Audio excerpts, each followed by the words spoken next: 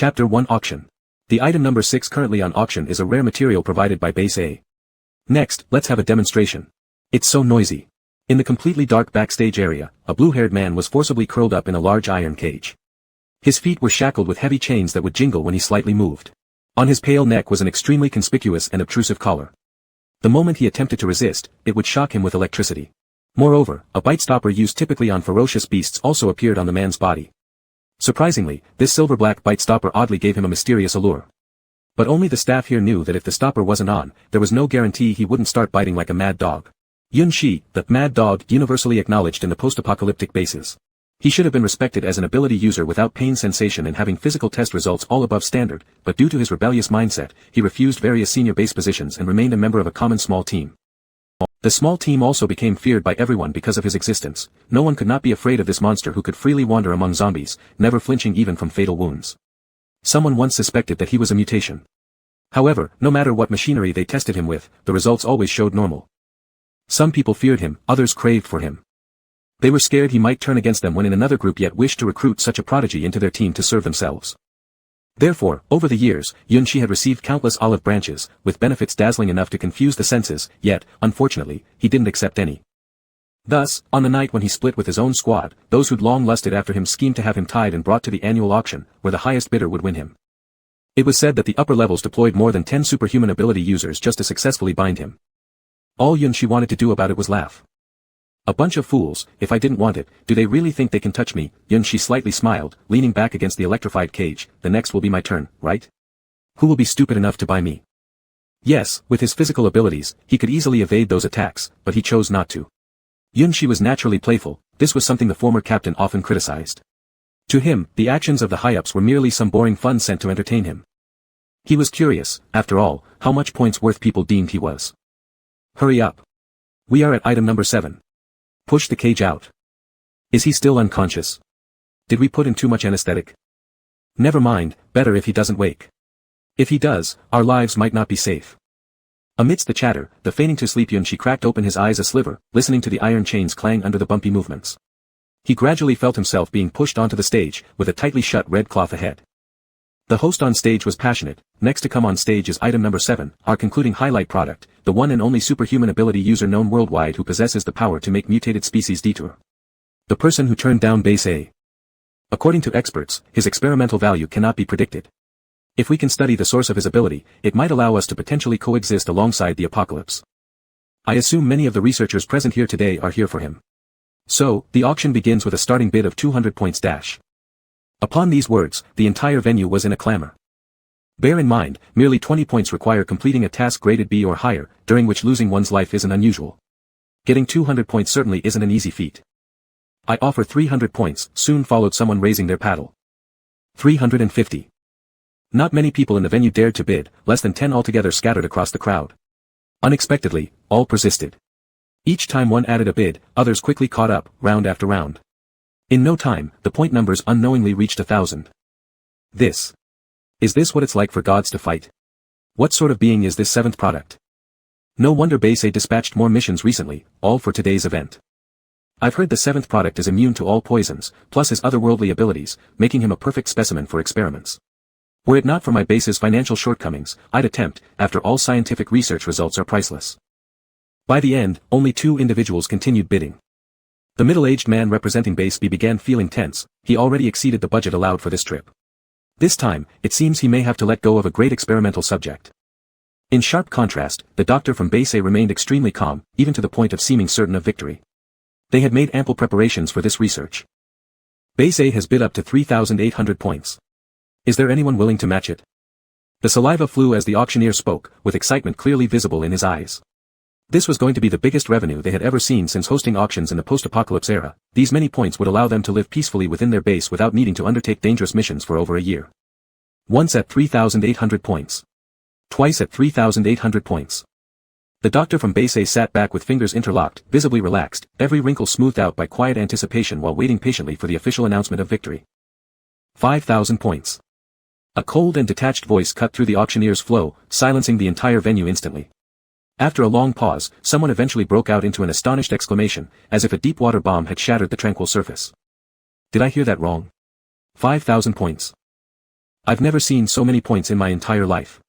Base B is really spending big money on this. Wait. It's not Base B, who is this man?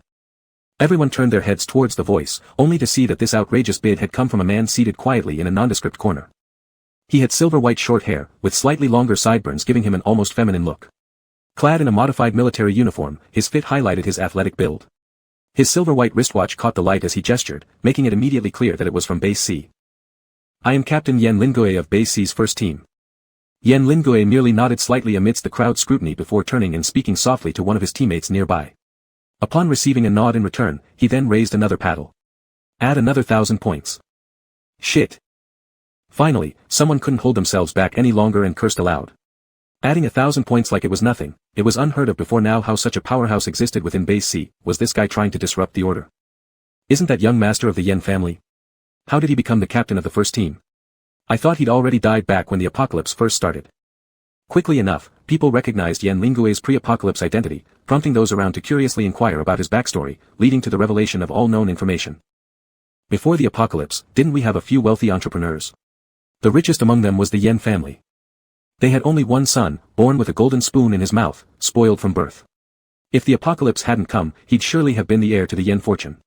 Without a doubt, the person who just placed the high bid is the sole young master of the Yen family. Chapter 2, I look forward to the day you make me regret. People like this must have been spoiled by their parents a long time ago. How can he bid such an exorbitant price now unless he still thinks he's some kind of high and mighty young master? I think so too. After all, we've never heard that Base C has any intentions towards scientific research progress. A martial arts base, where would they get so many points? Amidst the murmurs and sneers of the crowd, Yen Lingoe maintained a composed smile, his demeanor slightly contrasting with the rumors of him being a spoiled young master. The host, as if finally realizing the situation, excitedly began, 6,000 points once, 6,000 points twice. Is there anyone willing to bid higher? Complete silence fell over the entire venue, even the doctors from Base A displayed looks of regret. No one could match Yen Lingoe's readiness to spend so many points on just an experimental subject. Well then, deal at 6,000 points. Yun Shi, who was pretending to sleep on stage while the drama unfolded below it, naturally also heard the commotion. Like everyone else, he was stunned by the astronomical figure. He frantically searched through his mind for information about Yen Lingoe but found absolutely nothing. What kind of big resentful fool had such money to burn? If it were Base A or Base B, places known primarily for experimentation, buying him, Yun Shi wouldn't have cared much. At worst, they'd study him for 10 days or so before he slipped away. However, now a random wild card appeared in the form of someone completely unknown to him. He was dragged back by the staff inside his cage to the backstage area, only to find his buyer already waiting there. Finally waking up from his active sleep, Yun Shi locked eyes with a pair of bright light blue eyes.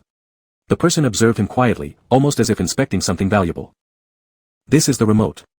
The staff handed over the controller used to manage the collar's electrical current to Yen Lingoe after explaining the necessary precautions, opened the cage door, and respectfully withdrew. At the same moment, the shackles around Yun Shi's ankles automatically fell off. Moving his numb legs a little, he found he could still stand fine. Don't move. Yen Lingoe suddenly spoke, causing Yun Shi to freeze mid-motion as he looked up at him with confusion. Claiming himself to be the pampered young master, Yen Lingoe approached a few steps closer and gently raised his hand to remove the bite guard from Yun Shi's mouth. The close proximity made Yen Lingoe's strands of hair brush against Yun Shi's face. Blinking, Yun Shi suddenly felt somewhat disoriented. What is this person doing? Does he not fear that I might lose control and simply walk away? Or does he have enough confidence in restraining me? After wearing the bite guard for quite some time, Yun Shi's face bore an indentation mark. Yen Lingoe stared silently at his face for a while before commenting lightly, "It looks good." What? Yun Shi didn't understand. However, Yen Lingoe gave no explanation to his seemingly nonsensical remark. He threw the bite guard on the ground and started to unfasten the collar around Yun Shi's neck instead. Are you going to keep this?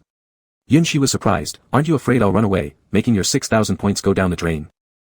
It doesn't matter. Yen Lingoe's voice was cool, and the focused side of his face was both earnest and captivating. Yun Shi inadvertently became entranced. Canaries can never be caged anyway, whether or not to stay is your own freedom. You are comparing me to a canary? Yun Shi swore Yen Lingoe was the most unusual person he'd ever met. Money burning aside, he apparently couldn't see well either. What made him resemble a canary in any way? Although Yun Shi lacked a sense of smell, he unexpectedly felt that this man probably had a nice scent, something crisp, akin to snow on a high mountain, similar to him. Looking at the sickly pale face of Yen Lingoe, who seemed pale like a leukemia patient, Yun Shi had a mischievous thought on the spur of the moment. Alright, you. Yen Yan Lingui had just removed the hard-to-unlock collar when halfway through his sentence, Yunshi stifled a groan. The collar fell unconsciously from his grip. Yunshi, I don't really understand your behavior. Yan Lingui regained his composure in a second, showing no sign of agitation. Why did you bite me? A show of defiance. Yunshi's gaze lingered on the tooth marks left by his bite for a while before laughing, not much meaning to it. I just wanted to tell you that buying me will be the most regrettable decision you'll make in your entire life, young master. He emphasized the last 3 words deliberately, imbuing them with a touch of provocation. Yan Lingui adjusted the wrinkles in his clothes with his hand, expression unreadable, appearing completely unfazed by Yunshi's provocation. Then I look forward to the day you make me regret my decision. TCH. Yunshi felt a bit frustrated. Against people unaffected by what others say, he usually had no strategy, so he just let things be. Let's go then. Upon hearing this, Yan Lingui glanced at him with a hint of confusion. Yunshi, growing impatient, continued, go back to your base, unless you plan to stay in this place longer. Yan Lingui was unfazed by Yunshi's domineering tone and responded with a faint smile as he followed the other's lead. Please follow me. I haven't heard that base C is this small. Even if it's the lowest tier, it shouldn't be this bad. Getting off the vehicle, Yunshi looked at the residential building in front of him and felt speechless. In the apocalypse world, survivor bases were divided into sizes based on their abilities and populations labeled A, B, C. Base A had the most advanced scientific equipment and psychic ability users, Base B slightly less so, and Base C was predominantly populated by regular people. It was an authentic martial arts base. And as someone who had lived for long periods in Base A, Yunshi could not imagine that Base C would be so small that it consisted of only one residential building. Hey, this must be the new guy the captain brought back. Oh, no one told you this is our base. Far off, before even getting out of the car, Yunshi could see a figure fiddling with a communicator at the entrance of the residential building. Now noticing him, the figure approached and couldn't help but laugh after hearing his comment. Bringing you here has nothing to do with Base C, it's purely a personal decision of our team. Beside this person stood a shorter boy who nodded solemnly and seriously. Right, Base C is too poor to have those points. Anyway, Captain just has his name listed there, everything over there usually has nothing to do with us. Then where did your points come from? We traded for them, the boy, as if having anticipated this question, answered directly. You know there are 2 ways to obtain points, completing tasks or handing over weapons we've scavenged. We chose the latter. Of course Yunshi knew about the second method, but he never thought anyone would really choose to hand over weapons. In such times, even finding a kitchen knife would count as rare, let alone anything better. Anyone with common sense would keep weapons tight for themselves instead of willingly handing them in. Looking at your face, you don't seem to believe us. After enjoying Yunshi's reaction for a moment, the boy laughed heartily. It's true though. Our captain used to be the best soldier in the military camp, and his family has always been involved in military service generation after generation. They've kept some great guns which can exchange for lots of points. Doubtfully turning around to look at Yan Lingui, who appeared sickly pale, Yunshi muttered quietly, I don't believe it. Chapter 3, Are you flirting with me? You can't be fooled by the captain's appearance. The boy, seeing Yunshi's disbelief, pulled over a youth who was a head taller than him for verification. He was initially the first one in the military camp to look down on Captain Yan, later regretting it so much his intestines turned green. The youth mentioned for bad memories covered his face. Chen Sheng, please don't bring this up again. If you keep doing this, I'll call Su Shirshu over. Upon hearing the word Shirshu, Chen Sheng froze momentarily, then made a gesture of zipping his mouth closed. Okay, that matter is buried deep in my heart. To bring it up again would make me a dog. Yunshi watched with great interest as the two interacted like lively clowns and casually asked, who is Shirshu? Our auxiliary player, a salaryman doctor before the apocalypse. While introducing, Chen Sheng peeked behind Yunshi. He went to the auction with the captain. You should have seen him, the gentleman wearing a white coat all the time. Is he still parking now? Yunshi's eyes shifted to the man in the white coat who had already finished parking and stood behind Chen Sheng, about to speak but hesitated. Actually, he has already parked the car. Who's the gentleman looking like a scoundrel and an auxiliary player? Su Shirshu smiled amiably while looking down at Chen Sheng, his face full of black lines. What you said is true. Therefore, if you get injured next time on a mission, don't complain or come to me. Use your points to find other healing mutants.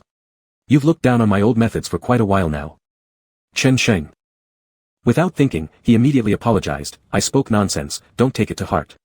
The number of points that healing mutant abilities require is essentially highway robbery, and I still prefer the old ways more. Su Shirshu let out a soft humph, not accepting this person's apology at all, and turned into the residential building. Chen Sheng quickly followed in a panic. Big brother, don't leave. I really spoke nonsense. Seeing this, the young man laughed. It's what you deserve. Newbie, come on. I'll show you around. By the way, this isn't C base. This is our team's separate territory, there are records upstairs. Yunshi raised an eyebrow slightly and didn't say much, becoming increasingly interested in this team. Everyone knows how hard it is to obtain an approved separate area, it needs to go through layer upon layer of screening, and contributions must be made. Anyway, since they can live anywhere basically, no one wants to apply for such trouble, but surprisingly, there were teams willing to apply and receive approval. Then, he just let the young man lead him inside, pretending to be obedient to the max. Yan Lingui silently followed after them like a triggered mechanism without a single word. On the way, Yunshi learned that the young man's name was Yuming. Their team met before the apocalypse in the military camp, all four being rich kids forced into the army by their families for various undisclosed reasons. During the escape when the apocalypse struck, they coincidentally ran into each other and formed a team, finding good synergy right away. They bought Yunshi back because their team lacked main physical force. Su Shushu studied medicine for backup purposes, the other two were physically fit and skilled in searching for resources but had no edge against the mutated beings. Yan Lingui was the only one in the entire team who could somewhat be considered physically strong, yet he was often sick, coughing every 3 days, lying bedridden at least once a month, making survival too arduous. So what do you mean by registering nominally? Yunshi asked. Oh, this? Yuming scratched his cheek, nonchalantly saying, ordinary people wandering outside are too easily looked down upon, and also suffer from all kinds of unfair treatment. We aren't accustomed to receiving much attention at the 2 major bases, so we decided to register at C base as the first team. All we need to do is send over a certain amount of points monthly, and they don't interfere with anything else.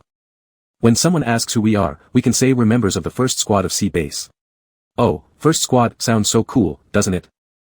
Recalling the tone Captain Yen used when introducing himself as the captain of the first squad, it indeed seemed to add a filter. Yunshi deeply agreed and nodded. We're here. This is our resting floor. You can choose any room to stay in. If it's locked, it means someone is in it. Yuming led him to the second floor, letting Yunshi select a room freely. After Yunshi symbolically chose one, Yuming gave a little nod toward the corridor's end. See the room at the end? Later, you'll go record your face there. Still stunned by the excessively clean rooms, Yunshi received a second blow. How did such ordinary residential buildings incorporate this high technology? Just what kind of background does this unheard of team possess? Were they on vacation or fleeing for their lives in this apocalypse? Unaware that Yunshi was already nearing the edge of petrification, Yuming continued his introduction in full swing. I bet you're very curious why only that room requires facial recognition. It's because that's our meeting room. Or rather, it's the captain's personal study where he usually stays. We just use it as a meeting room because it smells of books. Yunshi, slightly recovered, tilted her head to look at Yan Lingui and gave a faint smile. Looks like you're not just a fighter but also a scholar, aren't you? Yan Lingui didn't respond. With those always calm blue eyes, he stared at Yunshi for a while before slowly speaking. I felt strange about what you've been saying to me from the start. Are you flirting with me? Yunshi, cough. Yuming, wow, Captain just dropped another bomb. Who the hell do you think I am flirtatious toward? I'm not interested in men. Yunshi nearly coughed up blood, glaring fiercely like an aggressive leopard. Stop being so conceited. I was mocking you, understand? Mocking. Oh, didn't hear it. Despite misunderstanding the meaning, Yan Lingui showed no embarrassment and immediately gave an order to Yuming. Continue, I'll go back to the study and sort out some documents. There'll be a meeting at 8:30 p.m. for group division. Alright, Yuming naturally took over the conversation, but we don't need to hold a meeting for grouping, since I've got with Chen Sheng and others. Let him be paired with you. Yan Lingui pondered for a moment. I have no problem. It's up to the new member's preference. Hold on, there seems to be some misunderstanding about me. Yunshi made a pausing gesture. I can stay in your team and work for you until I pay off the 6,000 points, but I won't formally join your team.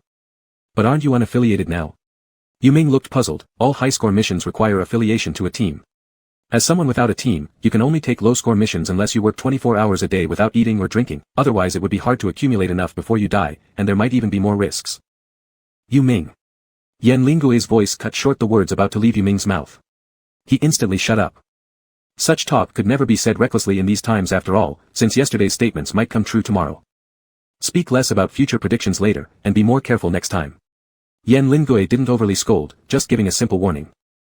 Chapter 4, Sorry, I'm a lightning element ability user. Yes, this point must be changed.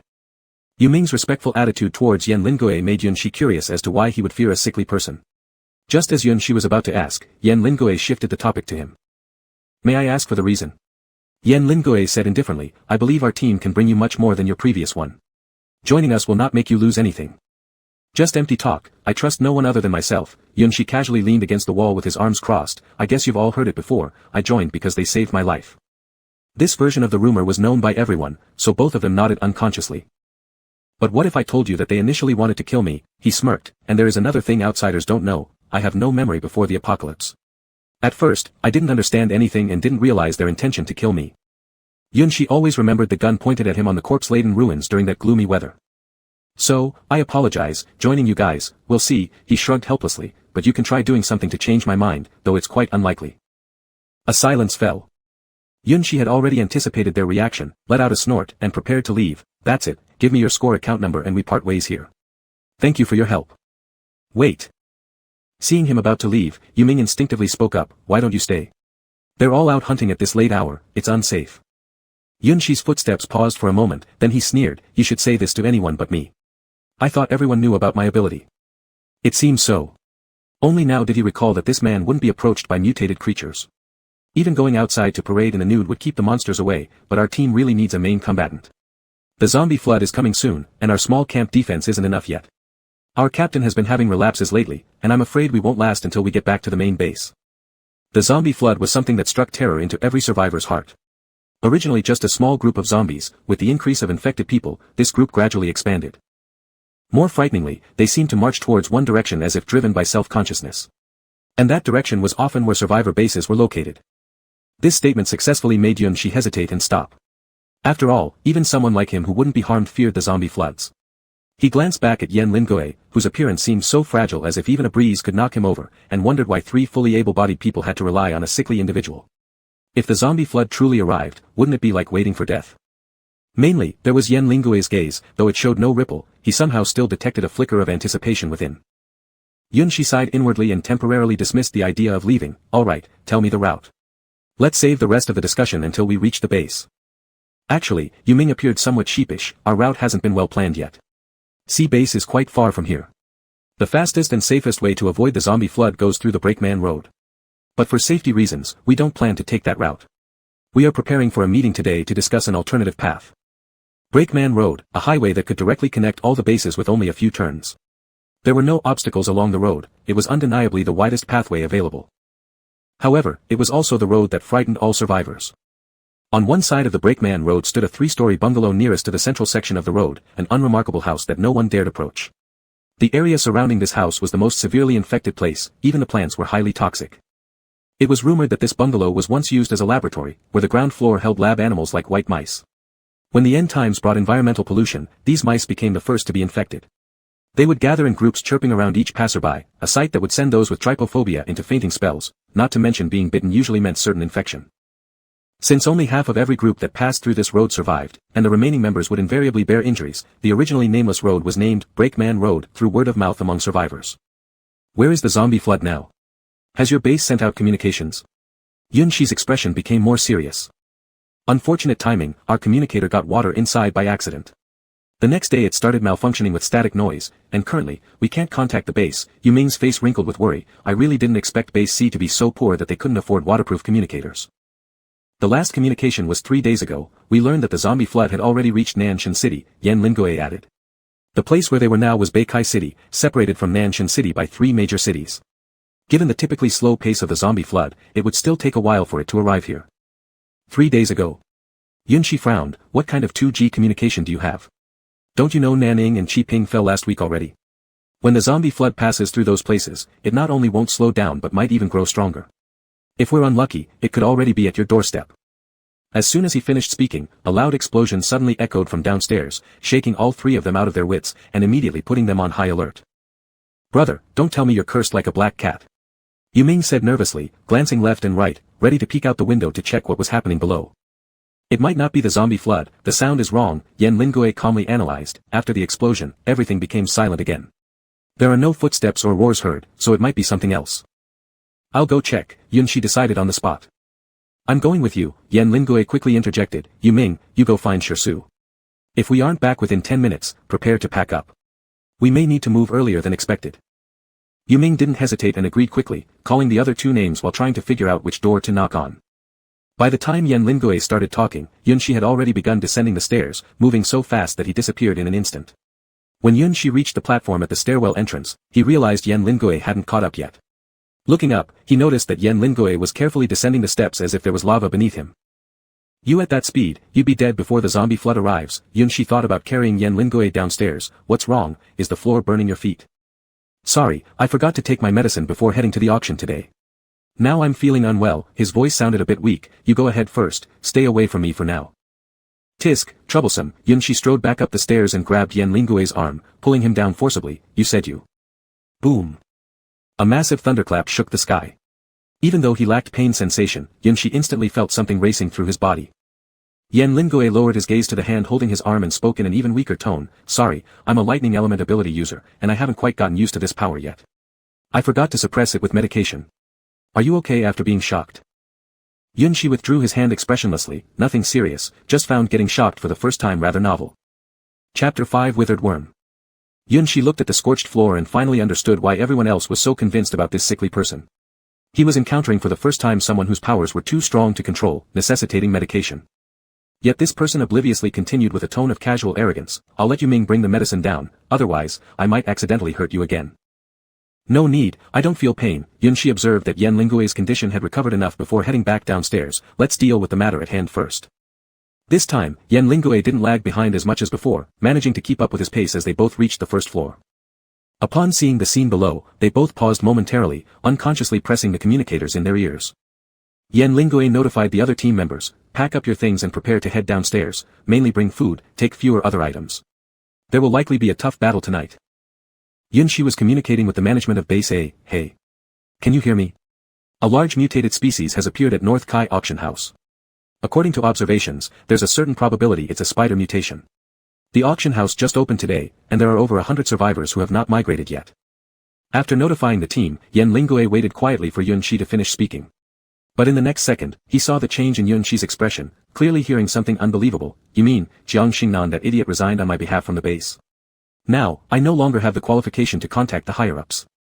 How does your approval officer work? Even a dog would know that I have split ways with Jiang Xingnan. He is no longer my captain and has no right to make decisions for me. Do you plan to just watch as one of the last remaining 5 cities falls?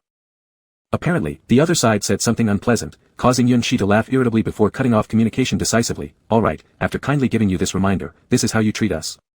Then just wait for your loss of more members. After ending the call, Yunshi noticed Yan Lingue still watching him and, annoyed, grabbed a handful of hair. What are you looking at? Now, I'm not only a homeless nomad but have lost my place in a living base as well. No wonder I thought, who would dare attack me? It turns out I've unknowingly become a plaything. In this era where the weak perish and the strong thrive, those who do not belong to any base generally struggle to survive.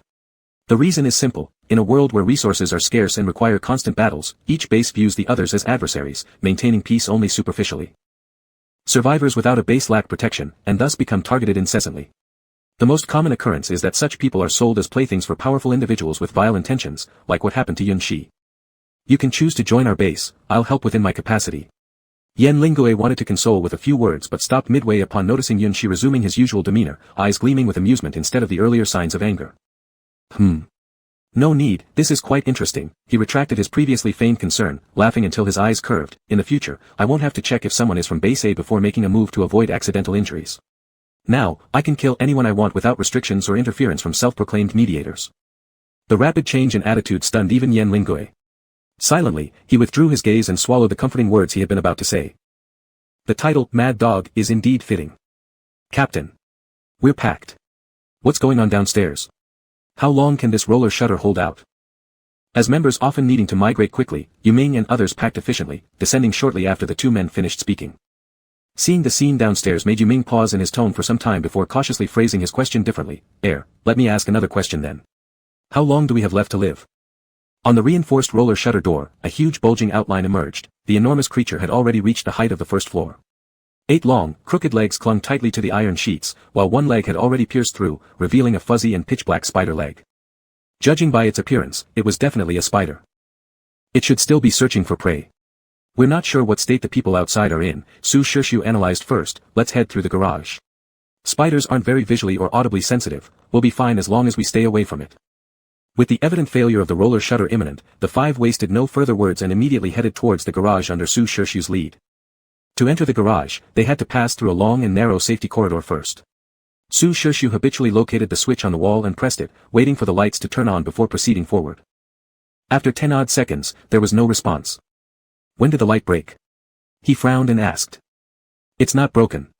The lights were still working this morning, Yu Ming, who was following behind, replied. I just pressed it but there was no response. Su Shirshu paused for a moment, then started thinking of the worst-case scenario. Could something have entered the power room and damaged the wiring? I remember the window on the 4th floor that was open for ventilation hasn't been closed yet, right? Nah, I've been guarding by the window. The iron mesh isn't for show, not even a fly could get in. Yuming also reached out to feel for the switch on the wall.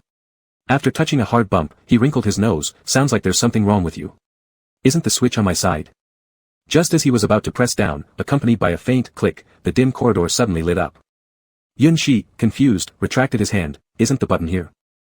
Upon hearing this, the two individuals at the front stiffened simultaneously. If the Real switch was where Yunshi stood, what had they pressed? Yuming shut his eyes resolutely as if facing death. Help me see what I touched. Is there any hope left? Should you put me out of my misery with a single shot?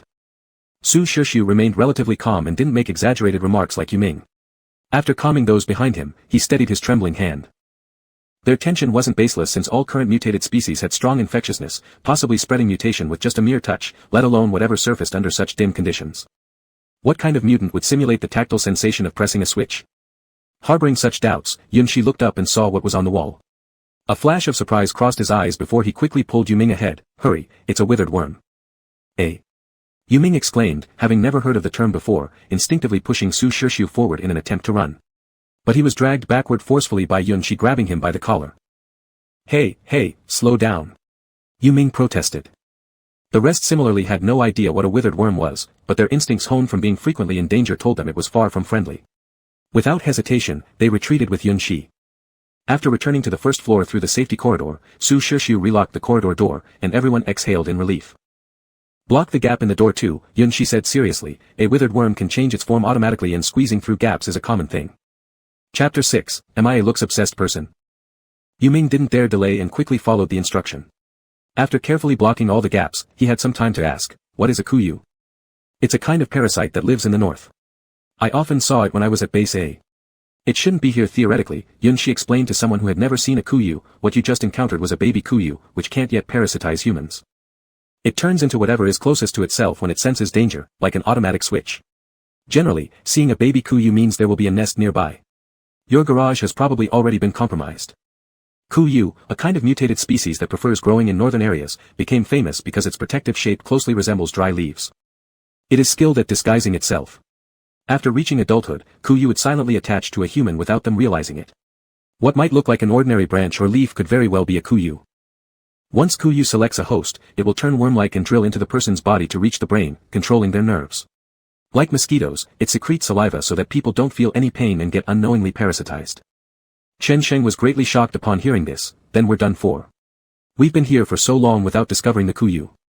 Could we have already been parasitized and not realized it? Su Shishu remained non-committal. So what are the characteristics if someone is parasitized by kuyu? The frightening thing is there aren't any features. Yunshi shook his head. People parasitized by kuyu will feel completely normal and live as usual until after a long time when the kuyu deems itself to have understood the person's character and then starts consuming the brain, eventually taking its place. Yan Lingui thought for a moment after listening, appearing even more solemn than usual on his already expressionless face. In that case, did any members of Base A who came to attend the auction get parasitized? Holy cow, that's right. Yuming slapped his thigh. Most people who came to the auction lived here with us. Who knows if anyone was parasitized and left larvae in the garage?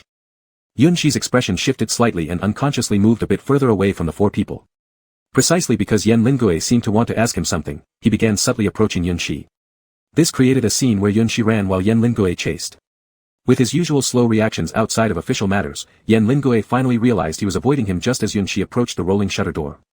He couldn't help but be curious. Do you think I've been parasitized? But there isn't a single wound on my body.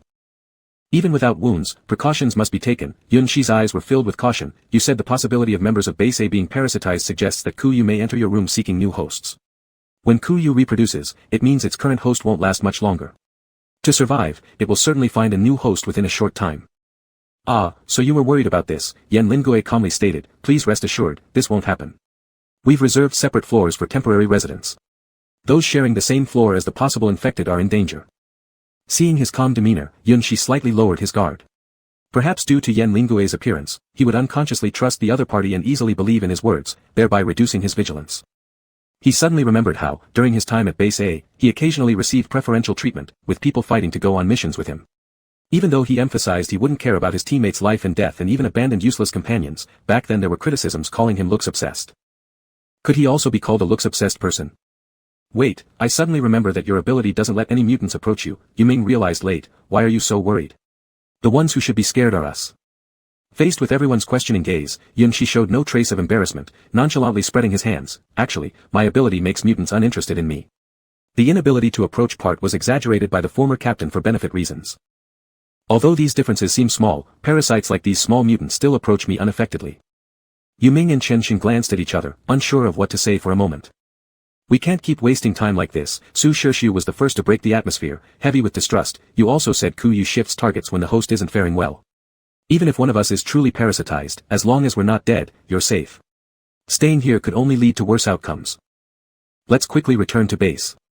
The equipment there is more complete than ours. Even if we are parasitized, we can detect it. Yunshi turned around to take a look at the roller shutter door and confirmed that the spider legs had long since disappeared. He nodded. Okay, let's leave first. The atmosphere outside was oppressively heavy.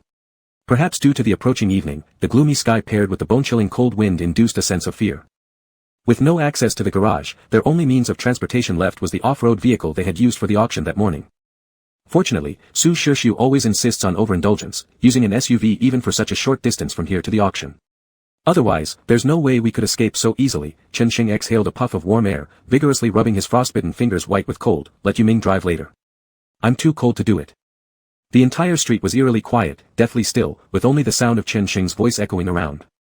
If it weren't for the shattered stones proving otherwise, no one would have guessed that a giant spider had just passed through. Try not to talk much or keep your voice down. Su Shirshu didn't bother to argue about being labeled as pretentious.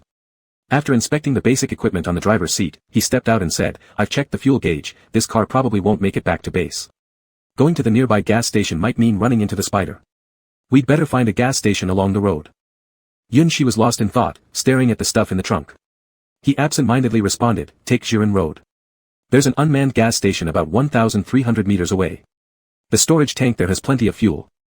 Stop making excuses.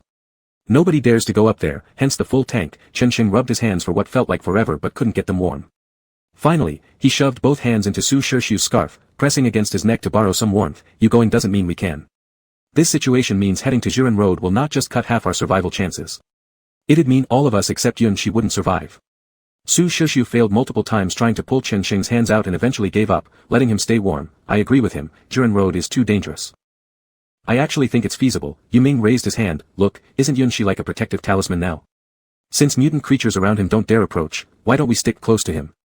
Chen Xing opened his mouth to object but then thought about it again and decided that Yu Ming made sense. All eyes then turned to Yan Lingui, waiting for his decisive vote. Yan Lingui had originally been digging in his bag for medication when the fervent gazes stopped him. After a long pause, he set down his backpack and said, Go to Jiren Road. Chapter 7, Too Delicate.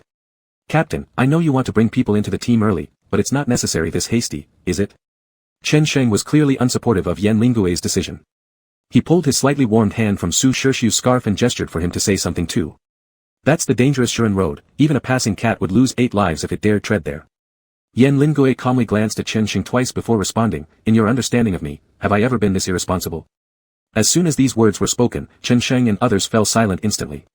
Yu Ming glanced left and right, his tongue twisting with words intended to smooth things over but none came out. So, he could only stand quietly by, microphone muted. Yunshi, though partially involved, watched the situation unfold with interest like an outside observer. He had indeed chosen Jiren Road because he had enough confidence and capability to ensure nothing bad would happen to him personally, allowing him to come and go as he pleased. However, he couldn't guarantee the safety of the other team members. In previous scenarios, he alone would have been begged to take on the mission of searching for supplies along Jiren Road while the rest of the team enjoyed the fruits of his labor without lifting a finger. He wondered what made this well-preserved young master decide to choose the perilous path known as Jiren Road. Yan Lingui zipped up his backpack again and flexed his wrist slightly. The already dim sky seemed instantly covered in another layer of haze, subtly hinting at the prospect of rain. Our current situation about what's happening outside remains unclear. Let's assume that we do encounter a completely unknown mutated creature that just looks extremely dangerous. What would be everyone else's first instinct? To flee immediately, Yu Ming replied. Others will still face 2 choices. Under normal circumstances, they'd likely pick the second route. His gaze shifted and landed on Yunshi. If the horde arrives, they'd naturally head toward places more saturated with human sense. It's quite clear which road poses the most dangers. I understand the logic, but... Captain, are you intending to get through Jiren Road without medication? Su Shirshu suddenly interrupted Chen Xing's protest, his face visibly tense, as if expecting some grim reality. Yan Lingui silently stared back at him for several seconds before lightly nodding. No way. The 3 spoke in unison. Su Shushu said, "You've always had weak health, and controlling this kind of power might lead to severe repercussions even if you're strong-willed, it doesn't matter." "Yes, Captain, attempting Jiren Road without medicine is no different than the instructor making you run 50 laps in the military camp, both are lethal," Chen Xing hurriedly agreed. "Jiren Road may be easier to navigate, but it doesn't mean the journey is short. Do you remember when you initially gained your powers?" Right after obtaining his ability, Yan Lingui unconsciously demolished a building within the C-number base, sparking a medium-sized fire. Thankfully, it was extinguished by a visiting water element user from another base. They lost numerous points afterward, and Yan Lingui started following a drug repression regimen. "I finished the 50 laps at the military camp." Though Yan Lingui's statement seemed irrelevant, its underlying firm meaning wasn't lost on them. He finished the 50 laps, and he'll also make it through Jiren Road. Realizing that they couldn't sway Yan Lingui's determination, Su Shushu let out a soft sigh and decided to accept it, mentally pondering alternative methods to suppress abilities without drugs later on. However, at this moment, a bony hand abruptly extended and pulled out the backpack from the trunk once more. Its owner fished out the ability-suppressing pills, threw them to Yan Lingui, and casually ordered, "Take them."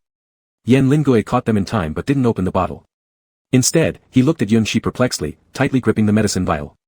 Yunshi put the backpack back, closed the trunk without looking up, and said, "Since I proposed going to Jiren Road, I'll take responsibility for it. No need for a sickly person like you to help." Yan Lingui loosened his grip slightly, saying, "Stop talking nonsense, just take them already. I don't have water to swallow it." Yunshi. When he eventually retrieved a bottle of mineral water from the backpack and tossed it to Yan Lingui, Yunshi felt inexplicably that everyone else was holding back laughter, aggravating him immensely. But after hearing Yan Lingui's "thank you," his mood strangely brightened up again, making him question whether he was perhaps susceptible to voices. Watching Yan Lingui drink the water so daintily, almost resembling an elegant Persian cat, he couldn't resist muttering under his breath, "So delicate." Yan Lingui paused mid-action, ? Yunshi sweat dropped, "Did you hear that?" "My hearing is rather good." Yan Lingui showed no particular expression as he tightened the cap on the mineral water bottle. By this time, Yuming had already started the car and called them over. With a natural expression, he got into the car from the rear door and smiled at Yunshi outside. "Actually, I am indeed a bit. It's better to have more space when riding in a car, so do you mind going to the trunk?" "Yunshi, there's no need for such immediate retaliation." In fact, Yan Lingui's intention was just to make a joke. Right after saying it, he prepared to move aside and let the other person in. But just as he finished speaking, his peripheral vision suddenly caught something outside. Upon seeing it clearly, his pupils contracted sharply. Without time to think, he quickly pulled Yunshi, who hadn't fully gotten into the car, inside forcefully, then slammed the door shut. "Yuming, start the car, go." Accompanying these words was a deep thunderous rumble in the air, followed by a crackling sound close by that sounded like something being scorched. Yunshi was dazed. He had no idea what just happened, and now his only thought was why he ended up on someone. Perhaps Yan Lingui really used too much force. Yunshi practically fell into the car, and straight into Yan Lingui's arms. He struggled to get up but was held even tighter by the other. "Stay still for a moment." "Wait, how could a sickly person have this much strength?" "You're injured," Yan Lingui's voice came from above, followed by some rustling sounds as he apparently checked for wounds. But Yunshi felt nothing. Yan Lingui looked solemnly at a long scratch on Yunshi's back. A question formed in his mind: why wasn't there any bleeding? He had clearly seen the long leg of the giant spider slash across Yunshi's back. Even if Yunshi couldn't feel pain, his body should have responded normally. How could such a terrifying wound not even seep a drop of blood? Or perhaps, rumors about Yunshi were inaccurate, and he possessed some stronger abilities that they were unaware of? "Are you done yet?" The bumpy car ride made Yunshi feel quite awkward in his current position as he kept trying to sit up. "I'm fine." Eventually, Yan Lingui released him after a long pause. "Let Su Shushu check later." Chapter 8, this time it's flirting. At this moment, Su Shushu was sitting next to the two, and he had silently looked away during the entire scene as if he knew nothing. In a situation like this, how could he possibly conduct an inspection? Check whether Yunshi was lively and healthy? Finally, Yunshi managed to free himself from Yan Lingui's clutches. He straightened his body and pulled the hem of his clothes back up to cover the exposed skin. From someone who never understood shame, he now didn't want to raise his head to face others, inexplicably feeling violated. How is it possible to check under these circumstances? "If you could find any wounds, I'd change my surname for you." His so open-hearted attitude successfully interrupted the mental storm that Yan Lingui had yet to begin. Thinking that the other party might be hiding something, he was stunned for a few seconds before looking at Yunshi, waiting for him to give some explanation. Even Su Shushu, who was trying hard to lower his presence, perked up his ears upon hearing this.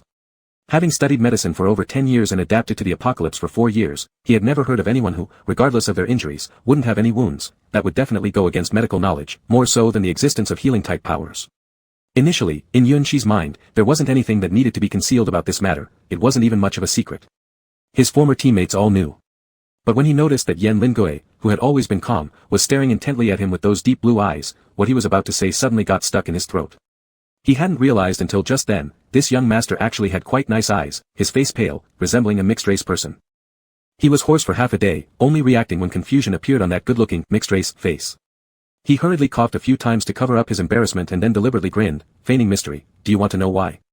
Yan Lingui could vaguely guess that Yun Shi wouldn't say anything pleasant next, but still nodded quite earnestly. I'll tell you if you become my little wife. Spit, the water Chen Sheng had just drunk on the front passenger seat sprayed out directly after hearing these words, and driver Yu Ming first criticized him a bit, then made an even more exaggerated reaction. Squeal, a sharp sound arose as the tires slid urgently over the ground before stopping. Caught off guard, everyone tilted forward abruptly due to inertia. What's your problem, Yu Ming? Chen Sheng couldn't help shouting abuse. Even if the new guy wants to hit on our captain, it has nothing to do with you, and anyway it won't happen to you. Drive properly. Yun Shi. He felt something was off about this statement. You were saying half an hour ago that you don't like men. The confusion in Yan Lingui's eyes increased. Is this also provocation? No, this time it's flirting. Looking at the seemingly innocent expression on the other's face, Yun Shi felt a sense of guilt emerging. What if he led this flower grown in a greenhouse astray? You are at least the child of a wealthy family, don't you understand the meaning behind people's tone of voice? That's really not Yan team leader's fault. Su Shishu finally found an opportunity to add his own value. He has emotional perception disorder, which is a common ailment among many young masters and misses because no one dares to treat them disrespectfully except for respect, and their parents are too busy to care. Over time, they become less sensitive to a variety of external emotions, hence why Yan team often appears emotionless. It's not that he can't laugh or get angry, it's just that he doesn't know how to express these emotions. After listening to the explanation, Yun Shi fell silent again. Terrible, full of guilt. Well, let's forget I said anything. In fact, the reason for being injured without leaving a wound, those people say it's a kind of evolution since the arrival of the apocalypse, and there are plenty of similar cases in base A. In reality, Yun Shi wasn't someone who liked to flirt with others. However, because of his overly arrogant personality, he often became the target of such jokes. Once, he thoroughly despised these kinds of people, but when he saw Yan Lingui, he suddenly understood their behavior. This explanation was something that Su Shishu and the rest had heard rumors of. Not having truly met anyone like this, they quickly accepted the reason. Seeing that they all believed him, Yun Shi turned his gaze away, lowering his head to ponder. There was an important point he hadn't mentioned in order not to cause panic among the group. And that was, people in this condition were all premonitions of mutation, none of whom had survived. Chapter 9, Handsome is just one word. After this little episode, the vehicle resumed its journey. The first half of the road was relatively stable and obstacle-free. This smooth ease continued until the halfway point when it was interrupted. The dirt and stone path began to have protrusions causing bumps, putting everyone on high alert as the car's speed gradually slowed down. Everyone kept their eyes glued to the movements outside the window without blinking. This was a sign that they were nearing the abandoned laboratory. Over the years, very few people ventured through the area near the abandoned laboratory. As the most heavily contaminated zone, there were only a few inspection reports available for this location. Every mission related to the laboratory would be rated S-class with a 99% mortality rate, often left hanging on the mission board without any takers. Consequently, each base's understanding of the lab remained at the level of mutated rodents. 3 or 4 years had passed since then. No one knew if the environment here had nurtured even more terrifying mutations. The one thing people did know was to avoid getting close. Whoosh! Perhaps influenced by some psychological effect, the 3 companions mysteriously felt the wind growing stronger the deeper they went, as though something extremely horrifying was about to enter their field of vision. In comparison, Yan Lingui, whose face betrayed no emotion, and Yun Shi, who was already used to big situations, looked calmer in contrast. Yun Shi was even quietly counting down aloud. 3, 2, 1, step on the gas. His unexpected voice startled everyone, and all eyes involuntarily turned to him. Driver Yu Ming, having been trained in the military camp, wasted no time and immediately sped up, turning around 7 corners and steering clear of obstacles as he surged forward. When we pass the 800-meter mark, slow down again. There'll be a gas station nearby, Yun Shi added. All right. Although he didn't understand the significance of these speed adjustments, Yu Ming still obediently followed his instructions. However, the next second revealed exactly why his cryptic words mattered. Suddenly, amidst their rapid drive, a white creature the size of a basketball darted out onto the road, shocking Yu Ming so badly that he screamed, "What the hell?" as he desperately tried to turn right to evade it. Before he could make a move, however, Yun Shi grabbed hold of the steering wheel and drove straight over the creature. What the hell? Don't yell. That's a severely mutated rabbit. If we hadn't killed it, we wouldn't survive. Yu Ming's loud voice forced Chen Xing sitting beside him to cover his ears, regretting not having the ability to silence people. His scream quickly came to an abrupt halt, like someone choking off his throat, then his pupils shrank dramatically as he stepped on the gas pedal and took off into the distance. Right after, where the flattened corpse of the rabbit lay now appeared a large shadow covering it, followed by a massive black eagle swooping towards the ground lured by the enticing scent of blood. That. Is one rabbit enough? Should I hit another one? Yu Ming's adrenaline shot up uncontrollably from seeing the unexpected eagle, too afraid now to glance at the rearview mirror even once, fearing he might see that same horrifying scene again. The black eagle ate swiftly, wasting no part of its prey. Within 5 short minutes, the unfortunate wild rabbit had been reduced to just puddles of blood and dragged streaks across the road following their SUV's movement. Not necessary. There won't be any other rabbits dumb enough for you to run over. Yunshi released the steering wheel and sat back into his seat. Don't worry. That eagle isn't going to live long either. With that, Yu Ming let out a sigh of relief, though his palms gripping the steering wheel kept sweating uncontrollably. He couldn't help but sneak a peek at the rearview mirror. Even just that quick glance made him wish he could flatten the gas pedal completely, wanting to go faster. Hey, are you sure we're fine? With only 800 meters left before slowing down, the eagle was still hot on their trail behind the car. Yu Ming truly didn't dare to trust someone he'd only known for less than 3 hours. If I slow down now, won't the eagle catch up? I'm on the same car as you. I have no reason to lie to you. Yunshi originally didn't feel like explaining further, but considering his word alone wasn't enough to convince them, he elaborated. The lab's white mice and wild rabbits were used in experiments, filled with toxins. Any creatures that eat them will suffer poisoning within 5 minutes. As if afraid they still wouldn't believe him, Yunshi casually threw in another statement. 7 of my previous teammates died eating a wild rabbit's meat. The scene at that time. TSK. Shenxing shivered. That's enough, I can imagine it. Believe you. Stop talking. Sure enough, just as Yunshi had anticipated, when they neared the gas station, Yu Ming, though terrified, obediently slowed down. The moment this deceleration happened, the old eagle immediately caught up from behind, flapping its blood-stained wings towards the car window. Its pitch-black eyes stared intently at the prey, ready to shatter the glass. Seated in the middle, Yan Lingui appeared calm on the surface but was actually prepared to use his powers. The darkened sky above reflected his somber mood. Yunshi watched this scene unfold with a slight smirk on his lips. When the eagle began clawing at the car window, he slowly extended his hand, forming the shape of a gun and aiming it at the bird, then gave a flick. Boom. In sync with his words, the eagle let out an anguished cry, sliding off the window before crashing onto the ground as if truly hit by a bullet. Keep driving, watch the road. Yunshi turned around, noticing Yu Ming staring wide-eyed at what had just happened, frowning as he reminded him, if you don't look where you're going and crash into something by accident, we're done. Bang. His sentence was cut off by a sudden violent jolt that rocked the vehicle. Clearly, Yan Lingui hadn't anticipated a collision either, as he was caught off guard and lurched forward uncontrollably. Just as he was about to slam into the dashboard, a hand shot out to cushion his forehead. Once the shaking ceased, everyone regained their balance. Shenxing started cursing, reprimanding Yu Ming for not being able to drive properly. Does it hurt? Yunshi asked softly. No, Yan Lingui shook his head. What about you? What could happen to me? I've said it, I don't feel pain anymore. Yunshi dismissed it carelessly. Yan Lingui stared at him silently for a long moment, seemingly wanting to say something but hesitating, ultimately giving a light nod. This isn't my fault. That car came out of nowhere. Yu Ming looked on the verge of tears, feeling extremely wronged. Look, he's stopping too. There was only our car on the road earlier. How could there be other people here? Yunshi wondered aloud, turning his head to check the appearance of the car they had collided with. Coincidentally, the driver stepped out at that exact moment, locking eyes with him in surprise. Shit. Do you know him? Yan Lingui sensed something. I do. Open the lock, Yu Ming. Yunshi instantly prepared to step out after just one glance. It's my stupid ex-captain. Chapter 10, Battlefield. As Yunshi was about to get out of the car, Yan Lingui pulled his wrist. Confused, Yunshi turned back only to hear Yan Lingui say quietly without much explanation, I'll get out and check too. Yunshi had no suspicion and thought Yan Lingui simply wanted to observe the surroundings outside. He even worried that Yan Lingui might bump his head while getting out, so he protectively used his hand to shield him. Yan Lingui remained silent until they got out. Then he quietly said, I hope you don't see me as they described. His tone was still calm, showing no emotion as if nothing could anger him no matter what happened. Startled, Yunshi couldn't help but recall the initial comments he had heard. He's just a spoiled young master, I don't know how he survived this long, maybe because he's attached himself to powerful people. To be honest, he is quite handsome. His face is so pale, he must be using some sort of tricks. Isn't the C number base done for? Choosing such a skinny person as the captain of the first team, aren't they worried their house will be robbed blind? There were many similar comments. Yunshi had heard at least 10 sentences. Almost all were filled with disdain and mockery towards Yan Lingui. Looking at the seemingly emotionless Yan Lingui who also stared back at him, Yunshi saw someone very different from the descriptions he had heard. After a long pause, Yunshi let out a soft laugh, you do look weak. If you want me to change my opinion, show me your strength, what can you do without the boost of your abilities? Just as Yan Lingui was about to respond, an obnoxious voice cut in. I mean, when are you two going to stop ignoring me? The newcomer then turned to Yun Shi, is this the freedom you seek? Following a frail captain. None of your business, Yun Shi lazily raised his eyelids, and on what authority are you lecturing me, Captain Jiang? Oh no, it should be, Jiang Xingnan, please remember, I am now your enemy. Jiang Xingnan smirked instead of being angry upon hearing these words, if it wasn't for me, would you even be standing here talking about being enemies? Yes, I'll never forget the great favor you've done, rescuing me from the ruins and teaching me how to adapt when I lost my memory.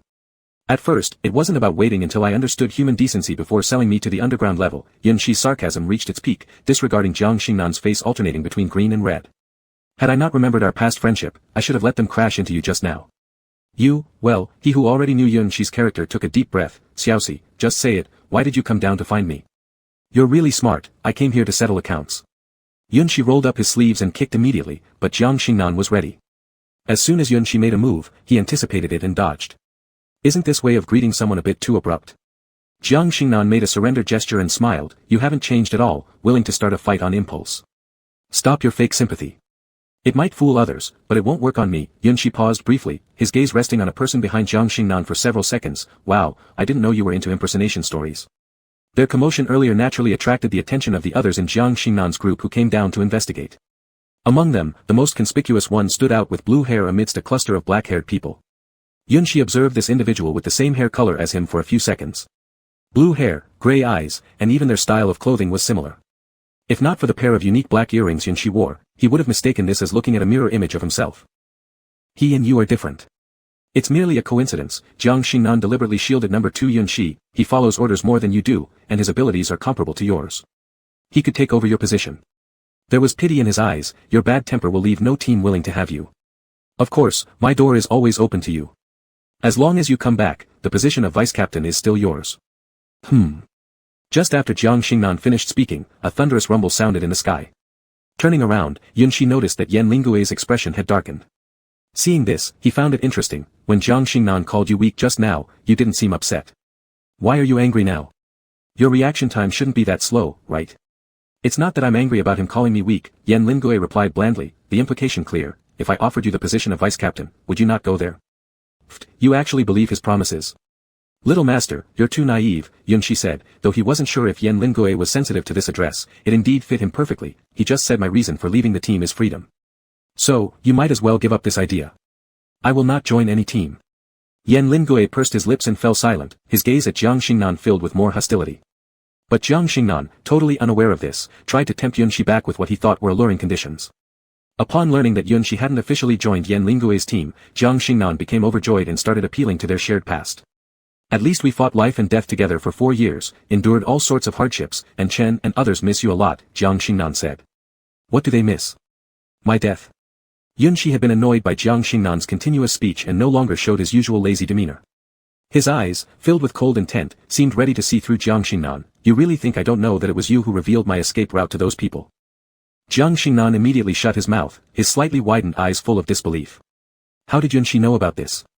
However, being skilled in deception, it took him only moments to calm down and deny everything. Xiaoxi, what do you mean by this? Who are these people? I don't understand at all. You shouldn't accuse me unfairly. If others don't know, surely you should be aware of my character. The moment I heard you were taken to an auction, I rushed with people to rescue you. I was extremely worried until I saw you were unharmed. Jiang Xingnan, when you have free time, you should visit an ear specialist in the base. Or better yet, we have a doctor here who can take a look at you. Stop pretending in front of me, Yun Shi said abruptly turning toward Yan Lingue and smiled wickedly, Captain, he's very annoying, could you kill him with lightning? Yan Lingue froze on the spot as if digesting his words. Little Shi, what do you mean? Are you really going to acknowledge this person as? Jiang Xingnan made a move to step forward.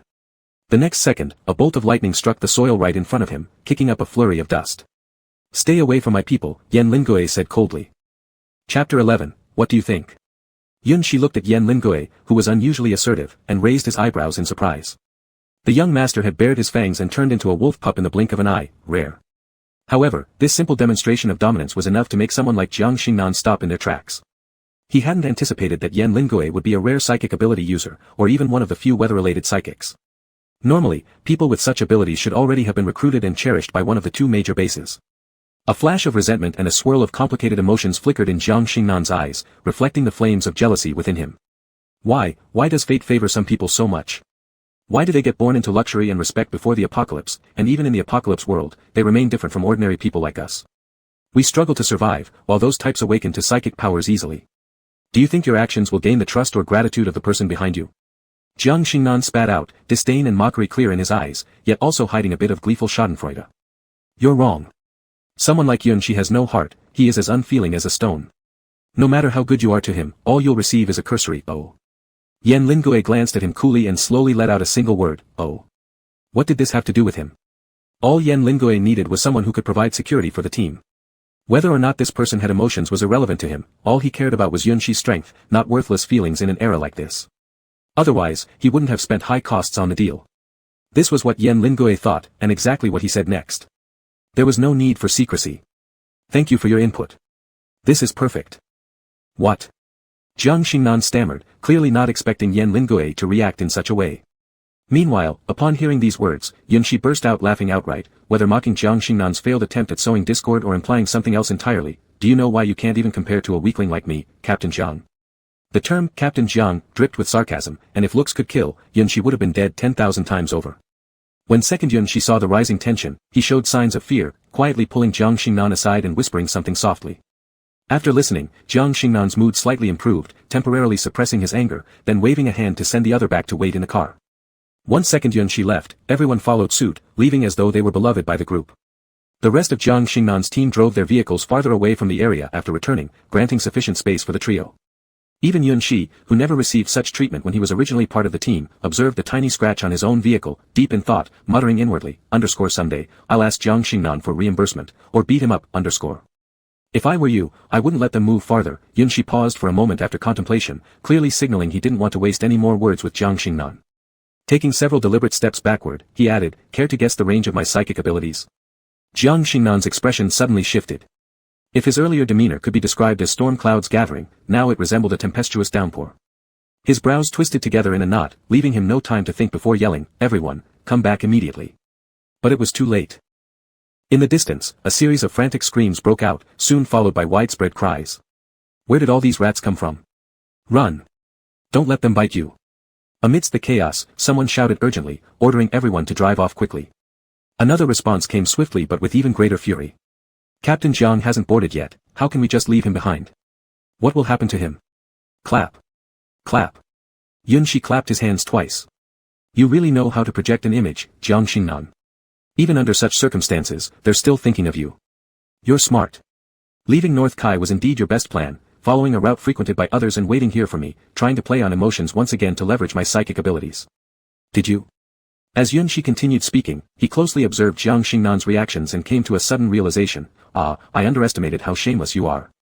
Your true intention wasn't to earn goodwill but rather to follow behind us and let us clear the obstacles for you. The roads frequently used by others are both easy to traverse and easy to hide along.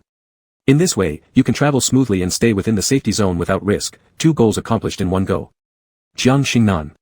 Caught in the act, Jiang Xingnan's lips quivered for a long time without forming a complete sentence. His heart felt as if it had plunged into an icy abyss.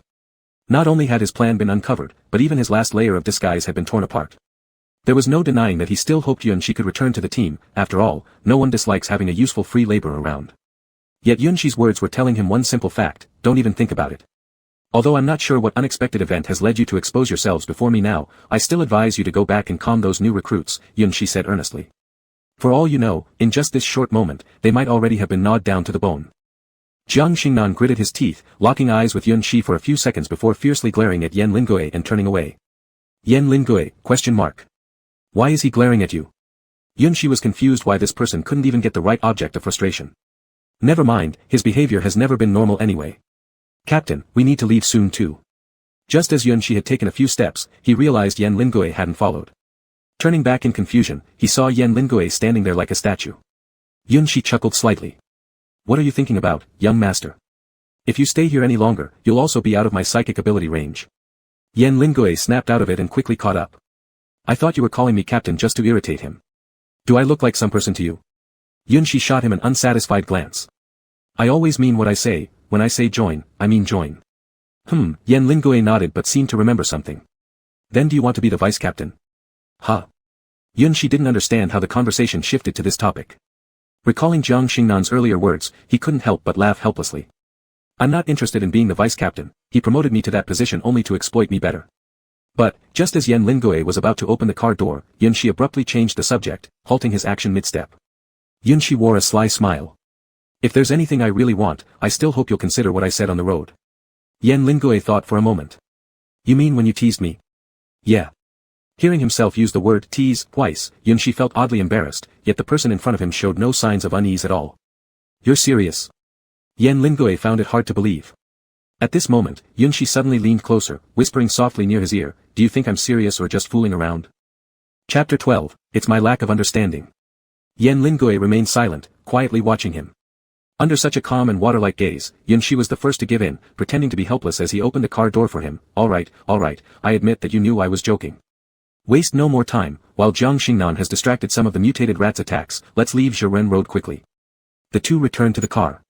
The one honestly waiting inside had no clue what had happened, and could only vaguely guess through the action seen from the car window. The only sentence heard was this one.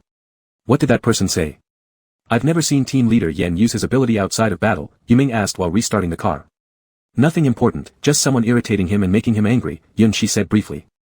The gas station is ahead, I'll get out there. You all stay put in the car. Upon hearing this, everyone agreed without objection, as Yunshi was indeed a better choice compared to them who were unfamiliar with the place. During the short journey, no one spoke until Yunshi prepared to get off the car and heard Yan Lingui muttering, while staring at the large gas station, 400 meters. What? Yunshi paused at these words. The range of your ability, Yan Lingui lifted his cold eyes towards him, is roughly 400 meters. Yunshi hesitated for a moment, how did you figure it out? It was perfectly accurate. Previously, at Base A, someone specifically measured the coverage range of his abilities. After nearly a day of testing, they concluded it was around 300 to 500 meters. He naturally understood his own capabilities better than others, estimating the true usage range to be 400 meters. He was truly amazed, the data that professional personnel needed various instruments to detect, this young master somehow deduced after just observing. Guessed, perhaps finding a detailed explanation troublesome and time-consuming, Yan Lingui simply gave a brief answer before steering into the main topic, the gas station far exceeds this range, there will be danger. He meant that if the four of them really stayed in a car like Yunshi had suggested, something was bound to happen. And even worse, being trapped in such a completely enclosed space, they might be wiped out entirely. After pondering for a moment, Yunshi said, then leave one person to guard the car, the rest go out. Everyone looked at each other uncertainly. Soon, Yuming volunteered, I'll do it, since I'm the driver anyway. You're quite brave, so this crucial mission will be handed over to you, fearing solitude already, Chenxing joked as he unbuckled his seatbelt and pushed open the passenger side door, I'll go first, whoa, what the hell is this? As soon as he stepped down casually, there appeared a bloodstain under his foot. Carefully lifting his foot, Chenxing saw a blood-soaked lump of flesh. Not noticing and stepping on it carelessly, he accidentally crushed some unknown creature. This certainly wasn't a good omen.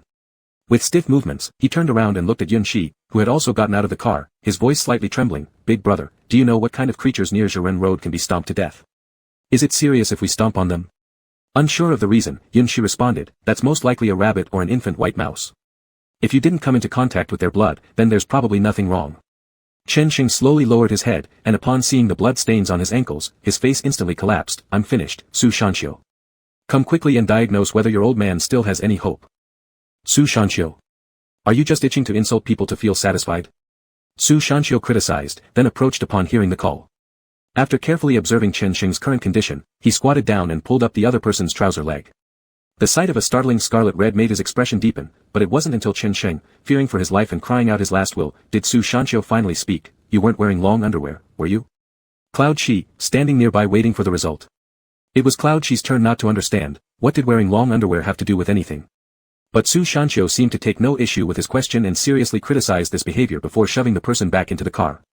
Judging by how full of vitality you still are, there's currently no problem, he adjusted his glasses, even if there is mutation, it'll take some time to show. Just stay with Yuming. Now it was Yuming's turn to be filled with question marks, wait, if he really mutates, what am I supposed to do? Is anyone concerned about my safety?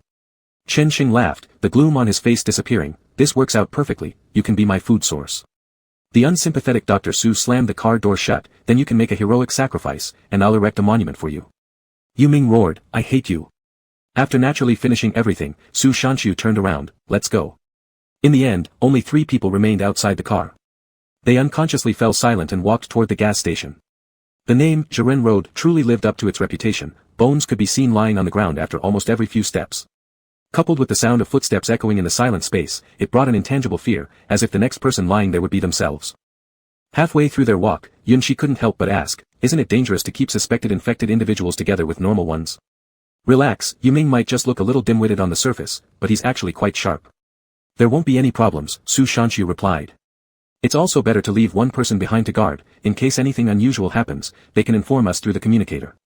After hearing this, Yunshi nodded without saying anything more and looked ahead at the fuel gauge inside the gas station machine. TSK, the thing I was hoping not to encounter has appeared. There was no reserve in the machine. If there had been some reserve left, they could have used the machine to refuel, which would be relatively safer and at least barely within Yunshi's range of abilities. But now that this situation had arisen, things were bad. It meant they needed to go to the rear work warehouse to find gasoline. Not only were the unknown dangers unpredictable, but Chen Sheng and the others would also leave the range of his powers, directly doubling the risk for those two. Yunshi took a deep breath and turned his head toward the two of them. Besides Captain Yen, does anyone else here lack special abilities? No, Su Shanshu responded straightforwardly, not noticing Yunshi's address at the moment. That may mean some bad luck, Yunshi indicated for the two to come check the condition of the machine. As Su Shanshu realized the situation and his expression changed, Yunshi continued, if what you said is true and only Captain Yen has special abilities, then one of us must separate from him to ensure safety. Yen Lingue frowned, under the suppression of my power, I'm not sure if I can still. He stopped his sentence midway, but both of them understood his meaning. Under the state of being suppressed, he couldn't guarantee the safety of the other two, let alone his own fragile health. Then, what should they do? Chapter 13, Leave it to fate. After a brief discussion, they decided to switch Su Shushu and Yuming's positions, and for extra safety, take Yen Lingue along. The reason was simple, as a doctor, Su Shushu would be braver, more meticulous, and more decisive than Yuming. This way, if they really encountered anything, they'd be better prepared. After the decision was made, everyone hurried back. Leading the group, Su Shushu quickly pulled open the car door to explain but froze in place upon seeing the scene inside the vehicle. The unknown smile at the corner of his mouth disappeared instantly, replaced by dark eyes that grew grave. He had just opened the passenger side door closest to him and immediately noticed the empty main and passenger seats as well as the wide-open opposite side door. Yen Lingue, who arrived shortly afterward, understood what had happened with just one glance. His long, pale fingers quickly pressed on the communicator hanging conveniently near his ear. With two light taps on the black circular device, he switched channels to Yuming's and asked, where are you? Seeing him contact Yuming, Su Shushu also began searching for Chen Sheng, anxiously waiting for the connection while suppressing the flood of emotions that were overwhelming him in an instant. Yunshi, lacking their communication channel, shrugged his shoulders indifferently. Compared to the other two's anxiety, he seemed calm like a passerby and even took a moment to bend down and examine the unfortunate creature accidentally crushed by Chen Sheng. It looked like a rat pup, likely born not too long ago, probably hairless, or maybe having some fur hidden under the blood. Now, it looked like nothing more than a pile of mush. One significant reason why this road was feared by everyone was that 90% of the creatures here were mutated. Animals differ from humans, they have no quarantine consciousness. Even when their companions are infected, they don't shy away. Consequently, none of them escape, including their offspring, which carry the virus. On the other side, perhaps unable to reach anyone, Su Shushu paced back and forth nervously, nearly breaking the small communicator. Yen Lingue frowned slightly, deep in thought, then sighed after a long pause facing the still unanswered channel. Unconcerned, Yunshi picked up a stick from the ground and poked at the mess of flesh, casually saying, they wouldn't have gone far in such a short time. Instead of wasting time trying to contact them, you'd be more efficient splitting up to look. As he spoke, his gaze lingered momentarily on the crawling creatures wriggling out of the mush before continuing, of course, I don't recommend that you go looking. If you haven't met any mutated species, they're likely fine. Blindly going off is not only a waste of time but also risks getting separated. Why do you say that? Su Shushu quickly questioned. After squashing each bug that crawled out, Yunshi responded, he has unfortunately come across parasites hatching and growing in infected blood. These are better than dried leeches, though still hard to detect fully.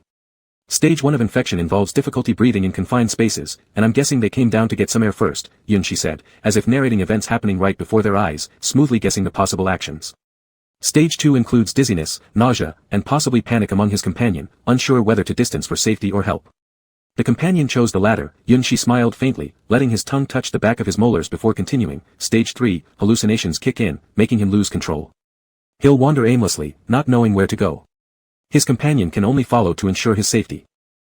At the end of his explanation, Yunshi snapped his fingers crisply, loud and clear. In the end, whether they mutate or enhance their physique is all about fate. If extremely unlucky, it leads to death. And that's why I say these blood parasites are somewhat better than the dried leeches. If fortunate enough, the blood parasite serves merely as an unwarranted nutrient boost, Yunshi added. It must be admitted, Yunshi, unlike those self-sufficient people detached from the larger group, certainly knows more. To him, this scenario seems so common, his tone as calm as if experienced countless times over. So, how long does the infection process last? Are there medical solutions? After pondering for a moment, Su Shushu asked. His knowledge of medical treatments suited for this world is relatively insufficient, the resources available from Base C being alarmingly scarce. The first 2 stages last only around 10 minutes, and the final outcome takes a bit longer, Yunshi replied. There's an interval between the second and third stages during which the spirit of the infected remains normal. The duration of normalcy varies, it could be a minute or an hour. Therefore, I can't give a definite answer about how long the whole process will last. As for treatment options, he shrugged helplessly, I can only say that there's almost no cure for parasitic infections. If you accidentally get infected, consider yourself unlucky. His words successfully brought the atmosphere to an icy low, leaving everyone uncertain whether Chen Sheng would be counted among the lucky or the unlucky. Su Shushu made one last attempt to connect with Chen Sheng's channel without much hope, and after a familiar, lengthy dial tone. It connected. Instantly, his face lit up with relief, but before he could ask anything, a weak voice came from the other end. Save me. Chapter 14, Lost Memories. After Chen Sheng finished speaking, he fell silent, and all that could be heard was the heavy breathing from the other end. Just those 2 words were enough to make Su Shushu's heart clench. He hurriedly asked for their location, but all he received in response was the beep of a disconnected call. Just as he thought he would lose contact with them again, Yu Ming, who had also disappeared, called him. Laboratory, hurry here. Chen Sheng will burn up if it's any later. It wasn't hard to hear that the caller was trying to lower his voice as much as possible, as if afraid of being overheard by something. I'm not even sure whether he's about to mutate or what, but his temperature is frighteningly high, it could fry a steak. After saying this, there was a moment of silence. Chen Sheng seemed to have mumbled something unintelligible nearby, followed by a rustling sound of fabric. Then Yu Ming's voice rang out again. He said that if he dies, you should take his points card from the pocket of his number 3 battle uniform, there are lunch vouchers for Base C in it. Wait, what exactly is the number 3 battle uniform? Su Shushu was speechless. He did know what the number 3 battle uniform was, a washed-out white shirt named thus because it was worn during Chen Sheng's 3rd mission. Tell him to earn some merit before he dies. Why are you 2 even in the laboratory? Don't tell me you didn't try stopping him even when Chen Sheng clearly wasn't behaving normally. Yu Ming replied bitterly, I'd love to stop him, but then halfway through our journey, a rat, about as big as my arm, suddenly appeared. You know how scared I am of rats. At the time, without thinking, I ran inside, and now I truly want to slap myself. At that moment, both of them crouched behind stacks of cardboard boxes labeled with large letters, for research use only. Initially, Yu Ming only intended to hide briefly in this unlocked building before heading out again. Chen Sheng, looking somewhat dazed, followed him, so Yu Ming didn't bother stopping him. But once they entered, the mutated white rat froze in place, staring at him for quite some time. In the tiny eyes of the white rat, Yu Ming saw fear and disbelief, which caused him to feel alarmed as well. Turning back, he wanted to pull Chen Sheng out, but suddenly spotted faded characters on the white wall that read, Personal Laboratory, filling him with an ominous premonition. What had the news reported earlier? About the environmental pollution responsible for causing the apocalypse. Finished. They're doomed. Realizing the danger, Yu Ming quickly tried to escape, but Chen Sheng, caught in hallucinations, took a step further into the lab, triggering an alarm. Instantaneously, red warning lights flashed everywhere, accompanied by loud, piercing sirens designed to frighten intruders. Recovering quickly, Yu Ming pulled Chen Sheng back, but it was already too late. The siren continued blaring incessantly. Meanwhile, the iron gate at the entrance slammed down abruptly, cutting off their only way out. Next thing they knew, a tiger emerged from nowhere, its body striped orange and gray. Around its neck was a black collar that similarly flashed with a red warning light. The tiger's size far exceeded that of an ordinary tiger. Despite having its right leg wrapped in bandages and limping, its speed remained undiminished, lunging at them immediately. If not for Yu Ming's agility, there was no doubt they wouldn't have dodged the attack. Grabbing the collar of Chen Sheng's shirt, Yu Ming dragged him back, narrowly avoiding several bottles and jars that toppled over in the chaos. As expected, the sharp fragments of glass cut his arm, but Yu Ming paid no attention, gritting his teeth as he half-supported Chen Sheng into deeper parts of the laboratory. When Su Shushu's team attempted to establish communication, both men were fighting for their lives and couldn't spare the time to pick up. After navigating a maze-like chase through numerous twists and turns, they managed to enter the 2nd floor. By then, Chen Sheng had regained a bit of lucidity and could walk on his own, eliminating the need to carry him. All the rooms on the 2nd floor were locked except for one storeroom. Seizing the brief distance they had created between themselves and the tiger, they slipped into the storeroom and chose hiding among the cardboard boxes. With the storeroom door unable to lock, they stacked as many items as possible against the door to fortify their barricade. Only after securing themselves safely did they dare to respond to Su Shushu's call. Lab. After hearing Su Shushu's summary, Yunshi raised an eyebrow. That's not a place to venture lightly. Even he dared not risk entering the lab despite multiple visits to the vicinity, treating it merely as an ordinary structure without daring to get close. According to rumors, no one who went into the lab ever came out. Thus, if this information were true, Yu Ming's chances might indeed be grim. Knowing fully well the dangers of the lab, Su Shushu understood that impulsive actions wouldn't help. Calming himself, he asked Yan Lingue, team leader Yan, what should we do? Should we go look for them? Yan Lingue glanced at Yunshi, his tone calm, if you don't want to go, you can stay in the car. In the past, Yunshi would definitely have thought nothing of abandoning those two teammates to save himself, but now. He met Yan Lingue's gaze and smirked, let's go. I don't want you dying there. Based on Yu Ming's report, the three found themselves stuck at the lab door. The laboratory's main gate remained locked, preventing Yu Ming and Chen Sheng from escaping, as well as blocking the others from entering to rescue them. On the communications line, Yu Ming fell into despair upon hearing this and began speaking for Chen Sheng as though delivering his final wishes, spouting off a barrage of words. Hold it. What Chen Sheng said I can barely understand, and whatever you're saying, who apart from you knows what it means? Su Shushu cut him short coldly. I'll check if there are other entrances. We'll stop talking for now. Remember not to disconnect the channel. If there's any change with Chen Sheng, tell me immediately. I really think he's about to mutate. The way he's looking at me now has some kind of craving in it. Yu Ming nearly lost control. It's because he's just hungry. I usually bring him snacks around this time. Su Shushu threw that out and ignored the moaning from the other side, beginning instead to search the area for a backdoor. While Su Shushu was searching for a backdoor, Yunshi, who had felt something strange since arriving at the lab, placed his hand on the lab's massive gate. He shouldn't have come here before, right? But why did it feel familiar? Could it be because he'd passed by too many times? Something flashed through his mind, but no matter how hard he tried, he couldn't hold on to it. Yunshi suddenly understood, he must have been here before losing his memory. Previously, Yunshi rarely thought about what exactly he'd lost in his memories. On the contrary, he didn't care at all about who he used to be, or even the name he currently used, which was picked randomly from a book. Everything happening to him could ultimately be attributed to having experienced far too much slaughter. Since childhood, the most common things he had seen were blood and relentless monsters, along with the filth hidden beneath humanity's polished exterior. He couldn't imagine who he might have been during the peaceful era described by others, nor could he picture a life without constant fighting and killing. All he knew was how to survive in this age. What's wrong? Perhaps sensing something was amiss with Yunshi, Yan Lingue, who was comforting the other two team members, looked up at Yunshi. Nothing, just that I feel like I might have been here before losing my memory, Yunshi told him outright without hiding anything. Yan Lingue was momentarily stunned, but didn't ask further, simply replying, if you later decide you want to stay longer here to search for your memory, I could wait with you. Now it was Yunshi's turn to be stunned. He had expected Yan Lingue to either not care or ask if he could try recalling another way to enter the lab.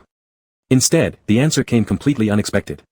Silent for a long while, Yunshi softly responded, all right. The three simple words, I'll wait with you, felt like the warm sunlight of winter shining on his heart, known as hard as stone. Back in his old team, no one cared about his thoughts, Jiang Xingnan only cared about how much benefit Yunshi could bring to him. He could guess that finding someone who resembled him was probably for carrying out certain deeds under Yunshi's identity, rather than out of genuine attachment. If Yunshi had witnessed too many wicked hearts among people, then Yan Lingue was the most exceptional individual he had ever encountered. Ultimately, Su Shushu still failed to find any backdoor. However, it wasn't necessary anymore. Just minutes after Yunshi placed his hand on the lab door, it unexpectedly opened. Before, you must have been one of the lab staff.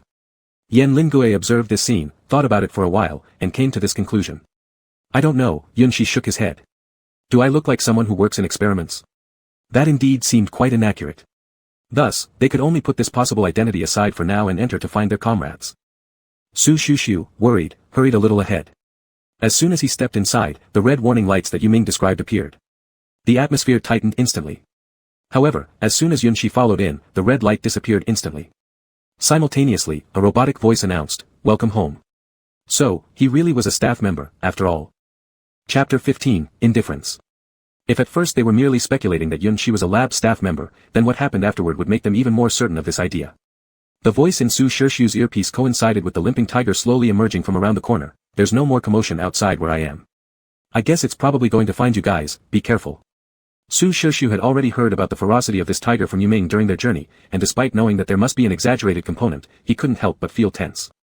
He stood his ground, pulled out a military knife from his waistband, aimed it at the tiger, and prepared for battle at any moment. However, this fierce tiger didn't even glance at them, but instead went straight towards Yunshi, who looked fatigued, and then in broad daylight rubbed against the legs of Yunshi's pants. Yunshi. Wait, where did this tiger come from? He didn't know it. At this point, the fierce beast was like a pet suddenly turned docile, circling Yunshi for quite some time before crouching down by his feet, making people doubt if it wasn't about to lay its belly bare to be stroked next. Yunshi let out a yo sound and complied with its desire by petting the tiger's head. His fingertips ran through the chaotic fur from the tiger's head to its collar. Human and tiger coexisted harmoniously, and then, he suddenly chuckled, doesn't it resemble me? Neither person knew which aspect he was referring to, and they stayed silent. After all, this tiger was full of murderous intent toward anyone except Yunxi. The looks it gave others were like those directed at prey waiting to be slaughtered. But then again, it doesn't seem that similar. Yunxi seemed to be talking to the two people, yet also talking to himself. As soon as he finished whispering this sentence, the striped tiger that had been enjoying itself with half-closed eyes abruptly opened its eyes in disbelief. Its pupils widened instantly, and for a brief moment, it seemed like it wanted to take one last look at Yunxi. But before it could do anything, it collapsed on the ground, the crimson blood soaking into its fur and creating a new pattern. If it were me, I wouldn't entrust my life to someone else. His hand, just moments ago gently stroking the tiger's head, was now smeared with blood. No one knew how he killed the tiger or when exactly he had hidden a knife up his sleeve. Drops of blood fell to the ground one after another, and Yunxi's expression was cold and unfeeling, as if the creature he had just killed hadn't been a friendly animal interacting peacefully with him but rather an insignificant ant. When he raised his eyes to look at the two people, it was akin to a ghost rising from the depths of hell to claim lives. In that moment, Su Shirshu admitted he was indeed afraid. What kind of person could switch faces so quickly and deliver such fast and ruthless actions without any trace of lingering attachment? Scared? Yunxi's lips curled slightly into an ambiguous smile that carried no real depth. If you're frightened by something like this, then you don't belong in this kind of era, or, do you think what I did was too cruel? Not knowing the details of the situation but hearing Yunxi's voice, Yuming went frantic in his earpiece. What happened? What happened? Did Yunxi kill the tiger, or did it kill Yunxi? Why say cruel? The built-up fear was completely interrupted by this exclamation. Su Shirshu gritted his teeth and left behind a terse message, don't bother me until Chen Sheng has no other issues, before cutting off the communication. Taking a deep breath, he stared directly at Yunxi. From an emotional perspective, I do have some sympathy, but honestly speaking, I don't think it's cruel. Survival of the fittest is the survival law of this world. Is that so? Yunxi made no comment, instead turning to Yan Lingue, and what about you, team leader Yan? Why do you look like you've been scared speechless? Upon hearing this, Su Shirshu silently sent a glance toward Yan Lingue, whose face remained expressionless, thinking inwardly, isn't this normal? How can we tell he was frightened silly? Yan Lingue truly lived up to his reputation as emotionally detached. Hearing this, there was a flicker of confusion in his eyes, as if unsure whether he had truly displayed being shocked speechless. I was wondering if there's anywhere nearby to wash my hands. An unexpected yet seemingly reasonable answer. Hold on, what did Yunxi just call Yan Lingue earlier? It was only then that Su Shirshu realized, did Yunxi just call Yan Lingue team leader? But didn't he say he wouldn't join any team? He didn't know that Yunxi changed his address due to provocation from the former captain, still believing that during the time they were alone on the train, team leader Yan had said something that changed Yunxi's perspective, and thus started doubting if Yan Lingue this mute bottle really knows how to speak well. Yunxi was quite pleased with Yan Lingue's off-topic response and unhurriedly pulled out a white handkerchief from his upper pocket, carefully wiping clean the blood on his hands. You don't need to worry about that. In case of such situations, I always carry a handkerchief. Yan Lingue was silent for a few seconds, then shoved the half-open pack of tissues back into his pocket. Indeed, where there's a recluse genius like Wolong, there's bound to be an up-and-coming talent like Feng Chu. It's not something ordinary people could replicate, this useless kind of between the two. After Yunxi carefully and painstakingly wiped all the blood off, he finally spoke, let's go find them. The other two nodded. As they were about to step out, the previously calm red light suddenly flashed again. Warning! The vital signs of test subject number 3 have completely disappeared. Initiating level 1 alert. The red light flickered several times before hesitating and disappearing, detected that the attack on test subject number 3 came from number 47. System error, cancelling alert command, executing. The system seemed to be having a seizure, flashing red lights intermittently before disappearing, accompanied by some jumbled voices, yet the red light remained. Realizing something was wrong, Su Shirshu quickly reopened the communication channel, asking if Yuming could bring Chen Xing down now. Upon receiving a negative response, his face turned grim. Yuming said Chen Xing is almost gone, his condition hasn't improved. We need to go upstairs and bring him down. Yuming added something else on the other end. After listening, Su Shirshu's expression became far beyond just grim. The warning system upstairs isn't as chaotic as the one downstairs. New test subjects are already searching for people. Yuming also said that the storeroom door has been smashed halfway open. There was no time to waste at all. The three of them wanted to hurry upstairs but couldn't find the staircase leading to the second floor. The location described by Yuming only had a white wall. The chaos on the first floor wasn't confusion, it was already in alert mode, influenced unknowingly by the tense atmosphere. A memory fragment not belonging to him surfaced. The first part of the level 1 alert is cutting off intruders' escape routes. Chapter 16, The Monster. No matter how hard Yunxi thought, he could not come up with any more information. All he knew was that the alarm bells in his brain were ringing madly. Our current situation is more dangerous than Yuming's. Before Su Shirshu could ask for more details, the three of them simultaneously heard a faint sound, like the breaking of a sturdy iron chain. Following the sound, they looked up directly into a horrifying large red eye filled with blood vessels. It was an extremely terrifying monster. They could find no adjectives to describe the creature before them, which almost occupied a third of the first floor space. Its body resembled a leopard but was hundreds of times larger than usual. Its facial features seemed to be all fused together, a bright red eye standing vertically in the center, with sharp scaly fragments gleaming on its cheeks, resembling fish scales of some kind. Behind the monster was a long, slender white tail, contrasting strangely against its otherwise black body. After staring at the trio for several seconds, it raised its head, shook itself, and chains already shattered on its body fell clinking to the ground. Accompanying a deep roar, the enormous claw slammed down toward them. The battle horn was instantly blown, but luckily, their reflexes still allowed them to scatter to different positions just before the claw hit the ground. Involuntarily, each of them gripped the weapons they had brought tightly. They had left hastily, leaving the guns more suitable for this situation in the car. Each person only had a small dagger carried on their person, and fighting the massive creature with these tiny things was no easy task. As the beast's claw came down, where they had just stood remained now as shattered floorboards and a giant pit. Had they stood still back then, they would have ended up like minced meat just like the bugs crushed by Qin-Shing's car. Yun-Shi's expression became serious, and his eyes fixed intently on the neck of the monster. At a glance, one might think he was looking for an opportunity to strike a fatal blow. Actually, he was looking at a deep blue pendant half hidden in messy fur, which wasn't very noticeable. He touched this pendant and immediately felt the same thing on the tiger earlier.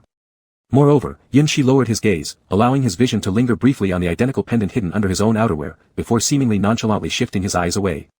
He had no recollection of where this pendant originated from, he simply remembered always having it since childhood. Even his earrings came from the same source. Based on this situation, he felt more like one of the monsters than a staff member, much like the other's title for him. At this moment, don't let your mind wander.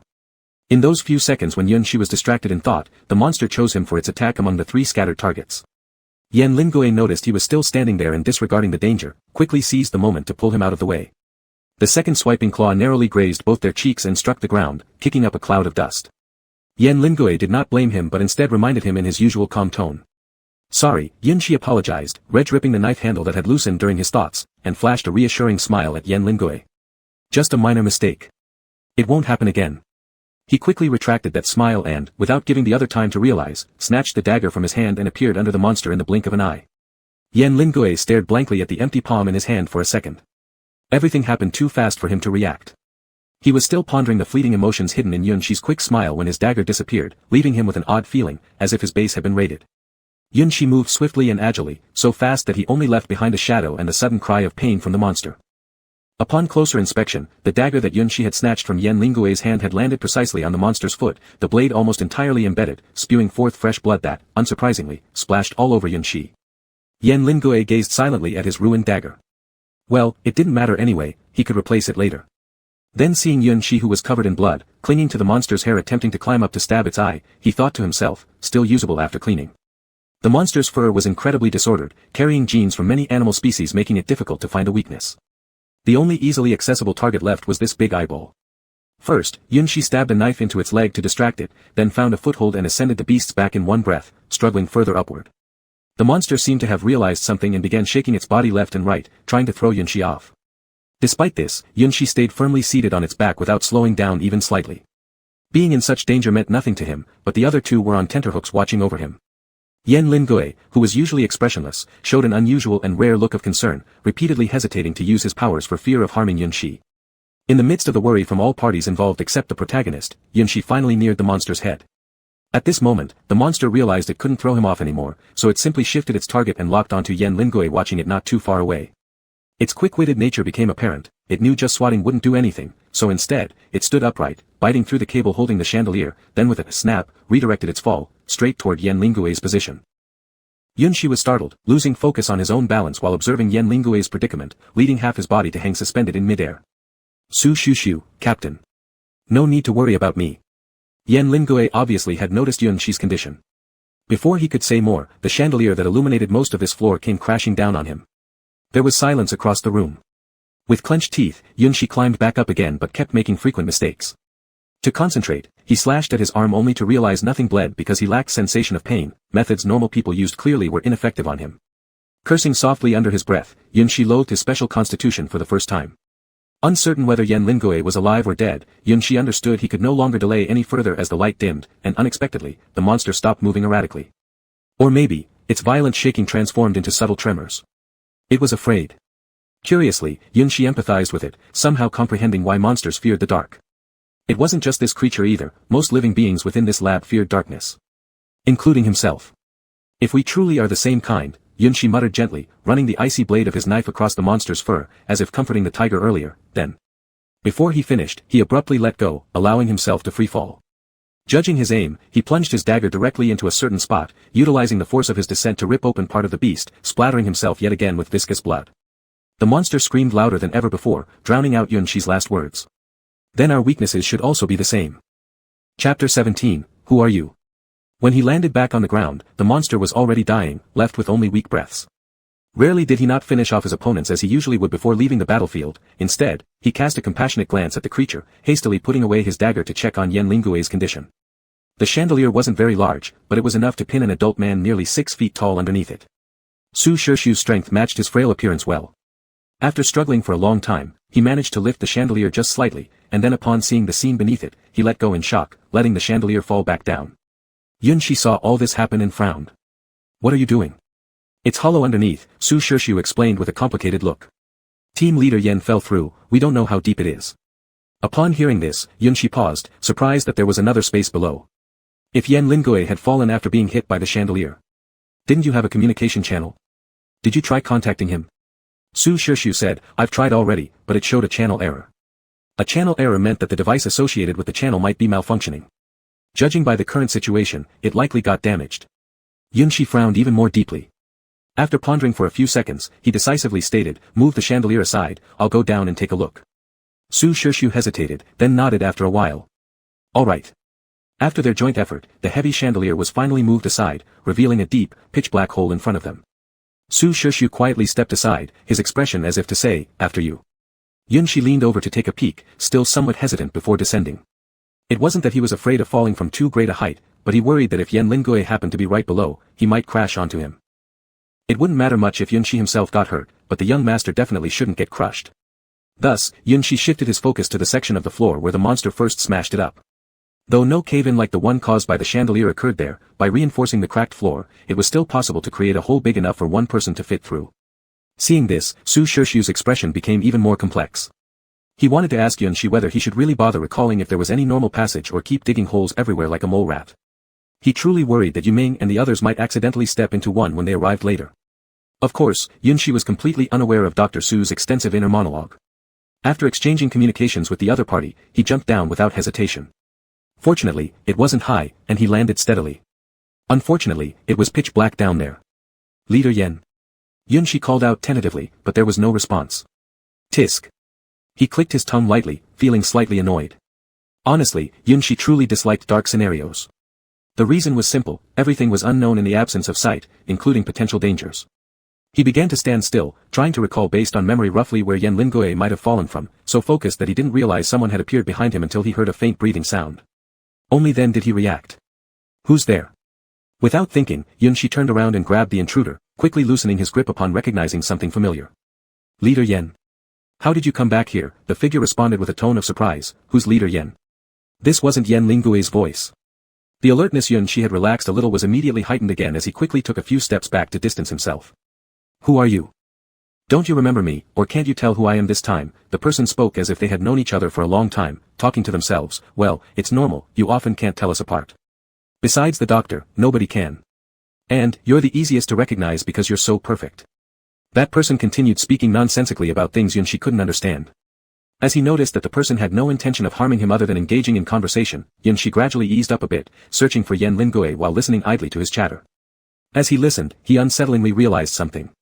This person's voice was incredibly similar to his own, almost identical except for the tone. In the heat of the moment, Yunxi had completely failed to notice the discrepancy, but now, the more he listened, the more uneasy he felt. Was it a coincidence? How could anyone have such a similar voice to his? By the way, Yunxi, is that some kind of new code number? Seeing Yunxi didn't respond for a long while, the person grew curious and started changing the topic. Some broken thing fell just now. I'm not sure when it was created. After hearing my words, it called me Yunxi. Confusing, which one is Yunxi? Where is that person now? Upon realizing that the person he was referring to was Yan Lingue, Yunxi couldn't help but raise his voice slightly. This action seemed to scare the other party, as he instantly stopped muttering. Person. Is there anything here besides doctor that can be called a person? His tone clearly turned cold. Are you really it? You make me feel so unfamiliar. It obviously wouldn't inquire about any creature other than the doctor. Yunshi paused, sensing again that an unknown danger was approaching. Not answering Yunshi, the other kept quiet too, but that gaze in the darkness became more obvious, like a snake hiding in the dark, motionlessly and tightly staring at its prey. Hack, cough cough. In this atmosphere that could be said to be confrontational, a not so light nor heavy cough broke it. There, the junk is on the other side. After being interrupted, the other no longer fixated on what to call Yunshi. He muttered something barely audible, and then that intense gaze disappeared as well. How strange, has it reached the point of self-awareness already? Doctor would find that very comforting. After hearing so much from him, Yunshi roughly understood that the other probably mistook him for someone, or rather, firmly believed it. He was sure that in such an environment, it was impossible to see anyone clearly. It wasn't hard to guess that the other might identify people by smell. Perhaps the blood of those monsters sticking to his body led to this mistaken recognition as a kind of fellow creature. As for whether it was a misidentification or if he truly was the other mentioned, Yunshi didn't want to explore further. Subconsciously, he didn't want to recall any past experiences. After saying that sentence, the other remained silent throughout the total darkness. Yunshi followed the previous coughs to look for the person. Director Yen, if you're around, say something. I really can't see clearly. After trying and failing for a while, Yunshi gave up looking for him in the pitch black, puzzled why Yen Lingoe was conscious but remained completely silent. About a minute after his inquiry passed, the clear and cold voice finally sounded again. I'm right beside you. Yunshi, ? What? When? When Yunshi was thoroughly confused, a hand suddenly appeared, patted his left shoulder, and quickly retreated. Here. Director Yen, are you injured? Chapter 18, Experimental Record. Nothing's hurt. Guessing that Yen Lingoe must have touched the blood and mistakenly thought he was injured, Yunshi quickly explained, it's the blood of that thing from earlier. Hearing this, Yen Lingoe put his heart at ease and softly responded. His tone was a little lower than usual. Why did you come down? Of course I'm worried about what happened to you. Yunshi had never been one to hide his feelings and spoke bluntly. I almost fell myself when the lamp smashed down. I was just so afraid something might happen to you. Hey, young master, are you hurt anywhere? If so, how bad is it? This time, Yen Lingoe was the one to try to deny. No. I don't believe you. You were hit and then dropped. Unless you're made of iron, there's no way you weren't injured. As Yunshi interrupted, he searched for Yen Lingoe by sound source. Before Yen Lingoe could evade, he firmly grasped his slender wrist and with a tug pulled him close. What are you hiding for? Really didn't, Yunshi initially checked tentatively but unexpectedly found his hand covered in blood. It ran from Yen Lingoe's back all the way up to his head, sticky with fresh blood. So this counts as not being hurt. Yunshi was certain the blood on Yen Lingoe belonged to him. That's why you didn't answer me when I first called out. In this situation, you should have passed out. Not that dramatic, Yen Lingoe said quietly. I've experienced worse before. I didn't speak earlier because I was examining something. You're making poor excuses. How could you see anything in this darkness? It might be due to the enhanced physical abilities brought on by my powers. Apparently fearing Yunshi wouldn't believe him, Yen Lingoe shoved a small notebook he'd been holding into Yunshi's hands. I've already read through it. It's an experimental record book. Skeptical, Yunshi loosened his grip on Yen Lingoe and hastily flipped through the notebook to check. But no matter how hard he tried, all he could see was blackness. If you can really see this, then read out the words on this page for me. After hearing this, Yen Lingoe carefully inspected for a while and then gently reminded him, actually, this is an incomplete experimental report. Only the first 10 pages contain writing, and you've unfortunately flipped to a blank page. Yunshi. Pretending to be annoyed to cover his embarrassment, he muttered, tisk, once and hurriedly flipped forward several pages. Now. Alright, Yen Lingoe seemed to smile slightly, then steadily and slowly read out the words on the page. January 9th, 237th attempt.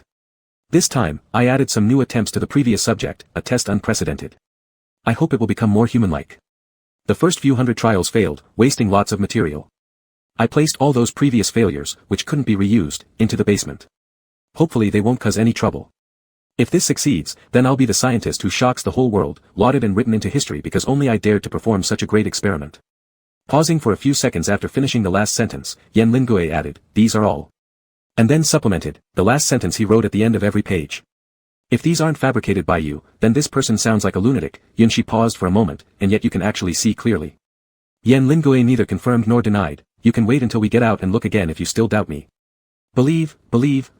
Despite saying so, Yunshi obediently tucked away the experimental records. We should hurry back anyway. Your wound can't wait too long. But now the biggest issue was, how to climb up. Where are Su Shirshu and the others? As team leader, Yen Lingoe still prioritized checking on other members over worrying about his own situation. Yunshi, how can you still worry about others?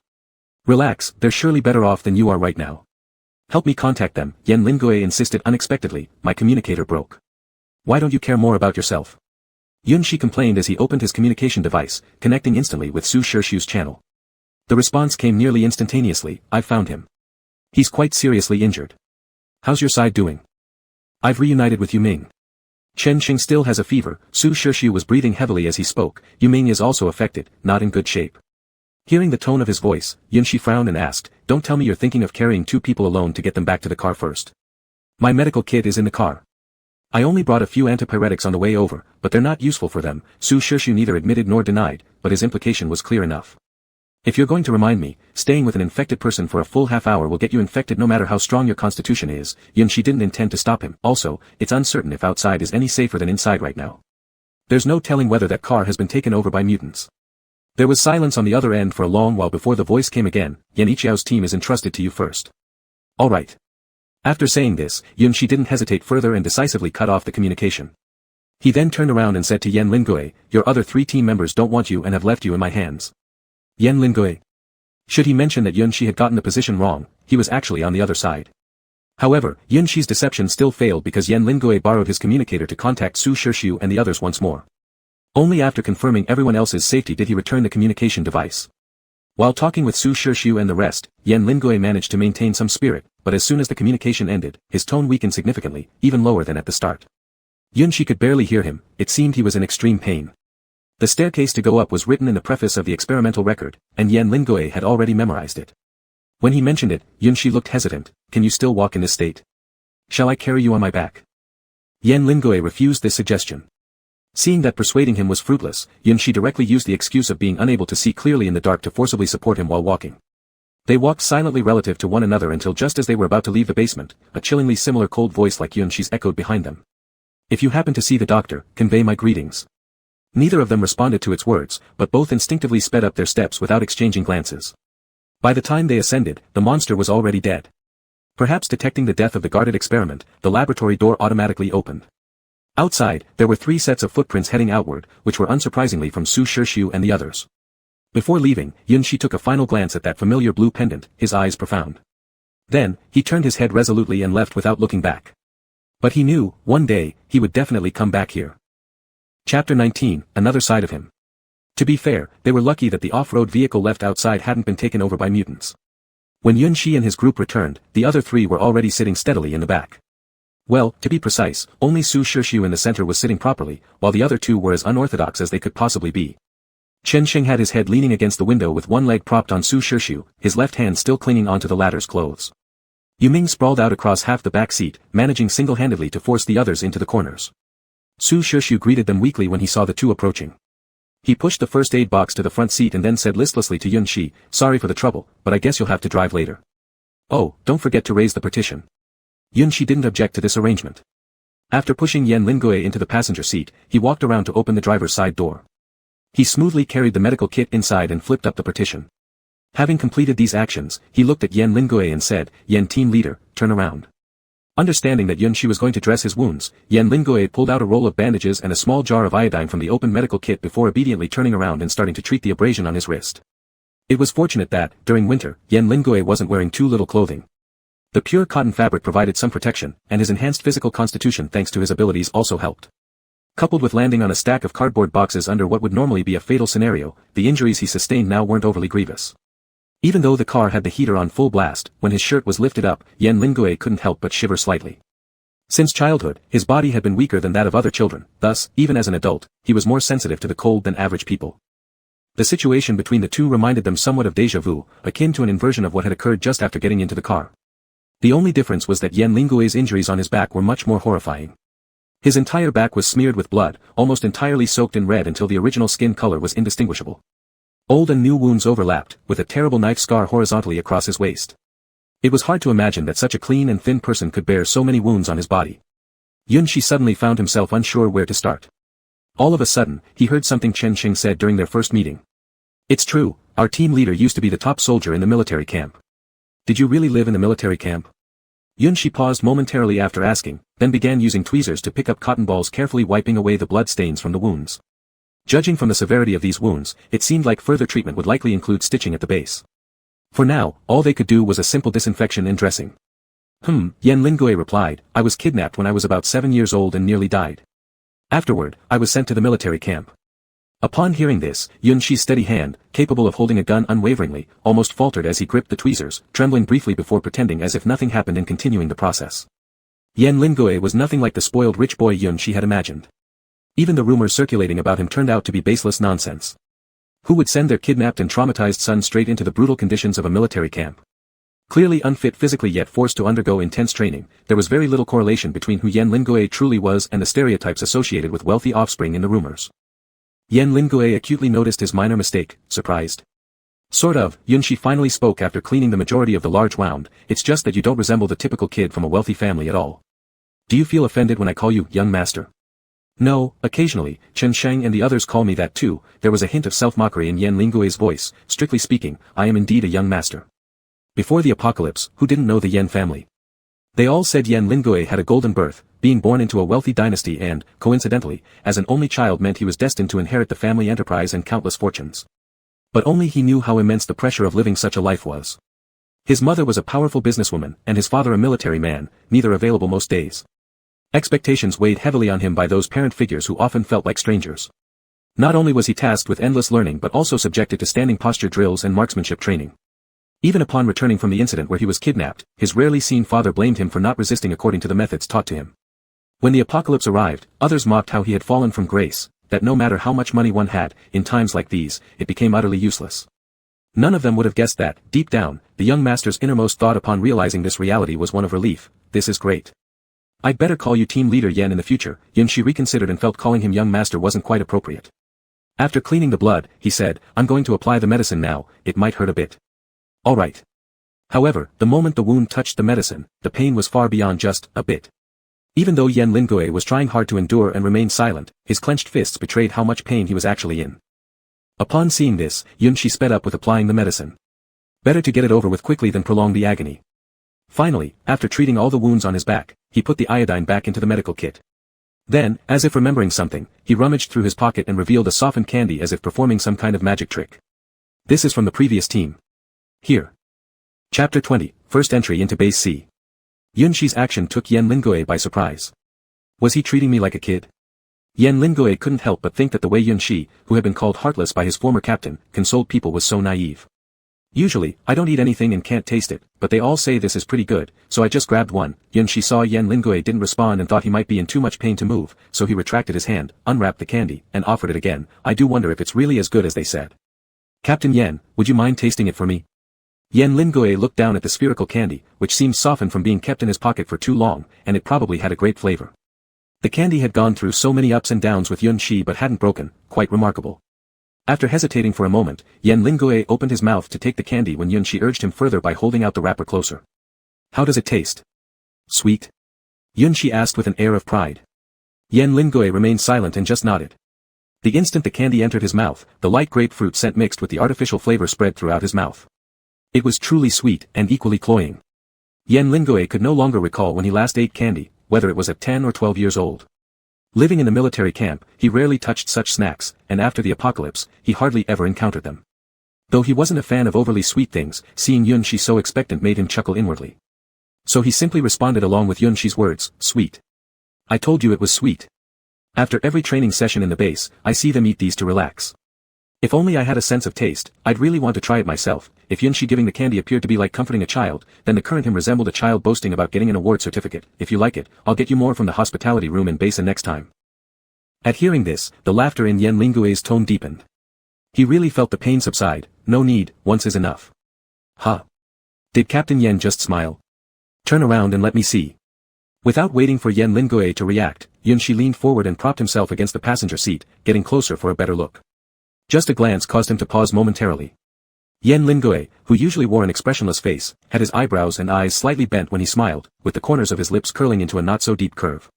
His pale blue eyes were filled with laughter, like snow slowly melting on a mountain peak, revealing the tender shoots growing underneath. However, this smile did not last long and disappeared in an instant within a few seconds after Yun-Shi looked over. Before he knew it, Yan Lingui reverted to his usual aloof demeanor. When Yun-Shi met Yan Lingui's blue eyes still lingering with traces of warmth, he fell silent for a while before slowly sitting back behind the wheel. Following that, there was a crisp, click sound as he opened the car door, got out, shut the door, and walked away without missing a beat. Yan Lingui. Am I scary when I laugh? In the next second, just as Yunshi had taken only a few steps, he turned back, claiming he was going to find spare engine oil at the gas station and then bolted away like the wind. Yen Lingui. Or perhaps I should stop laughing next time, it seems to scare people off. However, the real situation was that Yunshi's brain froze when he saw that smile. Concurrently, a vague notion emerged in his subconscious that the car's heater was set too high, making it too warm inside. His body reacted faster than his brain, and by the time his brain caught up, he had already gotten out of the car. After wandering on the street full of cold winds for a while, he suddenly realized that his perception of temperature wasn't actually very sensitive. The outside weather had little impact on him, meaning that his feeling of heat earlier had nothing to do with the car's temperature. Then what was the true reason for this reaction? Yunshi didn't know and couldn't figure it out. Unable to think of the reason for his unusual behavior, he could only attribute it to some excuse he hastily came up with in an emergency, trying hard to focus on finding spare engine oil. It was much easier for Yunshi to act alone. Those grotesque mutants generally stayed out of his way when they saw him. However, the smaller insect-like creatures unaffected were still fearless and came charging at him, ultimately meeting their demise. The warehouse behind the gas station was a complete mess, and it was evident that others had ransacked it long ago. There was almost nothing left in the front tanks. With no other choice, Yunshi had to head further inside. Inside was much tidier than the outside, since most people wouldn't risk exploring unknown territory. They typically just took what they needed and left, each second spent was a sin. After spending nearly half an hour, Yunshi finally found the right gasoline. Confirming it was correct, he picked it up and left, his steps unconsciously speeding up even to himself. Relieved to see the off-road vehicle still intact when he got closer, he hurriedly filled the tank before returning to the driver's seat. With the fuel issue resolved, they had no reason to stay any longer. After notifying Su Shirshu in the back seat, Yunshi started the car and continued their journey. During this time, his gaze dared not shift to the passenger seat, not even glancing at the rearview mirror, until they had been driving for a while did he gradually relax. Summoning his courage, he stealthily looked to the right only to find Yen Lingui asleep. This trip to the lab was indeed grueling. Su Shirshu was already speaking drowsily earlier, let alone Yen Lingui who was physically weaker. After enduring such conditions, it could be said he was overworked to the extreme, pain constantly forcing him to stay awake. Now, with his head slightly bowed and eyes tightly shut, Yen Lingui appeared to be having some sort of dream as he frowned deeply. His naturally pale complexion, due to excessive blood loss, seemed even more ashen, making him look pitiful. Fearing that if he kept looking he might be drawn again, Yunshi quickly turned away, focusing his gaze on the asphalt road ahead without straying. And in that fleeting moment as Yunshi returned his focus forward, asleep, Yen Lingui opened his eyes. Yunshi seemed to like looking at his face, Yen Lingui thought. He wasn't sure what made his appearance so captivating, but never mind, if he wants to look, let him. Yen Lingui closed his eyes again. After a monotonous and long drive, the group successfully arrived at Base C. When stopped at the gate of the base, Yunshi truly realized the differences between each base. If it were Base A or B, they would have been halted by strict guards hundreds of meters earlier, then after a complex and troublesome inspection, allowed to proceed. But at Base C, the guards simply glanced briefly, checked the documents, and let them pass through without much hassle. Of course, people like Su Shirshu, who obviously looked problematic, were supposed to be detained. However, once Yen Lingui scanned the first team captain credentials, they were granted access without further inquiry. Yunshi, aren't they afraid you'll infect others? No, we have our separate space inside the base where we can't affect anyone else, Yen Lingui replied. Chapter 21, Registration. Yunshi closed his mouth upon hearing the words, not understanding the benefits of money power. Although Base C was inferior in supervision compared to other places, it still occupied a considerable area. Guided by Yen Lingui, Yunshi finally found a double-story building in a corner far away from the main gathering place of the survivors. We don't stay here often, so we didn't switch to a bigger residence, Yen Lingui explained while getting out of the car. Both the first and second floors are habitable. Shusher and others will temporarily be quarantined on the second floor tonight. Yunshi had no objections. After all, for him, having a place to stay was enough. I need to go to the main base for a moment. You can wait for me or visit around the base yourself, Yen Lingui said, pausing his steps for a moment, then hastily taking off his ID and handing it to Yunshi. Take this, if anyone asks, just show it to them. You're wound. It's nothing serious. In the blink of an eye, Yen Lingui was only a retreating figure. Standing there, Yunshi held his ID, slightly at a loss. What's going on? Why does Yen seem so different once out of the car? Even his aura has changed. Su Shirshu, who got out of the car right after, found this very normal. He pulled the dazed Chen Xing out and started educating the new member. Captain Yen has entered work mode. Whenever he works, he behaves differently from usual, you'll get used to it. Yunshi asked curiously, aren't you just registered? That's correct. After pulling Chen Xing along, he reached back into the car and dragged Yu Ming up, but that doesn't stop Captain Yen from being responsible. Since he became the captain of the first squad, he has been doing his job well. Anything happens outside, he reports to the base immediately. It wasn't that the channel with the base got damaged before and couldn't be contacted, now a new kind of mutant appeared. He definitely needs to report first thing when he returns. After hearing this, Yunshi reflected thoughtfully. He suddenly wanted to see what Captain Yen looked like when working. Flanking Su Shushu seemed to have read his mind and kindly warned him, Captain Yen in work mode is stricter than a principal. I don't suggest you approach him. Confused, Yunshi asked. What is a principal? Only then did Su Shushu remember how could someone without pre-apocalypse memories know about principals. Just as he pondered over a different descriptive word, the muffled but irate voice of Chen Xing on his back suddenly piped in. A principal? That's equivalent to a zombie leader capable of devouring a human in one bite. A resentment originating from the frequent climbing over high school walls to surf the internet and being constantly caught writing confessions, voiced by Chen Xing. It's pretty much like what he said, Su Shushu said helplessly, if you want to find Captain Yen, you can wait on the second floor of the main base. As for why the second floor, you'll understand once you're there. But I don't recommend you go. Survivors inside Base C aren't as polite as those elsewhere. Dr. Su left with this warning, dragging his family upstairs, and his angry scolding of Chen Xing could still be heard from afar. Still standing there, Yunshi stroked his chin in thought, and quickly made a decision, he would go take a look. This person thrives on rebellion. Since they suggested he shouldn't go, it made it all the more certain he had to go. As soon as Yunshi arrived at the entrance of the main base, he was stopped because of being unfamiliar. They assumed he was a new survivor come to join, barely even glancing at him and throwing a pile of forms for him to fill out. To which squad do you belong, and do you have any superpowers? The registration officer asked without looking up. Yunshi said nothing, silently pushing the still warm ID card of the captain of the first squad over. Regardless of what you were doing before, everything must be re-registered here. The registrar encountered things like this frequently, moving his eyes lazily toward the ID, but then his unfinished sentence abruptly cut off when he saw the name clearly on it. Are you from Yen Zheng's team? The registrar was somewhat suspicious, isn't Yen Zheng's team full? The registrar eyed Yunshi up and down. For some reason, he felt familiar with this person's appearance, but couldn't quite place it. After a long time, he pulled out a single thin form from the pile, placing it above, the rest were put away. Here, since you're from Yen Zheng's team, you don't need to fill out the regional distribution part, but these basic information fields need to be filled. After all, I've never seen you before. Who knows if you sneaked in? Yunshi thought it might save time to quickly meet up with Yen Lingue, so he wrote without objecting. Meanwhile, the registrar stared at him while he was writing. When Yunshi finished writing the name, the registrar's eyebrows furrowed. Not only did he feel familiar with his image, but this name also sounded familiar. Somehow, somewhere, he'd heard of it before. Although Yunshi's name was well known, it was second only to the two major bases. Base C, which didn't focus much on scientific research, had little interaction with other bases. As a result, most of the survivors in Base C hadn't heard of this person, and only a few of the higher-ups had some knowledge. The registrar, being somewhat of a veteran in Base C, having joined in the second year of its establishment and diligently contributing to the base ever since, had naturally heard the name mentioned once or twice during meetings he never missed. Hearing was one thing, but recognizing someone in person was another matter entirely. Not until Yunshi filled out his abilities did the realization hit the registrar. Ever since the apocalypse began, there had been only one individual known to possess an ability that kept mutants at bay, the elite from Base A who was auctioned as a commodity not long ago. Why would such a highly sought-after ability user end up here? Wait, stop filling out the form. The registrar quickly asked, is all the information you filled inaccurate? Did you really leave Base A and join us? I don't have time to answer your questions, Yunshi said, ignoring him as he swiftly finished filling out the rest of the questions. He placed down the pen and carefully returned Yen Lingue's ID before saying indifferently, I just want to know if I can go find my captain now. You may, but... With the confirmation, Yunshi turned around without paying any heed to the registrar's protests. It wasn't until he was about to enter the main base that he barely stopped, turning his head to respond blandly. There's no argument with what you said earlier, but as for the latter part, I believe there is some misunderstanding on your part. The reason I joined Captain Yan's team is the same as the previous one. And your base. He gave a faint smile, from all perspectives, there doesn't seem to be anything about your base that makes it worth joining.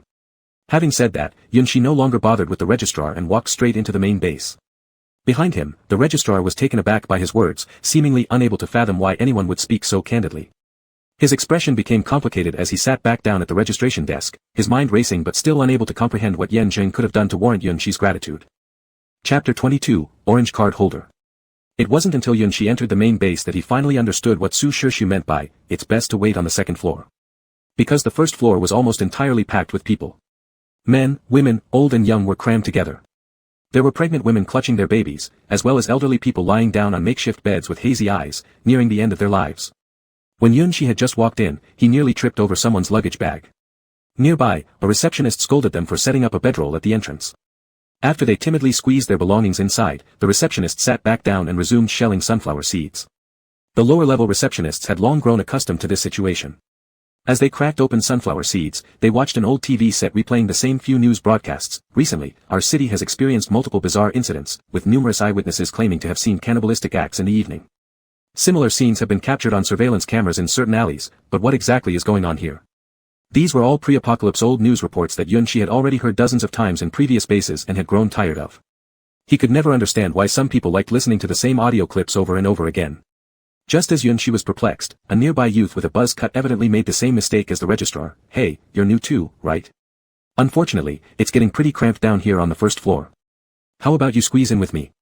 Saying this, the youth kindly moved over and patted the empty bed beside him. "I wonder when the base will expand. I've been staying here for a week already." Yunshi glanced down at the space the youth had offered him, then remained silent for a moment before shaking his head. "I'm just here to find someone." "Find someone?" The youth eyed Yunshi curiously. "Are you from another base?" Yunshi shook his head again. "You're not here to see team leader Yanzheng, are you?" His expression grew increasingly strange. Startled by these words, Yunshi couldn't figure out how the youth deduced it. Yes. As soon as he admitted it, the smile on the youth's face quickly faded, replaced by disdain. "You guys sure are well informed. Yanzheng didn't even give any notice when he returned to the base today, yet you all found out immediately. You're more stuck on than dog plaster." Yunshi, who had inexplicably received a verbal lashing, was puzzled. Who were these people? Had someone else come looking for Yan Lingoe before him? The next sentence from the youth revealed the reason. "Team leader Yan stopped recruiting years ago. Are people without the ability to earn points in exchange for better housing not supposed to bunk on the ground like me? Does he really think he can look down on all of you?" Understanding the cause now, Yunshi was also confused. Did he really look like someone who clung on to others so much? Why were they doubting him one after another? The best way to face doubt was to prove oneself through strength.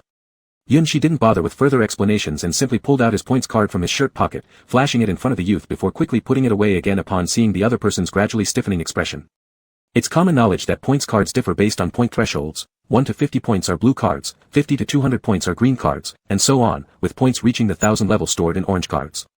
Less than 50 orange card holders existed across all the bases combined. Yunshi's points had barely scraped over the threshold into the 1000-point range, earning him an orange card and making him part of that rare group before leaving base A. Orange card holders are generally spread across the two major bases. In the massive base C, among its 4,000-plus survivors, only Yan Lingoe possessed an orange card. This is precisely why so many people clamored to join his team. Now, suddenly, another orange card holder had appeared, shocking the youth who had never seen such a large sum before. Was this person really not from another base? How did they obtain an orange card? You. The youth stuttered for half a minute without forming a complete sentence, those two short "you"s filled with shock and bewilderment. "Yunshi. What are you doing here?" Just as the two exchanged a few words, Yanzheng, who hadn't recruited in years but made an exception, descended the stairs. 3 or 4 impeccably dressed men trailed behind him. "Who is this?" The man nearest to Yan Lingoe voiced his curiosity, clearly viewing Yunshi as an unfamiliar face. Upon hearing this name, the few who were somewhat aware instantly changed expressions. "Isn't this? Forgot to introduce him, this is my new team member." Yan Lingoe nodded slightly, "The one I mentioned before, the talent found at the auction." Yunshi noted silently in his mind that Yan's working state just made his smile seem more forced, nowhere near as appealing as the one he had shown earlier in the car. "Oh, it's him." The first man to speak seemed enlightened, taking a good look at Yunshi.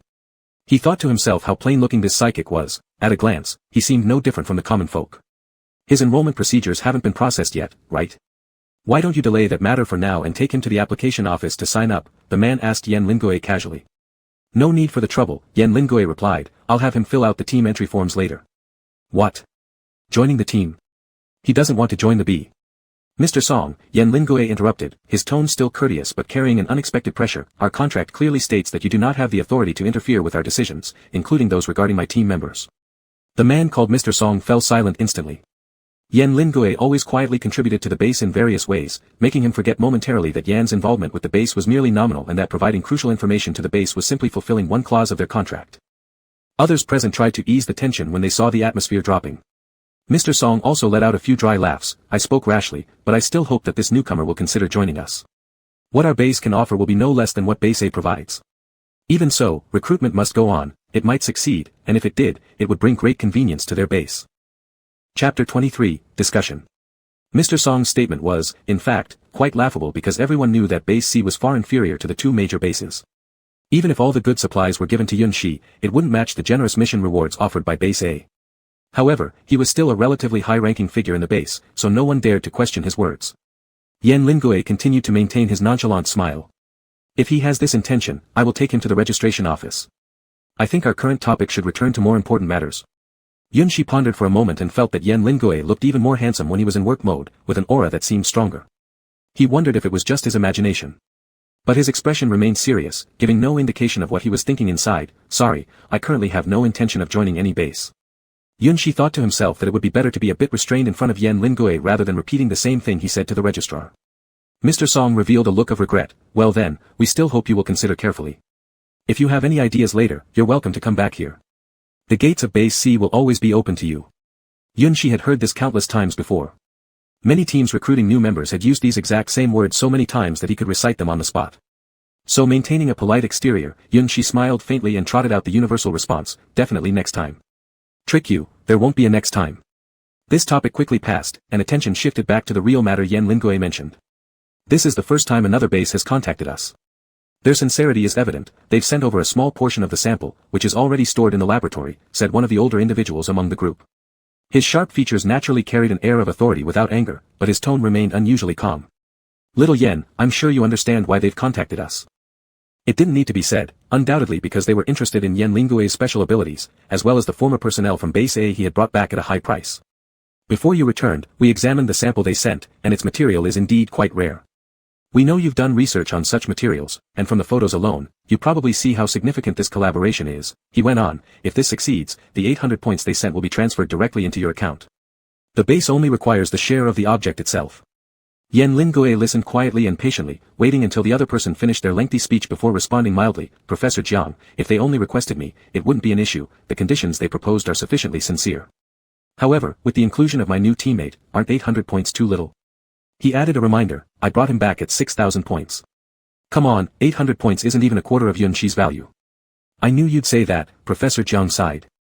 Yan Lingui might appear desire-free, but in reality, he calculated more clearly than anyone else. But if we can truly find that item, its inherent value will far surpass these points, it might even be called priceless.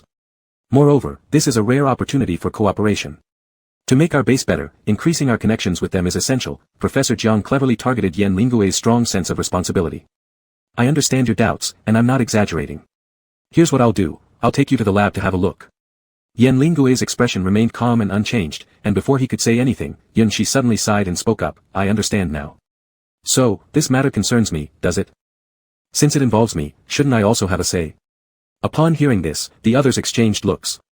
They were aware of Yunshi's notorious difficult personality, which was why they approached the captain Yan Lingui first, forgetting that the actual party involved was standing right beside them.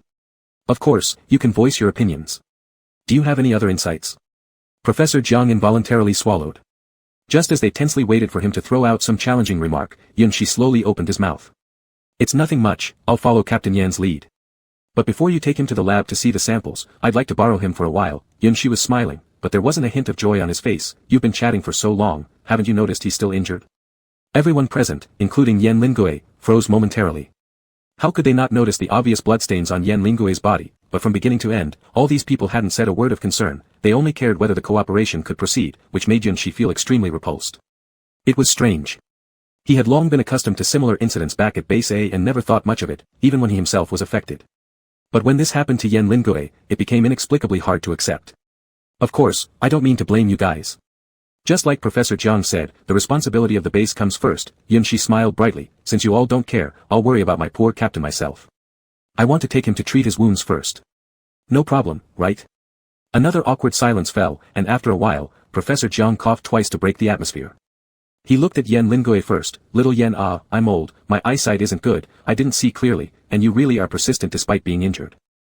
Yan Lingui, who originally intended to report and then go for treatment but was pulled over to look at samples, remained silent and emotionless, silently shifting his gaze to Yunshi.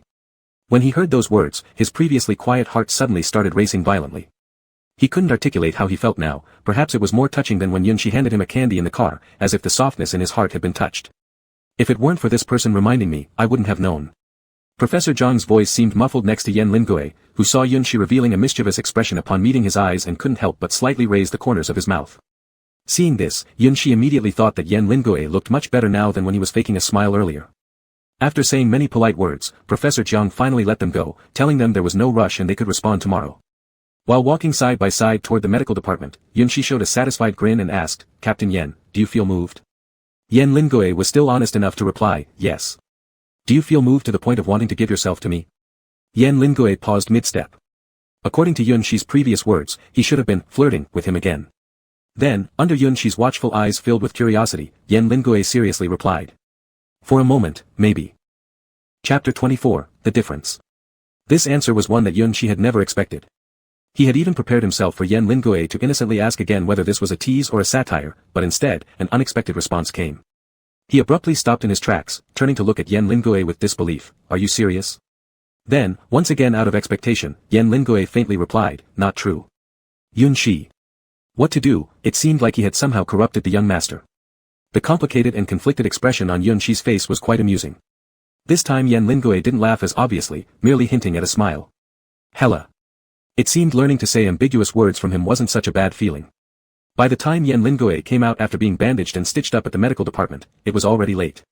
The setting sun gradually descended, and the colorful evening glow on the distant horizon was like offering a bit of solace to those struggling for survival. Team leader Yan went in normally, but came out all wrapped in bandages and leaning on a cane. Actually, this cane wasn't absolutely necessary, but if Yan Lingoe hadn't firmly refused, Yun Shi would have pushed a wheelchair to him without hesitation. He didn't know why he always associated Yan Lingoe with a fragility filter, always thinking he was like a flower in a greenhouse that needed careful care. Yan Lingoe was still wearing the hospital gown borrowed from the medical department. His original military uniform had been temporarily removed due to severe wear and tear, fearing bacterial infection.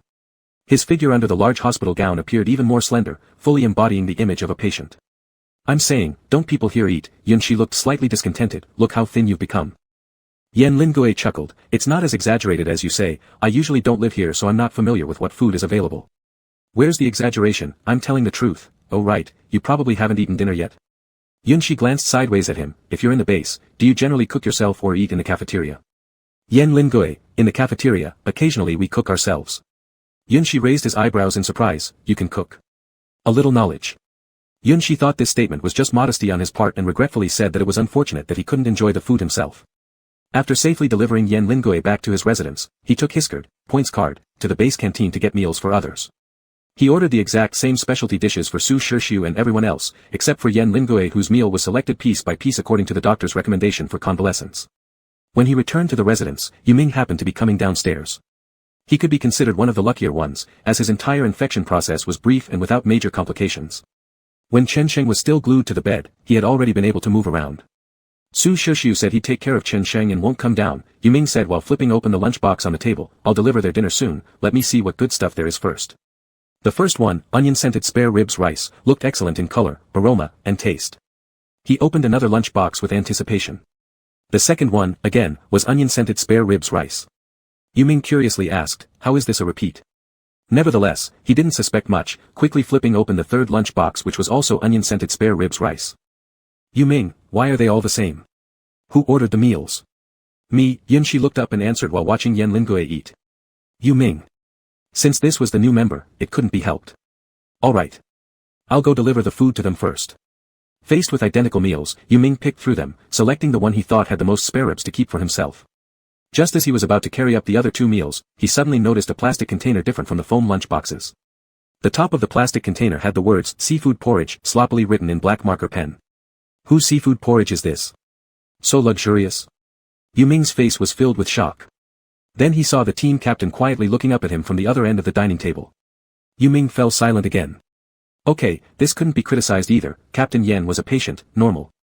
Then, full of indignation, he took the 2 plates of spare ribs rice upstairs and had to tell the other 2 who were completely unaware about the double standards of the new member. When he returned, only Yun Shi was left downstairs, writing something while lowering his head. Yan Lingoe had disappeared. Did team leader Yen go deal with things in the study again? Yuming understood, sitting down in front of the wooden table and opening his own lunchbox. Yun Shi nodded. Why do you need to reserve a room as a study wherever you are? Team leader Yen likes it, Yuming said indistinctly while giving himself a piece of spare rib. He actually enjoys reading and the atmosphere of books. But his parents forced him to take the path of being a soldier. Now that he's gained some freedom, of course he would choose what he likes. Yun Shi was taken aback, the pen tip involuntarily leaving an ink trail on the paper. All the words he had just written were wasted. Yun Shi helplessly crossed them out and started a new line, then casually asked, when did you and team leader Yen meet? Was it long ago? Do you want to know about team leader Yen?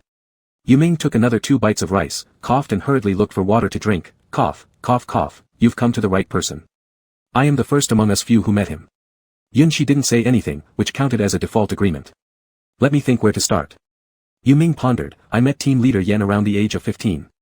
What we called a military camp was actually a completely closed military management school with little difference from a real military camp, equally bitter. Most of the students there were troublemaking children sent there because they were unruly. That school wasn't like other black schools using corporal punishment. The trainers were all genuine retired soldiers, even the cultural courses teachers graduated from prestigious universities. It cost a lot of money to send kids there. I was sent there because I failed several exams consecutively and didn't want to study anymore. During the introduction on the lawn, I saw team leader Yan at first sight. He stood at the front, tall, thin, and pale. At that time, I thought, whose kid is this, obviously made for studying, how could he end up here? Yu Ming seemed lost in reminiscence, eyes vacant. At the beginning, I did look down on team leader Yan a bit. He appeared too weak. When dividing groups, I learned that he was originally the group leader, and I couldn't believe it enough. The leaders of other groups were all burly and looked tough. How come ours was so frail? Later it was fate that put both of us in one dormitory. I asked him when he came here, and he said 7 years old. After saying that, Yu Ming observed Yunshi's expression, didn't see the expected shock and felt a little disappointed. 7 years old, so young. I was still playing with mud at 7. He was sent to such a hell at that age. This matter Yunshi had heard before, then what? Chapter 25, Memories. Then. Of course, I didn't believe it. It was summer back then. The weather was hot and humid, with a long-lasting cicada chorus. Both of them were wearing the same patterned short-sleeved shirts. Yu Ming sat on the unpadded wooden bed frame, staring at Yan Lingoe for a long time. Hey, what mistake did you make to end up here? The way he phrased this made it sound like they were in prison, while Yan Lingoe was the new prisoner being interrogated by the cell leader. In his youth, Yan Lingoe spoke rather gently. When he heard this question, there was a flash of confusion in his eyes before slowly replying, I don't know, maybe. I didn't protect myself well enough. How can that be a mistake? Yu Ming didn't believe it, thinking Yan Lingoe was making up an excuse because he didn't want to tell him, so he grew even more dissatisfied with their team leader. This manifested as disobedience to small orders, negligence in large matters, frequent mistakes, which led to the entire squad being punished. Yu Ming, full of youthful vigor and rebelliousness, thought highly of himself and kept causing trouble as if no one would stop him, assuming someone would always clean up after him. The most serious incident happened during live-fire sniper practice when he got distracted and nearly hit a passing instructor with a bullet. The instructor immediately became furious, furrowing his eyebrows, stomping toward him angrily. Yu Ming finally felt a bit scared when he saw the instructor's face and involuntarily took a few steps back. Only then, upon noticing the onlookers' indifferent gazes around him, did he realize that no one would take responsibility for him again. At the last moment, the person he disliked the most, the weak team leader, stepped forward. He said, Sorry instructor, it's my fault. I failed to teach him properly. In military school, informing freshmen about important points and rules is the responsibility of the group leader. Even if Yan Lingoe hadn't stepped in, both of them would have been punished together. But at that time, the lost Yu Ming could not think that far ahead. Yan Lingoe had truly moved him, the very person he looked down upon was the first one to speak up for him. Later, they were both locked in a dark room for half a day for reflection. Yu Ming, who had already stopped disliking Yan Lingoe, now felt somewhat embarrassed when facing him. His gaze shifted awkwardly, and he approached Yan Lingoe intending to apologize when he was suddenly struck by a punch. Yes, he was hit by the person he considered to be the weakest individual in the whole academy. At the time, I was extremely scared, sadness showed in Yu Ming's eyes, I couldn't understand why. Why could such delicate wrists belong to someone whose hand strength is so powerful? There was blood all over me, do you get that? Yan Lingoe indeed had great strength, something Yunshi could deeply relate to. The biggest person to ever hit me in my life was my mom.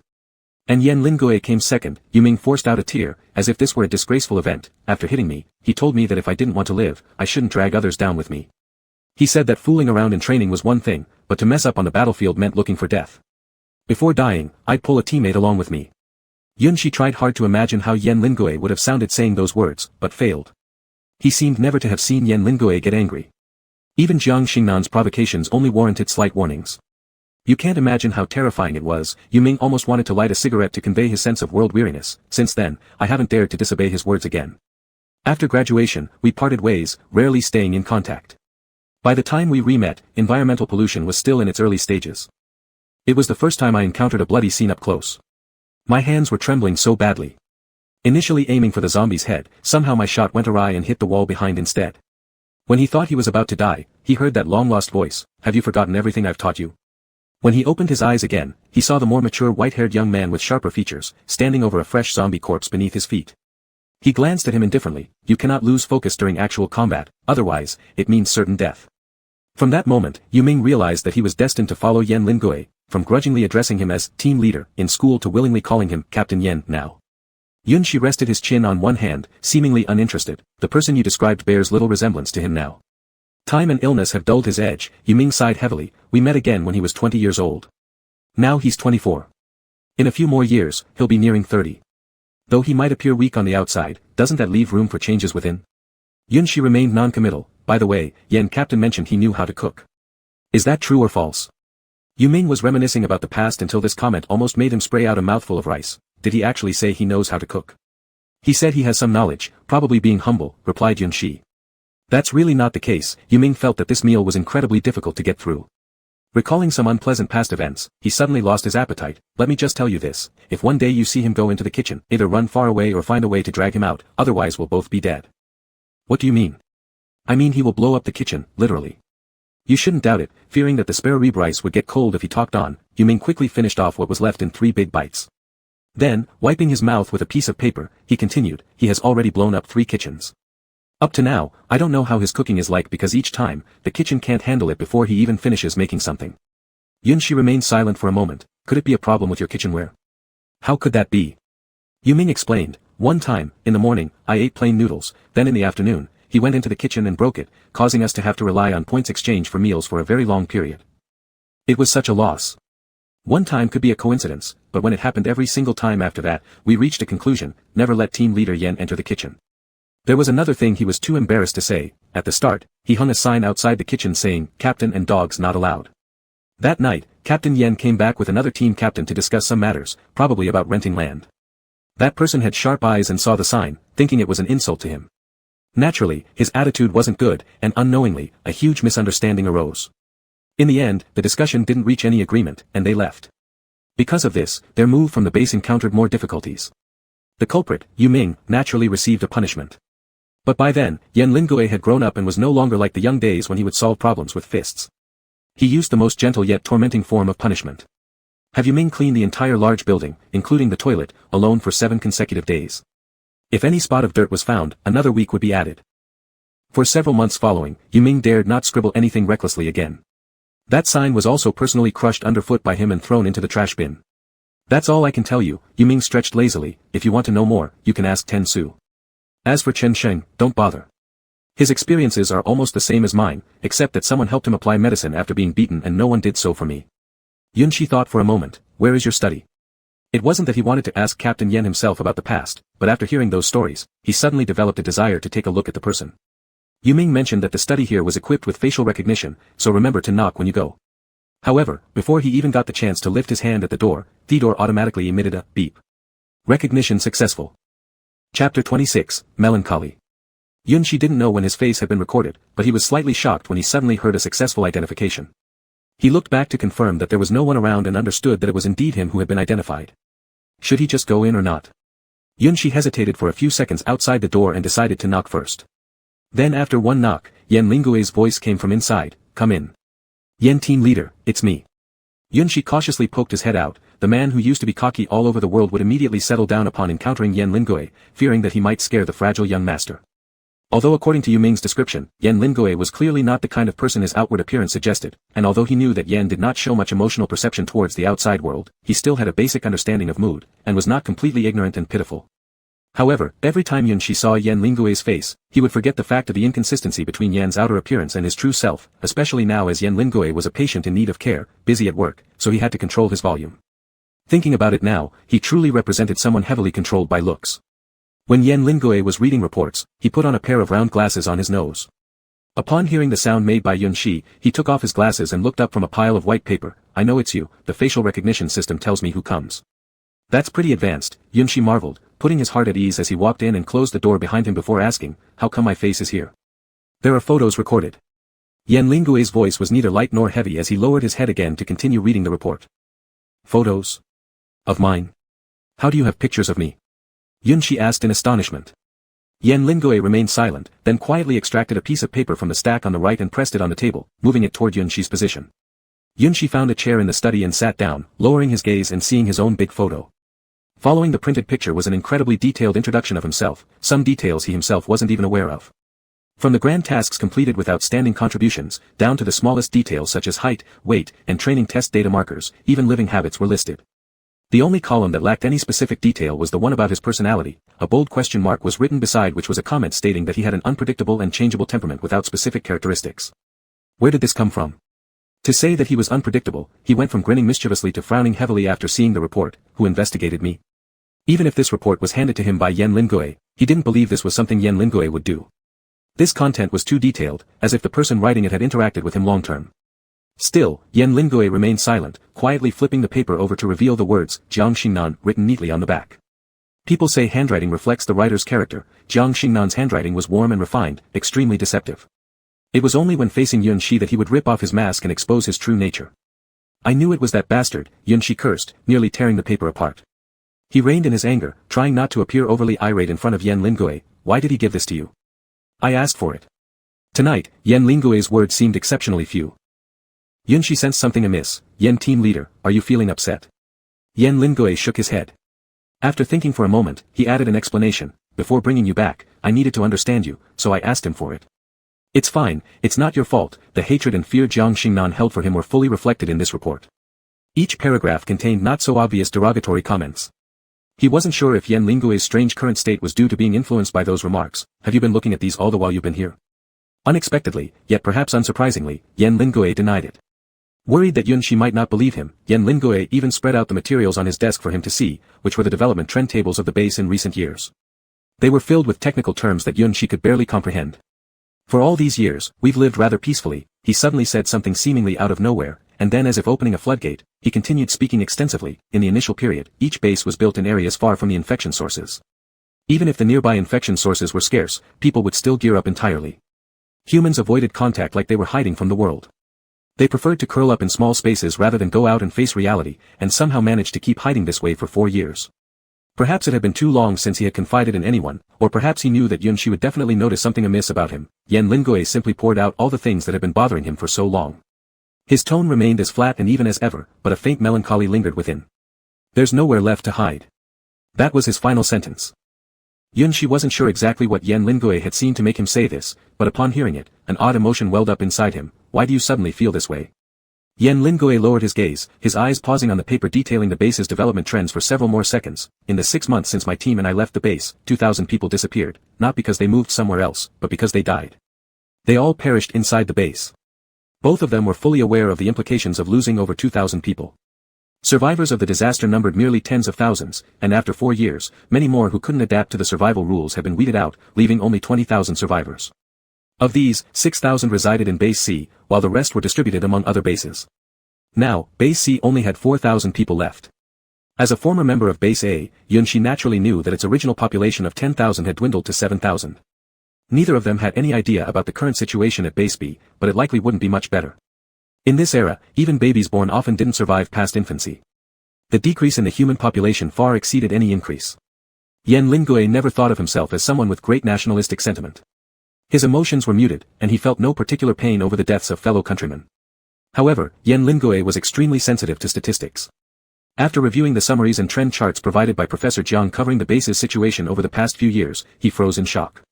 He then hastily pulled out the records from previous years to compare them, and soon uncovered this tragic truth. The zombie horde was approaching, and Base C might last at most another year. And when that happened, where could they possibly hide? He also pondered over Professor Jiang's painstaking efforts to cooperate and seek some unknown advantage that would supposedly provide another layer of defense for the base. Yan Lingui grew even more confused. Was their sole responsibility just to protect themselves and keep hiding? Did they really have no chance to fight back? What had the other bases managed to discover through their intensive research over the past 4 years? Unfortunately, humanity simply could not prevail against the harsh environment, a fact they could not escape. Chapter 27 Close Range. Yun Shi didn't know how to console others, so the two of them remained silent in a somewhat oppressive atmosphere until he was asked to leave by Yan Lingui with the excuse that it was getting late and he should rest earlier. The other person might need some time alone to digest this fact. Yun Shi did not have such a strong reaction, maybe it was because he had never experienced peace times. However, subconsciously, seeing Yan Lingui like this made him feel uncomfortable as well. He stood in front of the tightly shut door for a long time, wanting to knock multiple times but putting his hand down each time. After much consideration, he finally knocked on the door, yet neither went inside nor mentioned what had just happened. He simply asked where he would be sleeping. There was no reply from inside, so Yun Shi waited patiently for a while before hearing a voice. let Su Shirshu show you. He felt that most of his words and patience were spent on Yan Lingui. He barely managed to hold back asking, why not you, when the door suddenly opened before him. As soon as his gaze met Yan Lingui's handsome face, he couldn't help but ask the question he had swallowed earlier. Now, Shirshu told me just now that she doesn't trust Chen Sheng. It was a kind of distrust that wouldn't let her step away from Yan Lingui's side even a bit. Knowing the good relationship between them, Yan Lingui didn't push her, just tiredly rubbing his temples. Originally planning to spend the night in the study, he gave up on the thought. Actually, Yunshi was quite curious about whether there were any bedrooms downstairs. During his brief tour earlier, all he saw were the kitchen and laundry room. He couldn't find any place suitable for a bedroom. But Yan Lingui, being the owner of the house, knew the layout of the floors very well. He quickly found a guest room ignored by Yunshi in an inconspicuous corner. The guest room was small, with a single bed and a bedside table occupying most of the space. Feeling around in the dark, Yan Lingui found the switch and turned on the light, instantly brightening the dim room. Then he stepped aside, allowing Yunshi to enter. Here. Yunshi stayed in place. And what about you? Which room are you staying in? I'll sleep on the couch. Only then did he realize why Yan Lingui hadn't shown any intention of leaving the study before. There was only one guest room on the first floor after all. No way, it's so cold tonight. You can easily catch a cold. Yunshi took a few steps back from the room. Besides, you're still injured. With blankets, it doesn't matter where I sleep, Yan Lingui said. In that case, it doesn't matter where I sleep either.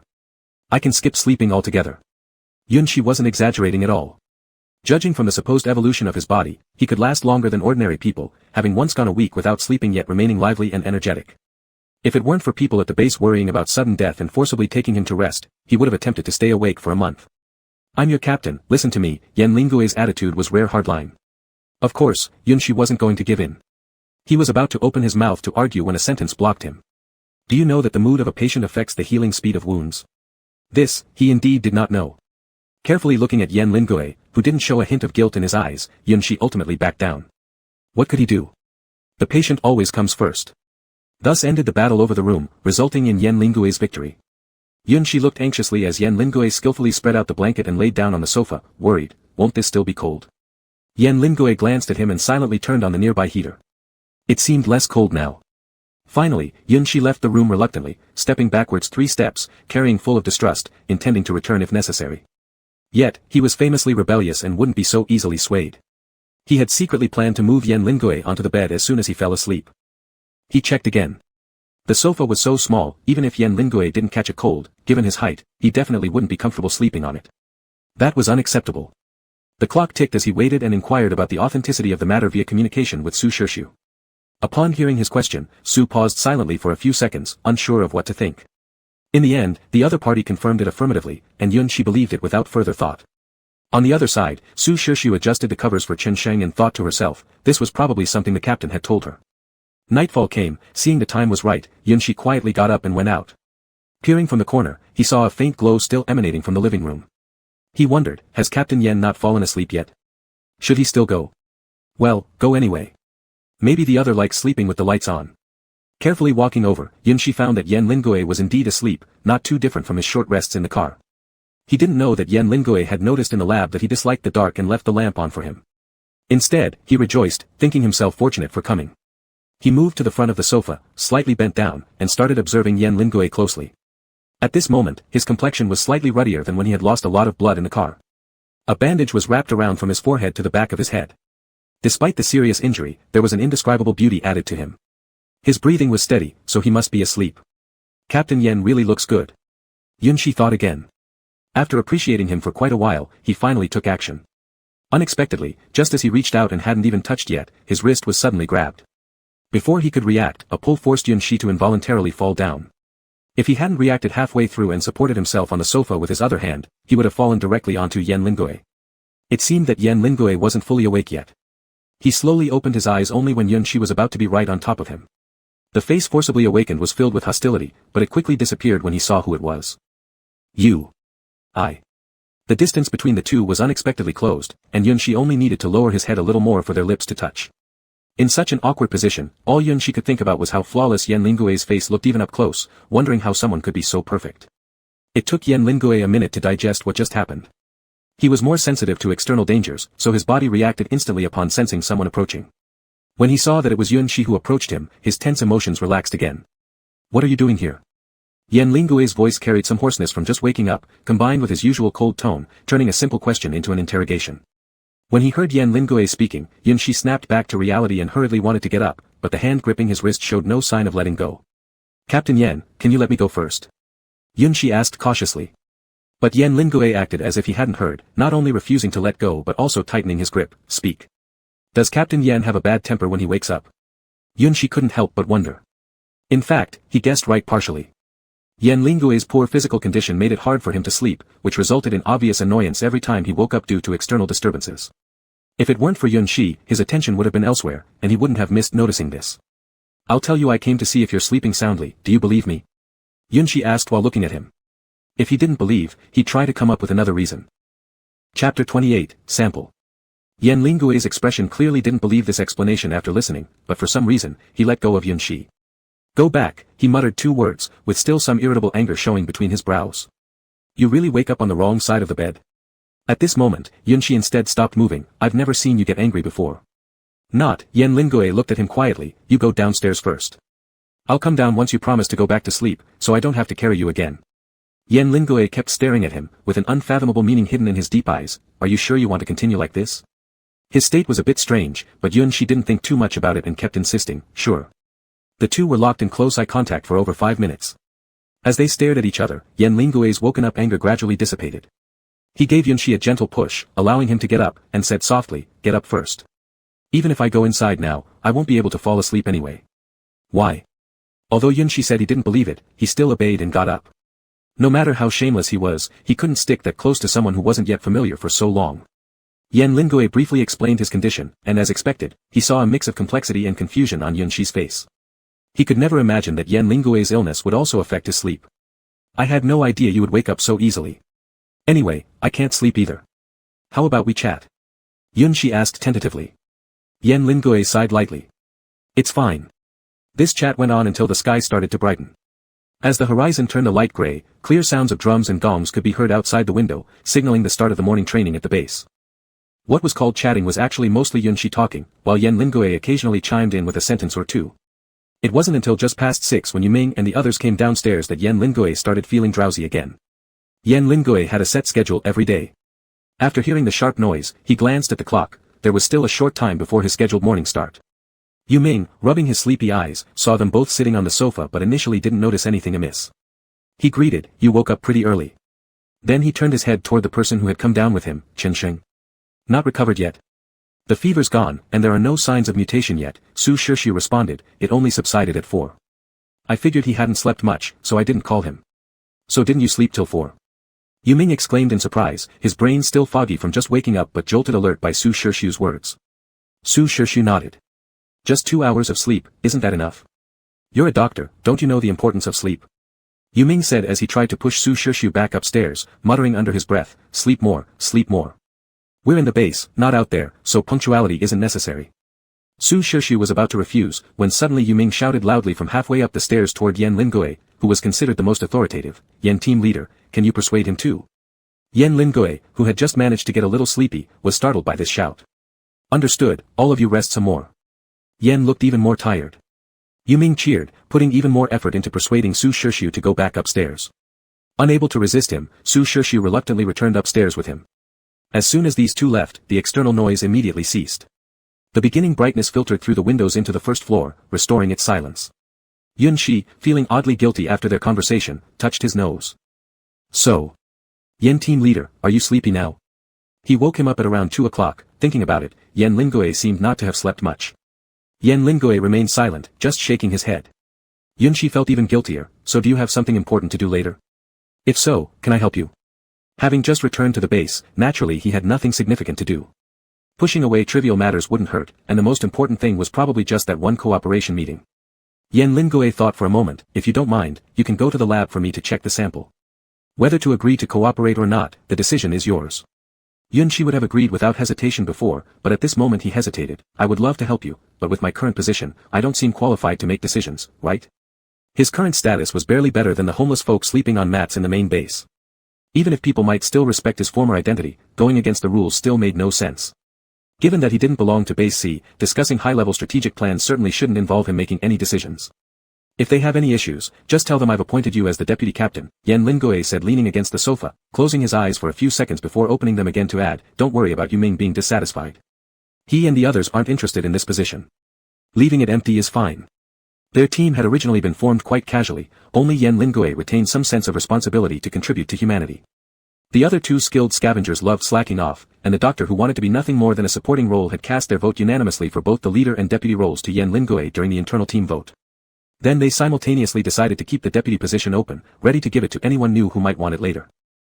As the newest member with complaints, Yun Shi knew nothing about this, mistakenly thinking that Yan Lingoe was reminded of the grand vision drawn by Jiang Xingnan when they met. He wanted to say something but refrained, noticing how exhausted Yan Lingoe looked, and eventually agreed. He would just borrow this identity for a short while. Professor Jiang and the others could never have imagined that Yun Shi would be the one coming, and all the 4 or 5 plans devised by the higher-ups last night to persuade Yan Lingoe were utterly wasted. Moreover, according to the news from Base A, Yun Shi couldn't be swayed by any conditions, whether he helped or not depended solely on his mood. This made them feel that this cooperation was probably going to fail.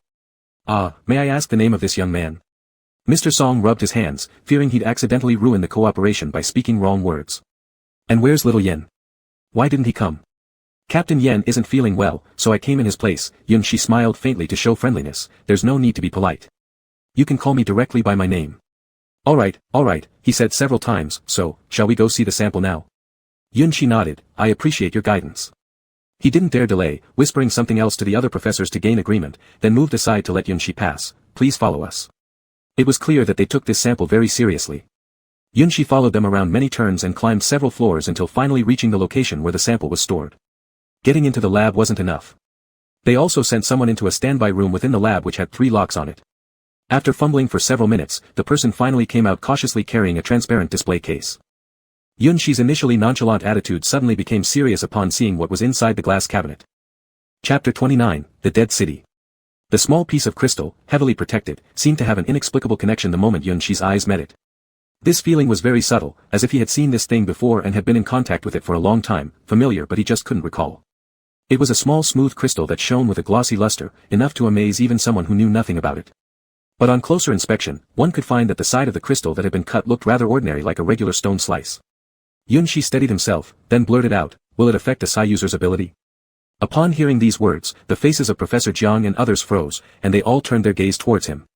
Professor Jiang, how do you know? Have you seen this thing before? But wasn't it said at Base A that this crystal was only brought back 2 days ago? Yun Shi saw through their thoughts, smiling, no, I haven't seen it before. Maybe it's the natural of a Psi user. Actually, that wasn't the case. This realization had suddenly popped into his mind just as it did in the lab. They were all ordinary people without any psychic abilities and, upon hearing his words, they all nodded as if they understood, quickly believing this explanation. You're right. This crystal will somewhat weaken the abilities of Psi users, Professor Jiang continued while his gaze involuntarily fell on the sample, with an expression akin to an artist looking at his masterpiece, but as long as one doesn't get too close, there's no problem. Moreover, it has many uses. While affecting the range of Psi users, it can also prevent mutants from getting near. Another person chimed in, that's right. If we could have a complete version of it, our base's defense could be enhanced by another level. Coincidentally, its function resembles your ability somewhat, how interesting. Hearing this, Yun Shi suddenly remembered the times during missions when his former teammates' abilities would suddenly fail. They always planned such events as instability in abilities, and no one had ever thought of another possibility. He had never considered where his own abilities came from or why, unlike others who would take a year or 2 of hardship before their abilities are activated, his came with him when he woke up. At first, he thought he was lucky, but now seeing this sample, he suddenly became unsure. Was it a coincidence, or? Seeing that Yun Shi didn't say anything, those few became immediately anxious. Someone carefully asked him if he was considering cooperation. Yun Shi snapped out of it, there aren't any big issues. This thing is indeed quite good, only. Just as everyone's minds were set at ease, they felt the suspense again. Don't be too nervous, Yun Shi smiled faintly, I'm just asking. Are the cooperation terms offered by other bases improved at all today? That's something you can trust, Professor Jiang sighed in relief. After listening to Xiao Yan yesterday, we tried contacting other bases, and they loosened up. If we find the complete core, we'll receive as much as 2,000 points, with a time limit of 1 month. If we find it within a week, it could even go up to 5,000 points. This offer was indeed tempting, but it was unclear what had caused their stance to change so quickly from offering 800 points to now offering 2,000. Since the point issue was resolved, Yun Shi had no more reason to refuse. He calmly nodded as if he were the dominant party, then, please pass my regards and tell them, pleasure to cooperate. After returning, Yun Shi told the others about this matter. Yan Lingui didn't seem to have any problems, though there were still many places to watch out for. Therefore, the group held a discussion meeting that afternoon with the acquired information. Half a day later, Chenxing finally managed to get up. He looked normal, except for some reason he would often stare blankly at the green plants outside the window and mutter to himself. Once anyone got close, he would instantly shut up and leave with a grin. With 7 days left until the agreed-upon cooperation date, Yun Shi used his free time to unveil task boards to earn some points. Sometimes Yan Lingui followed him, sometimes not, but most of the time, the duo worked rather in sync. After finding out that Yun Shi was an orange card holder, many unemployed wanderers showed great respect towards him, even chasing after him asking if they could tag along with someone. This made him uncomfortable.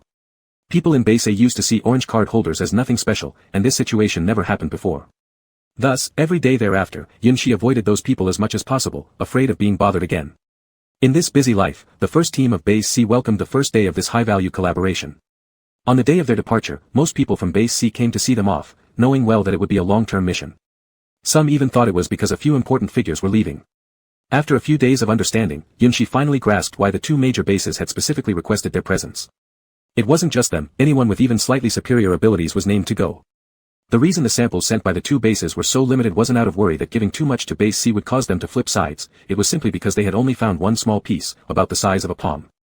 After repeated analysis by researchers from both sides, it was discovered that this highly functional crystal was only a fragment, meaning there were more and even more useful crystals waiting for them to uncover. They firmly believed that if found, these crystals could very possibly allow humanity to rebuild their homes and return to the peaceful lives they once led. And yet, this tiny shard of crystal had cost them over 100 lives to retrieve from the domain beyond. This domain beyond didn't merely refer to areas outside the base but to the place everyone feared and dared not mention, the Dead City. As the name suggested, everything in the Dead City was deathly silent. Its danger level far surpassed that of the Path of Broken People. While people had at least some knowledge of the path, the Dead City remained entirely shrouded in mystery.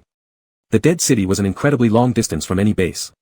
According to previous accounts, it took a 3-hour plane ride followed by a 2-hour car trip to reach. Before the apocalypse, it was the most prosperous city with the largest population. This city, once envied and desired by all, now inspired fear, and people wished to stay as far away from it as possible. With a large population came a large number of infections.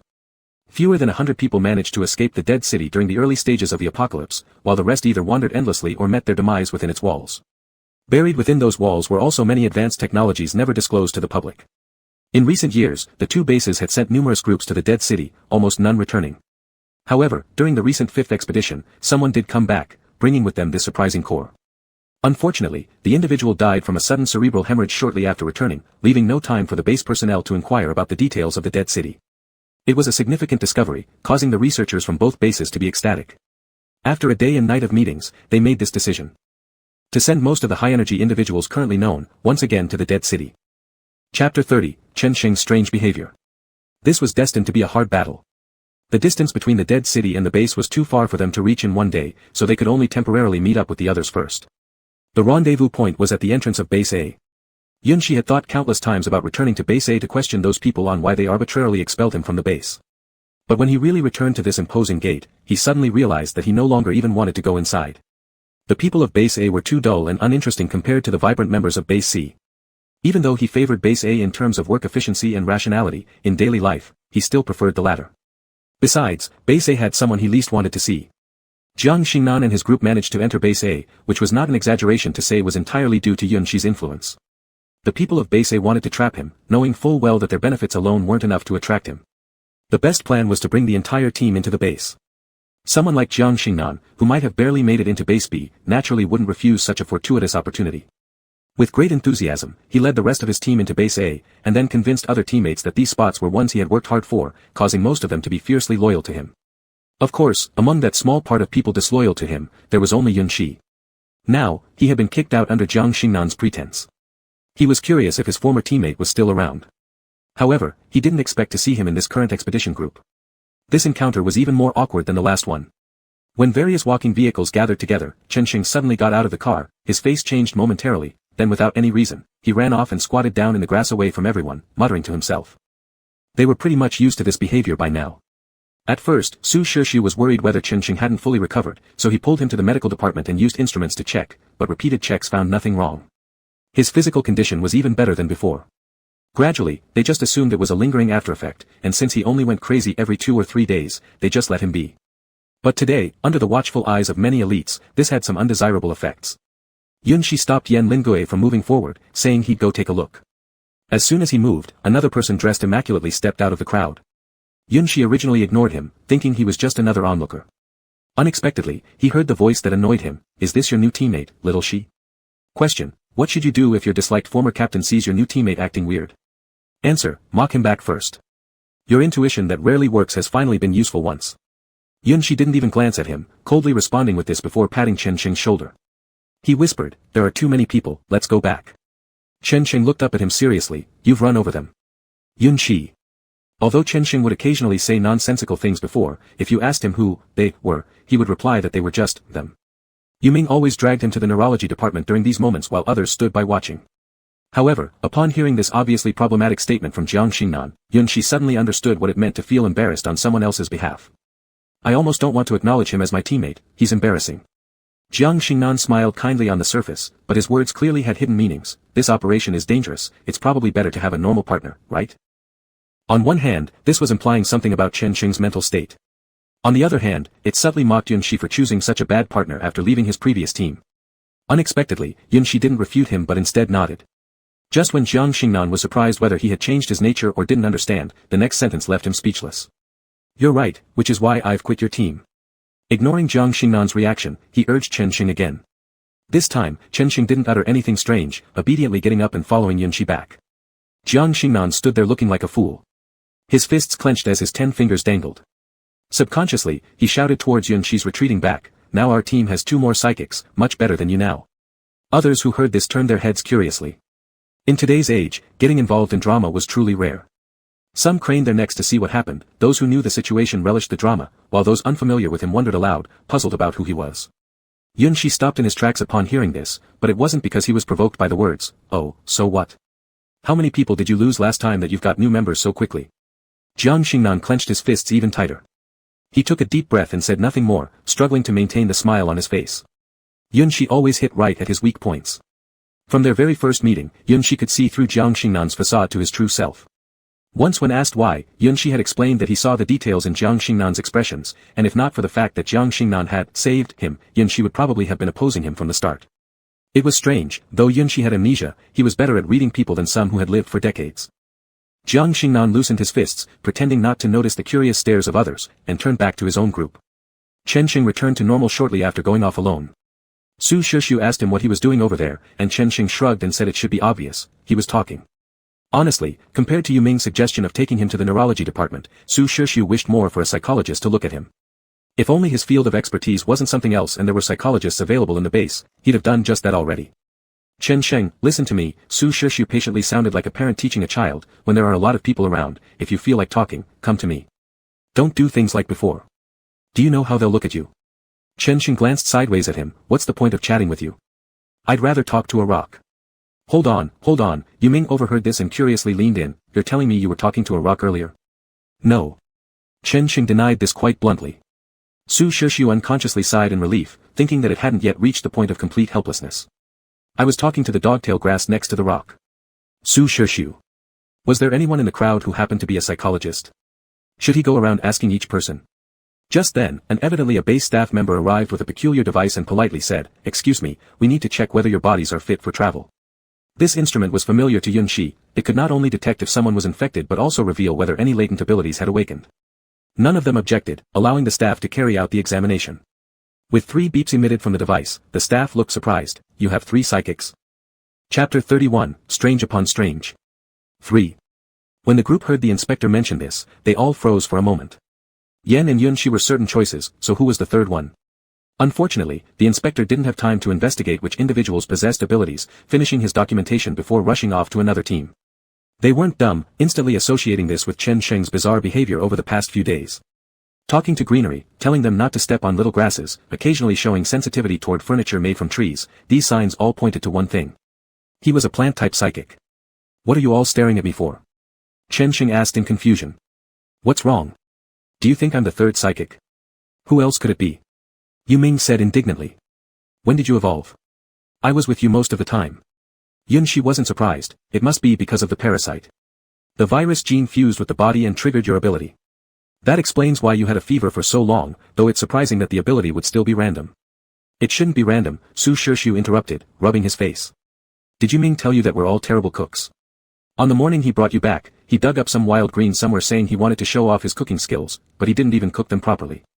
The uncooked wild greens looked strange in color and juice, blackish-purple lumps that repelled anyone from feeling hungry. Yet, Chen Sheng believed he'd done a great job and forced everyone to try it. Yan Lingui excused himself by saying he needed to prepare more for the new teammates and slipped away. Yu Ming came up with no reason and just followed after muttering about strategy.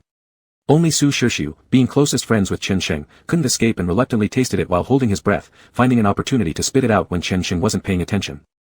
To prove his culinary skill was fine, Chen Sheng forcibly ate the entire plate of greens. Afterward, his face turned iron gray but he refused to vomit. After hearing this, Yunshi paused. You should know that the worst infection right now is in plants, right? How could he dare to eat things picked outside carelessly like that? I know, so I threw it up. Who would have thought he'd eat it all himself? Su Shirshu sighed helplessly. I examined him afterward, and aside from some nausea, there weren't any serious issues. Nodding, Yunshi said nothing further. It was evident Chen Sheng was rather resilient, able to eat raw vegetables and survive a parasite infection and live through it all. Truly blessed and destined. So, it seemed clear the other psychic had to be Chen Sheng. The only question was whether his power would have any backlash effects like Yan Lingui's. Curious, Yu Ming circled around Chen Sheng, looking and looking but couldn't find anything different than usual. Chen Sheng, can you demonstrate your ability for us? Yan's can create lightning bolts, what's yours, growing plants? Chen Sheng shook his head with a blank expression, I don't know. How is it that the other psychic is me? Am I this lucky? Who else but you? Yu Ming said with exasperation, didn't you notice anything strange? Then, why have you been talking to flowers and grass recently? Chen Sheng blinked, because talking to them is better than talking to Su Shirshu. How does Su Shirshu come into this?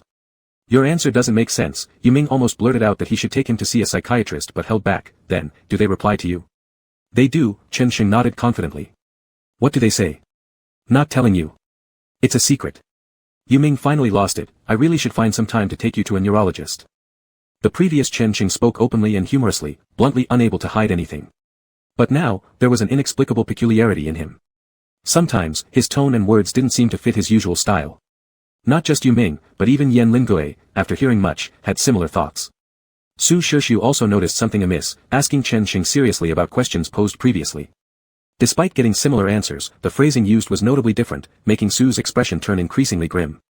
He asked, why did you go digging for vegetables last week instead of buying processed ones? Don't you know those aren't healthy? Chen Sheng's previous answer, you're just too accustomed to good living. These days, does it even matter if the food's healthy? Vegetables are vegetables anyway. Besides, we need to save our points for bringing people back. Now, because I treat them equally. If you said that in front of the wild vegetables, they would be hurt. Also, how could you waste points like that? There was another point, Chen Sheng would never answer the same question twice, even if the other party didn't hear clearly. The reason was that he said he wasn't a parrot. The current Chen Sheng was off, very off. Yunshi pondered and spoke up after their conversation ended, actually, there's no need to worry too much. This phenomenon is pretty normal. Upon hearing this, the other few all looked at him simultaneously. Like you know, Yan Lingui's body is weakened by backlash. Whenever someone possesses abilities beyond an ordinary person, they must pay a price. For example, me, I'm worse off than all of you. I've lost my sense of taste, smell, and pain, Yunshi analyzed, looking quite professional. You also mentioned he ate wild greens, most likely carrying a virus and was infected by parasites. Surviving both is already a stroke of luck. Even with his strong physique, it's impossible for him to emerge unscathed completely. God gave them life-saving abilities and naturally took something in return. In his case, it's estimated the virus has influenced him to some extent. The virus inside hasn't fully dissolved yet, altering part of his nervous system. Initially, it was more severe and noticeable, but over time, it'll gradually improve. Su Shirshu thought about it as well. At first, Yan Lingui couldn't control her powers and almost split them all in half. Chen Sheng being a little off-kilter didn't seem like a big issue either. Yu Ming expressed admiration. What you said sounds so professional, though I don't seem to understand much. Is he probably fine? Yunshi responded, his eyes involuntarily drifting towards Yan Lingui to see how she reacted to hearing him talk so much professionally.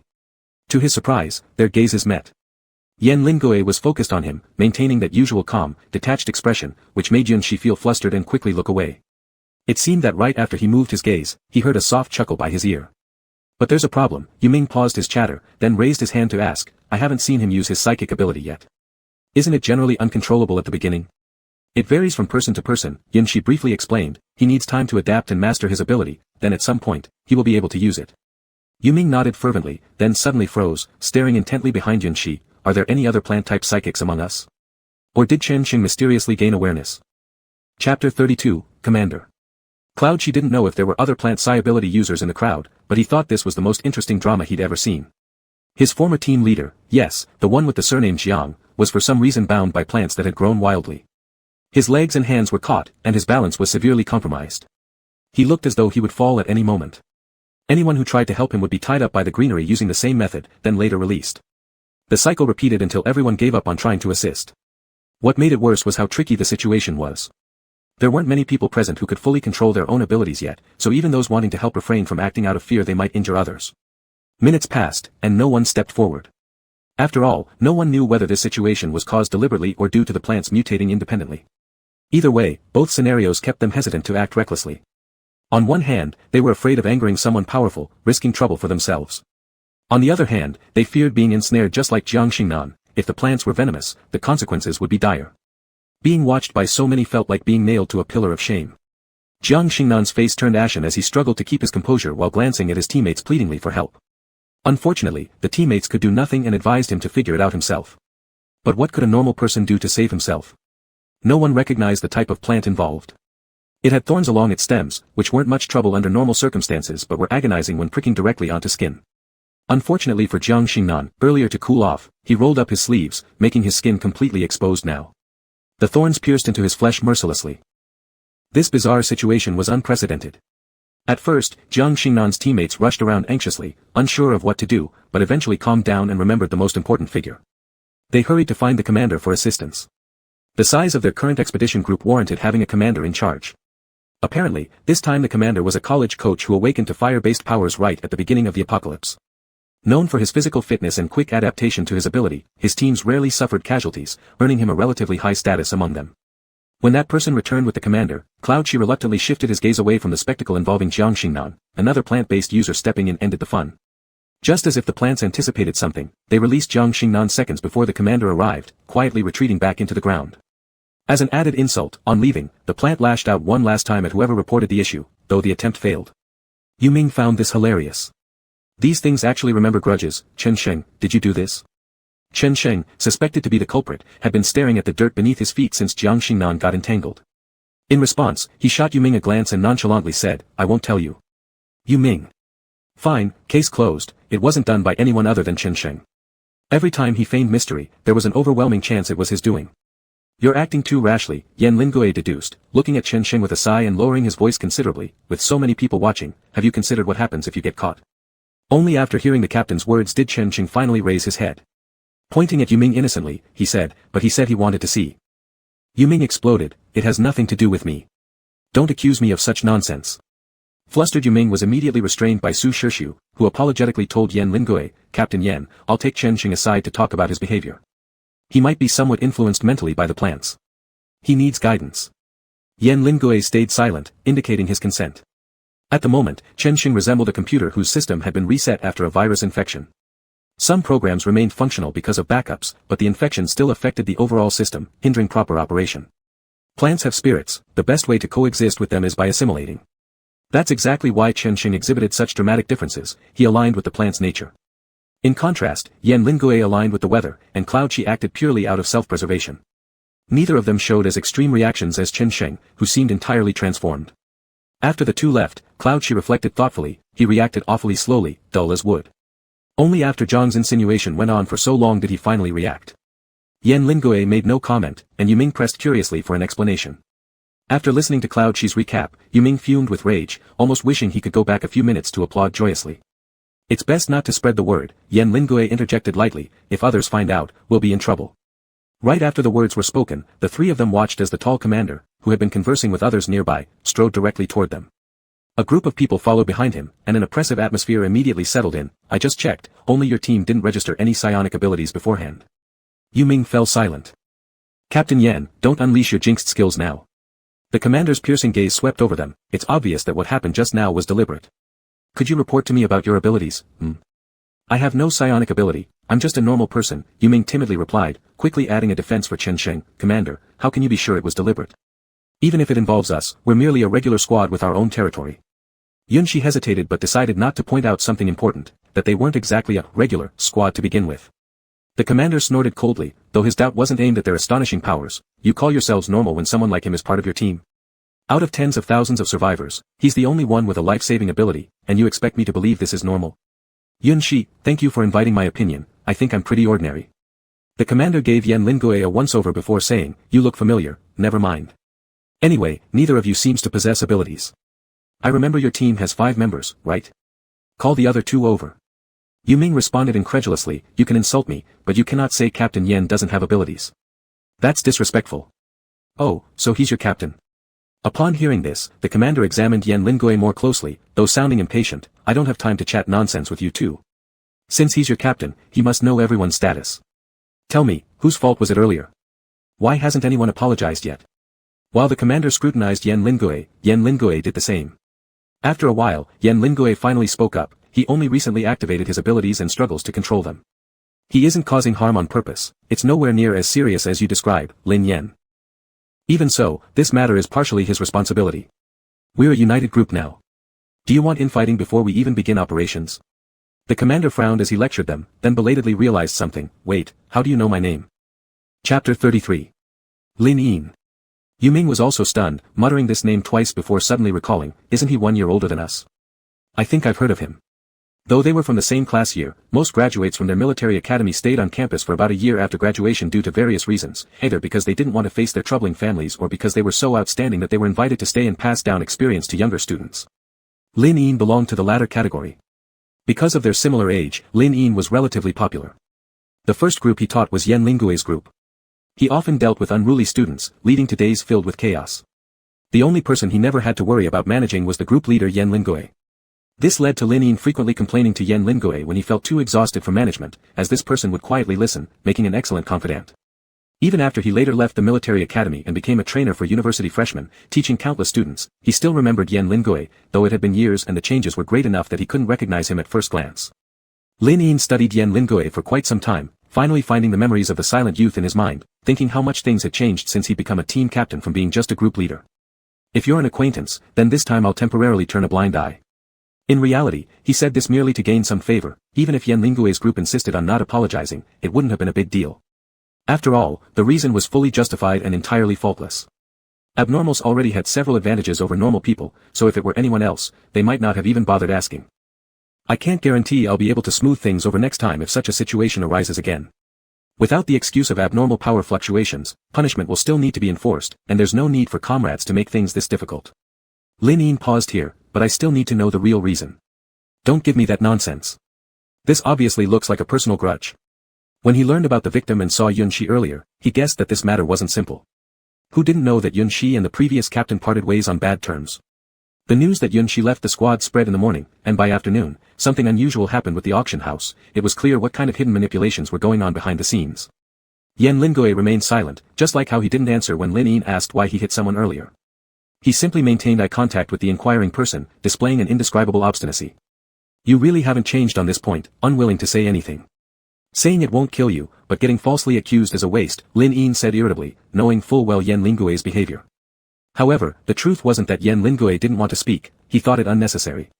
In his subconscious, he believed that with a more persuasive and concise reason, it was not necessary to repeat the complicated matters all over again, wasting time. Of course, he failed to understand what normal people refer to as gossip. Commander, it has little to do with them, Yun-shi said casually, noticing Jiang Xingnan walking over with a dark expression after regaining his composure. His tone became somewhat nonchalant, it's my personal dispute with the former captain. He probably still thinks I am under his command, hence he isn't cautious enough, inadvertently dragging my new members into it as well. After hearing these words, the commander naturally understood the underlying meaning. He also saw Jiang Xingnan and the sternness on his face resurfaced. Even so, abnormal people abusing powers on ordinary people is inappropriate conduct. The circumstances this time are special. Lin Yin babbled on about a bunch of coexistence rules between abnormal individuals and ordinary citizens, posted on every canteen bulletin board of the base, without ever specifying any punishment for Yun-shi and his team. He concluded the boring lecture with a remark, saying that private grudges were better settled personally rather than being interfered by leaders. Before leaving, he glanced at Jiang Xingnan and shook his head, telling him medical personnel would send some ointments later. Upon learning Chen Sheng was a newly triggered abnormal individual, Jiang Xingnan knew he would have no room for justice. Newly triggered abnormals were akin to murderers suffering from mental illness in a rule-of-law society. They mostly wouldn't be held guilty, and sometimes, their condition was even considered a more effective safeguard for life preservation. Someone once summarized quite reasonably that initial stages of abnormal abilities are akin to infections. If one could withstand the various discomforts during the initiation period, it's considered evolution. If one couldn't, it's labeled as unworthy. Before the initial phase passed, the life of an abnormal individual hung on the edge of a cliff. A single gust of wind could cause everything to fall apart. Jiang Xingnan realized his fault. He silently listened to Lin Yin's long lecture until he left, then showed a peculiar smile. He continued to use the same tone that Yun Shi had always disliked when calling him Little Shi, and then laughed, saying, "No problem, I forgive you this time. Anyway, we're all going to die." His last sentence was so soft that Yun Shi only heard a muffled sound, unable to make out its meaning, but he was clearly repulsed by the nickname. Yan Lingui, who was closest to Jiang Xingnan, caught the gist of it. His finely arched brows furrowed in confusion as to why Jiang Xingnan was so certain. The mission ahead was indeed perilous, yet much of the previous high mortality rate was due to the fact that all the reconnaissance personnel were ordinary civilians with no experience or special training. Naturally, such individuals would struggle against mutated creatures. In contrast, their current team configuration should ensure they wouldn't face the same catastrophic fate as before. At first, his words sounded like a brainless curse uttered in anger, but upon closer observation, one could see that Jiang Xingnan's expression was eerily calm, as though stating an undeniable fact. Did he know something no one else did? With these doubts swirling in his mind, Yan Lingui wanted to hear what Jiang Xingnan might say next. However, the latter left without any further explanation, leaving everyone perplexed about his reason for coming at all. Yan Lingui's unease began to grow within him. This farce soon came to an abrupt end. After the group assignment was completed in the afternoon, Lin Yin gave everyone a final 10-minute break, allowing them the chance to familiarize themselves with other teams. Once time was up, they set off formally. They had already mapped out the fastest route, a day and night journey starting in the afternoon. Departing between 4 and 5 o'clock was ideal since there were fewer mutant species on the streets at that time. The only concern remained the sudden increase in zombies during nighttime and dawn. Yan Lingui's group ended up paired with a completely unfamiliar squad consisting of 4 members, 2 men and 2 women, all ordinary people except for their captain. Their captain was a tall woman, her short, neat hair and muscular arms hinting at her toughness. Her introduction was brief: Suyu, Earth-type ability. Chapter 34, Flirting but Feeling Guilty. After Suyu introduced herself in a straightforward manner, her other teammates also followed suit. The girl with the high ponytail was named Zhou Yang, and the 2 men with short haircuts were Gue Li and Gue Li. These last 2 were identical twins sharing the exact same features, yet their fashion tastes were different.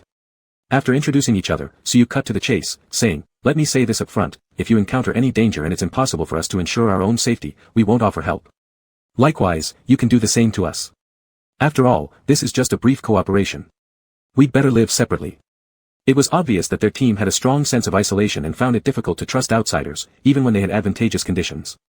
Yan Lingui and the others had no objections. After some brief discussions, they reached a consensus, cooperating only when necessary, otherwise dispersing on their own. At the same time, Su Shushu brought back Chen Sheng. His attitude was much better now, appearing unusually well-behaved beside Su Shushu. After Yuming informed both of them about the current situation, they agreed without dissent, although Su Shushu did mention the allocation of transportation. Yes, to ensure absolute security and avoid complete annihilation at once, except for the cars they came with, Base A provided each group with an upgraded secure SUV and motorhome for the journey as well as a noiseless motorcycle. Yun Shi, who usually never displayed strong desires, voiced his thoughts this time. "Do you guys intend to use the motorcycle?" Everyone shook their heads. No matter when, motorcycles are always the first transportation option to be denied. They provide no protection and cannot endure long-distance travel. Providing the motorcycles by the base was merely out of precaution in case something happened to the SUVs or RVs. Hardly anyone would initially choose it. "If none of you plan to ride it, can I have it?" He smiled faintly. After all, if it's left there unused, it's a waste. Few people knew Yun Shi liked riding motorcycles, even Jiang Xingnan was unaware. He tried it for the first time during training exercises when he practiced various vehicle techniques, since then developing a liking for the sensation. During the middle of night or early dawn, Yun Shi would ride his motorcycle aimlessly along the streets filled with corpses, with zombies and mutated beings brushing past him as if he didn't exist. A more dramatic way to put it, he considered himself someone abandoned by the world, devoid of any past and uncertain of the future, forever trapped by the shackles of his rare ability. Only when riding a motorcycle, with the wind howling past his ears, would he occasionally grasp a rare key named freedom. Suyu's first reaction upon hearing this was one of danger and confirmation. Realizing who made the statement, she promptly shut her mouth and exchanged glances with her other teammates, getting the answer she sought. She nodded. "We're all good with it. Allocate it as you see fit." Yan Lingui glanced at Yun Shi. "If you like it, I don't mind. Just stay safe." "Yu Ming, I don't care either. If it were me, using a motorcycle would be a death sentence." Su Shushu and Chen Sheng agreed similarly. After discussion, the RV was assigned to Su Yu and her team. What followed were internal team discussions leading to the inevitable decision that Su Shushu and Chen Sheng would take one car, Yu Ming and Yan Lingoe another, while Yun Shi rode the motorcycle alone. Once 10 minutes were up, upon a commander's whistle, everyone climbed into their designated vehicles. Yun Shi leisurely wiped the handlebars with a cloth, and surprisingly, Yan Lingoe took a few extra moments to look at Yun Shi before leaving him with the parting instruction to notify them in the channel if he became tired, subsequently entering the SUV's passenger seat at Chen Sheng's invitation.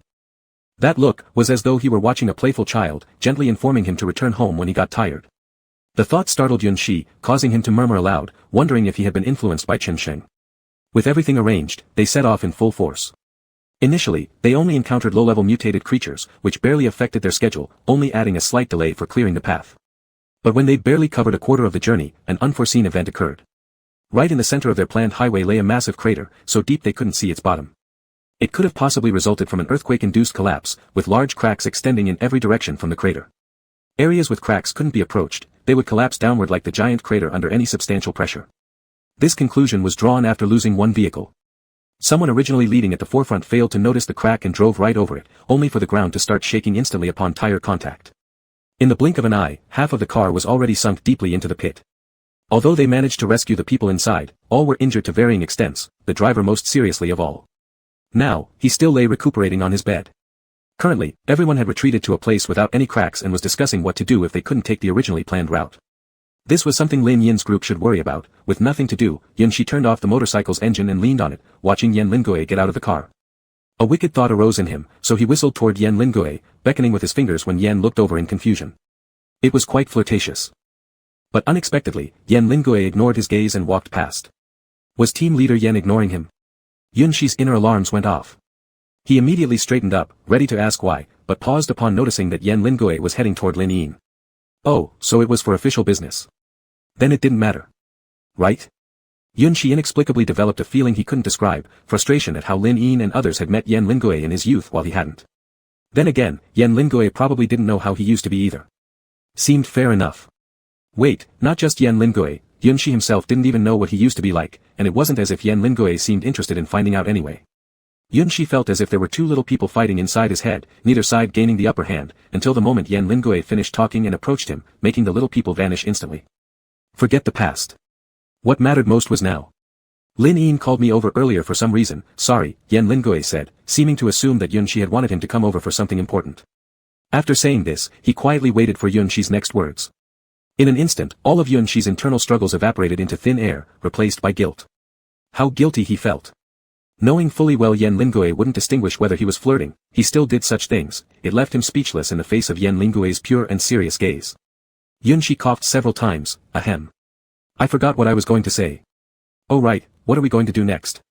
Take a detour? This was an extremely awkward way to change the subject. Anyone else would have caught on by now that something was amiss, but thankfully Yan Lingoe was slow to react and nodded without noticing Yun Shi's clumsy act. Lin Yin mentioned 3 possible detours, but none of those roads have been explored yet, so their level of danger is entirely uncertain. Chapter 35, Drawing Lots.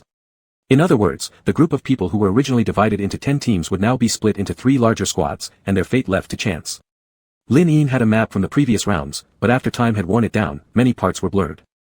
All that could be seen faintly were the routes on both the left and right sides that led farther and were more winding. To the right, after passing through a cluster of trees, there was a fork in the road, this was the third path. For safety reasons, Lin Yin printed several copies of the map, giving one to each team leader. Unfortunately, the already unclear map became even fuzzier after being copied, allowing them to only vaguely make out the segments and the red circle marking the endpoint. Unfortunately, among those whose names would next be drawn into groups of 3 was Yun Shi, who saw Jiang Xingnan, along with some others with whom he'd previously crossed swords. Or rather, he had issues with almost everyone before, due to his flashy personality irritating countless people. At least half of those he dealt with disliked him, and unfortunately, that half consisted mostly of capable individuals. Yun Shi pretended not to notice the malevolent gazes of others and turned around to discuss which route to take with Yan Lingoe, finding it more pleasant to look at his handsome team captain than at the resentful faces around. I'm more inclined toward the right side, preferably going straight, Yun Shi pointed at the side with the jungle on the map. Plants are easier to handle than monsters, and it's suitable for Chen Sheng to quickly adapt to his powers. Yan Lingoe didn't object but simply said, then you'll need to put away the motorcycle. Yun Shi. He refused. He chose this curving and challenging route precisely for the excitement. What would be the point if he couldn't use the motorcycle? Yun Shi's rebuttal dissolved as soon as he met Yan Lingoe's gaze, accepting changes to what was once a set baseline, it actually wouldn't hurt too much, I'll listen to you. Captain Yen was good-looking, so Captain Yen made the call. Yen Lingue was pleased with his compliance, chuckled softly, praised him, then turned to negotiate matters with Lin Yin. Choosing which path required consultation and approval from the commander, someone most qualified to make such decisions. Upon hearing his intentions, Lin Yin was somewhat surprised. I was also thinking about taking this route. The next second, his demeanor turned serious, but we can't favor anyone just because we know each other. This must involve a lottery. It has to be absolutely fair, transparent, and open, otherwise, they'll all have complaints against me. Hearing this, Yen Lingue wasn't overly surprised. As a commander overseeing multiple people, Lin Yin needed above all to command respect. If he couldn't even manage this fairness, internal strife would inevitably occur sooner or later. He informed the members within their group about the lottery process. Yunshi wasn't particularly disappointed, going whichever way mattered little aside from whether or not they'd be riding motorcycles. There was, however, one crucial issue: who would draw lots? Selecting by lot was inherently an unpopular task, equivalent to risking the lives of dozens based purely on luck. A good choice wouldn't earn gratitude, but a bad one would certainly result in blame directed towards the person drawing. Lin Yin crumpled up strips of paper, writing down the 3 possible routes. But no one from any squad dared to step forward and choose. If we continue delaying like this, it'll be nightfall soon. Lin Yin raised his voice to repeat the statement. When nobody stepped forward still, he continued, if no one volunteers, I will randomly assign you a route. Don't blame me later if you get sent on a path you don't want to go. This remark caused immediate unrest in the crowd. While each route harbored different levels of danger, there was always one that appeared safer on the surface. Nobody wanted to pick a route that looked hazardous on the map. Frankly speaking, Yunshi was somewhat eager to give it a try himself, but one glance at his team's lineup told him he wouldn't get the chance. Whether the draw went well or poorly, certain people were bound to openly criticize or subtly mock him. Even ignoring that, it was annoying to hear. Better safe than sorry. Lin Yin waited patiently for a while longer, and finally, someone hesitantly stepped forward and drew a piece of paper. Then, unable to bear checking it themselves, they hurriedly passed this hot potato over to another teammate. It's the left route, someone exclaimed in shock, causing the sentence to detonate like a deep-sea bomb among the group. The left route was clearly the hardest-looking path. Not just Yunshi, but many had considered plants being easier to deal with than monsters. So, very few wanted to end up picking this route. So there it was, the most unwanted path snatched by a brave soul. The next moment, those who realized rushed forward to snatch the remaining 2 bundles of paper but halted simultaneously upon noticing only 1 bundle remained in Lin Yin's palm. During the brief period when everyone's attention was elsewhere, someone had already grabbed one of the paper bundles. Hold on, Lin Yin furrowed his brow, checking the ground on both sides to see if it had fallen. The answer was no. However, he hadn't seen anyone come over just now, even though his attention was momentarily diverted for a split second, and he still didn't perceive anyone taking anything from his hand. Which team drew one? In the dense crowd, a hand shot up. It was Yunshi's team, and the person raising the hand was also Yunshi. However, it wasn't him who had taken the paper bundle. The fork in the right road. He lazily announced the result from someone else's paper bundle. Although it wasn't the route Yunshi most wanted to take, it was close enough, at least all within the right path. When did you take it? Lin Yin asked. He had never heard of Yunshi having teleportation abilities. It wasn't me, Yunshi quickly interjected before anyone else in the team could blame him, the dry grass by your foot. Lin Yin immediately understood. By this logic, it meant that a plant-based ability user had used plants to snatch the paper without being noticed. At this moment, the plant-type ability user in question was being scolded by their team support member for acting without permission and not informing them about what they were planning to do, which could draw unnecessary hatred later on. Chen Xing gripped the unfolded slip of paper somewhatly. Should I have waited for you guys to keep hesitating? Besides, if neither you nor I said something, how would anyone know it was me? Can't we let that piece of grass take the blame? So the one taking the blame isn't the grass but Yunshi, who helped announce the results. Su Shishu sighed wearily. If it had been any other time, Chen Sheng and Su Shishu would have been a classic bickering couple. But now, Su Shishu felt more like a stay-at-home dad managing kids. Okay, got it. Next time I'll do it myself. There won't be a next time. As this parenting-style education was still ongoing, someone had already started packing Yunshi's beloved motorcycle away. After glancing a few more times, they finally reluctantly closed the trunk. Thankfully, all the food supplies were stored in the RV, otherwise, there wouldn't have been enough space left in the trunk. The last team had no choice but to accept their assignment with reluctance. Fortunately, the remaining option wasn't too terrible, or else there would have been more delay and commotion. Only the first team to draw lots in the large squad wore expressions filled with worry. After resolving the issue of separating paths, everyone wasted no more time. Everyone established a channel with the temporary captain appointed by the larger group to mutually encourage each other before setting off on different routes. As they set out, every heart carried some unease. They hadn't even entered the dead city yet, but they had to say goodbye early. It was unclear how many of them would remain by the time they reached their final destination. Chapter 36, Rest and Recovery. The pros and cons of choosing a muddy road with shrubs were mixed. On the one hand, there weren't many mutated creatures, but on the other, the dense trees made it difficult for vehicles to pass through. Most of the time, a path had to be cleared manually before the convoy could proceed. If it was just tangled vines, Chen Xing could handle the task, but when it came to large trees, manual labor was necessary. His power wasn't strong enough yet to control anything larger than small grasses. According to the map, cutting through the bushes and taking a detour should eventually lead them back to the main road. However, the deeper they ventured into the jungle, the more lost they became. Half a day had passed, and neither group had found the fork in the road. Yunshi even considered carrying his motorcycle down and venturing ahead alone. It took both persuasion and intervention from his captain to stop him from what would have been a reckless move. As usual, Yunshi listened to Yan Lingue's advice this time, though he belatedly questioned why he followed Yan so unquestioningly. After all, Jiang Xingnan had spent 4 years trying to get him under control and failed. How long had he known Yan Lingue? At that moment, the main group stopped again at some spot, as those up front seemed to have discovered an issue and were discussing it. Yunshi decided to let his mind wander, pondering why he was so easily tamed. Was it Yan's looks? Not overly exaggerated. Besides, disregarding Jiang Xingnan's questionable character, he wasn't unattractive, he still managed to charm plenty of people. Comparatively, Yan Lingue seemed better looking, but Yunshi dismissed that thought. Could it be character? But he didn't think highly of himself. Acts like leaving others to die or contemplating abandoning Chen Xing didn't scream, good person. The same applied to Jiang Xingnan. After deliberating further, Yunshi arrived at a conclusion: it was the aura around Yan. Yan Lingue possessed a kind of aura not everyone could emulate, like the first impression Yunshi had of him. In a cage shrouded by darkness, he felt like a failed prey. In contrast, Yan Lingue stood outside the cage in the light, a detached winner. Glorious Snow was Yunshi's first impression of the man, tinged with both awe and disbelief. Such a person seemed impossible to get close to, and Yunshi thought Yan Lingue might regret associating with him. But later, he realized it was he who regretted his own rash words. What are you thinking about? Yan Lingue noticed his distraction and asked. Snapping back, Yunshi grinned slyly, I'm thinking about you. Yan Lingue had grown adept at maintaining composure despite Yunshi's occasional verbal teasing. Behave. No, I'm really thinking about you, Yunshi said seriously, almost convincingly, I'm not lying. Yan Lingue raised an eyebrow at him, as if silently asking why he'd be pondering him when he was right there. Smiling more genuinely now, Yunshi replied, all right, actually, I'm wondering if we've run into a ghost wall. Do you believe me?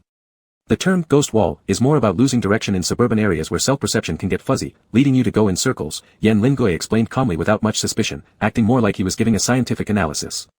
In our case, it's unlikely to be something like that. Oh, I see, Yunshi didn't truly care to understand such matters, he simply wanted to keep talking to Yan Lingue. Then, what do you think is going on with us right now? Shifting his gaze from Yunshi to the window, Yan Lingue mused aloud, probably the map is too simplified, misleading us into thinking this route would be easy.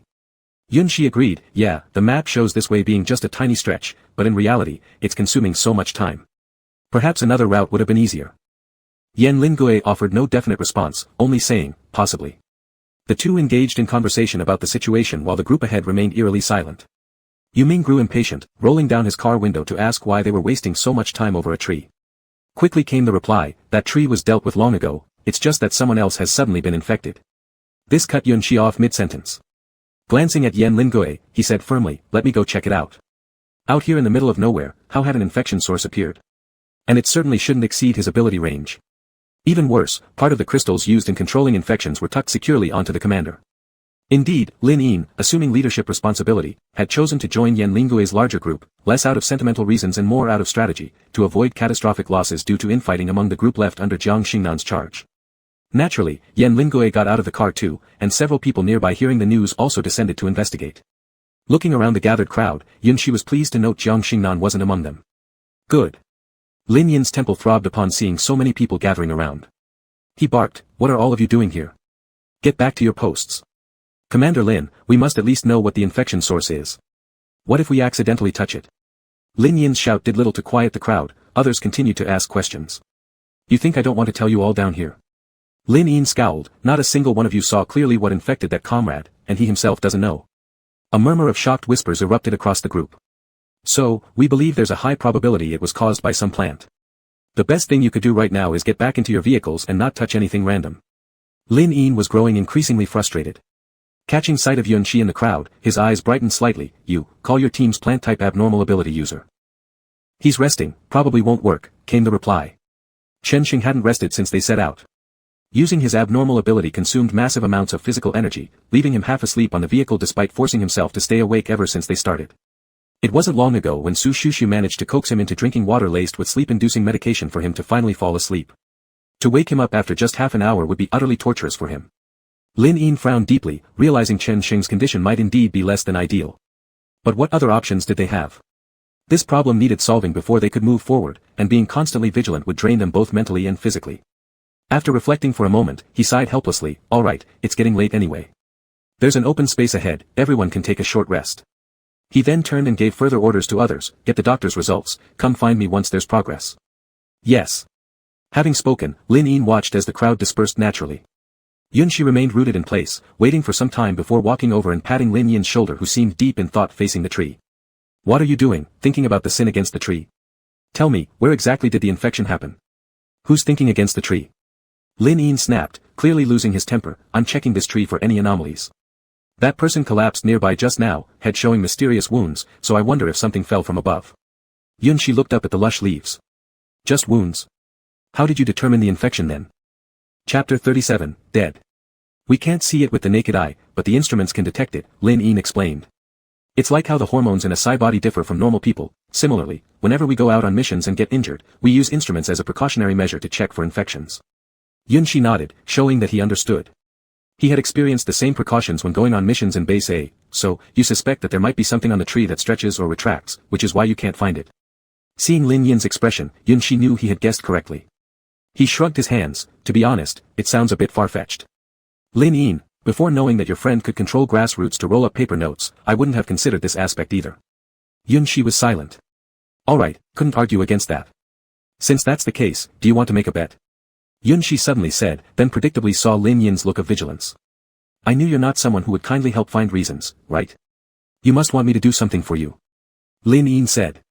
"Don't worry, I'm not as terrible as rumors say." Yunxi, realizing many had been poisoned by the rumors about him, tried to appear as amicable as possible, "Just a very ordinary little bet. You tell me first. Just bet on whether you can't find the source of infection. You think it's in the tree, and I guess it's below." Yunxi smiled broadly. "As for the bet, I just want to know some things about Leader Yen before, nothing more." Lin Yin hesitated. "Are you sure to ask me? The students I've mentored are countless, they may not necessarily be related to him. Moreover, why was he asking these questions? Was he looking for any weak points regarding Yen Lin's return?" With that thought, Lin Yin's eyes showed more caution. Yunxi's head filled with question marks. Wasn't it true? This commander was probably overthinking what he was imagining. He just thought that Yen Lin from the past and now were equally intriguing, and wanted to hear more stories about him from back then. He couldn't possibly ask the man directly. If he did ask, with Yan's current state, would he even talk? But after explaining all this, the way Lin Yin looked at him got even stranger. "May I ask, is your sexual orientation?" "Yunxi. Is it okay for people with higher ranks to be so nosy?" He gradually became expressionless. "I'm not interested in men or women." Lin Yin was increasingly startled. "You mean you fell prey to my student? Didn't you realize his wooden mind?" At this moment, Yunxi already had the idea to turn around and walk away. How come this guy won't listen to reason? Just one sentence, will you bet or not? What should we bet on? During their tug-of-war, Yen Lingoe, who had waited for Yunxi for a long time, stood behind him, hearing that first. He looked over Yunxi towards Lin Yin, as if warning something. "There's nothing," Lin Yin reacted quickly, "just chatting casually." Yen Lingoe said nothing, obviously disbelieving. However, the next thing happened interrupted his investigation. Just as Yen Lingoe was about to speak, a gunshot cut him off in the last second. Bang! This sound came from the medical department's RV, deafening loud, clearly without a silencer. Lin Yin's complexion changed instantly, all thoughts of watching from the sidelines gone, taking 3 steps and 2 strides forward and sharply knocking on the car window. "What's going on?" The inside of the vehicle stayed quiet for an instant, until a hand covered in blood tremblingly parted the curtain. "Sir," he broke out, "we couldn't hold him down and almost got bitten, we had to take necessary measures." Lin Yin blanked for a moment. "Didn't we inject the sedative? Where's Xiao Wu? Didn't Xiao Wu say the infection wasn't serious, and there was a chance to save him?" "My diagnosis was incorrect." Xiao Wu walked over from the other side, still maintaining the posture from firing the gun earlier, his expression worse than Lin Yin's. "That was a virus we've never seen before. I thought it would be easy to control, but I didn't expect." Lin Yin's veins on the back of his hands bulged, clenching his fists tightly, as if he was about to smash them into the window in front of him, but in the final moment before touching, he took a deep breath, and still managed to suppress his emotions and let go. "Do you know that at critical moments, the most taboo word is thought?" Lin Yin's voice was icy cold. "I don't blame you for acting under necessity, that's understandable.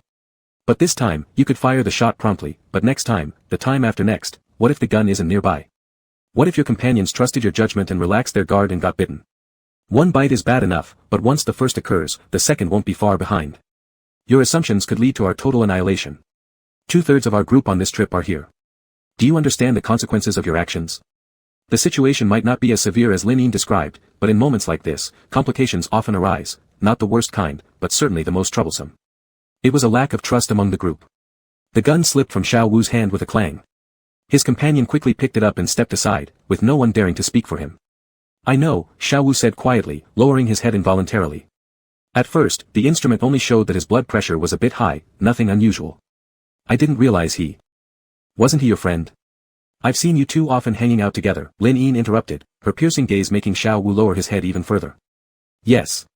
He finally whispered after some time. Soon, a crowd began to gather, drawn by the sound of the gunshot. Their murmurs only added to Lin Yin's frustration, prompting her to turn back and sharply reprimand them, silencing their voices immediately. Lin Yin glanced at the gathered crowd, ordering them to keep their distance before lowering her voice to ask, tell me, did you let him slip through because of your relationship? Xiao Wu trembled, shaking his head before nodding, then covering his face with both hands as tears streamed through his fingers. There really wasn't any issue at first. I don't know when the change happened, and I couldn't bear to see him in that state. They say it's hardest for medical students to operate on loved ones. At just over 20 years old, Xiao Wu had instinctively wanted to flee when faced with the rapid transformation of his best friend after the infection. In his attempt to escape, he failed to notice the changes in the machine he was supposed to monitor. Within minutes, his best friend turned into the very zombie he feared and loathed the most. There was only one gun assigned to the medical team, and this one was nearest to him. Having never held anything but a scalpel, he had no time to think, it was almost reflexive for him to grab the gun. And then, he personally killed his best friend. Yui is dead, he's dead. He mumbled repeatedly. Still, no one dared to console him. As angry as Lin Yin was, she still couldn't help feeling somewhat sorry. Pull the curtain shut. Stay inside all day. Later, I'll arrange for someone to bury Yuyi's body. With that, she turned to Yunxi, I accept your bet. Now give me proof, why did the source of infection vanish underground? Chapter 38, Fire Out. It's not necessary to place so much hope in me. I just guessed, Yunxi shrugged indifferently, the previous scene unable to touch him even slightly. Don't waste time. Lin Yin's emotions were still in an out-of-control state. Yan Lingui frowned. Having expectations of others while maintaining this kind of attitude doesn't work well. Well, never mind, Yunxi retracted his smile, I alone can't prove this. We have to wait until my teammate wakes up. Are you referring to me? Among the crowd, Chen Xing let out a big yawn, woke up early, that gunshot was loud. Seeing Chen Xing come out, Yunxi didn't waste more words, pulling out the dagger from his waist and nodding at him, can you use plants to lift this dagger high up and then drop it? It doesn't need to be too high, just about as high as the top of this tree will do. Chen Xing nodded, unsure of why but he followed through. As the soft greenery wrapped around the handle of the dagger, pulling it upward, everyone involuntarily held their breath, watching quietly. Once in position, the greenery suddenly loosened. The rapidly falling dagger was absorbed by the soil as soon as it hit the ground. Almost instantly, the surface returned to its original state. Yunxi raised an eyebrow, stepping on the spot where the dagger had vanished, and there was no change at all. Lin Yin's pupils contracted slightly, so the source that struck him, did it get swallowed by the land? More or less, Yunxi said, my guess is that the conditions required to trigger such a situation are due to impact. So walking or driving over it normally does nothing, but when the dagger or the source drops from a height, it gets swallowed. But, someone asked, if the infection source hits a person before touching the ground, meaning it's already been buffered and cannot meet the condition for creating an impact? Yunxi responded, that depends on what exactly the infection source is. Of course, it's also possible that my judgment was wrong, but as far as the current situation goes, that seems to be the reason. Lin Yin's expression did not improve at all after receiving this answer.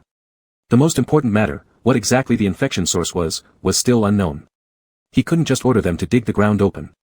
You guys shouldn't gather like this, disperse, the crowd buzzed again over this issue. Lin Yin felt overwhelmed, issuing another command to disperse, please rest assured, I will give all of you an explanation. Few people were willing to listen to him now, after that incident, everyone was afraid of becoming the next person to be executed. In the wilderness with limited understanding, no one would entrust their life to a commander they've only worked with for a short period. Even those who originally stayed in the vehicles were growing restless, leading to some pushing in the increasingly dense gathering. It was often said that a mutant's powers are related to their mindset to some extent. In this situation, Lin Yin's fingertips began involuntarily bursting into flame, real fire. At first, it was just a small spark, but then it escalated, nearly reaching the nearby trees. The light blue flames danced actively, staying in one place without touching anyone else. Under normal circumstances, Lin Yin would avoid using brute force, but now it seemed unavoidable.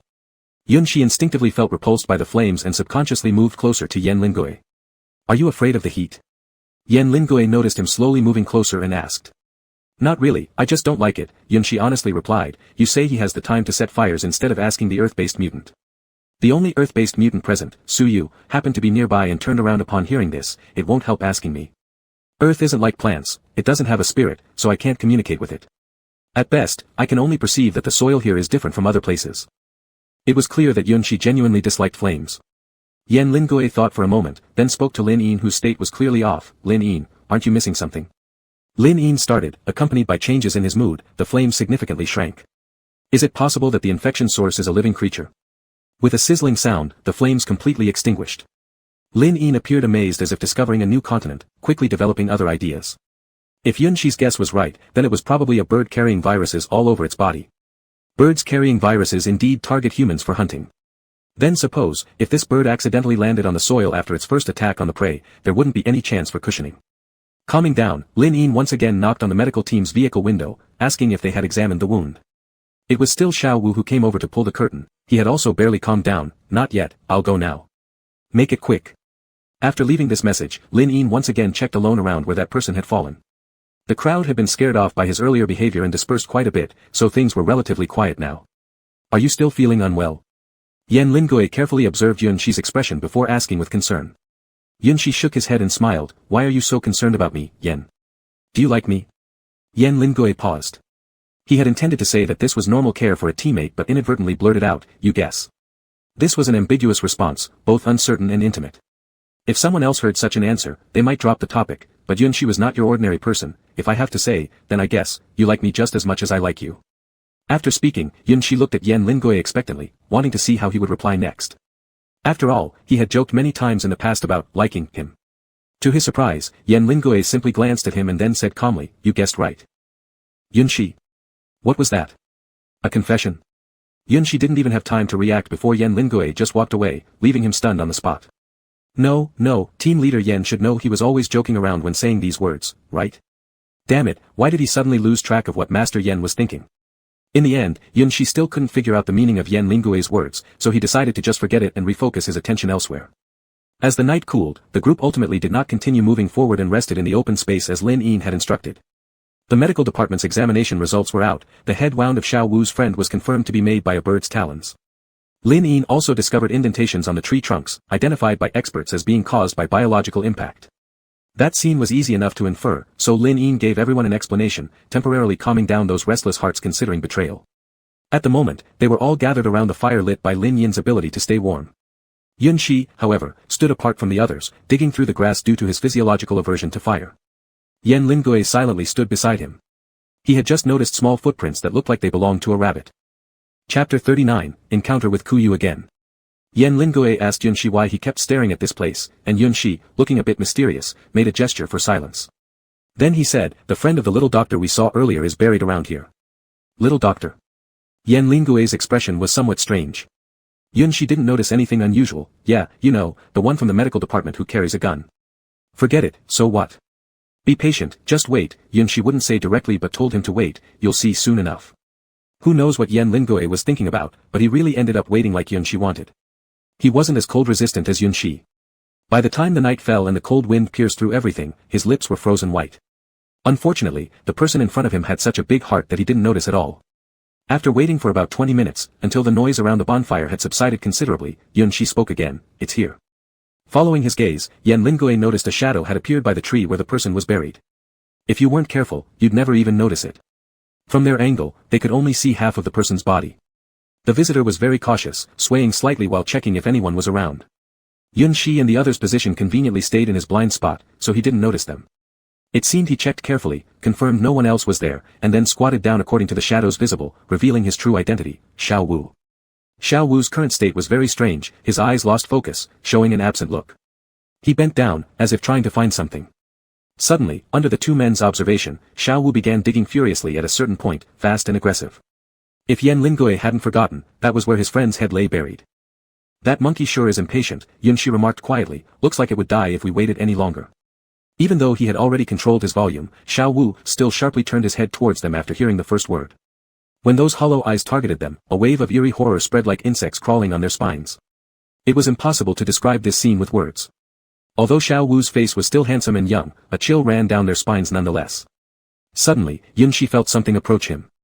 Turning his head, he found his frail team leader Yan Lingui standing beside him. What, are you scared of it? Despite Xiao Wu's continuous glare, Yun Shi grinned, completely unfazed. Unexpectedly, Yan Lingui gave a soft This amused Yun Shi. It was the first time he saw Yan Lingui display any weakness. What's there to be afraid of? It's still weak right now, plus I'm here. Don't worry. Little did Yun Shi know, Yan Lingui wasn't exactly afraid of it. Rather, he suddenly remembered Jiang Xingnan's statement that they were all going to die. Could it be that Jiang Xingnan knew long ago that someone like Xiao Wu had silently infiltrated the group, just as she had known that Yun Shi did but never told the others? Thankfully, Xiao Wu was focused on his work. After briefly glancing in their direction a few more times, he refocused on digging. For a long time, he maintained the same speed, eventually pausing as if he'd hit something he wanted. He looked anxiously around once again, checking several times cautiously before staring at the hole he'd dug out. Suddenly, Xiao Wu let out a long, piercing sound from his throat. This high-pitched noise was particularly jarring, entirely unlike the usual gentle tone of Xiao Wu. Almost, Yun Shi mentally counted for a few seconds, then nudged Yan Lingui, team leader Yan, did you not take your suppressant medicine today? Yan Lingui nodded, no. In that case, it's fine. Yun Shi shifted a little to the side, split it toward the edge of the soil pit, don't touch the pit, just its side. After giving the instructions, he still felt uneasy about the side effects of his abilities and stepped back further. But this short distance was enough for Xiao Wu to notice him. His expression turned icy as he stared at Yun Shi.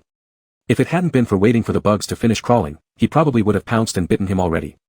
In the next moment, a muffled thunder roared, and a bright streak of lightning struck straight to the edge of the dirt hole.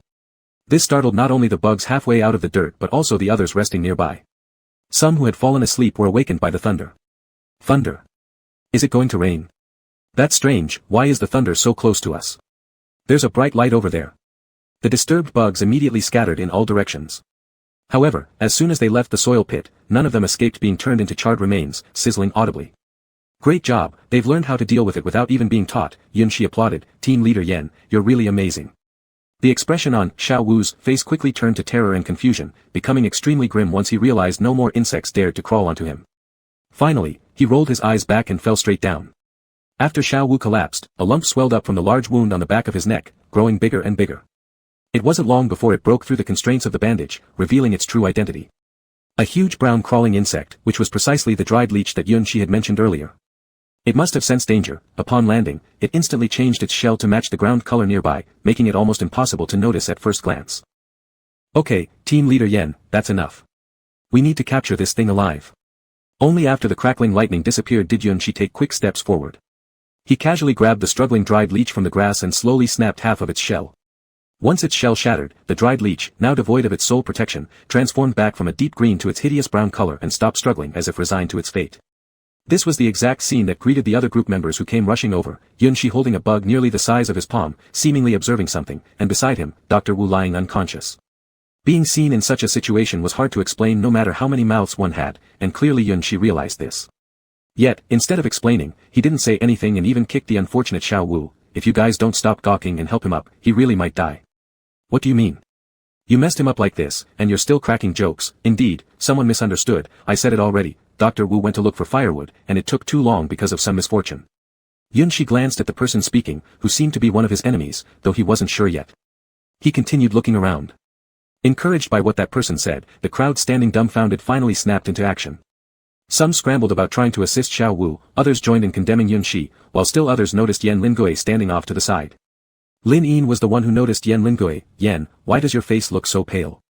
Yan Lingui didn't respond but instead fixed his gaze on the person who had started stirring up trouble, his expression darkening. The rumble of distant thunder sounded again. Chapter 40, Concealed. Only now did Lin Yin realize that the thunderous racket had all been created by Yan Lingui. He thought Yan was just like Chen Sheng, suffering from unstable abilities, so he quickly comforted him, calm down a little. Look at our current situation. Creating thunder here is just as dangerous as my fire.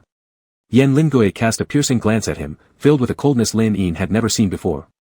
Perhaps it was due to Lin Yin's words or for some other reason, but the lightning eventually didn't strike the man. Instead, it flashed far away, causing birds in the bushes to scatter in fright. Su Shirshu, who arrived hastily, immediately gave a pill to team leader Yan to help him calm down. As for Yun Shi, suspected of wrongdoing, he was taken by the others into a separate space. It wasn't until this moment that he finally noticed something wrong with Yan Lingui's state. Without giving him much time to think, he was brought before a wooden table where a man unfamiliar to him sat. Explain why you were there during the group's resting time. The man crossed his hands on the table, looking every bit like an interrogator. Killing a bug, does that concern you? Yunshi smirked insincerely, thinking that perhaps if he softened his attitude and explained clearly, things would be fine. However, he disliked the condescending tone of this questioning as if he were a lowly inferior person. Why involve a comrade in killing a bug? Don't you realize your behavior is highly suspicious? The man frowned. I heard you prefer acting alone. Why exactly were you in the same place as Dr. Wu? Dr. Wu is currently missing or possibly dead. Before you jump to conclusions, do you even know whether I have any connection to him? If I hadn't been there, he wouldn't be missing or dead. Yunshi nearly laughed out of frustration. What do you mean? Why do you always act as if you understand everything? The man questioned, like this afternoon when you clearly knew there was an issue with the soil, yet said nothing, choosing instead to use it as leverage in a deal with the commander. What exactly are your intentions? Yunshi got it. This man was guilt-tripping him, equating lack of selflessness with problematic motives. If only this man knew about the bet they made, such accusations wouldn't stand. The issue this afternoon can easily be deduced with a change in perspective. It's merely a matter of time. Yunshi, realizing that this man likely wouldn't believe anything he said, relaxed and spoke as if discussing casual matters. You're from base B, right? Common knowledge placed the Kuyu insect predominantly in base A, so ignorance among those in other bases was understandable. Anybody from base A seeing this would probably have figured out what had happened long ago. Unfortunately, most of the people present back then were already hostile toward him, and the appearance of the distorted Kuyu further clouded things. My affiliation with which base has no bearing on this case. Please take this inquiry seriously. We have reasons to suspect your identity. The man grew even more solemn. This interrogation seemed not entirely spontaneous. Though the man claimed it was to give Dr. Wu justice, his undertones continuously asked whether Yunshi was involved in other issues, subtly implying that today's mishaps might all stem from him. Realizing this, Yunshi mustered up a bit of interest. What identity? Aren't I just an unemployed wanderer? After hearing this, the man scoffed dismissively and gestured for the two guards holding Yunshi to step aside. Then, lowering his voice, he said, has the passage of time made you forget that during your first visit to the base, the system detected you as a lifeless entity? Yunshi's expression changed instantly. At the time, besides the inspector and himself, no one else was present. How did this man know? This event dated back 4 years earlier, when Yunshi had almost no memory left. To him, the concept of a base was entirely new. Back then, Jiang Xingnan wanted to try applying again to join Base A, bringing him along after picking him up just days prior. Others who had their information already recorded at the entrance passed through checks effortlessly. But since Yunshi was unknown, he needed to undergo a separate inspection for the safety of the base. The machine indicated that his overall status was normal, yet it hit a snag while checking for mutations. Ordinarily, this section provided 2 results, normal human, green, and mutant, red. After these colors flickered back and forth for quite a while, the machine slowly displayed an unprecedented color, black. The inspector had never encountered this before, rushing off to report whether the machine was malfunctioning. Who knew that after the higher-ups found out, there wasn't much surprise.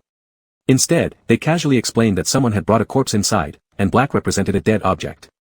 The inspector who examined Yunshi almost got scared to death upon hearing this, thinking he encountered a ghost, whose corpse could walk, jump, and even talk.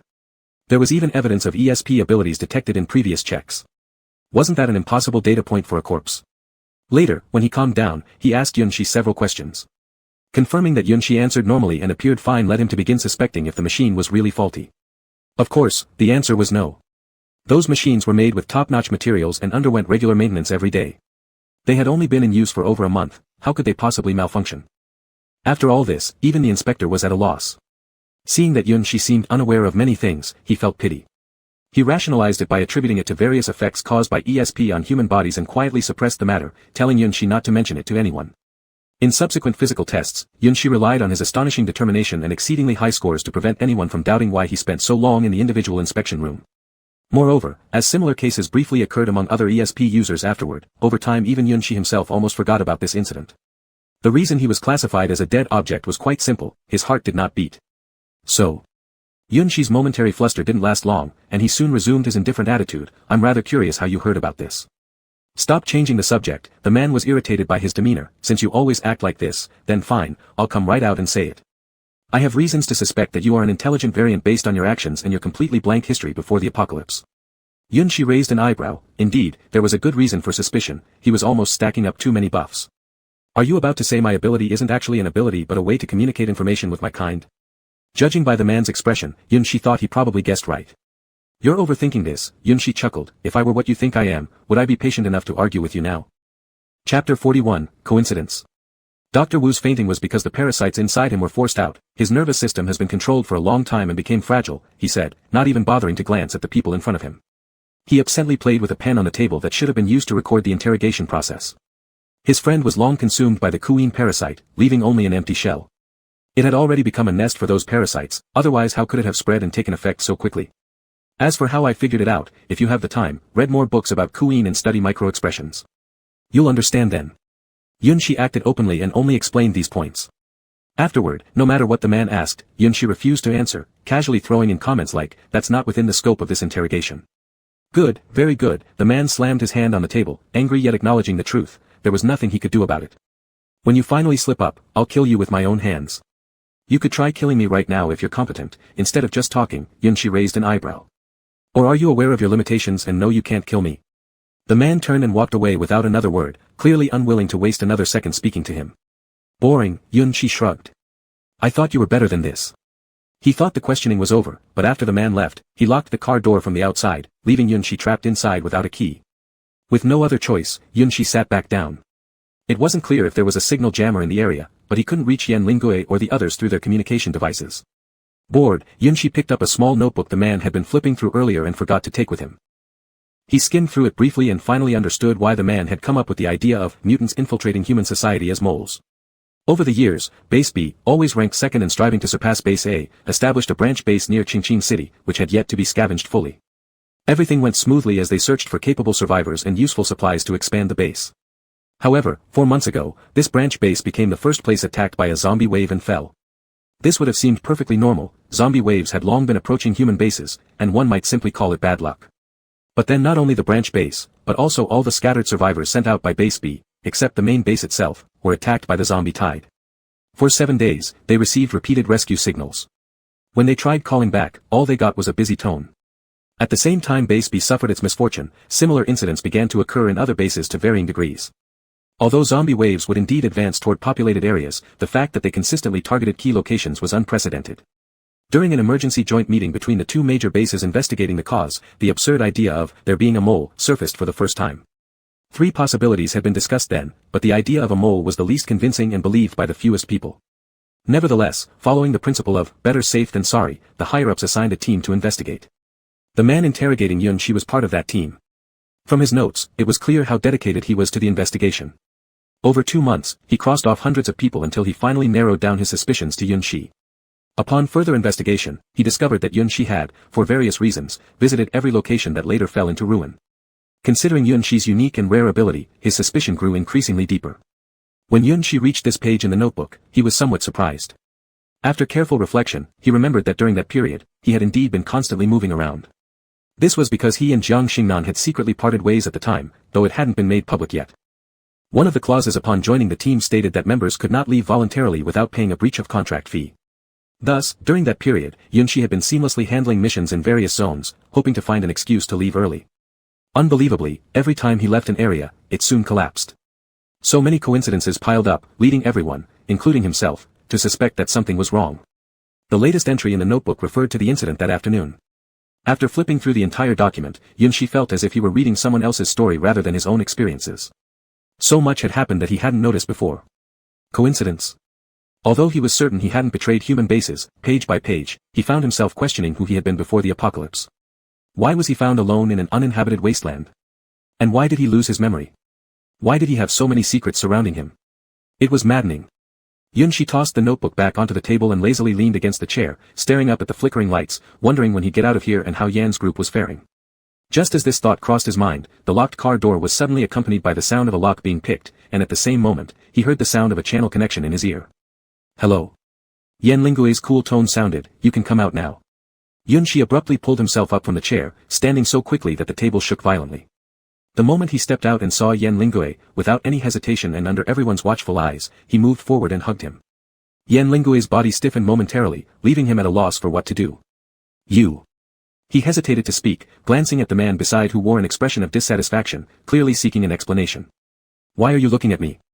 I didn't scold him, the man took a step back, seemingly feeling maligned. I questioned him following normal procedures. "Isn't he out now?" Only then did Yan Lingue stop looking at him. It had to be said that Yunshi looked very much like a child who had suffered some grievance and sought comfort from his parents. But the first thing he said after opening his mouth wasn't about vindicating himself. Yen team leader, are you cold? Upon hearing this, Yen Lingui finally realized that Yun Shi was worried about him catching a chill. No, I'm not. Don't lie, I just saw your face turn pale from the cold. Yun Shi sighed deeply. If you were cold, why didn't you say anything? Why didn't you sit by the fire with them? I don't necessarily need you to stay with me, you know. I saw that you seemed to have something important on your mind and wanted to help. Yen Lingui's voice softened involuntarily. I'm not as weak as you think. Can you please have some awareness of your own physical condition?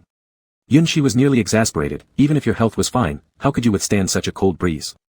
Why push yourself so hard? I'm not pushing myself. Yen Lingui spoke in a calm tone, as if he were simply stating a fact, completely disregarding the fact that it was he who had turned pale from the cold just moments before. How dare you? Yun Shi. He suddenly called Yun Shi's name, and the person in front of him immediately stopped their unfinished sentence. Do you remember when you asked me to prove that I'm not weak? Yen Lingui said, I've already proven it. Chapter 42, Hidden Attributes. Today is the third day since they set off for Dead City. After aimlessly wandering around on the second day, they successfully split up and went their separate ways. To avoid another situation like Dr. Wu's friend, each person was carefully scrutinized one by one based on the roll call list for a full body check. What they didn't know until now was shocking. They discovered over a dozen people infected with parasites, and all were in the late stages. Because of the large number of people at the start, they had easily evaded inspection, but now, with nowhere to hide, those infected could do nothing against the capable individuals, not even die trying, and met their ends with each gunshot. Dr. Wu was the only lucky one among so many. He had probably just started parasitizing him a few days ago and was still weak, which limited its control to his nighttime movements. This explained why it was scared out so easily before. For the others, including his friend, their insides had already been hollowed out. Other than memories remaining intact, their entire bodies no longer belonged to them. Perhaps death was a form of liberation for them. Yun Shi was given a separate examination due to his special circumstances, just as before. Lin Yan looked gravely at the line indicating deceased individuals and sighed. Your former captain always said you don't have a heart, something I've even heard about. From some perspective, he might have been somewhat correct. Yun Shi smiled faintly at the corner of his lips. Commander, surely you don't think I'm an infiltrator too? Since Lin Yan held a high position in Base A, he naturally knew about the investigation for moles. After hearing Yun Shi's words, he stopped giving orders for people to remain quiet and glanced at him. From a rational standpoint, yes, and you may even find it difficult to prove otherwise. Yun Shi nodded, conceding that point. From an emotional perspective though, I don't think you are, or rather, I don't want you to be, Lin Yan said. When I first met my student, I thought he'd be alone forever. He was too indifferent. When I found out you were interested in getting to know him, I was surprised. Why would anyone be interested in someone so cold? Yun Shi blinked, instinctively averting his gaze. He felt uneasy meeting Lin Yan's eyes directly. He certainly couldn't say that his own interest stemmed from a mere whim, that his short attention span might cause him to lose interest in Yen Lin within some time. Did you hear that he spent quite a lot to keep you close? Lin Yan hadn't paid much attention to these matters until one of his subordinates casually mentioned it, marveling at the news. I thought he'd never have desires or needs. Anyway, I hope things work out well between the two of you.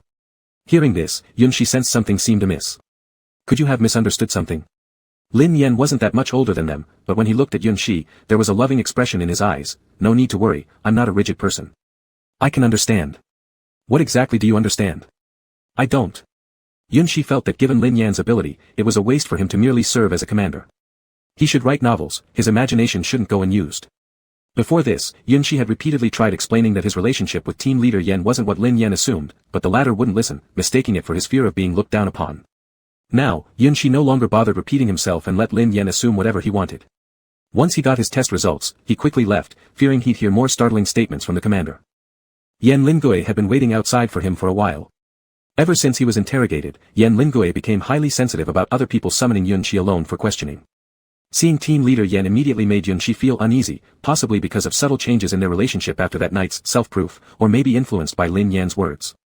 As Yen Lingui looked over, Yun Shi lightly coughed and instinctively hid the test results behind him, not wanting team leader Yen to know about his dead body status. Fortunately, Yen Lingui didn't seem to care much about this action and didn't press further, instead routinely asking what Lin Yan had said. It was likely just checking if Yun Shi had been harassed again. He didn't ask anything else, Yun Shi reassured him, deliberately omitting some strange remarks made by Lin Yan. It was just the normal checkup process. Yen Lingui responded with an acknowledging sound and didn't inquire any further. His silence made Yun Shi feel that the atmosphere was somehow more peculiar. While Yun Shi pondered what to say next, Yen Lingui had already shifted the topic. He lowered his gaze and said, your former team leader came looking for you earlier. Yun Shi's unease instantly turned into confusion. Why was he looking for me? He didn't specify. After thinking for a moment, Yen Lingui added, I declined on your behalf. Hey, good job rejecting him. It's rare for you to be so assertive. Yunshi smiled. What did he say after hearing that? He said if you knew I made the decision for you without consulting, you would break ties with me. Yan Lingue's tone remained calm as ever, yet Yunshi could detect a hint of grievance. Would you? If it were someone else doing this, I definitely would break ties, but since it's you, it's different. Yunshi automatically pictured in his mind how weak and helpless Yan Lingue must have looked when facing Jiang Xingnan's fierce attitude, displaying obvious double standards. I don't mind your decisions on my behalf, after all, I am the one you bought. Yunshi deliberately emphasized the last few words, creating an ambiguous and flirtatious atmosphere, as if it were him who felt uneasy after the recent examination, rather than the other way around. It was quite unnatural to be cared about by Commander Yan, thus teasing him certainly improved the situation. However, Yan Lingue was just as Lin Yan described, a dense block of wood. Aside from statements spoken out clearly, all subtle hints went completely over his head. Hearing this, he simply let out a sigh of relief before shifting to discussing the mission. The water supply for this expedition was neither abundant nor scarce. Water itself being a relatively scarce resource, each of the three major bases had contributed a lot for their successful return. However, after splitting into three groups, the distribution couldn't balance properly, and eventually after discussions, Lin Yan's group ended up receiving the least amount. Their route would pass through a lake area, so the commander, upon confirming the location, issued orders. A portion of people would stay behind to guard supplies while another group would go search for water. And Yan Lingue's team happened to be assigned to the water-seeking group. As Yan Lingue explained the routes and precautions for the water search, Yunshi found it extremely uninteresting, inwardly lamenting how long it might take before they could finally be together, like what Lin Yan mentioned about chasing someone. He failed to realize that such thoughts were already much different from his previous adamant assurance that he didn't like Yan Lingue. Following this idea, he fantasized a lot more things, even contemplating whether it'd be better to confess straightforwardly or subtly. Suddenly, he came to a halt mid-thought. No, what on earth was he thinking? Yan Lingue was seriously explaining important matters, how could his mind wander off that way? What are you thinking about? Yan Lingue noticed his distraction, assuming he had some alternative ideas. Nothing, there was no way Yunshi dared to reveal what he just thought. Go on, please. Chapter 43, Please stay. Yan Lingue looked at him suspiciously for a while before continuing after a long pause. Yan's voice was clean and clear, like the gurgling spring water in a valley, occasionally with a hint of magnetism. Yunshi's regained focus was once again drawn away by this pleasant voice, and when he finally reacted, he couldn't help but scold himself for not paying attention to what was really going on. In the end, Yan Lingue's words were only partially heard by Yunshi. Fortunately, Yan didn't seem to mind and simply emphasized that he should not act alone before letting him go. As Yunshi watched his retreating back, he sighed. What was wrong with him lately? As captain, Yan Lingue could rarely be together with Yunshi most of the time, as there were many tasks waiting for him to handle. So, shortly after their brief separation, Yunshi bumped into Jiang Xingnan, who had mentioned earlier that he was looking for him. Speak your mind.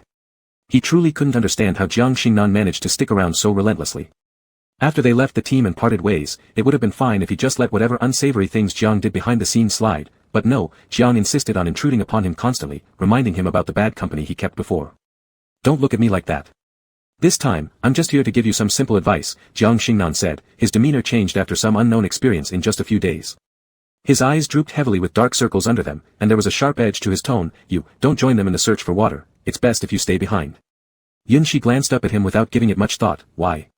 No reason, Jiang Xingnan replied mysteriously, making it seem as though his mental state might not be good. I can only say it's the best course of action, whether or not you believe me is up to you. Is this best for you or for me? Yunshi's distrust towards Jiang wasn't something that could vanish easily. If it were any other day, after hearing such sarcastic remarks from Yunshi, Jiang Xingnan probably would have given up right then and there, losing his patience too. However, now his expression remained completely unchanged. Instead he added a bit more weight to his tone. For them. For whom? Jiang Xingnan's current condition was unlike anything Yunshi had ever seen before. Thinking that a few offhand words would drive Jiang away, he was surprised when Jiang unexpectedly showed emotional stability and continued this conversation, prompting Yunshi to become slightly wary. Everyone else besides you and me, to be more precise, those who are staying behind, Jiang Xingnan explained as he glanced over at the busy crowd nearby. They were moving little stools to prepare for an idle chat, trying to pass the time during the wait more enjoyably. Most people were relaxed after dealing with the hidden dangers, except for a few who were still dazed due to the loss of close friends. You're not worrying about them staying here being dangerous, are you? Yunshi's laughter sounded almost like he had heard a joke, especially one coming out of the mouth of his former captain who used to wear a perpetually smiling face, who isn't taking a risk.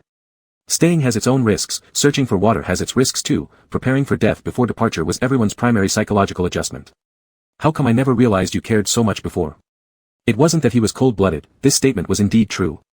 Otherwise, according to this argument, the best plan would involve splitting himself in two, providing protection to both groups. No, you don't understand. If we don't arrange it this way. Jiang Xingnan's eyes were deep and heavy with meaning, stopping mid-sentence, leaving room for speculation. You know the saying, to leave something unfinished invites disaster. Are you aware of that or not? Yunshi complained, genuinely believing that Jiang's mind had been kicked by a donkey, manifesting itself in front of him abnormally. All sorts of thoughts swirled in Yunshi's head regarding whether Jiang was possibly parasitized or somehow stressed out, why this sudden change in personality and starting concern over people outside their group. At just that moment, Chen Sheng, who refused to listen to Su Xiu and wanted to escape, walked by them. Seeing Chen Sheng triggered a ridiculous thought in Yunshi's mind. Could it be that Jiang also awakened some strange abilities which affected his mind? With that idea in his head, Yunshi couldn't help but scrutinize Jiang Xingnan more carefully, contemplating the likelihood of such an event. Perhaps sensing his gaze, Jiang Xingnan initially fell silent for a while before sighing lightly, as if reluctantly, I know you don't trust me. To be honest, I've dreamt about some scenarios recently. Last night, I already knew in advance that today we would need to replenish our water source. And then. He went on talking for quite a while, detailing every part carefully, even mentioning minute details accurately, altering his intonation eventually, seeming utterly terrified as he spoke. The gist is that the team left behind after their separation will be attacked, but no one knows the reason for the attack. When the water-searching group returns, the campsite will only be left in chaos, blood soaking the land, and not a single person who stayed behind will survive. Also, most of the supplies they carried will be severely damaged. Oh, if what you say is true, you must have triggered some sort of precognitive ability. But why didn't anyone say anything during the full-body check just now? Yunshi asked with an amused smile, only believing 20% of the tragic story Jiang Xingnan told him. There were just too many suspicious points. If his words were indeed true, he should have immediately informed Lin Yin. After all, Lin Yin was the one giving out orders, and if Lin truly ordered Yunshi to stay, Yunshi wouldn't have any power to refuse.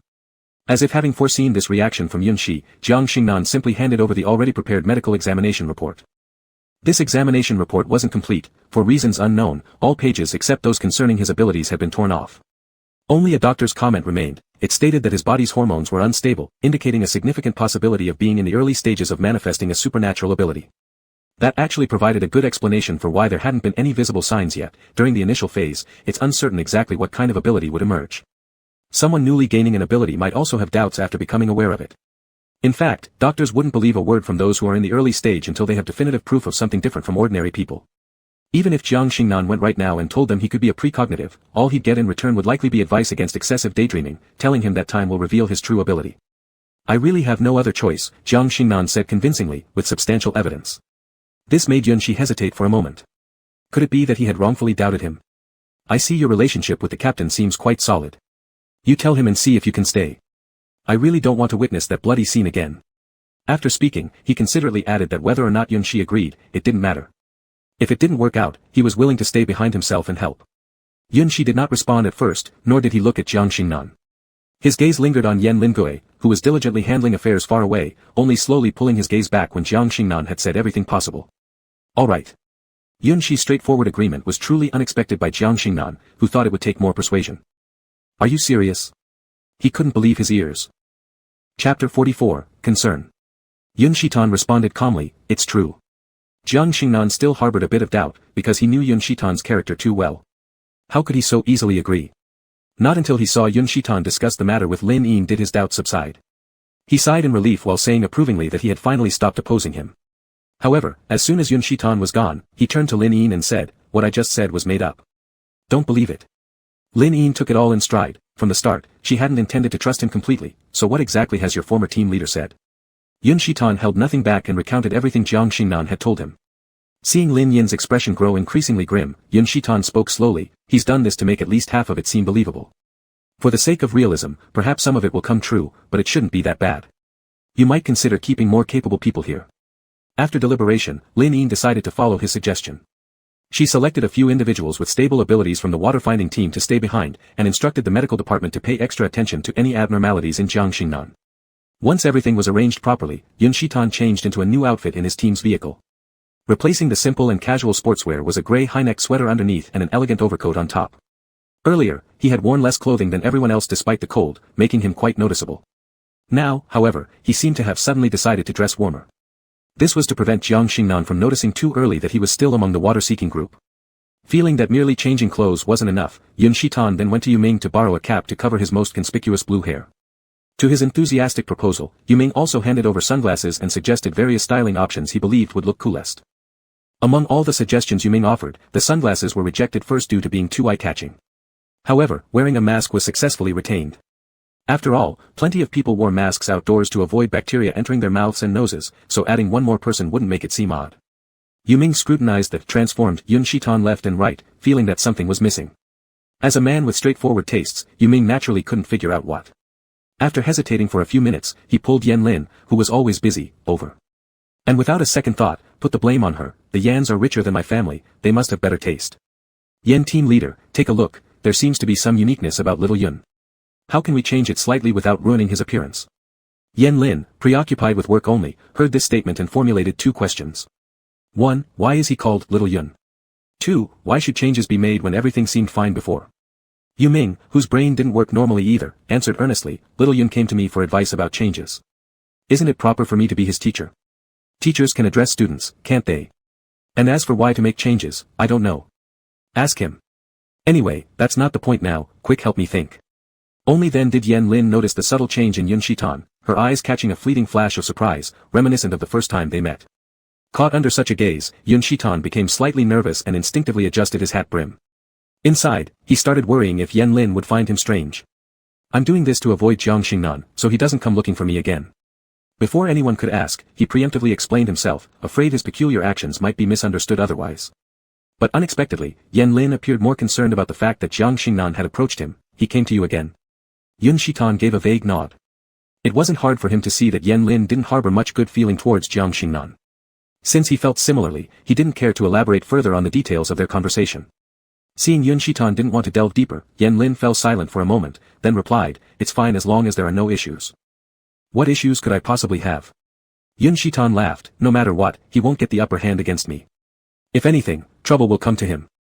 In the recent past, every time Yan Lin caught Yun Shitan smiling, she'd reflexively curl her lips upward as well. But not today, the hint of admiration in her eyes was replaced by a shadow of concern, seemingly recalling something.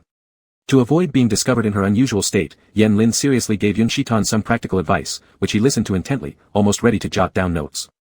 At the end, he didn't forget to compliment Yan team leader on how impressive she was. Finally, Yun Shitan's transformation project came to an end with Lin Yin's whistle summoning everyone for assembly. Hidden among the crowd, it truly became difficult to notice him instantly. Of course, unless you were part of Yan Lin's team. Yan Lin always managed to find him accurately in a crowd, then naturally stand by his side. When tasks were assigned, they would naturally be grouped together. He still followed orders silently as before. Rarely responding to others' conversations, he occasionally chatted with Yun Shi. However, no one noticed that his expression was constantly tense. Actually, prior to Yun Shi's conversation, Jiang Xingnan had also exchanged words with Yan Lin. It happened after she declined the meeting on behalf of Yun Shi, when Jiang Xingnan oddly remarked, you still don't know? His method of sparking curiosity didn't affect Yan Lin at all, her pace didn't falter for even a second as she cleanly passed by this person. But when he mentioned that it concerned Yun Shi, Yan Lin abruptly stopped, her gaze icy as she turned toward him. Actually, the statement, we will all die, was something I deliberately let you hear, Jiang Xingnan calmly spoke, appearing sure that she would stop. I'm sure you must have your suspicions about him, so let me put it out in the open, as long as he's around, none of us will survive. Yan Lin frowned, not fully believing his accusations but instinctively feeling that Yun Shi was hiding something. It seemed like Jiang Xingnan was trying to use this as a breakthrough, but Yan Lin didn't really care about these details. Who doesn't have secrets? What are you trying to say? Do you know that he's a dead one? Jiang Xingnan paused momentarily, though judging from your attitude toward him, you probably don't know. To be fair, I just found out myself recently. He had expected shock to register on Yan Lin's face, but there was none. Not only was there no shock, but upon hearing this, Yan Lin seemed slightly more relaxed. So what? Her tone implied indifference, as if saying, is that all? She didn't seem interested in what Jiang Xingnan had revealed. Perhaps if it had been another member of the team, Yan Lin might have been somewhat surprised, but for something like this to come from Yun Shi, it was almost fitting. As far as she could see, was there anything Yun Shi didn't possess, whether good or bad? During their time in the lab earlier, Yan Lin had vaguely guessed that Yun Shi likely underwent some form of experiment. Now Jiang Xingnan merely confirmed her suspicion. Fine, since you already know that, how about the connection between him and the zombie tide?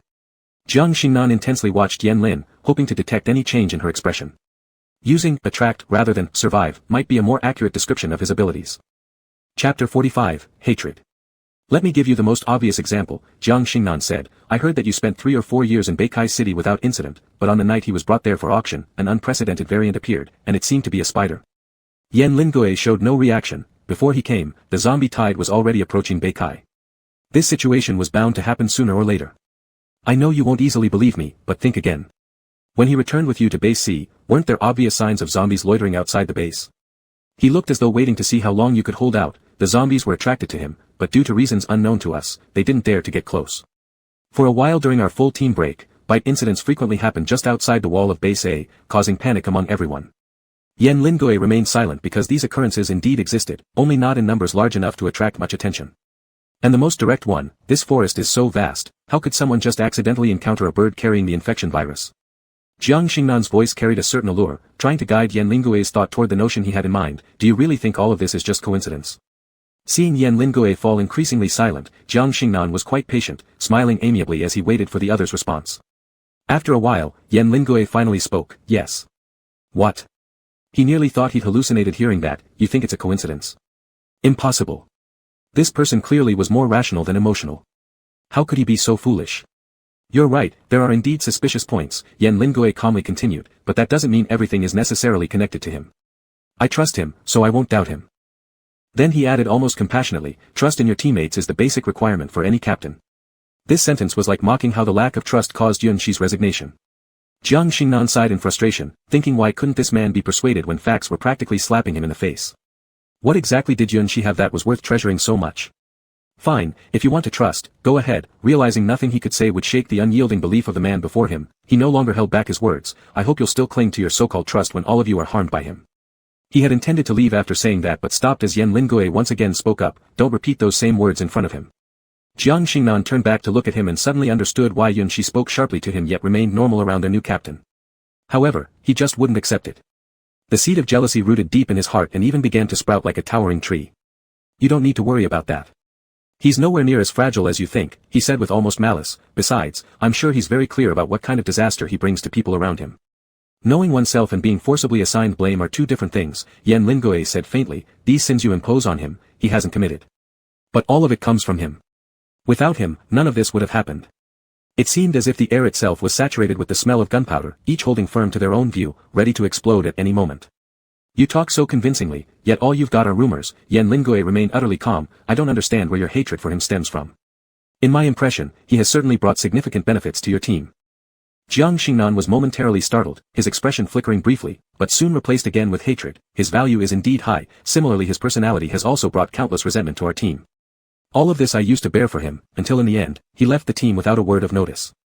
Yun Shi's sudden exit caught Jiang Xingnan and the rest off guard. Losing not just a teammate but also countless first-pick privileges.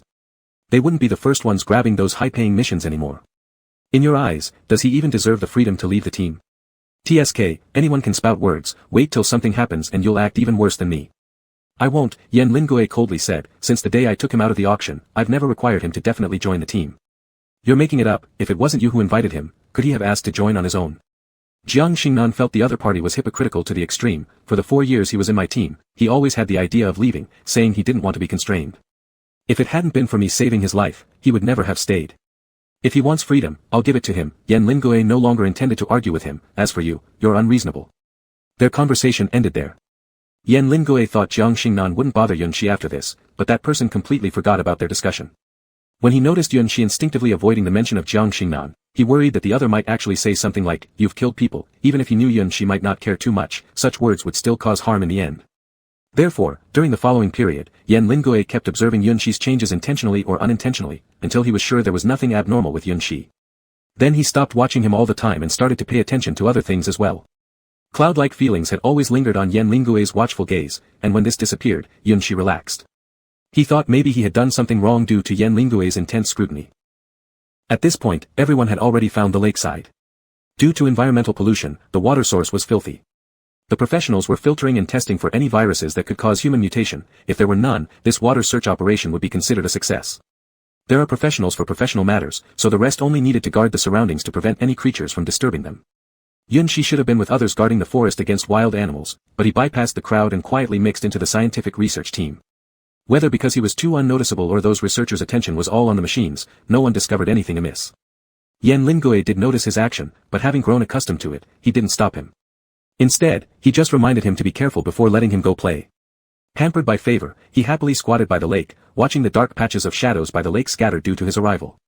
Fortunately, his goal wasn't really to play with the lake water, but to mingle among the scientific researchers who were contacting another group, where Lin Yin was located. He guessed that the reason Jiang Xingnan insisted he stay behind must be because something would happen over there that even he couldn't control. Once there's an anomaly, the first person to be notified would be the commander. Chapter 46. Very soon, Yunshi heard the information he wanted to know. Locusts. A swarm of them. And there are more. Since the beginning of this mission, Lin Yin's heart had been suspended far longer than it had rested, with no way to relax.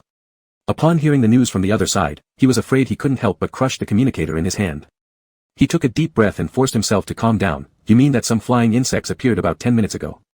At first, there were only a few, so you didn't pay attention, but now there are too many for you to handle. Is anyone injured?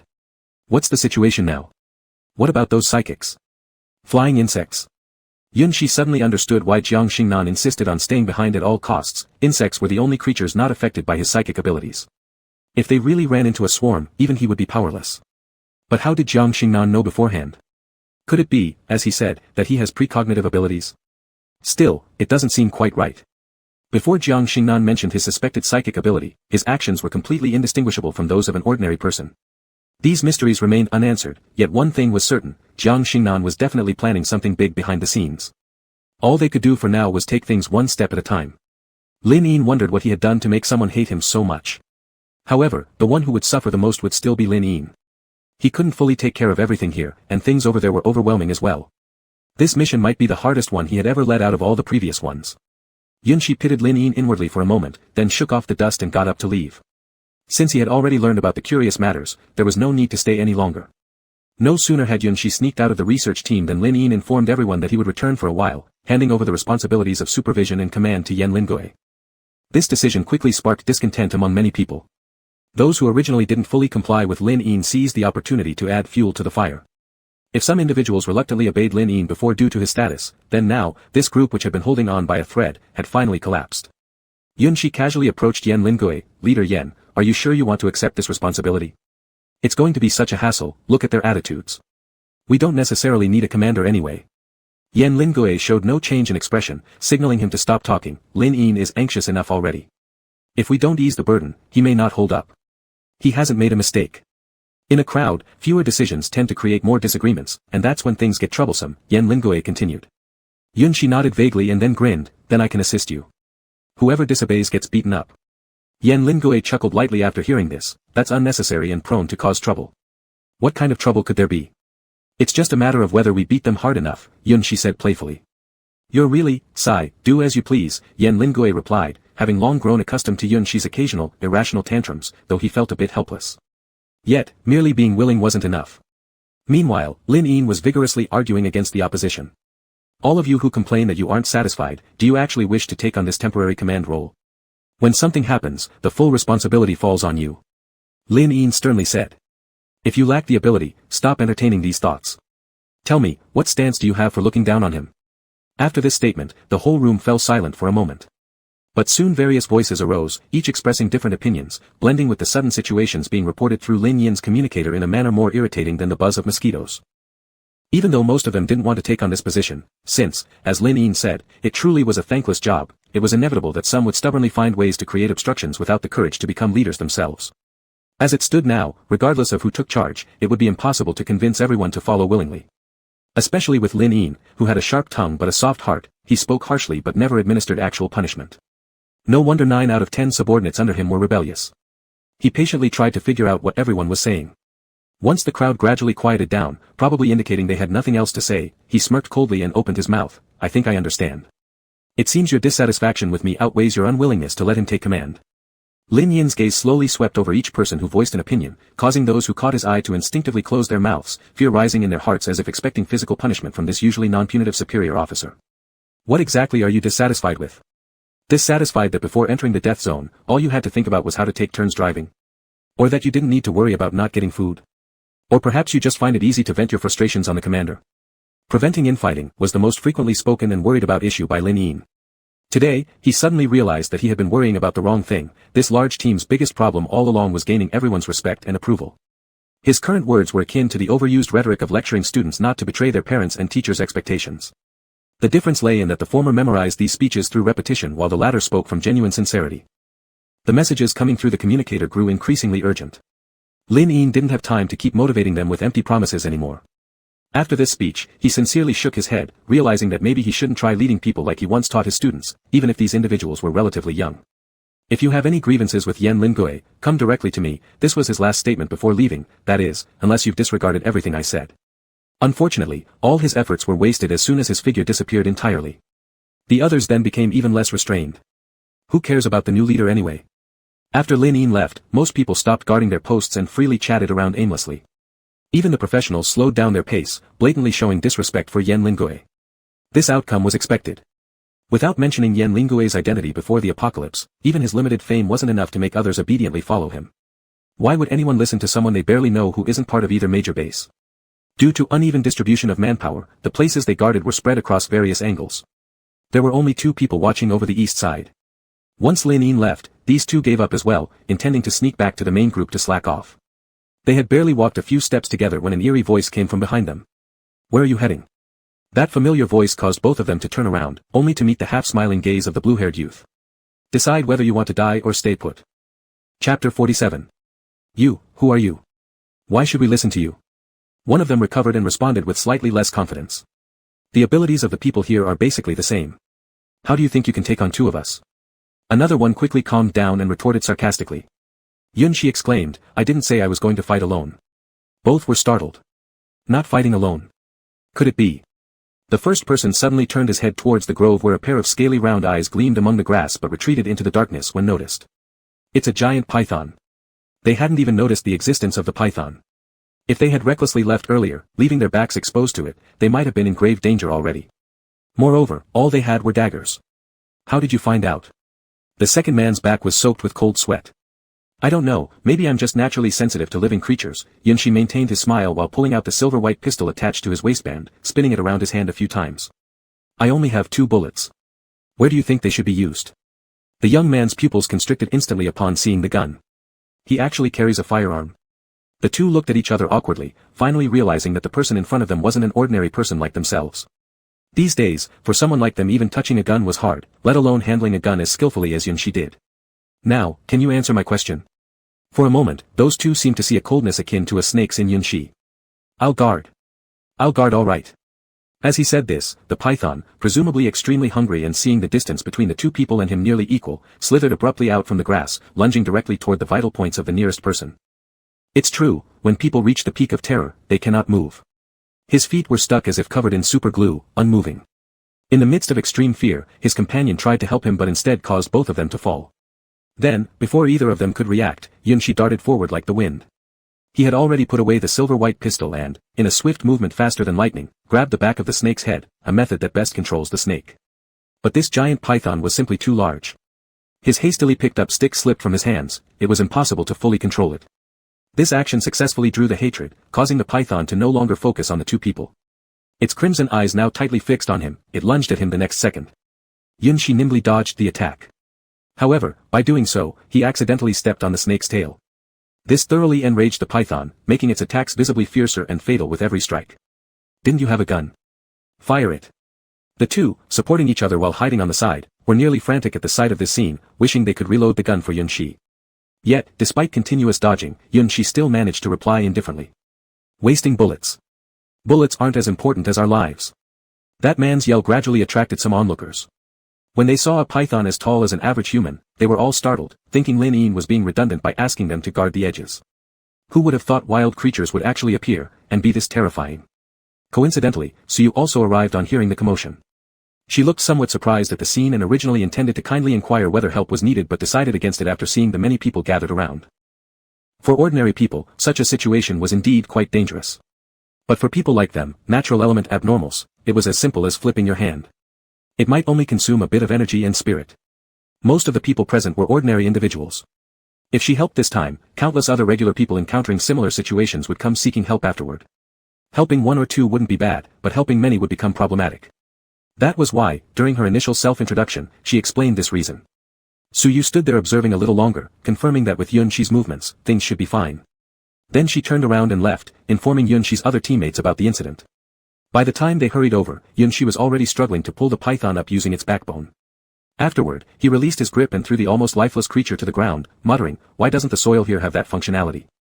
Raising his head and spotting Captain Yen, he grinned, Captain Yan, have you ever eaten grilled snake? Yan Lingue's tense expression relaxed slightly upon seeing that he was unharmed. He walked over solemnly, grabbed Yuan Shi's arm, and pulled up the sleeve to inspect it. Other than some marks on his skin pressed by the snake scales, there were no serious issues. Yan Lingue's serious face carried more intimidation than even Lin Yin's. Why didn't you report when encountering an emergency situation?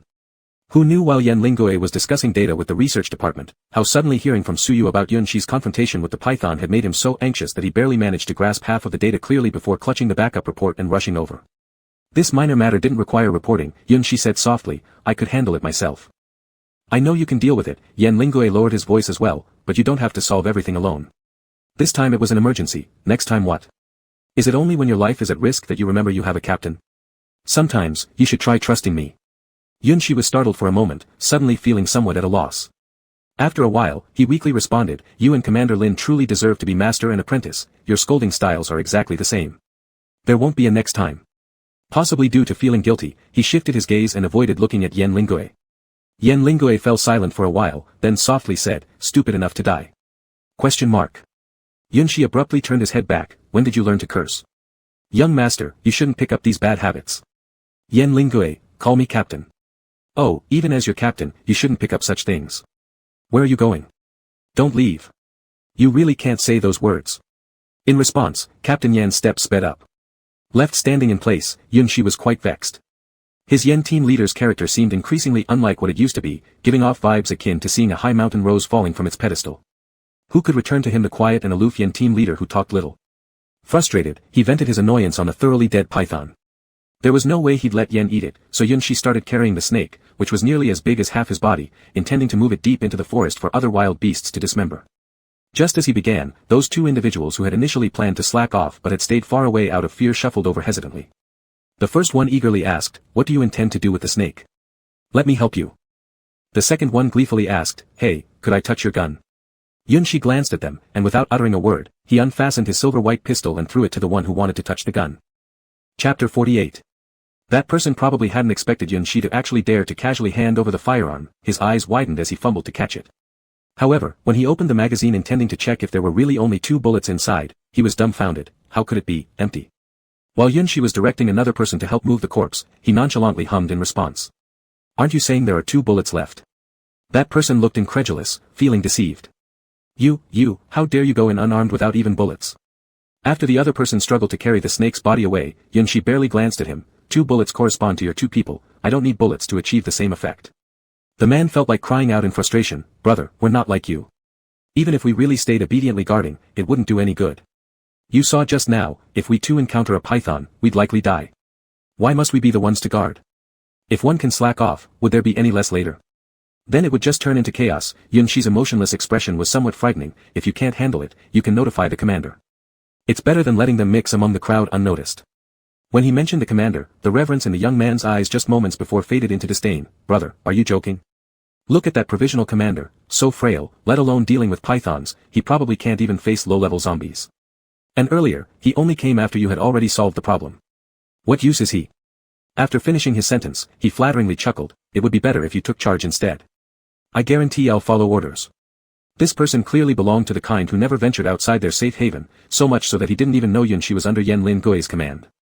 His comment successfully turned Yuan Shi's expression from blank to disdainful. Oh. Do you look down on him? It's not entirely about looking down on him, but rather I find it strange that he's still alive. How did he join our operation this time? Moreover, look at Director Lin's attitude toward him. Clearly, they have some kind of relationship, the young man presumptuously commented. Swish. Before the last word had completely left his lips, a sharp whistling sound passed by his ear. The terrifying figure he called brother now held a dagger against his neck, its cold blade touching his skin, causing an uncontrollable shiver. Due to the swiftness of the action, a small lock of his hair had also been sliced off. What does this mean, brother? His body was more rigid now than when encountering a giant python, afraid to make a single movement. At least then someone might save him, but this brother in front of him could easily take his head. Which word of mine upset you? The person who returned after moving the snake carcass and saw this scene got such a fright. Wanting to help his friend but fearing to offend Yuan Shi as well, he stood neither too far nor too close, tentatively opening his mouth. We agreed to guard properly, why suddenly resort to violence? Yuan Shi didn't even glance at him, merely narrowing his eyes slightly at the young man in front of him. I didn't like the last thing you said. If you can't talk properly, perhaps your tongue should be donated, or I wouldn't mind cutting it out for you. Though the young man wanted to argue that wasn't it true, upon meeting Yunshi's icy gaze, the words died in his throat. All right, I said wrong things. I take it back, it was premature judgment. Due to his compliance, Yunshi's knife moved slightly away, changing the situation from death at the slightest movement to dying only with larger movements. Can you guess why I bother coming here to see if you're properly guarding? How could this young man possibly know the reason? Initially, he thought Yunshi was someone overly confident wanting to spar with them, but it turned out the overconfidence was theirs. The youth carefully scrutinized Yunshi's expression, racking his brains to guess the reason behind his unexpected visit. Suddenly recalling what made him angry before, he cautiously spoke up, because you want to help Commander Yen stabilize the team. Seeing Yunshi didn't object, the youth sighed in relief, promptly praising Yen Lingoe until the dagger finally moved completely away from his neck. Yes. Yunshi put the knife away, his tone remaining cold. The youth touched his neck warily after narrowly escaping with his life, grateful he guessed right. Don't let me hear you speak ill of team leader Yen next time, Yunshi's voice carried stark threats, or it won't end so simply. Got it, the youth finally realized the relationship between the two upon hearing this and internally scolded himself for being so clueless. The things I said were just what I heard from others, brother, how about? I give you a list of people who've been badmouthing. There were so many people saying such things, he shouldn't be the only one getting hurt. His companion couldn't help but take a few steps back upon hearing him say that, as he had already become somewhat fearful knowing the real reason Yunshi was upset. Yes, he too had previously complained about Yen Lingoe alongside the youth, and now if the youth was reporting them, wouldn't that mean he would face the same fate? Fortunately, Yunshi wasn't interested in going after each person to intimidate them, waving his hand to decline. If I have the time, I'd rather catch more lazy people like you instead. But anyone who speaks ill next time might not get off so easily. Alright, the youth nodded so humbly that he almost became Yunshi's little brother. Take your time leaving, make sure to find more people who are slacking off, why don't we exchange contact information? If I see anything, I'll let you know. No need, if you see something, remind them yourself. With that, Yunshi was about to leave when he suddenly remembered something, turning around to ask, why do all of you think Leader Yen is involved with Lin Yin? Could it not be someone else? The youth who saw him off was stunned. What? What does that mean? Forget it, consider I didn't say anything. After Yunshi left, the two confused individuals discussed what he had last said, yet never came up with a reasonable explanation. In the end, they could only conclude that he was dissatisfied. Everyone thought Yen Lingoe rose through connections. Clearly, he had achieved his position by merit. Yeah, it must be that. Later on, Yunshi caught quite a number of slackers, frightening many into standing straight without daring to take another step, and only once he confirmed that the people guarding more dangerous areas were staying put did he contentedly return to Yen Lingoe's side. Leader Yen, Yunshi's eyes shone brightly, completely lacking the gloominess he showed toward others. I've taken care of most things, so just focus on commanding. Yen Lingoe was frowning at the data in front of him. Hearing this, his frown slightly eased as he handed Yunshi an unopened bottle of mineral water, chuckling lightly, good job. Chapter 49. Not tired. Yunshi didn't take the bottle of mineral water that was offered to him and silently pushed it back. I don't need it. The slippery bottle of mineral water was promptly handed over again by Yen Lingoe, who used his usual trick, just listen to me. He had forgotten when he first discovered that Yunshi seemed particularly receptive to these two words. Every time Yen Lingoe said them, Yunshi would calm down. This time was no different. As soon as Yen Lingoe spoke, Yunshi immediately stopped refusing, obediently taking the bottle like a well-behaved golden retriever, wagging its tail in wild excitement if it actually had one. Seeing Yunshi's expression, Yen Lingoe couldn't help but smile. He even had an impulse to ruffle Yunshi's hair but restrained himself. I'll be doing some very boring data analysis soon. Do you want to stay and listen or go find Chen Sheng and the others? He asked in a gentle tone. Of course, the very boring part was how Yunshi described it. Since he couldn't understand these things, whenever Yen Lingoe started on data analysis, Yunshi would run off to play with Chen Sheng and his abilities. Over time, whenever Yen Lingoe began his data analysis and saw Yunshi nearby, he would always ask. But today, Yunshi acted quite out of character, not moving an inch. You analyze your stuff. You don't have to worry about me. Yen Lingoe was somewhat surprised by his unusual behavior but said nothing. He called the main person in charge from the other scientific research team and began the long, dull analysis. Based on the current data, the direct extraction of water is still too risky. Although this report hasn't been fully perfected yet, it's easy to see from here that the water quality. Yen Lingoe's shift in tone was natural, instantly transitioning from patient and gentle when dealing with Yunshi to calm and rigorous, his basic attitude when working, there could be no mistakes. The director initially harbored some doubts about him, let alone with him placing someone nearby, to maintain appearances, almost assuming Yen Lingoe lacked competence and might resort to threats if they pointed out any bad aspects. However, the more the director listened, the more it became apparent that things weren't as he imagined. The logic in Yen Lingoe's discussions was clear, some small data points with contradictions were discovered and problems listed by him. Every issue he raised was followed by what he believed to be a relatively good solution, as if they weren't discussing water quality but some extraordinarily significant matter. Gradually, the director set aside his initial bias and began discussing meticulously, even forgetting his fear of Yunxi. Indeed, it's so boring, Yunxi thought. How does team leader Yen manage to patiently check each item? It wasn't an exaggeration to say that their discussion of these topics was so dull that it could make someone who rarely rested like him feel slightly sleepy. Nevertheless, speaking fairly, team leader Yen became even more captivating when serious, to the point where the mundane data analysis managed to be somehow tolerable. Unfortunately, he had overestimated himself. After 10 minutes of listening without them showing any sign of stopping, his limited patience was completely drained. Not even team leader Yen's looks could save the situation. Thus, he alternated between looking at Yen Lingui and gazing at others conducting various tests by the lake, and after watching back and forth several times, he noticed something was amiss. Why did it feel like someone was missing from the lakeside? His memory was excellent, certified after testing. Moreover, having observed thoroughly, he naturally memorized the number of people at the lake. However, when he turned his gaze towards the lake for the 5th time, one less person was clearly visible within his line of sight. Strange, could someone be slacking off? Yunxi wondered. It wasn't long between each glance he shifted his view, so who moved so quickly? He worried he may have miscounted, double-checked carefully several times, and then surprisingly noticed that he indeed made a mistake. There weren't just one missing, but 5 people altogether. There were only 40-odd people at most, so the absence of one could perhaps be excused as laziness, but 5 people? Were they on strike collectively? And should he mention others being overly focused or covering up? Strangely, no one brought it up. Yunxi internally sighed, realizing his scope of attention was too narrow. Perhaps he needed to communicate with these professionals. Why do you keep looking over there? Are you interested in observing how they are proceeding? When he was lost in thought, at some unknown moment, the tedious technical terms in his ears disappeared, leaving only the crisp voice he enjoyed hearing the most. Yunxi snapped back to reality and shook his head. No, I just feel like someone might be slacking off. The director who was preparing to leave paused. Which ones? Although he had already put aside his prejudice against Yen Lingui, having personally experienced Yunxi's ferocity, he had developed some trust through association with his team leader. I didn't quite see who specifically, Yunxi said, but about 5 people are missing. After saying that, he glanced back again and arched an eyebrow. Now it's 7. Are you guys really so lax in supervision? The supervisor's expression changed. That can't be possible. My people would absolutely never slack off like that. Even a little fooling around is already the most out of line they'd go. Yunxi remained calm. I don't have any reason to deceive you. If you don't believe me, you can count them yourself.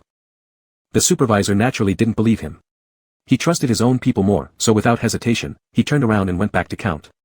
As soon as the supervisor left, Yunxi noticed Yen Lingui still staring at him and couldn't resist teasing again. Yen team leader, if you keep looking at me like that, I'm really going to think you like me. Surprisingly, this time Yen Lingui didn't immediately look away when Yunxi said something like that. Instead, he opened his mouth with an ambiguous tone. Were you just watching them? What? Yunxi took a moment to react and suddenly understood what he meant. He laughed, deliberately playing dumb. What's wrong, Yen team leader? Is it not okay for me to observe others because I was bored? Yen Lingui just looked at him. A faint, indescribable emotion welled up in those otherwise cold blue eyes, as though ripples had stirred across the long still surface of water. Once again, he said, you're stupid. Where am I being stupid? Yunxi suddenly moved closer, their similar heights allowing him to look straight into Yen Lingui's eyes. If you don't say some things, how am I supposed to know? Yen Lingui countered, then what do you think I should say? The atmosphere seemed to freeze. This exchange felt like their usual banter but somehow also different. Something had shifted without either of them noticing. Yunxi, Commander Yen. There's trouble. Just as Yunxi began to speak, the previously tranquil lakeside erupted into chaos. The panicked supervisor interrupted their conversation. In his haste, he hadn't noticed how close they were standing, quickly exclaiming, someone's gone missing, it's not slacking off, they've vanished. Chapter 50. At this very moment, the atmosphere was tense. The ambiguous probing between Yen Lingui and Yunxi earlier had vanished under this tension, leaving only a shared solemnity. Yunxi would never have thought that the word disappear he mentioned offhandedly had come true, and as expected, he was once again questioned as the first eyewitness. This time, it wasn't like last time where he was treated like a prisoner. No one from the group that previously suspected him of being an undercover agent raised any objections, so there was no heated argument, just normal questioning, with Yen Lingui watching nearby. At what time did you notice fewer people? The leader asked. How many were missing the first time? Did you see anything unusual? Yunxi truthfully replied, around 7 minutes ago, when you were discussing whether to switch water quality areas, 2 were missing. Since the researchers needed to split various tasks to collect comparative data, their constant walking around appeared scattered, which was normal. When questioned about whether anyone noticed the decrease in numbers 7 minutes ago, almost no one had realized it. They were all completely baffled. Such an organized operation involving acquaintances from the medical department was rare, mostly strangers forming temporary teams. Anyone could offer suggestions, making it difficult to notice the absence of a few people. After asking everyone without success, the leader turned back with no leads, except for a few who claimed they went to rest later on but still couldn't specify where. Out of necessity, the hopes rested back on Yunshi. Think harder. Didn't you see how they left? Yunshi sighed helplessly. He truly didn't notice, his focus largely on Yan's team. Even though he occasionally glanced over, each time he turned around, those people were already gone. He had no idea how or when. Facing the head researcher's expectant gaze, he quietly muttered under his breath, "Beauty can indeed be deceiving." Then he frankly admitted, "I didn't see them leave. They were just, gone." And with that, the sole clue disappeared. The leader's hope turned into disappointment. With a long sigh, he said, "Let me ask others. Commander Yen, what do you think we should do?" If something happened to the research team members, the leader would inevitably be involved and likely punished. Now, all he could do was hope that this temporary commander had a plan, otherwise, both of them would face reprimands. Everyone present knew Lin Yin's infamous temper. By contrast, Yen Lingui remained calm, showing not a trace of anxiety. There was something inherently reassuring about his demeanor, a sense of trust that emanated from somewhere unidentifiable. He inconspicuously observed his surroundings before quietly telling Yunshi to call Qiansheng. Yunshi responded affirmatively. As he moved away from the crowd, Jiang Xingnan, who had been blending in unnoticed, finally confirmed that her initial suspicion was right. Her expression darkened as she stealthily pursued Yunshi. She grabbed his wrist at an empty spot and accused, "Didn't you promise to stay put?" Seeing who it was, Yunshi frowned unhappily. A smirk tugged at his lips as he mocked, "You have some nerve coming to me. Don't think I don't know what you're up to. I haven't got time to dance around with you, go bother someone else." "Humph, stop pretending to be above it all," Jiang Xingnan scoffed after recognizing Yunshi's attitude, guessing that he probably knew what had transpired. She coldly shot back, "So your captain fakes trust in you, that's fine, but surely you're not fooling yourself too. You know exactly why that just happened, don't you? And what am I supposed to know?" Yunshi laughed derisively, "That it's actually something you've orchestrated? If you really had precognition, you'd go tell them now why things happened instead of pinning baseless accusations on me here. You people, who believe everything is my doing, are quite ridiculous. Of course, I understand your hatred towards me runs deep enough for blind belief, but if your brain isn't functioning properly, shouldn't you keep it to yourself instead of waving it around?" Though Yunshi usually didn't engage in quarrels, Jiang Xingnan seemed to be one of the few exceptions capable of provoking him. Looking down at his wrist, still held by her grip, he coldly demanded, "Let go. Or do you want me to make sure you lose this hand?" Whether out of fear or remembering Yunshi's previous achievements, Jiang Xingnan let go, grimacing. She said, "You'll find out soon enough whether I've been lying to you. I hope you still maintain this indifferent stance then. You can rest assured, I wouldn't regret even a bit, enough to change my surname because of you." Jiang Xingnan chuckled oddly. "Make sure you keep your word. Don't regret it. Let's see if you can even live to the day when I regret." Yunshi didn't like Jiang Xingnan's current expression and couldn't help but throw another jab, "If you have the time, you should manage your own team more. You know better than me how many of your people, despite looking frail on the surface, want to overthrow you and take your place." Unlike his Yen team leader, who was merely held back by illness, was still 1,000 times better than this Jiang Xingnan. He truly regretted believing her nonsense right after he lost his memory. After parting ways with Jiang Xingnan again under unpleasant circumstances, Yunshi's mood didn't improve until Yen Lingui returned after he had called for reinforcements. He originally wanted to make a sarcastic remark, but seeing the somber expressions around him, he managed to hold back, reluctantly deciding to wait until Yen Lingui was done handling things. He shouldn't have agreed to let Yen become a commander, there's no free time anymore, Yunshi muttered in his thoughts.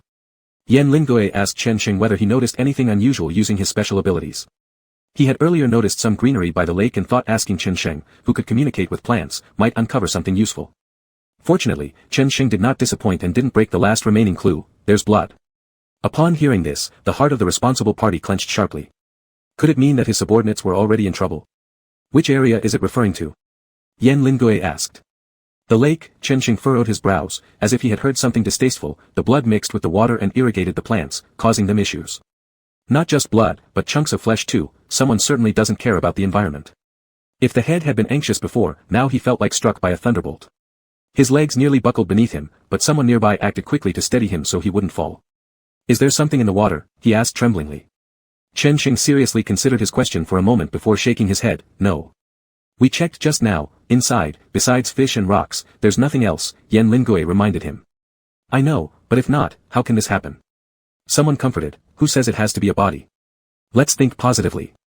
That's right, maybe it's caused by some animals drinking at the lake after hunting. At these words, the leader's complexion improved slightly, but then Qiansheng's next sentence shattered his hope again. They say, it's coming again. Chapter 51, Stereotypes. Who's coming now? Someone immediately asked, while the others held their breaths, bracing themselves as they waited for an answer. However, after delivering a sentence that unsettled everyone, Chenxing slowly and somewhat hesitantly shook his head. I don't know. They can't describe it.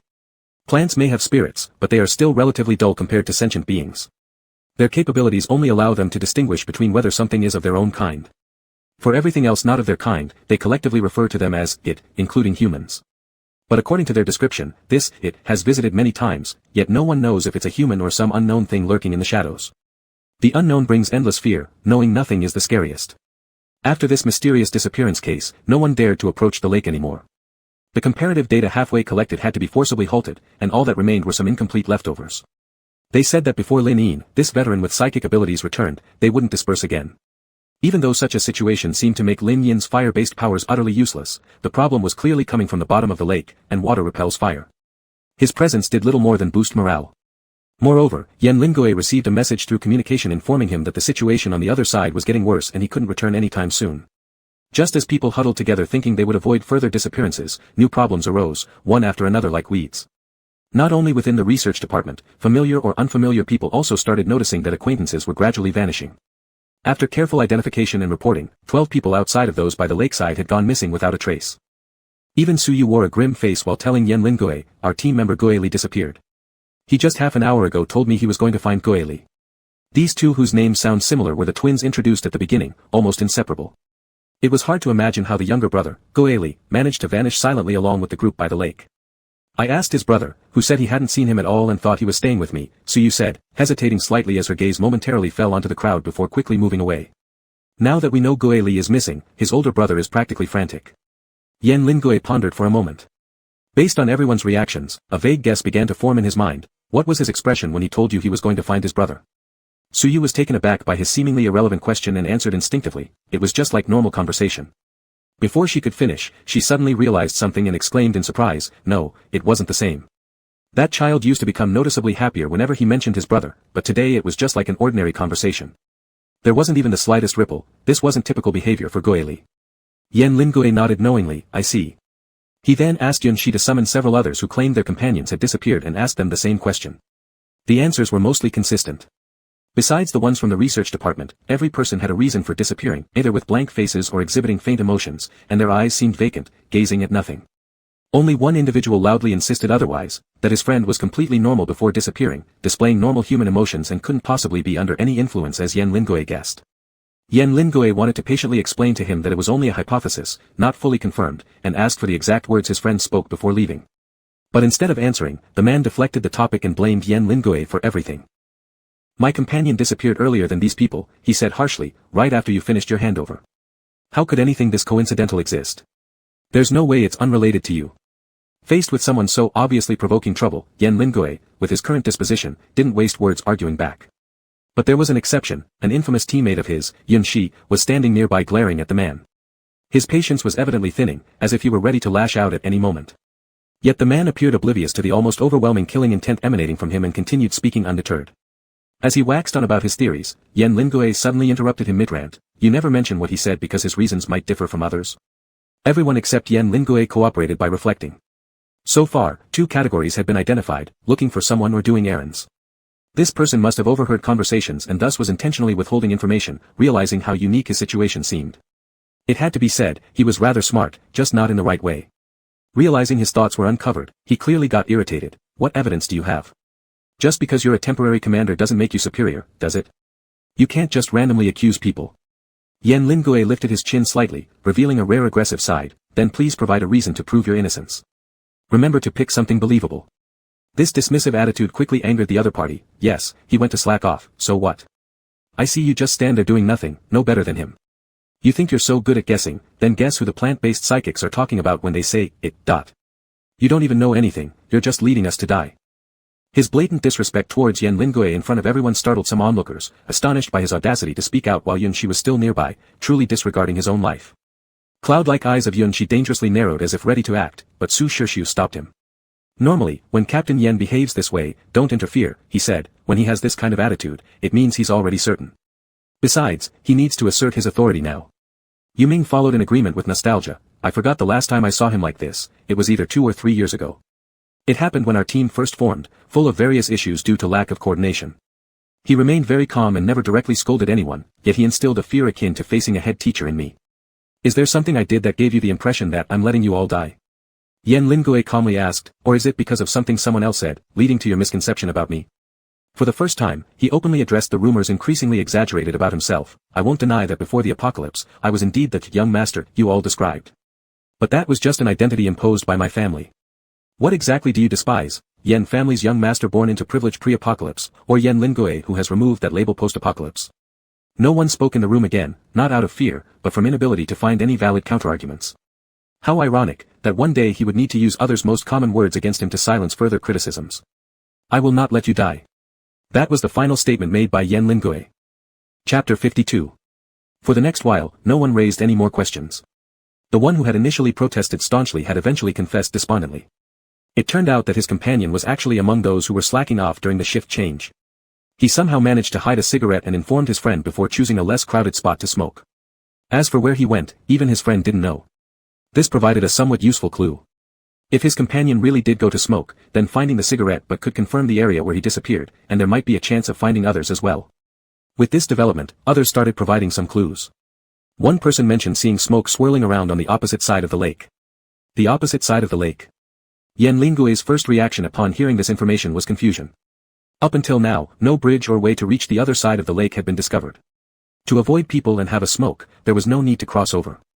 However, as more people were questioned, 4 or 5 admitted to having personally witnessed vague smoke on the opposite bank, which wasn't from a fire and dissipated within a few minutes. Could it be that something had indeed taken the missing people across? After much discussion, most agreed not to overlook this clue. So, one of Yan's team members along with Suyu decided to go check out the situation on the other side. Meanwhile, in order to guard against it, as Chen Xing had warned, the rest of the special ability users stayed behind just in case. Su Shixu also chose to remain behind to keep an eye on Chen Xing. With Suyu's help building the way through their special abilities, reaching the other side went relatively smoothly, though the rising silt from the lake bottom left everyone with an unsettling feeling. Even though it has been washed away by water, I can feel that the soil beneath is very abnormal, as if it has been infiltrated by something else, said Suyu, raising his finely arched brows. This abnormality differs from what we found in the forest. The former just makes me feel overly loose, whereas the latter brings intense discomfort. When this path lay revealed before them, they did not rush to proceed but instead observed the fish that were brought along, each showing varying expressions. These fish had already died before being brought up, emitting an unpleasant stench. Their brown bellies were distended high as if something inside was about to burst out. It appeared these fish were bloated to death, likely very recently. Where did they get their food? Yunxi asked thoughtfully, did they eat each other, or perhaps those lost people had really perished and been discarded into the lake for these fish to feast on freely. As is known, some types of fish lack satiety detection. Once they find something edible, they will continue eating non-stop, and finishing off a complete corpse isn't unheard of. Still, the latter part of this thought could never be voiced aloud. Mentioning such bloody things might scare the group led by team leader Yen. Although the lake's surface appeared tolerably clear and unpolluted at first glance, its actual depths contained such filth, making it clear this water was undrinkable. However, given all this, how had no one else thought of it? Yu Ming's face had already paled, his active imagination conjuring up stories in his mind of dark little figures committing gruesome murders and dismembering their kindred before tossing them into the lake. With none left among them susceptible to emotional fluctuations, Yan Lingui fell silent for a moment and finally proposed the initial hypothesis: perhaps there are drowned corpses in the lake. Upon uttering these words, all 3 sets of eyes immediately focused on him. Indeed, it was a plausible possibility. Drowned corpses were similar to zombies, differing only in that the former could breathe underwater, move freely between land and water, and weren't afraid of sunlight. Even on scorching days, they could wander around. There had been several documented cases in the past of people resting by rivers being dragged down by hidden drowned corpses, widely known events. If the missing individuals truly encountered such a situation, it wouldn't be surprising. Yet, there remained a puzzle. The researchers had disappeared while gathered together. Even if it were drowned corpses responsible, the others would have noticed. There is a possibility, though not a large one, Suyu said. If my memory serves correctly, this individual's ability should prevent mutated entities from approaching within a certain range, right? He wasn't too far from the group near the lakeside, and drowned corpses fall under the category of mutations. I know, said Yan Lingui calmly. Based on the descriptions provided by others, their conditions seemed more like they were parasitized by parasites, which rarely respond to his special ability. Suyu, that is indeed a possibility, but if they were parasitized, there's no reason the host would be moved elsewhere. Parasites need nourishment. Yunxi interjected at the right moment. What if their intention wasn't to survive, but to offer those people to the leader? Suyu paused for a moment. You're right. The occurrence of this incident was extremely similar to a premeditated plan, meticulously orchestrated with very few loopholes. If it weren't for Yun-shi who had nothing better to do and looked around, they might not have realized that some people were missing until they left. If it was indeed so, did it mean that the mutated species on the opposite side of humans had developed astonishing intelligence, even to a point where they found it hard to resist? This was a grave and thought-provoking question. They had been in conflict with these creatures for 4 years, from the initial panic that arose just at the mention of them to later handling them effortlessly. Not until today did they clearly realize that not only were humans finding ways to counter them, but the monsters were also evolving. In this strange atmosphere, Yu-ming timidly suggested, "Can you discuss while walking? Let's pass this place first, it smells too bad." Yan Lingui remained silent for a moment, then nodded, "Let's go first, don't cause ourselves too much anxiety beforehand." After reaching an agreement, the group briefly set aside this issue. On the way, Yun-shi walked beside Yan Lingui intentionally or unintentionally, wanting to touch the other yet withdrawing his hand due to hesitation. When Yan Lingui noticed and gave him a puzzled look, Yun-shi laughed nervously and said there was nothing wrong. "I just wanted to remind you to be careful, don't step on dead fish carcasses." His excuse was flimsy. Yan Lingui responded with an, quickly turning away his gaze. Yun-shi felt relieved that the other hadn't noticed anything unusual, yet was somewhat dissatisfied why Captain Yen was still unaware of everything. In fact, Yan Lingui had noticed something. Upon seeing Yun-shi's hand extending and retracting within seconds, his mind immediately came up with the thought, he wanted to hold my hand. Realizing how nervous Yun-shi was made him find it amusing, so he chose to act as if he didn't see anything. Kids, being a little awkward is normal. Of course, Yan Lingui did not know that when it came to age, he was actually the kid. When the four arrived at the opposite shore of the lake, a strong smell of blood instantly hit them. Chapter 53. The smell of blood was strong, it was as if a fierce battle had just taken place here, evoking fear. As soon as Suyu stepped onto this land, his expression turned grim due to an instinctive feeling, here, it's worse than before. Maybe hundreds have already died here. Did the troops sent out earlier really not reach here? Perhaps some did, but no one knows, Yan Lingui said gravely. That's true. All the previous groups were killed, leaving no records behind. Who would know if anyone had come here? Team leader Yen, I'm scared, Yu Ming, the only person in the entire group without any supernatural abilities, trembled. If, and I mean if, we end up coming here and never return, what then? Before Yan Lingui could speak, Yun-shi cut in first, didn't team leader Yen say before that we should avoid such talk? Yan Lingui was slightly surprised that the other party remembered this phrase from their first meeting, so he couldn't help but smile, yes, let's talk less about that. Yu Ming. He felt bullied, what's going on? Yun-shi noticed that he was genuinely afraid and consoled him, what are you afraid of? Think about the state of the withered worms from a few days ago. Oh, sorry, you weren't there. Anyway, these parasites are nothing more than ashes in the end. Yu Ming thought, Yu Ming remained silent, Yu Ming felt that it made sense. With team leader Yen around, why should he be scared? But why did Yun-shi's tone sound like bragging? Was he wrong? There was indeed nothing to worry about. Over these days, Yan Lingui's condition has been gradually improving. After Su Shushu checked his pulse, they determined that the dosage of medicine can be reduced somewhat, and the suppression of his powers isn't as severe as before. Under such psychological reassurance, Yu Ming calmed down, even walking arrogantly until he saw a half-eaten corpse with bones exposed.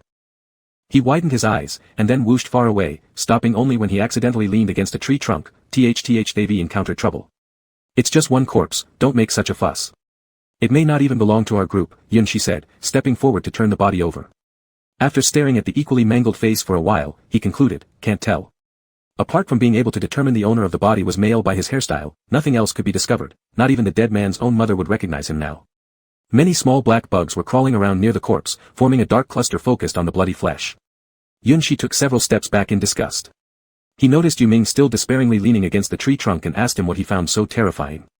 I've faced greater ordeals and haven't shown fear. How could I possibly be afraid of such a small thing as a corpse? Yu Ming struggled, I just can't move. There's some sticky liquid on this tree, and I didn't notice until I touched it. The remaining three exchanged looks, seemingly finding this reason a bit too exaggerated. Seeing their expressions, Yu Ming knew they wouldn't believe him. Right before them, he tried desperately to break free, but failed, only getting stuck tighter by the sticky liquid bouncing back on him. Flipping both hands, he showed them he wasn't kidding. Yun-shi found it interesting and approached to observe. Indeed, there was a transparent green layer of adhesive covering the tree trunk, almost entirely enveloping it. Because it was a very thin layer, at first glance, it was hardly noticeable. Curiosity sparked within Yun-shi, and he impulsively wanted to stretch out his hand to test how sticky it truly was.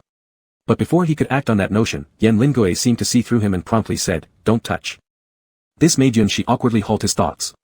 Since touching with his hand was off limits, Yun-shi pondered for a moment and decided to break a branch right there. He carefully poked at the lump of sticky material. It got stuck immediately, the branch hung suspended, adhered tightly to the sticky goo. Yu Ming looked like he was on the verge of tears, I told you I wasn't lying. This stuff is seriously sticky. If all else fails, take off your jacket, Yun-shi suggested earnestly. It might be a little cold, but at least you can move. Big brother, I only have 3 layers on. This isn't just a little cold, it'll freeze me to death. Yu-ming was unwilling to part with his down jacket. Is there another way that sacrifices less, like cutting off the part of my clothes that touched the sticky stuff? Where am I supposed to find scissors out here in the wilderness? Yun-shi admitted his helplessness. Yu-ming became indignant.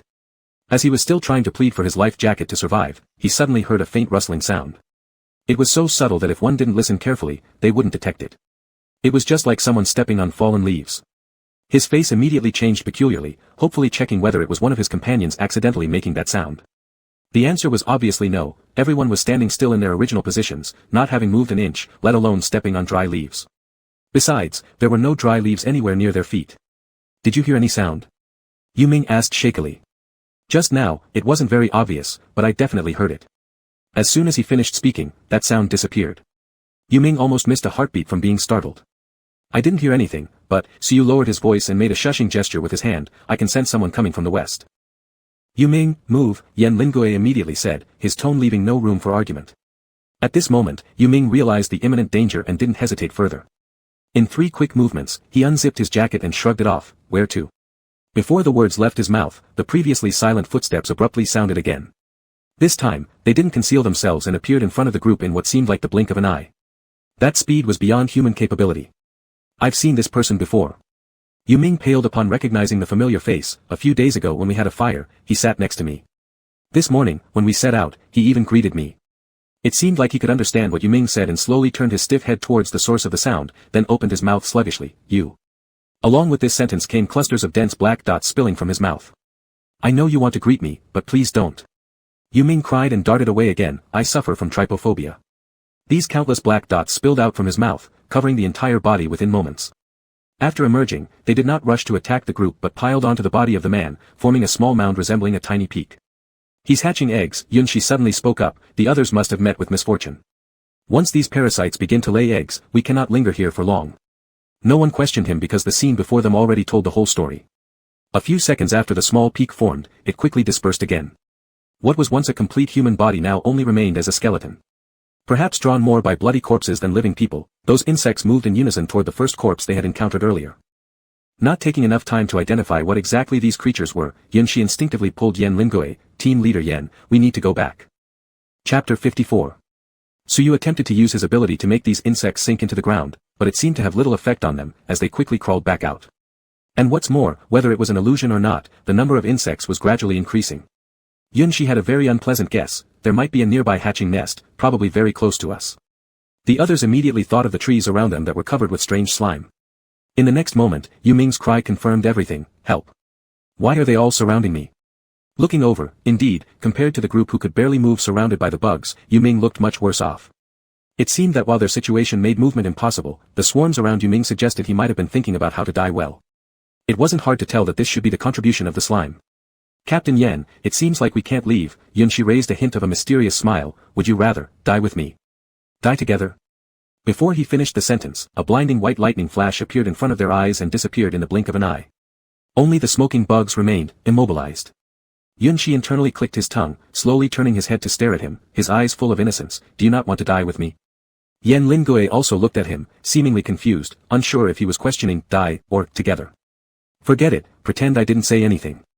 Whenever Yun-shi met Yan Lingui's pure and clear blue eyes, he always lost, simultaneously regretting his reckless flirtation. He didn't want any dirty things in the world to taint Captain Yen, yet he kept being the one to do just that. Yan Lingui couldn't discern what Yun-shi was conflicted about this time, so there wasn't much time to dwell on it. They could only focus on the swarm of bugs first, then discuss the rest once they got out of trouble. But there were simply too many of these bugs. Even electric attacks were useless. Once a batch was gone, another would soon come, continuously without end, as if they would never run out. Even Suyu's assistance proved to be completely ineffective.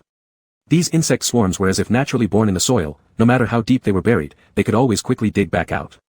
Her special ability couldn't kill the insect swarms, it could merely delay them for some time. Using special abilities was an energy-consuming activity. After some time, Yan Lingui's already pale complexion grew even paler.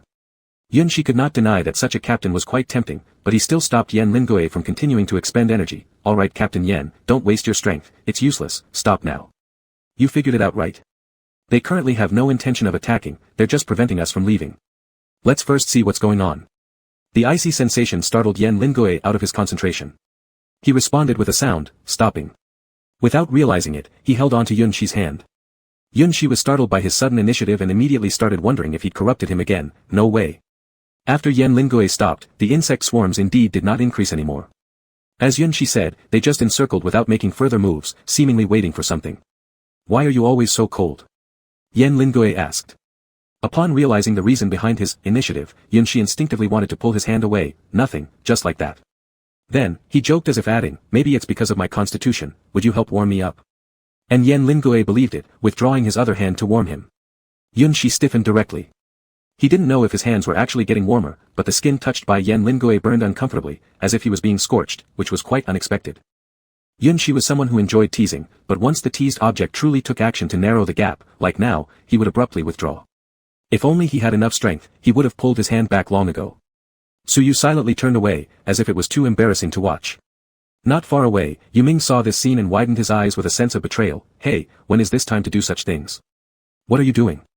Yunxi felt somewhat guilty and dared not speak. How could he admit that he probably corrupted the 4-year veteran Yuming and Captain Yen? Yan Lingoe bent his head seriously, warming his hands, as if he hadn't heard Yuming's words. After covering for about 2 to 3 minutes, he strangely looked up at him. Still the same. Of course it's still the same. As if warming hands would actually work, Yunxi muttered internally, I'm a dead man with a low body temperature. If I can change that, it'd be a medical miracle. But his expression remained unchanged as he naturally pulled back his hand. That's it then, good work, Captain Yen. Seeing Yan Lin still looked confused, Yunxi hesitated to speak. Didn't I tell you before? I barely feel cold or warmth, it's not related to the outside. My body is just like this, it can't warm up.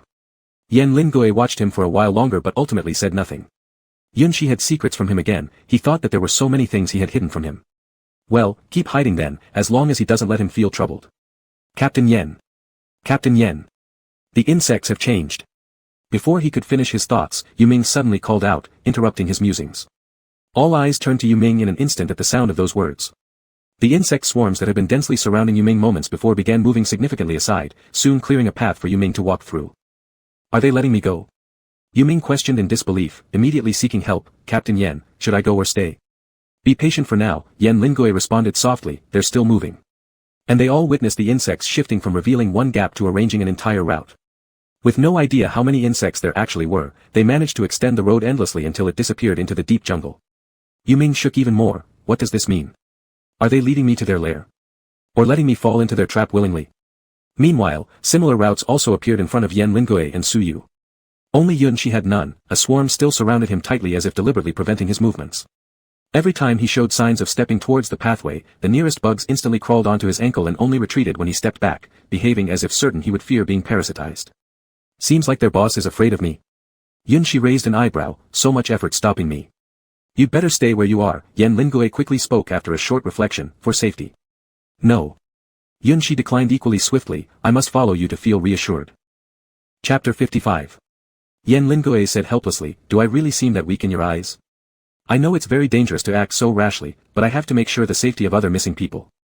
It's a promise I've made. No, I understand. Yunxi didn't expect his casual comment earlier could be remembered for so long and repeatedly brought up. I don't mean to look down on you at all.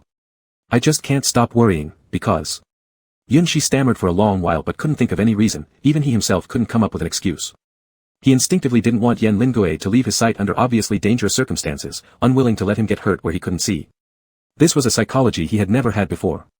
Don't worry, I'll be fine. As if he could see through his thoughts, Yan Lingoe softened his tone, his eyes became gentle. While you wish me safety, I also wish the same for you. These 2 short sentences instantly silenced Yunxi, leaving him speechless against rebuttal. At this moment, a tangled mess of emotions slowly began to clear up. After a long pause, he seemed to finally decide on something, nodding his head slightly and relenting. All right, I'll wait for you. After saying that, Yunxi added seriously, word by word looking straight at Yan Lingoe, after you come back, I have something to tell you. Such solemnity would make anyone think they were preparing for a life-and-death separation. I suggest you avoid saying that last sentence. Suddenly, Yuming interrupted their strange atmosphere with a hint of resentment in his voice. In war dramas, usually after the heroine says this sentence to the hero never comes back. The unsaid matter becomes the biggest regret of the entire series and is probably an unspoken confession. Unless, you 2 men have no possibility of a confession, so please say what's on your mind directly without dragging your feet. You're making me anxious. Su Yu, at this point, turned his face expressionlessly as if not showing even a bit of interest. Yunshi glared at Yuming angrily. What does it have to do with you what I'm going to tell Yen team leader? It's our private matter. What can't I listen to? Yuming replied indifferently, paused for a moment then tentatively questioned hesitantly, you're not serious, are you planning to confess? What kind of confession? Stop guessing randomly. Yunshi clearly lacked confidence as he said this later part, instead of waiting for this, you might as well wait to see Su Shirshu confess to Chen Sheng. Yuming was stunned, they're already together, why would they need to confess again? Yunshi. When did this happen? I don't know, but isn't it obvious to everyone? Aren't we all silently aware and choose not to break it? Yuming had a look of shock assuming everyone else knew too, didn't you notice? They're always sticking together even when sleeping. Su Shirshu said only Chen Sheng gets handled by our medical first. Do you believe this has nothing between them? Yunshi remained silent. He certainly wouldn't admit he thought the relationship between those two was purely friendly until today. Who would even consider something like that anyway? At least until he met Yen Lingui, he wouldn't imagine anything improper could happen between two men. No wonder when he teased Yen team leader before, others didn't bat an eyelid, turns out there was precedent. Yuming sighed predictably, in fact, if you want to confess, I wouldn't oppose. Since our group hasn't recruited a single woman for so long, I guessed it would end up being internal digestion. With 5 people, even distribution isn't possible. As a straight man, I'm destined to be single forever. By the way, can you let me watch the excitement when you confess? Yunshi. It's really not a confession. Alright Yuming, enough. Seeing Yunshi getting irritated again, Yen Lingui spoke warningly. Yuming quietly muttered a, tisk, Yen team leader, you're spoiling him. After so many years following you, it seems I've been wrong all along. Yunshi. Can you stop turning a normal relationship into something weird? Just as Yuming wanted to counter, his body suddenly stiffened. His words got stuck in his throat as bugs below apparently couldn't wait any longer, crawling up his body. Team leader Yen. Yuming screamed, jumping up. Countless black dots slid down from his trouser leg. He hurried forward along the path laid out, don't idle chat anymore, they're restless. Just as Yuming anticipated, once he started moving, those bugs indeed didn't attempt further proximity, serving only as a minor warning earlier, admonishing them not to waste time. Whether it was that even the tiny parasites had developed intelligence, or whether something else was giving them commands from the shadows remained unclear. Whichever the reason, it was extremely disadvantageous for them. Su Yu didn't think twice and immediately followed the path. Yen Lingui also grew serious, quietly offering Yunshi a few last words of caution before signaling Yuming to follow along. Yen team leader, Yunshi suddenly called out to Yen Lingui's retreating, slim back, don't you dare deceive me, come back safely. Yen Lingui paused for just a moment, then quickly resumed walking forward. A faint sentence drifted away with the wind, if I lied, in case it truly were a confession, you wouldn't hear it. The swarm surrounding Yunshi didn't linger long after them, about 10 minutes later, when the 3 of them had completely dispersed into the depths of the jungle, the insects accompanying him also gradually disappeared, leaving only him behind. Yunshi's gaze hadn't moved from where Yen Lingui had disappeared. Once the insects finally left him alone, he hesitated for only a second, then stepped directly into the forest himself. Yes, he'd broken his promise. Easier said than done, truly letting Yunshi stay in one place while Yen Lingui's fate hung uncertainly in the air was something he simply couldn't do. Meanwhile, as they ventured deeper, they were confronted with numerous comrades lying unconscious on the ground. Next to them, there stood a small hill made entirely of white bones, likely animals mixed with human remains. The sight was terrifying at first glance. Yuming's face turned ghostly pale as he involuntarily took a step back. He knew all these people. Yen, the word got caught in his throat as an ominous shadow suddenly loomed over him, casting across his figure. An unbearable stench spread from behind him, he hadn't noticed but something was standing there now. Being positioned behind the other two, Yuming's abnormality wasn't yet noticed by either Yen Lingui or Su Yu. They were attempting to rouse those lying motionless on the ground. Lowering his eyes slightly, Yuming dared not make a sound, he could feel something thin pressed against his neck. It was very fine, yet very sharp. Then, he watched in horror as his body was bound with thread-like transparent silk, wrapping around him tightly again and again. At this point, Yuming's mind harbored only one thought, bloody hell, have spiders become spirits? Chapter 56, Danger. All those who had collapsed and were unconscious were in a deep coma. Yen Lingui did not conduct any in-depth research, but occasionally borrowed medical books from Su Shirshu to read. He could barely tell that these people had no chance of waking up temporarily with the little knowledge he had. The only thing that was certain was that they were still alive. He wasn't sure if there were still parasites left in their brains, nor did he know why they were lured here. Anyway, let Yuming identify them when he comes later. By the way, why hasn't Yuming made a sound since he came over? It was at this moment that Yen Lingui noticed something wrong. Considering Yuming's chatterbox personality, it shouldn't have been silent. Instantly, anxiety surged within him. He immediately turned his head to check but saw that there was no one behind him. Yuming disappeared. He suddenly stood up, his action so large that Suyu, who was examining Gue Li's situation, glanced sideways at him, her eyes filled with questioning. Yan Lingui didn't say anything, scanning the surroundings quickly and finding no abnormalities. His gaze darkened. While asking Suyu whether she had felt the arrival of strangers, he attempted to contact Yu Ming's channel. Suyu was stunned for a moment before shaking her head apologetically. Sorry, I didn't notice. It was somewhat expected. Yan Lingui understood, so he could only continue to focus on the channel connection. Soon, the results were out. Good news, the connection was successful, meaning Yu Ming was likely still alive. Bad news, no sound, implying he might have encountered an accident as well.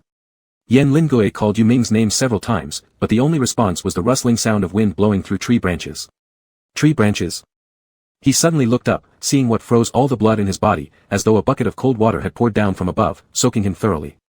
On towering birch trees, hung one after another were enormous cocoons, glued by spider webs and enveloped in white silk, resembling humanoid giants. Some hung quietly, unmoved even by the wind, while others pulsated like beating hearts from the center of the white cocoon. Counting carefully, the number matched exactly with those missing, including the ones lying on the ground and those encountered earlier. One or two may be among the earliest missing and already beyond saving. The white shell began to turn charred yellow with signs of cracking trends. Several ordinary spiders anxiously crawled around those few, as if waiting for their newborns. However, Yu Ming was still a precarious semi-finished product, he wasn't entirely hung on the tree yet. Only his mouth and half of his body were sealed. Behind him, a medium-sized mutated spider several times bigger than himself sat. Why is it called medium-sized? Because compared to the one they initially encountered after leaving the original base, this one's size wasn't worth looking at. Nonetheless, even with help from the parasite, defeating them would be easily achieved. The medium-sized spider rested its furry forelimbs on Yu Ming's shoulder, continuously spinning silk from its abdomen to wrap the person up. Its 8 glossy and terrifying eyes stared more accurately at the 2 people below rather than observing the prey in its claws. As if enjoying the play lazily, it waited for the mice to realize the cat was already above them. Yu Ming's eyes brimmed with fear. When his gaze met Yan Lingui's, he started to shake his head fiercely. Unable to speak, he communicated with Yan Lingui in this manner to signal him not to offer help. In such a situation, even if Yan Lingui were to assist, he would be powerless because he couldn't climb trees, and striking with thunder might accidentally injure the victims. However, there was not only his teammate trapped above, but some of them still had a chance to be saved. Yan Lingui put away his countless thoughts, bowed his head slightly, and spoke softly into the earpiece, afraid of pain. Yu Ming quickly realized what he meant. Though he could only make, sounds, years of, unspoken understanding, between them meant neither needed to explicitly state their choices. Well then, are you ready? Suyu also instantly guessed what he was about to do and stepped back without hesitation. The sound of thunder, boom, startled everyone as precise lightning struck the willow tree laden with cocoons. This strike probably cost Yan Lingui a lot of energy. Just this strike caused a large dent on the massive tree trunk, successfully scattering the baby spiders that had been anxiously waiting on the tree. Some of the cocoons began to sway slowly, but it was far from enough. Repeated strikes of thunder aimed repeatedly at the same spot increased the cocoon's swaying amplitude, making them unstable. The medium-sized spider guarding behind Yu Ming seemed to have predicted something. It abandoned Yu Ming and fled the willow tree in the blink of an eye. As expected, Yu Ming fell down when he lost his support. After rolling a few times on the ground, he effortlessly shook off the spider silk wrapped around him and immediately drew the dagger he hadn't had a chance to use yet. He cut along his tightly bound cheek without hesitation. While some of the silk was easy to break free from, perhaps due to the spider's evolution, the medium-sized spider's silk was both sturdy and dense like yarn. It would be extremely hard to rip away with brute force alone when so many layers were stacked tightly together. If he didn't do this, he'd likely be unable to speak for quite a while. He didn't go easy on himself. In one swipe, not only did he break through the binding silk, but he also left a long bloody gash across his right cheek, stretching all the way from near his jawline. Ugh. Ugh. Finally able to talk, Yu Ming spat out the tangled silk, throwing it onto the ground before stomping on it viciously. He then shouted toward Yan Lingui, Team Leader Yan. There's more than just one here. Watch out. Before he could finish his warning, Yan Lingui already sensed danger approaching. Without even getting a chance to see what it was, a slender spider leg swiped past him like a sharp blade, ripping through his coat with a tearing sound. Behind Yan Lingui loomed a spider even larger than the previous one. Unlike the others, this spider had eyeballs resembling human ones, packed densely together, causing revulsion. Is this creature the mastermind behind everything? Regular spiders have an intelligence level equivalent to that of a 5-year-old human, so how much higher must the intelligence of these evolved ones be? Thankfully, they only evolved their intelligence, keeping their animal instincts unchanged. Otherwise, if their eyesight and hearing improved, Yan Lingui wouldn't have been able to react in time to dodge the previous attack. Its current behavior was akin to alarming the snake by beating the grass. Having detected its presence, Yan Lingui swiftly retreated to one side. With his physical energy severely depleted, he could no longer use his abilities and had no choice but to raise his dagger like Yu Ming. The gun he carried earlier had already been given to Yunxi. Yan Lingui took a deep breath to steady himself. His hands trembled uncontrollably, not from fear, but from overexertion as his body couldn't take it anymore. Direct confrontation was clearly out of the question. Yan Lingui stepped back, trying to exploit the spider's weaknesses for defense. At the same time, over the earpiece, he instructed Yu Ming to check if any of those still moving could be saved. Chapter 57. Yu Ming quickly replied with an "okay" and then followed Yan Lingui's instructions, reminding him to be careful. "Alright," Yan Lingui replied briefly. Glancing up, he saw Suyu already engaged in battle with another spider that had appeared. She must have been ambushed, as she accidentally stumbled and was pinned down by a spider as large as half a tree, kicking up a cloud of dust. In an instant, silk-like spider webs wrapped around her body layer by layer. Her right hand was tightly pinned by one of the spider's limbs, seeping blood. The scene became quite bloody for a moment. As the spider's sharp forelimbs were about to pierce through her body, the dirt beneath her suddenly surged up, creating some buffer in front of her. Ignoring the grotesque sight close to her face, she laboriously raised her other usable arm and thrust it forcefully into the spider's abdomen. In pain, the spider loosened its grip on her, allowing Suyu to immediately take this opportunity to flip over and escape from its hold. Rising to her feet, she held her continuously bleeding right arm. This injury didn't cause much harm to the spider, which Suyu obviously realized. After getting up, without any delay, she ran to the unconscious Gue Li beside her, crouched down, and searched through the bag on Gue Li's body, retrieving a wooden box within seconds.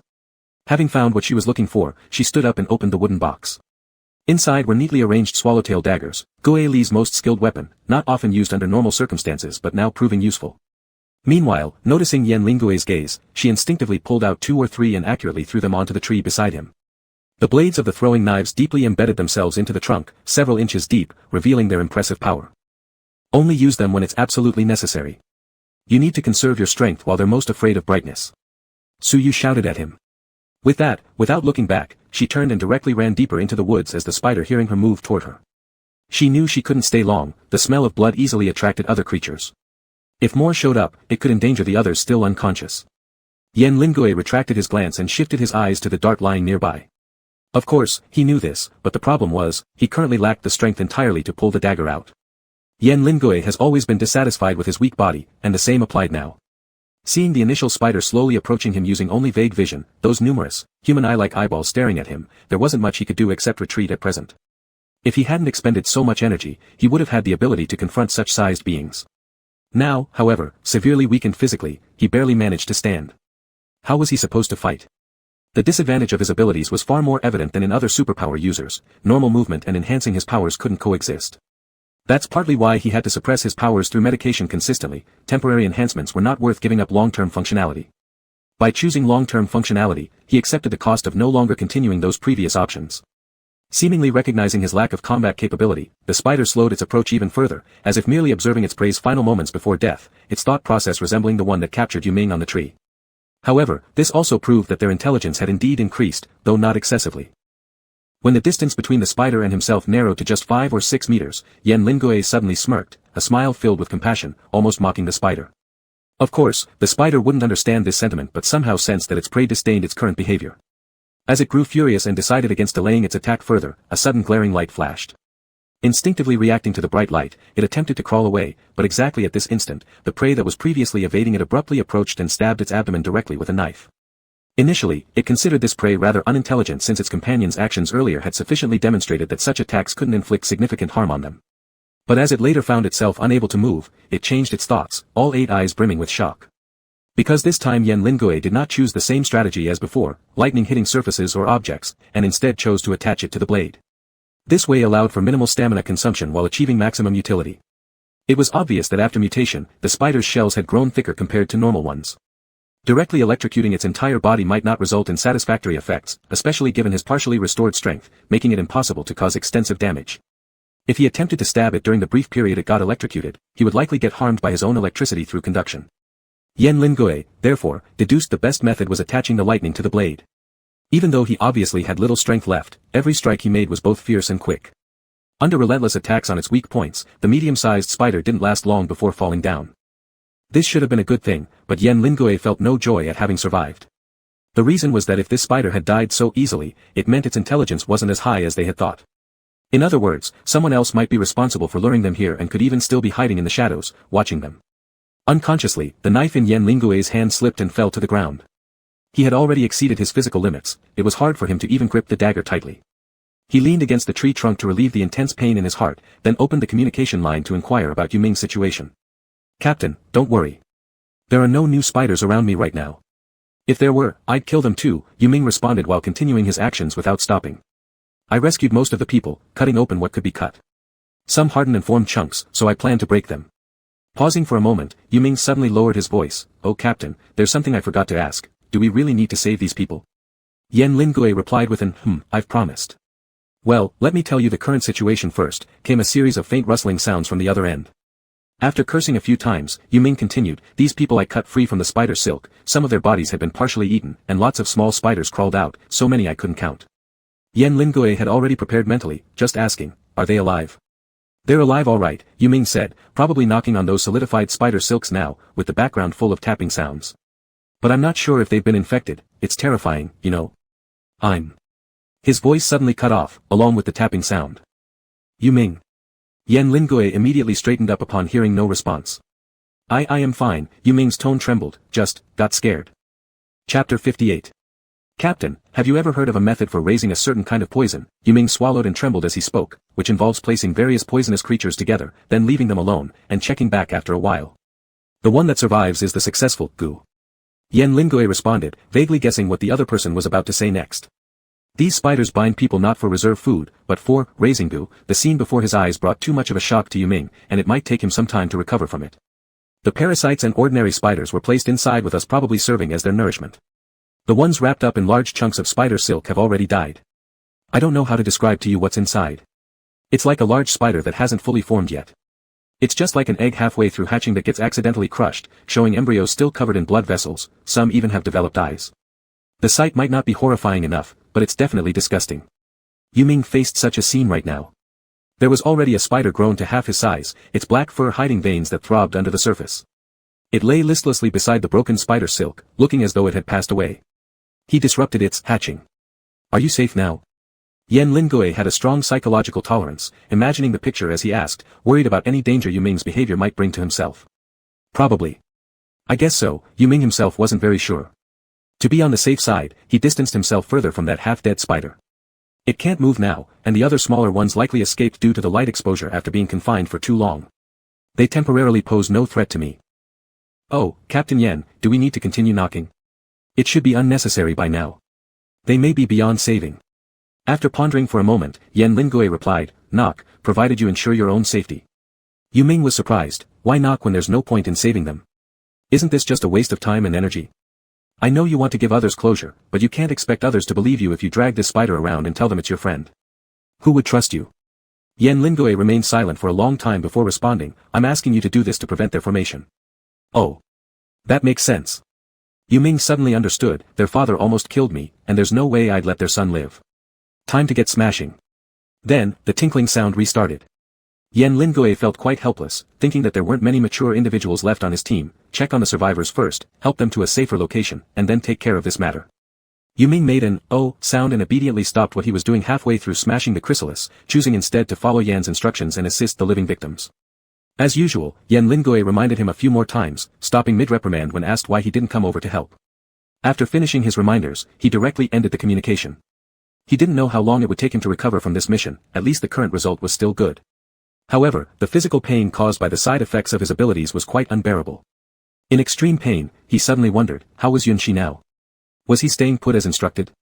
Just as this thought appeared, Yan Lingui suddenly saw two figures approaching from far away. One was Su Yu, easy to recognize, the other taller figure seemed somewhat familiar too. He almost thought his eyes were playing tricks on him, but upon closer inspection, he realized he hadn't been mistaken. Indeed, it was Yunshi.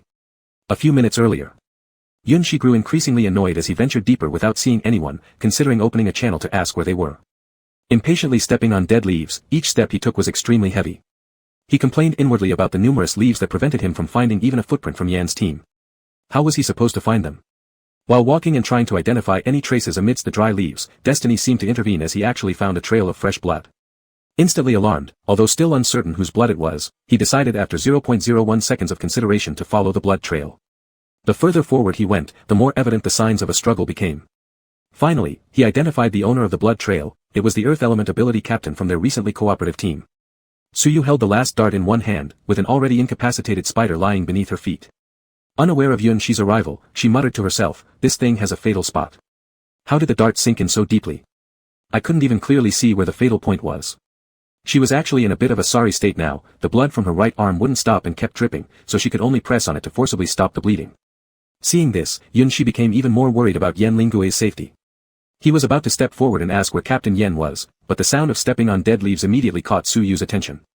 Recognizing him as the newcomer, Suyu visibly relaxed, her tense nerves unwinding. Are you here to find your captain? It seemed she wasn't very surprised by his arrival, as she casually retrieved the dart back into her wooden box after searching through the spider's corpse for any darts that hadn't been fully embedded and could be reused. However, Goeli would probably have quite a lot to complain about when he woke up to his brother about this mess. Yun Shi didn't intend to hide his purpose either and asked straightforwardly, where is he? Suyu closed the lid of the wooden box, he's not here. There's some distance between us. If you're not in a hurry, you can wait while I bring you over. With that said, Suyu squatted down and used her power to flip the spider completely, carefully observing to locate its fatal point. Unfortunately, this spider grew differently somehow, with denser and longer hair than the ordinary ones, making it hard to spot the wounds immediately. Not being a patient person at all, Yun Shi waited for a while then pointed at a spot and spoke suddenly, if you are looking for where the dart landed, it's there. Suyu paused in surprise for a moment, then looked towards the direction Yun Shi had pointed. It was a place located in the upper chest of the spider, and after further scrutiny, one could notice a rather faint sharp edge there. To describe in human terms, it was the position of the heart. Suyu collected her thoughts and murmured to herself, guessing she must have thought too much. After all, spiders are spiders, built completely different from humans, their hearts were dissimilar too. How could it be merely a coincidence that it was the heart which got stabbed? She dug out the bloody dart with a knife and wiped it off roughly before placing it back into the wooden box. Alright, let's go. Back to the present, Yun Shi watched helplessly as Yen Lingue's expression turned from suspicion to astonishment, and then obvious displeasure. Without waiting for accusations from the other side, he preemptively began speaking. You told me you'd be fine. Chapter 59, Don't You Need Me? Yun Shi's preemptive strike made Yen Lingue's words stick in his throat before he could utter them. Indeed, putting everything aside, he hadn't kept this promise. Not sure if it was due to the severe damage to his body, but Yen Lingue's brain was also working slower than usual, taking quite a while before he said, the condition for me keeping my promise is that you stay put, and you didn't manage that either. Yun Shi said, so neither of us should blame each other. I won't hold it against you for not staying here if you don't blame me for getting into this state. But these two things are different, and I still have to criticize your behavior. Yen team leader, you know better than I do how bad your health is. Why did you overuse your abilities? To survive, Yen Lingue replied indifferently, the situation here is very complicated. Staying put would be the best choice for you. But if I hadn't listened to you and stayed there, you wouldn't have had to make the decision between living and overusing your powers. Yun Shi clenched his teeth, if we're going to say anything, shouldn't you, team leader Yen, have been the one to stay put?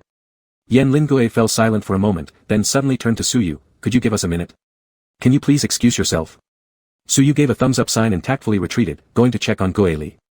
Only then did Yen Lingue shift his gaze back to Yun Shi, don't you think you're being contradictory, Yun Shi? This was the first time he spoke to Yun Shi in such a tone. Normally, Yen Lingue's voice was calm with a touch of gentleness, and this was the first time he questioned him directly. Yun Shi clearly froze at his attitude, what? Why do you say that? Because of their similar heights, when Yen Lingue looked straight at him like this, Yun Shi couldn't help but feel a little uneasy, recalling what he had said before. Could it be because of the auction incident where he regretted making a comment? Or was it something from old accounts that often came up again? As it turned out, Yun Shi guessed right. You say you don't think I'm weak, but your actions all indicate otherwise. Yen Lingue watched him calmly, why do you always assume that without your protection, I will definitely fall into danger? Or to phrase it another way, why do you think subconsciously that I can only stay in safe places? For instance, by his side.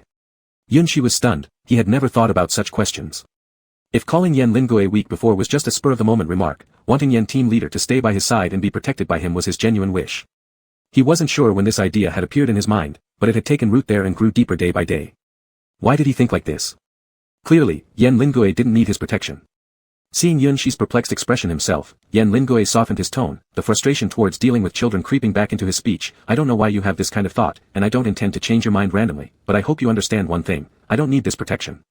Don't need it, right? Yun Shi was momentarily dumbfounded, unable to sort through the sudden rush of emotions. He hadn't felt such complex feelings in a long time. In that moment, he blurted out unconsciously, are you saying you don't need me? He suddenly remembered where this notion came from, it was obvious, wasn't it? This was precisely the reason he had been brought back. Yu Ming once said their team needed someone with major combat skills. Wasn't his role to ensure everyone else's safety? Didn't that include Yen Lingue? If it did, why couldn't he show some favoritism? If I had followed along, not only you, I could guarantee Yu Ming's safety too. He almost spoke dryly, sounding somewhat awkward, as though he were on the verge of being abandoned. It's not that they don't need you, it's that I don't. Yan Lingui was completely unaware how hurtful his words were. For someone who was inherently emotionally detached, he was merely stating facts. Everything you say seems to revolve around others rather than me or even Yu Ming. Of course, the former is more important. Under those circumstances, staying behind would have been the optimal choice. The premise of protecting others is ensuring your own safety. So, you still don't want me, right? Yunshi interrupted him. Yan Lingui frowned, unsure whether Yunshi hadn't understood what he said or if there was another reason, and why he was fixated on this one sentence so persistently. If you must focus on this question, then my answer is. Stop, don't say any more, I get it, Yunshi interrupted again. He had already guessed what Yan Lingui was about to say, and hearing more would only make him feel worse. I'm sorry, Team Leader Yan, I shouldn't have thought like that. Seeing the expression on his face, Yan Lingui felt a strange unease creep over him, as though his emotions were being contagious. He wanted to say something more, but Yunshi had already repeated with a look of disappointment, I understand. Then he escaped under the pretext of checking on Yu Ming, completely ignoring the unfinished words from Yan Lingui. Yan Lingui lowered his gaze, the pain stimulating his brain and keeping him clear-headed. The words he'd spoken earlier were all purely rational.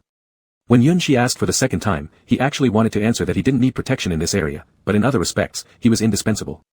Unfortunately, it seemed the other party wasn't so eager to listen. Did Yunshi love being the protector so much that getting rejected made him so upset? He had meant to express that he could also protect Yunshi in return. On the other side, Yunshi found Yu Ming looking rather disoriented. Yu Ming was struggling to feed water to an unconscious person, beside him were 2 or 3 partially cracked cocoons. Yu Ming, upon seeing Yunshi, displayed an expression similar to Su Yu's, I knew you'd come. Come on, help me break these things while I take care of them. Yunshi responded with an oh sound, recalling the conversation with Yan Lingui, which worsened his mood. While helping, he let out his frustrations by cracking the cocoons even louder than Yu Ming did before. It took him just a few moments to shatter one. You're harboring quite some resentment, aren't you? Yu Ming sighed, glancing at the results of his hammering. It's like they bound you up as well as their father. Wait, where are the spiders? What spiders? Yunshi followed along and glanced down, noticing that the cocoon he just cracked open contained nothing, just an empty shell. Oh no. Yu Ming's face changed abruptly as he set aside the unconscious person and rushed over to flip the cocoon. Sure enough, there was a hole underneath. Damn it, no one told me they could learn burrowing skills during fusion too. Chapter 60. After realizing this, Yu Ming hurriedly opened the others to check and then sadly discovered that, apart from the first one being a half-finished product, all the rest had hatched and escaped. So here came the problem, were these escaped spiders hiding in the dark waiting to ambush them, or had they already found other people while they were unaware? When you came, did you notice anything unusual? Yu Ming grabbed Yunshi and asked, for example, holes in the ground of different depths. I need to figure out where they've gone, otherwise, how am I going to explain it to Team Leader Yan? However, Yunshi's focus was entirely misplaced. After he almost understood the source of these cocoons, his first thought was to go back quickly. Almost involuntarily, he blurted out, I need to go see Team Leader Yan. The moment those words left his mouth, Yan Lingui's earlier words resounded in his ears. He said he didn't need him, but... Yunshi only hesitated for a few seconds before still choosing to return. Even if he heard Yan Lingui say those things again, it didn't matter. Better than doing nothing when he knew the other party might be in danger. Yu Ming saw him about to leave and called out behind him several times, hey, hey, wanting to follow but got distracted by the coughing sounds of those who survived the cocoon ordeal. He had no choice but to stay. By the time Yunshi returned via the same route, the place where he had just been conversing with Team Leader Yan was now left only with Su Yu and some others who were slowly waking up, without a trace of the person he was looking for. Su Yu looked at him somewhat surprisingly, how come you're the only one back? Yunshi did not immediately find anything strange in her statement and just asked, where's my team leader? Where did he go? Cough, wasn't your team leader just chasing after you? These words were spoken by Goeli, who was the first one awake among this group. Aside from being pale-faced, his body had no major issues. Why'd you come back so soon after he left? What do you mean, just now? Chasing me? Where would he chase me? Yunshi paused momentarily confused. How peculiar you are, wasn't it you standing there motionless just now, unresponsive even when called upon? Goeli pointed a direction skeptically, then someone came to talk to you, and you simply disappeared into the forest, so your team leader followed to check on you. At this point, Yunshi's expression couldn't be described merely as puzzlement. Are you saying, just now, there was another me? What do you mean, another you? Goeli, hearing what Yunshi said, finally vaguely realized something. You're suggesting that the one we saw earlier and the one your team leader chased wasn't actually you? Upon seeing Yunshi's demeanor, he confirmed his suspicions, immediately shocked, then hurry up and follow to see. If it turns out to be a newly mutated type that can transform into someone else, it could spell disaster. Naturally, Yunshi also thought of that possibility. After asking for the specific direction, he rushed off in the direction the other pointed, afraid that Yan Lingui might run into trouble if he delayed even by a second. In this remote wilderness, why would another version of himself exist? If there truly existed creatures capable of transforming into human forms here, there was no reason for it to change into a form resembling him, who just arrived not long ago. Or maybe, this additional him had already existed. Yunshi dared not think too deeply, because following this train of thought, it would increasingly make him doubt his own existence. Before this, there had already been someone in the laboratory who claimed to be defective and had a voice similar to his. The deeper this forest grew, the more obstructive the tree branches became, particularly unfriendly to tall people.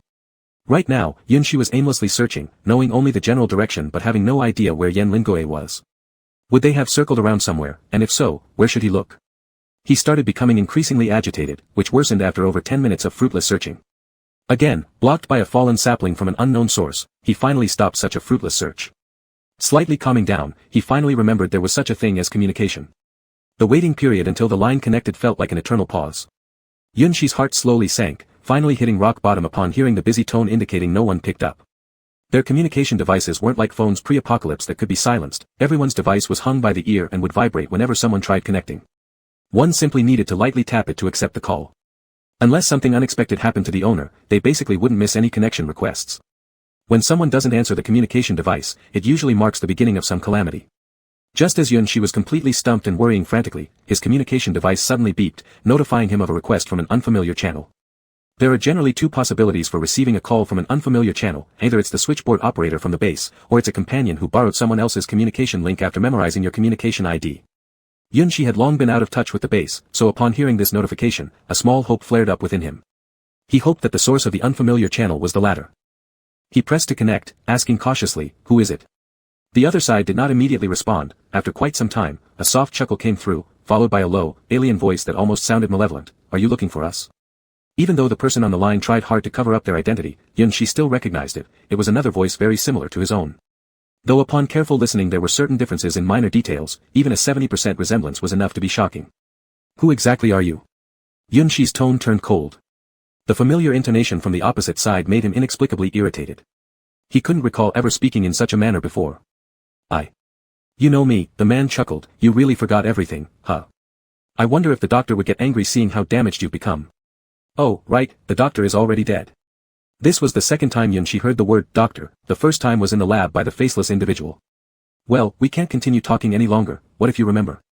He seemed to be addressing both Yunshi and himself at the same time. "Since you've already let someone take the place of the doctor in your heart, you don't belong to us anymore. Whatever I do to you shouldn't be against the rules." It wasn't clear whether it was a mere illusion, but the person paused for a few seconds before saying, "in your heart," as if pondering over proper phrasing. After a while, he slowly continued, "Is this white-haired person important to you?" "According to my observation, they should be." Yunshi stayed silent for a few seconds. He could sense the amusement in the other party's tone, realizing that no matter what he said now, he'd be in the passive position. On the other end, the person sounded patient, not hurried by Yunshi's lack of response. This attitude was common among hunters confident of their victory. Amidst the stalemate, Yunshi suddenly snorted in derision. "Do you imitate only one's behaviors and manners, without knowing how to think from their perspective? Tell me, what does this person have that's worth my attention?" Chapter 61. Yunshi had expected that after his speech, the two would engage in a prolonged tug-of-war. However, just like Yunshi himself often did, the other person's focus deviated. After hearing what Yunshi said, there was obvious anger in the other's voice. "I imitate you? Do you know what you're talking about? You're the one who showed up last, and even if we were to really discuss imitation, then it should be." His words came to an abrupt halt, as if he thought of something, then laughed with ambiguous meaning. "Are you trying to get information out of me? Are you wondering what exactly you are?"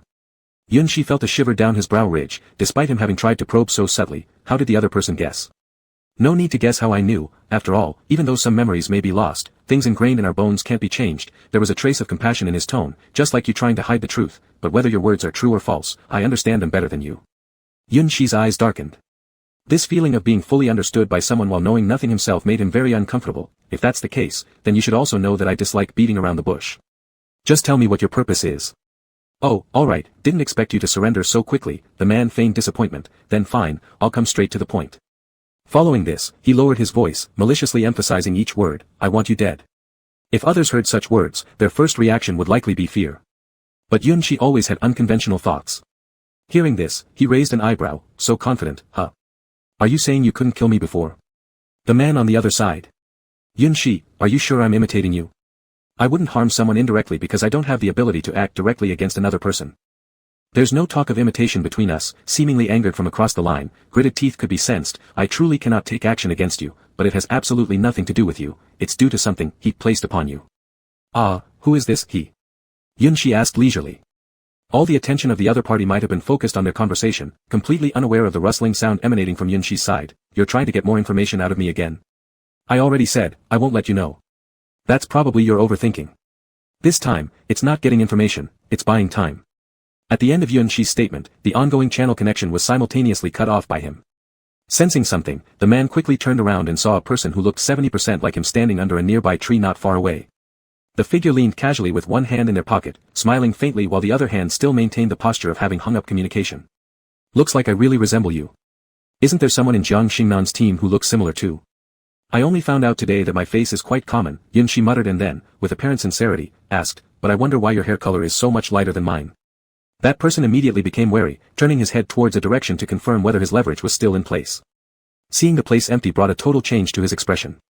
I don't even know why you insist on binding my captain. Is it because you find him aesthetically pleasing to look at? Yunshi grinned and took a step forward, unable to hide the murderous intent lurking in his eyes, despite the fact that this person resembled him almost like they were sculpted from the same mold. Don't bother thinking about it anymore. He belongs to me. The man was now in an obvious disadvantaged state, but panic flickered across his face for only a moment before instantly reverting back to the calm demeanor seen earlier through the communication link, expressing full regret. Alright, seems like this plan wasn't meticulous enough. His attitude had been consistently casual from the beginning until now, as if this matter wasn't necessarily something that needed to be achieved at all costs. It felt less like wanting Yunshi dead and more like playing with them. He raised his hands in a gesture of surrender and even stepped closer voluntarily. Do you want to kill me? Why don't you give it a try? Yunshi halted, looking unperturbed, saying nonchalantly, not interested. Your words have already revealed that there should be some kind of connection between us. You can't kill me, and I can't move against you either. The man laughed, laughing as maliciously as before. I knew you'd figure it out. So, see you next time. As he spoke, he lightly snapped his fingers. With the movement of the wind, there was a sudden flurry of sounds from all around. All the escaped spiders appeared at once, surrounding them. More accurately speaking, they surrounded Yunshi alone. The extra stuff he added is quite troublesome, forcing me to figure out how to use the newborns. This person seemed to like talking to himself for some reason. After finishing that sentence, he waved his hand and was about to leave. Still, it's better not to have a next time we meet. When did you show up here? Behind him, suddenly appeared Yan Lingoe, who was supposed to be his negotiation leverage. Yan Lingoe looked cold and showed no additional expression even after realizing it was all a scam, frighteningly rational. This man was puzzled why Yan Lingoe wasn't affected by the charm insects and also didn't understand why Yunshi, who loved excitement, cared about someone like this. However, he had no interest in someone who could exhaust themselves just by fusing with a regular variant. If you're standing here ready to become a hostage again, I wouldn't mind. Yan Lingoe didn't say anything, merely gazed at him, then suddenly raised his hand and lightly tapped on the man's shoulder. In a voice only the two could hear, he coolly said, I'm returning it to you. Return it? Return what? At first, he clearly didn't understand what Yan Lingoe meant. There was only one thing from the start that could be considered as given to Yan Lingoe, which were the charm insects. He immediately reached out to touch his neck and, as expected, felt wounds resembling blood holes, but no fluid flowed out. You don't actually think I'd fear the influence of these little things, do you? He paused momentarily, then laughed once again. That's impossible. From the moment he lost those memories, he and I were destined never to belong to the same category again. Yan Lingoe maintained an unexpressive look as he glanced at him and nonchalantly remarked, I know, you are inferior to him. TCH, wait till you find out what he really is. You probably won't say that then. The man snorted disdainfully and then walked past Yan Lingoe to leave. Though my true purpose wasn't accomplished, I've prepared a gift for you both. Make sure to get back early to check it out. This time, Yan Lingoe didn't stop him, merely staring quietly as he departed. After easily disposing of the spiders, Yunshi, covered in blood, walked over and called out from behind Yan Lingoe, Yan Captain. Yan Lingoe responded, then watched as the man took 1 step, 2 steps, 3 steps, until the 5th step when he fell to his knees with a thud. Ah, you remember when you electrocuted me at the beginning? Yunshi exclaimed. Chapter 62. Attaching electric current to the goo bug, it's quite a clever idea of yours. Yunshi was marveling that the bug's shell was so hard it hadn't been electrocuted to death as he walked up to the person in front.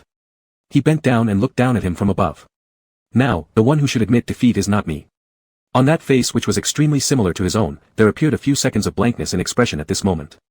Then, he suddenly raised his head, staring at Yunshi's gray eyes with gritted teeth. You violated the rules. Violation? Violation of what rules? Yunshi thought he was making no sense. Can you speak something understandable? The man closed his mouth, looking at Yun Shi with a very strange expression, as if showing pity for the person he referred to. Stop looking at me with such an expression. Yun Shi frowned slightly, showing discomfort before suddenly curving his lips. In fact, if I want to know what I am, using you as an experiment might also work, right? Oh. Are you sure those people still have time to conduct experiments? The threatening undertone in Yun Shi's words was obvious, but not only was he not threatened by what was said, he even gave a smile similar to Yun Shi's. And you, can you really guarantee that after going back, you'll still be able to mix among humans smoothly like a fish in water? I'm very curious, whether your confidence will wear off along the way or collapse all at once in the end. What are you talking about? Yun Shi.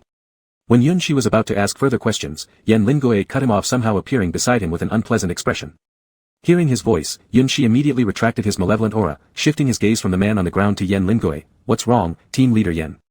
There's trouble at Yu Ming's place, go back with me first. After Yan Lingoe paused for a while after saying this, he continued, they're suspecting you. Yun Shi reacted quickly, then pointed at the man still kneeling on the ground. If he did anything nasty with my face, pulling him over would explain things well enough. Yan Lingoe shook his head gently and asked, was anyone else around when you went to look for Yu Ming before following us? Besides those leaning against the trees, no one seems to have been there. I didn't pay attention. Yun Shi carefully recalled for a while, hesitating somewhat. Could it be that Yu Ming got injured afterward? Yes, Yan Lingoe nodded, he's unconscious now. The wound examination indicates it was inflicted intentionally. The eyewitness was someone who narrowly escaped from the pupa stage. He vaguely saw your figure and a scene of a quarrel between the two of you. By the time he fully regained consciousness, Yu Ming was lying in a pool of blood already, and nearby there were only your footprints. Yun Shi froze for a moment, trying to recall what the supposed quarrel was. That was him grabbing me, asking if I had seen the direction the spider went. Yu Ming was just afraid to give you a bad account. How did we get into a quarrel? Also, isn't it a bit hasty to make conclusions like that? Can't we wait till he wakes up to say something? The key issue is that he cannot wake up right now, and among the missing people, there's no one from the medical department. Yan Lingoe explained more seriously, so you helped bring the person back to the other side, and then heard another piece of news against you. After we left, some more people disappeared on the other side. Chen Sheng could only reactivate psychic communication soon, obtaining new clues. An infected plant capable of discernment identified itself as the one they spoke of, being you. Yun Shi, ? It seemed he was walking through the forest minding his own business when troubles fell from the sky. Because the time frame of those people disappearing aligns with when you stopped moving and didn't meet us, therefore. Stop, team leader Yan, you don't need to continue. From this perspective, even jumping into the Yellow River couldn't cleanse my name. Yun Shi massaged his brow worriedly, we must return, lest they put another cap on me. Just in case, take this guy with us, if anything else happens, we'll at least have an explanation. As he said this, without even glancing, he grabbed to pull up the person lying on the ground, only to grab empty air. After Yun Shi stunned for several seconds, he turned his head and saw nothing but a patch of air. A perfectly fine living person had disappeared right before his eyes during their brief conversation, though he had just moved his focus away for a few minutes. No, where did the person go? At first Yun Shi thought the person had vanished into thin air, because otherwise if the other party had any action of getting up, he should have noticed it. Even if he himself didn't notice, wasn't team leader Yan beside them the entire time? No matter how it happened, there's no way he could have slipped away. Following his gaze, Yan Lingoe looked at the empty spot silently, as if thinking deeply. Then he quietly ceased his continuous but minimal psychic output. If it were you, in this situation, could you escape without disturbing anyone else? Yun Shi fell silent because, aside from being troublesome, he indeed could do so, not to mention that person seemed to have the ability to communicate with mutated beings. I underestimated myself. Having no choice, he could only abandon this true culprit and return with Yan Lingoe before the other party caused any new trouble. When they arrived, Lin Yin had already finished handling the matters on the other side and returned to the lakeside. He obviously didn't expect so many things to happen in his absence, feeling utterly exhausted both mentally and physically from calming the crowd. This mission is temporarily halted. The remaining personnel will return to the camp for rest and recuperation. Lin Yin stood in the center of the group making gestures, shouting loudly. Now was indeed the time to cut their losses. If they continued, there wouldn't be enough resources left even for the survivors to continue the journey. Who would have thought, before coming here, that such a normal outdoor water-seeking trip would result in so many casualties? After announcing this, Lin Yin noticed Yun Shi and Yan Lingoe rushing back. His expression changed slightly as he mouthed silently for them to move away from the public eye. Yun Shi and Yan Lingoe exchanged a look, tacitly bypassing the crowd, and found two other teammates who were also outside the group. As Chen Xing saw them, his mouth opened just before Su Shushu covered it. Lower your voice, don't attract others' attention. Chen Xing dissatisfiedly slapped Su Shushu's arm, after which the latter quickly let go for him to breathe. Am I the kind of person who yells and makes a scene? He shot a glare at Su Shushu, then turned towards Yan Lingoe. Yan team leader, what exactly happened on your side? While asking, his gaze subconsciously skipped over Yun Shi, showing fear. This was quite natural. As someone who could empathize with plants, naturally, he would convey the terror green plants had for what they referred to as it. Once realizing that it was a close companion, his instinct drove him to avoid it unconsciously. Yan Lingui noticed this point and started his explanation with, "It's not him. Team leader Yan, you." Chen Xing hesitated, looking like he wanted to say much more. "I want to believe him, but all the evidence clearly points at him now. People can lie, but plants cannot." These words left Yun Shi himself unable to refute. Considering how Chen Xing might be scared of him, Yun Shi moved further away, planning to listen to how Yan Lingui would explain for him. Chapter 63. You're right. However, Yan Lingui did not immediately defend him. At this point, the more explanation there was, the more it would seem like covering up, making it less credible, and it was not his usual style. Yan Lingui's voice was as clear and cold as ever. When he spoke in this calm tone and slowed down his speech, it always brought people a sense of reassurance. Even an agitated mood could be soothed. Yun Shi liked this way of his speaking very much, always feeling that it was perfect for hypnotizing. Whether Chen Xing had the same thought or not, he didn't know, but the other party's emotions were visibly much calmer. Moreover, when the missing person incident started to appear, he disappeared for a long time. This timeline can match completely. Yun Shi. Would it be better to confess at this moment that he went around threatening people rather than face this accusation? But he was also the first to discover the missing people. If these really were done by him, then it doesn't seem necessary for him to tell us. This was actually an obvious loophole, but when so-called evidence was laid out before everyone, who would pay attention to this small oversight? Most people just needed an outlet to vent their emotions, something they call an explanation, to comfort their uneasy minds without foundation. After all, the known is always better than the unknown. Chen Xing's expression was peculiar, and his mind was already wavering, but, Yu Ming's matter. The matter of Yu Ming can wait until he wakes up to ask, Yan Lingui said softly. Yu Ming is a teammate we've shared life and death with. I understand your feelings, I even want to know more than you who has harmed him. Seeing the atmosphere veering towards sentimentality, Yun Shi poked Yan Lingui's back from behind, slightly ruining the mood by quietly asking, why don't you directly tell them that there is another person very much like me?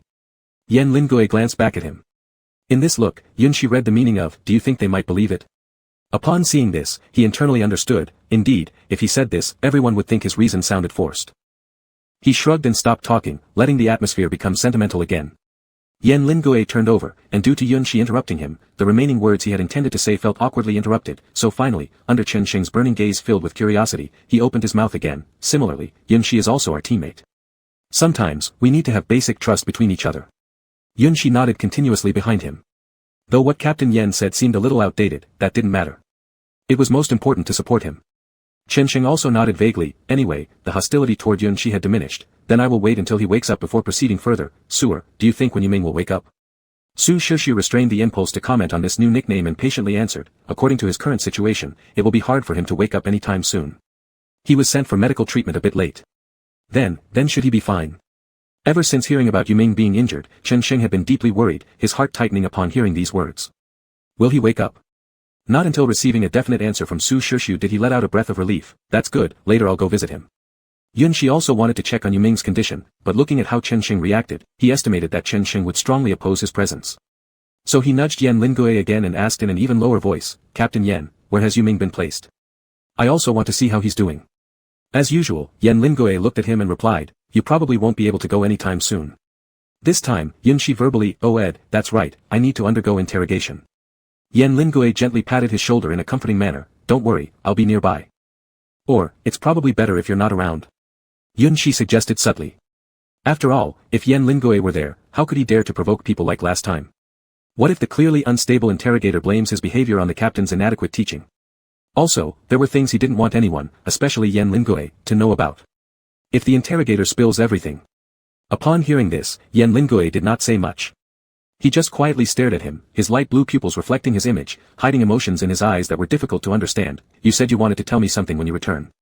What is it? Upon hearing him bring this up, Yun Shi immediately shifted his gaze uncomfortably, coughed lightly, we'll discuss this later. Later. He had originally intended to confess to Yan Lingui upon his return that he was a dead object, with the intention of no longer hiding anything from the other party. However, given the sudden situation at hand, it seemed better not to say anything, mentioning it would only invite more suspicion. Yan Lingui, who didn't get the answer he expected, slightly frowned, just as he was about to say something else, suddenly heard Lin Yin's voice behind him, Yan, there's a situation, come with me to the lakeside. After speaking, Lin Yin then turned his gaze towards Yun Shi, pausing momentarily before continuing, if you don't mind, you can follow along as well. Yun Shi noticed Lin Yin quickly retracted the casual tone he used when speaking with Yan Lingui and responded nonchalantly, let's go then, what is there for me to mind? At most, it meant enduring hostility from others for some time, but in terms of actual conflict, it wasn't certain anyone would dare to act against him.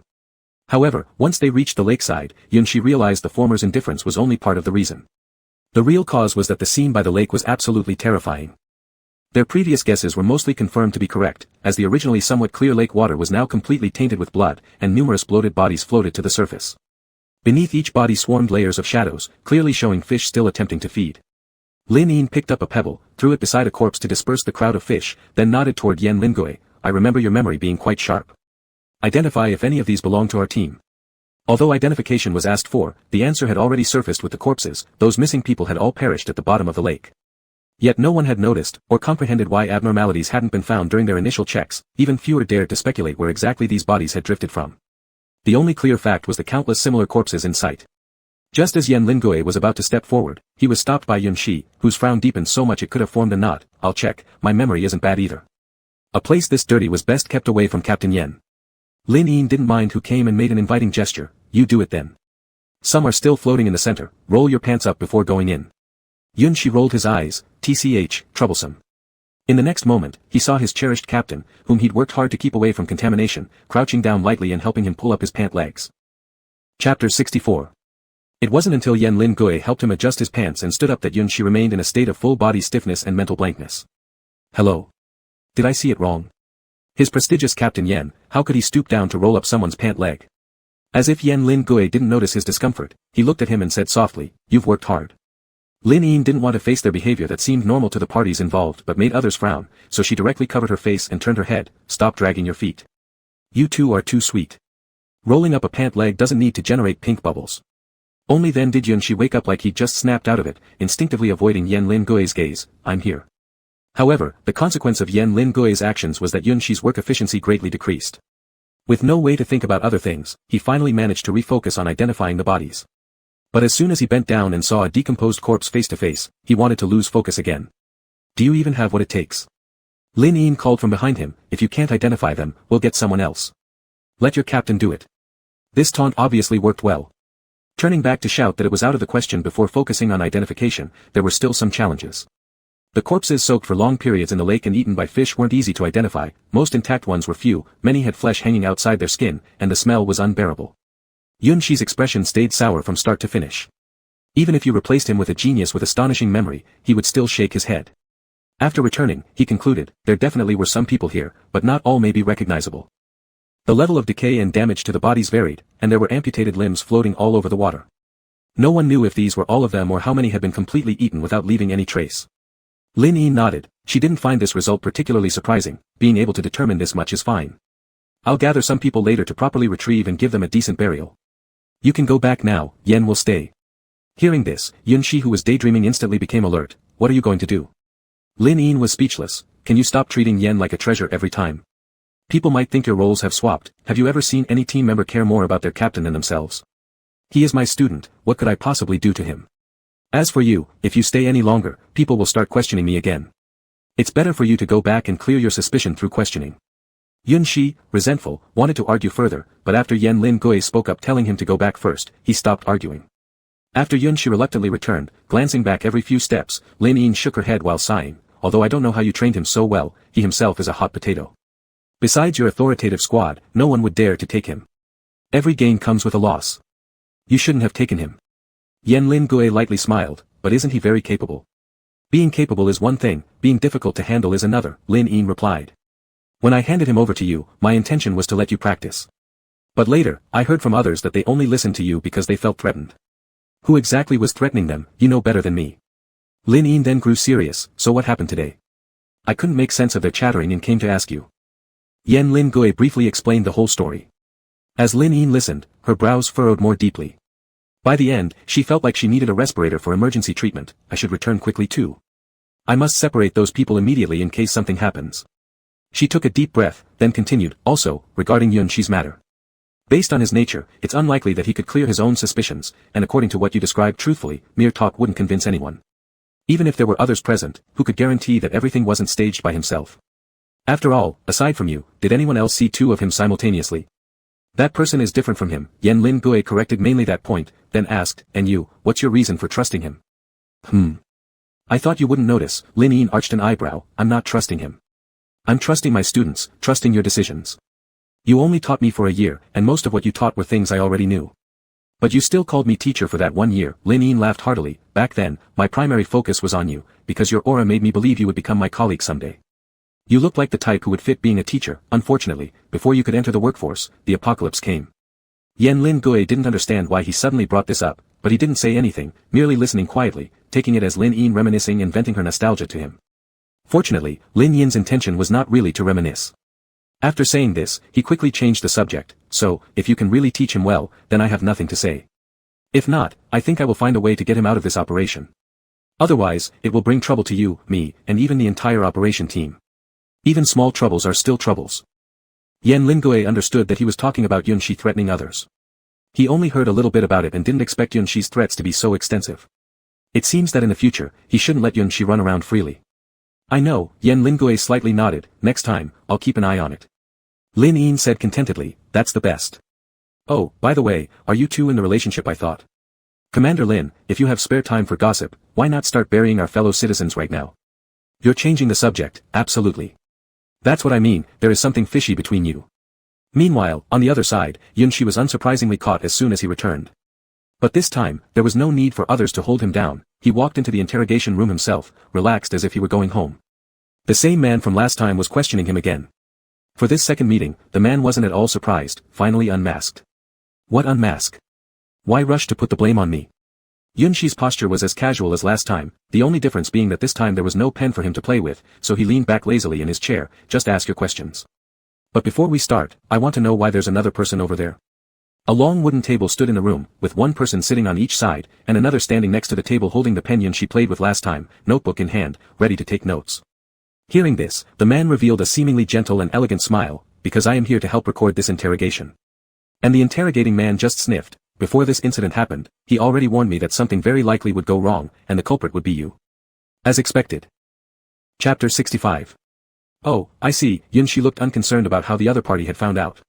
He's so addicted to playing the role of a precognitive mutant that you actually indulge him. Truly, it's touching. Hold on, I know you want to object, but before that, let me make my stance clear. He pointed at Jiang Xingnan. Unless he leaves, I won't say anything. The already serious atmosphere became even tenser due to Yunshi's words. Indeed, any officer being directly challenged by a prisoner wouldn't react well. But Yunshi was the kind of person who did as he pleased, appearing carefree and fearless despite being in a seemingly disadvantaged position. His attitude was liked by some and despised by others. One thing was very clear though, unless he wanted to, they could never get him to sit obediently on the chair, not to mention making such demands. Jiang Xingnan stared at Yunshi for a while, then lowered his head, seemingly helpless, with a faint smile, just like his former facade. All right, I have no objection. As the chair legs scraped against the floor with a soft sound, after getting up, he didn't leave immediately, instead spending a few more seconds lingering over Yunshi as if unintentionally. In a place where the real interrogator couldn't see, he retracted the fake smiles and whispered in a tone only the two could hear, see, I was right. Yunshi originally didn't even bother to glance at him. Upon hearing this, he lifted his eyes slightly with a half-smile, and spoke without any attempt to lower his voice. Then should I give you an award for thinking things through? You're ready to attack me from both sides. What are you talking about? Even if I don't know how to save myself, I can't blame everything on you, can I?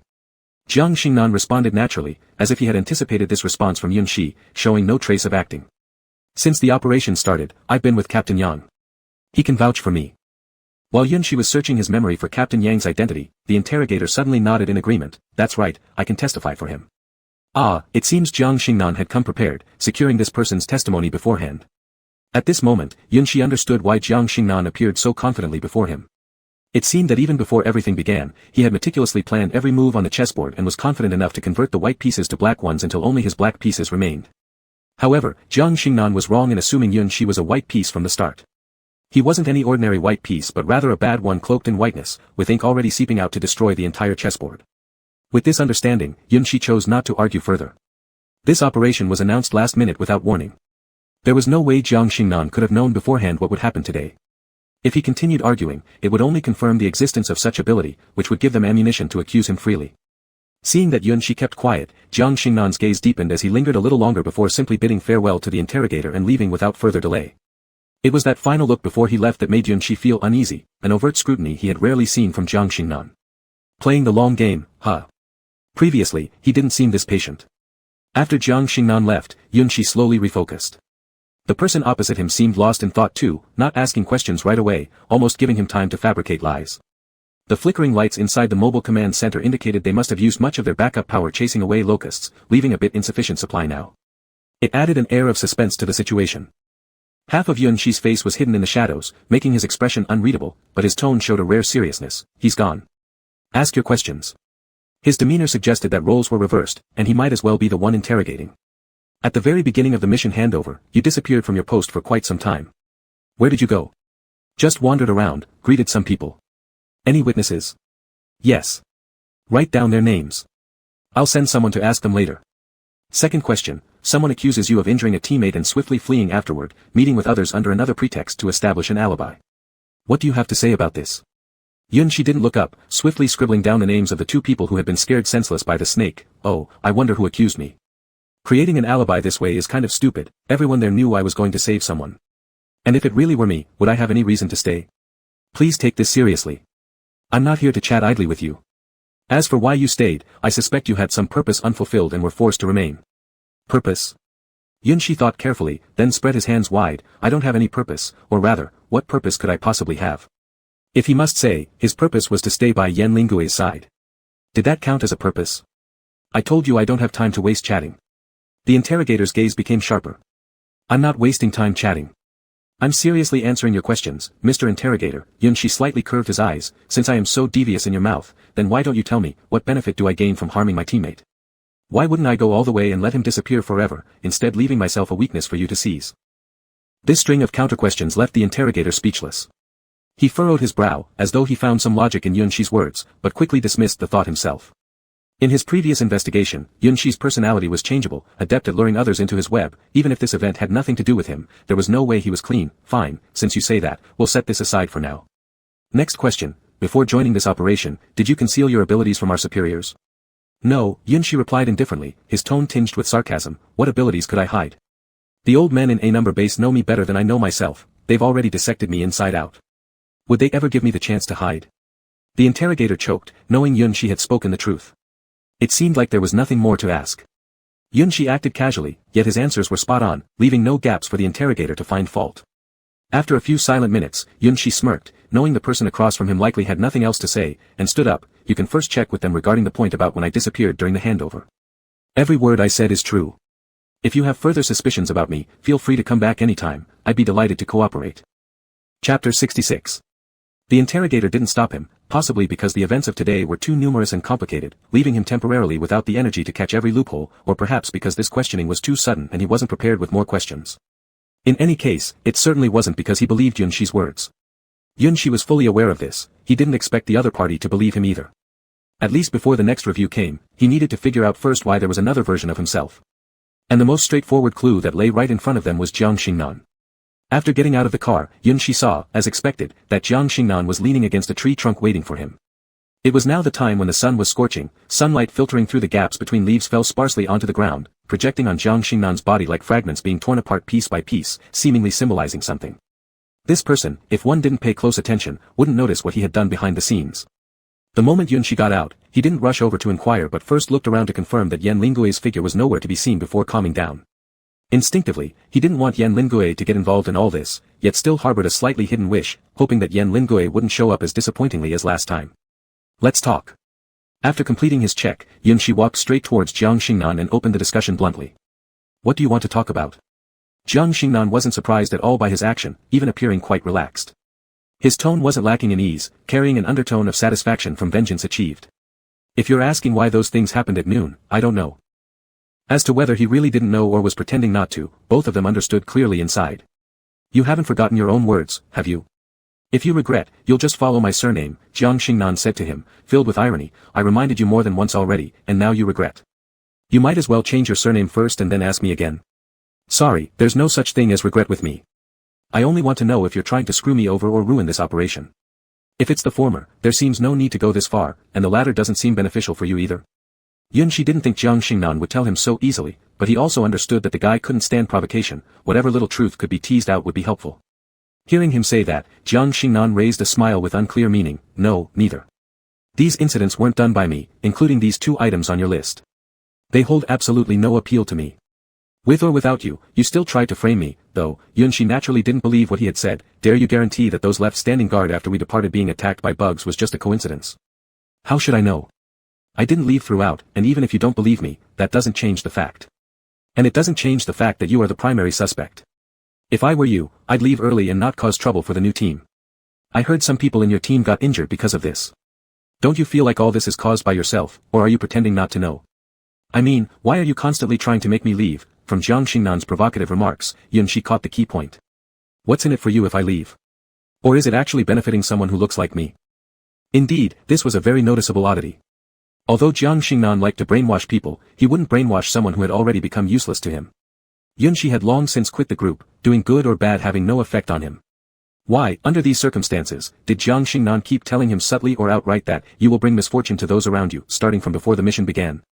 Is there some benefit in undermining Yunshi's confidence? Jiang Xingnan's composed expression revealed a crack upon hearing the last sentence, but it quickly disappeared. I'm just trying to give friendly advice, take it or leave it. After saying this sentence, it was as if staying any longer would reveal the secret. Preparing to leave, when you've thought it through, come back to find me. Until then, whatever you try to coax out won't work. Be sure to keep that in mind. Yunshi originally wanted to stop him, but reconsidered. Continuing to press would likely yield nothing useful, merely wasting more time. So he halted his attempt, gazing at Jiang Xingnan's retreating back while quietly opening his mouth. Today, roughly 2 or 3 people died, probably innocent bystanders pulled into it. Among them, if I'm not mistaken, there was someone you considered a friend. If all this was part of your plan, then I have nothing more to say. Jiang Xingnan clearly stumbled. Upon seeing this scene, Yun Zihis gazed with a rather pleasant mood. He was just about to leave and check on Yuming when he turned around and met the interrogator's eyes who had just come down. The man had obviously overheard their previous conversation, but it was unclear how much of it he had heard.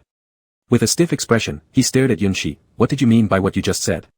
Did you know all this would happen? Yunshi was already annoyed at the sight of this guy. Irritably, he said, if you're going to eavesdrop, at least do a thorough job. The question is, did I know it all along or did he claim to have foreknowledge? Did you never wonder why, if he knew everything, he didn't stop me but instead chose to tell you? Oh, speaking of which, since you knew beforehand, why did you also choose to stand idly by like him? The man's complexion paled as he instinctively defended himself. It's not that I didn't try to stop you, but there were too many people around and I couldn't find you anywhere. All he did was tell me you'd bring trouble, but he didn't mention so many would die. To search or unable to find, you know the answer to that yourself. Subsequently, Yunshi lost any more patience to argue. Waving his hand dismissively to show he didn't want to hear explanations, he left. As for how long the man doubted himself afterward, Yunshi was unaware. In the end, Yunshi still couldn't see Yuming. He wasn't sure if the medical department assumed he was responsible, but they wouldn't let him near Yuming, claiming it would agitate the patient. Yet how could a person in a coma even see him and get stimulated? It was around 8 o'clock in the evening, and Yuming still hadn't woken up.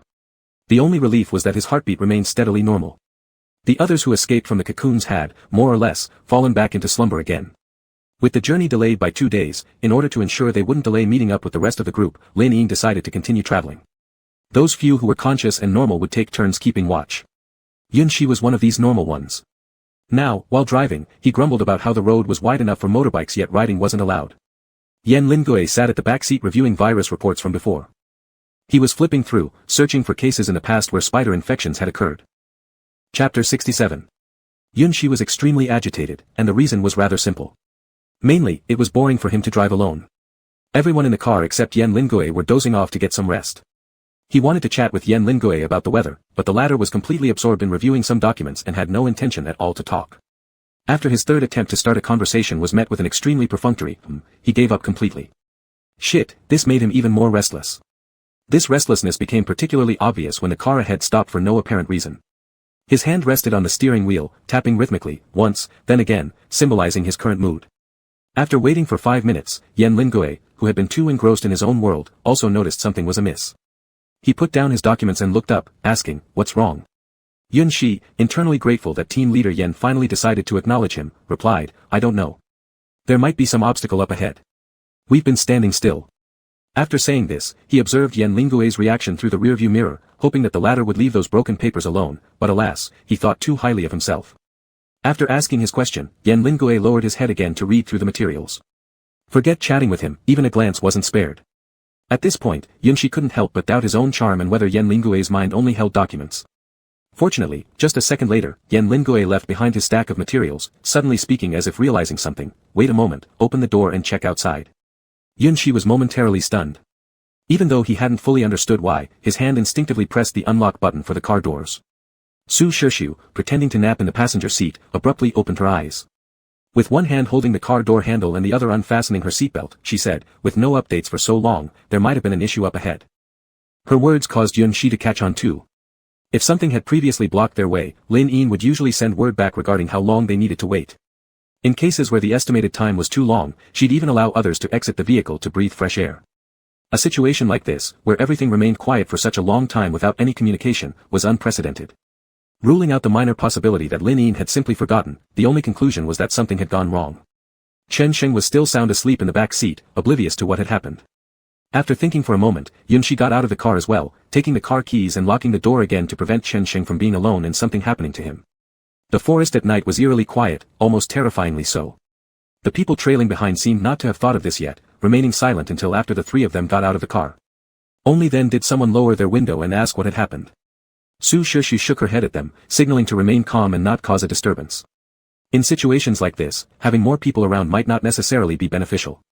Though puzzled, the person who asked the question followed the principle of better safe than sorry, raising the car window again, and patiently awaited results. There were a total of 3 cars ahead of Yunshi and the others, and it was still unclear exactly where the problem had arisen.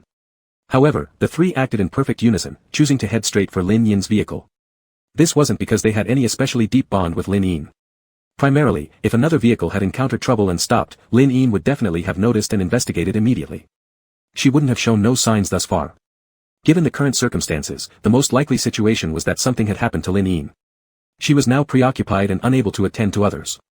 Meanwhile, those who saw her stop and didn't receive further instructions were unsure of what to do, opting to stay in place and wait. However, upon reaching Lin Yin's car, they quickly uncovered another issue: her windows were covered with reflective film. From the outside, it was impossible to see what was going on inside. Yunshi was the first to bend down and knock firmly several times on the car window, shouting Lin Yin's name. There was no response. Everyone present knew what this meant. Yunshi soon transitioned from knocking to pounding, getting louder and louder. It was unclear if this behavior affected the situation inside, but right after he did so, the previously locked car door suddenly opened. At the same time, a heavy stench of blood wafted out. As soon as the door opened, before anyone could see what had occurred inside, Lin Yin's voice filled with anger was the first to ring out, "Go. Move, go check those people affected by the parasites. Hurry." It wasn't until the last syllable of her sentence ended that the scene inside the car was fully revealed to everyone. Lin Yin was pinned down in the driver's seat by a tall man drenched in blood. She was fiercely struggling against him. His eyeballs were rolling back, revealing murky whites mixed with red veins, crimson blood streaming down his face and almost entirely dripping onto Lin Yin's clothes, staining her with gore. Another person in the back seat had his head tilted back as if looking at the roof, emitting a wheezing breath from his throat. There was an enormous blood crater on his neck, so large that one could even see the flesh and blood inside, and it seemed as if something was trying to drill out. This familiar scene. These two were among those who had been unconscious initially. If Yunshi hadn't remembered incorrectly, they were actually part of the first group to awaken. During subsequent inspections, weren't they shown to be okay? The current situation didn't leave much time for deep thought. Yunshi's gaze quickly swept through everything in the car, finally focusing on the ignored handgun in the passenger seat.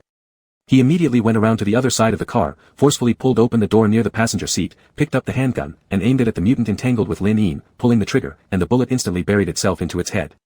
In theory, the greatest weakness of mutants is their heads, yet there was no reaction from the creature after this shot.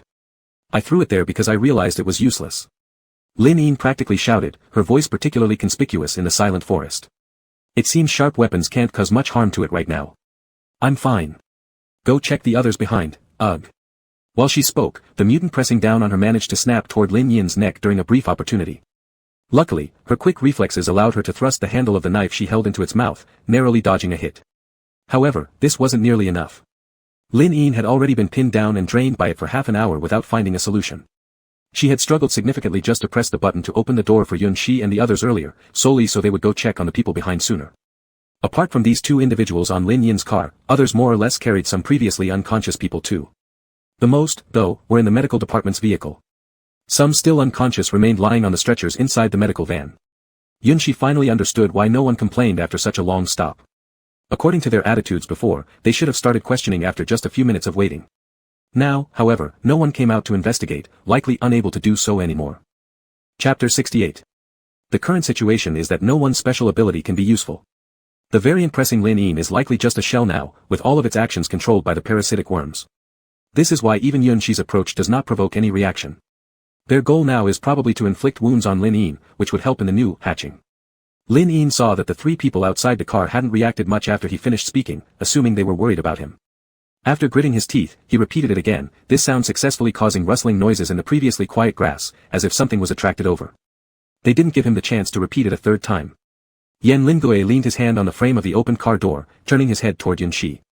No words needed to be exchanged for the other party to instantly understand his meaning. I'll go back and check, Yun Shi said. Su Shushu quickly followed, saying he would also go. His presence here held little significance, those injured couldn't be saved, and those uninjured had no need of his help. It would be better to go back and see if anyone could still be rescued. Before leaving, Yun Shi was still somewhat concerned about Yan Lingui. However, the words spoken earlier that morning were still fresh in his mind, so he could only forcefully suppress those emotions and leave without looking back. If possible, he wouldn't want to worry about anyone else, but since Captain Yen asked him to save them, he would listen. Perhaps out of a sense of belonging, Su Shushu immediately headed to the location of the medical department, while Yun Shi chose to encounter one vehicle at a time. Fortunately, not everyone was like Lin Yin, who had leisurely affixed tinted films to their cars, making the situation inside most vehicles visible at a glance. Except for some lucky individuals who weren't among the unconscious, others were all caught up in fierce battles. Their conditions weren't much better than Lin Yin's. Despite the participants being generally high-capability individuals aside from matters of luck, each faced difficulties dealing with the sudden crisis. Some were bitten before they could react, becoming new hosts for the parasitic worms almost instantly. The first emergency Yun Shi encountered upon returning was precisely this. The parasitic worm taking over the driver's body immediately locked both the car doors and windows, cutting off any escape options for the passengers in the rear seats. The windows were bulletproof too, leaving smashing through them an unviable choice. The only way out was to find a method to press the unlock button. Yun Shi internally sighed with disdain, a bit troublesome.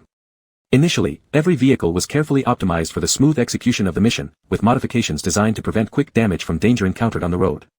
But now it turned into a pitfall, leaving them trapped once the parasite infiltrated. After exchanging glances for a few seconds with the desperate youth inside the car, Yun Shi turned around and walked away. He didn't walk far. When he returned, he had a set of spare keys in hand. That's right. To prevent various accidents, every vehicle came equipped with matching spare keys marked with numbers and kept under Lin Yin's custody. And because Lin Yin feared neglecting the safeguarding of these keys due to distractions elsewhere, he entrusted the precious documents and keys to Yan Lingui. Earlier, Yun Shi had gone back to his own car's trunk to search for the keys, taking the opportunity to check on Qinsheng. Seeing that the latter remained unaware, still asleep, gave him some relief. He then retrieved what he wanted and retraced his steps. When he returned, the sole survivor in the back seat was already wounded. Fortunately, the wound wasn't deep, just a light cut that bled slightly. He still had the strength to resist the companion controlled by the parasite. In a composed manner, Yun Shi located the corresponding spare key, unlocked the car door, and at the moment of opening, a dark shadow lunged toward him. Simultaneously, it bit down accurately on the arm he used to open the door. A frown appeared on Yun Shi's face. W8. The young man, who had just escaped from the grasp of fate, hadn't even had a chance to catch his breath. In his haste to cover his wound, he accidentally stepped on the limp corpse of the first person who'd been parasitized, his complexion paling instantly, yet he continued to stammer, "Don't kill him. He's just been parasitized recently. I've heard about similar cases with Dr. Xiao Wu. He should still have a chance." The young man's voice became increasingly faint as he spoke, since he merely knew a bit about such cases but had absolutely no knowledge of anything specific related to the parasites. Yun Shi cast a strange look at him, look at the current situation. Who exactly wants to kill whom? You aren't supposed to feel pain, this small injury shouldn't be a problem, right? The young man avoided looking Yun Shi in the eye, feeling somewhat guilty. To any ordinary person hearing this, they would have surely turned around and left the young man to fend for himself. But Yun Shi was different. Such moral blackmail affected him as little as scratching an itch. He shifted his gaze back and then, under the young man's watchful eyes, gripped the jaw of the person who had bitten him. With an extremely skilled and seemingly effortless move, he dislocated the other person's jaw, expressionlessly withdrawing the arm that had been bitten. The cry of pain was like a simple premonition. The next second, Yun Shi grabbed a fistful of the injured one's hair, lifting their head without any mercy and slamming it against the steering wheel with a thud, causing the young man in the backseat to flinch. Blood appeared instantly. It wasn't clear whether hitting too hard triggered the horn, but a continuous beeping sound cut through the silent night sky. Yun Shi only stopped when the body ceased struggling. He slowly withdrew his hand and showed the blood-stained palm to the shocked youth in the back seat, lighter. What are you going to do? At this moment, in the young man's eyes, Yun Shi was a more terrifying existence than the parasitic people. If he were asked for a description, Satan from hell would come to mind. Despite Yun Shi having no apparent expression, he gave off the impression of smiling like a demon. You're not really thinking about burning us both alive here, we don't have any grudges against each other. Yunshi tilted his head slightly, didn't you ask me to save him? If you don't need my help, I'll leave. Are you actually saving him? The young man felt as if his mindset was about to collapse, he doesn't look like he needs saving anymore. He's almost completely dead.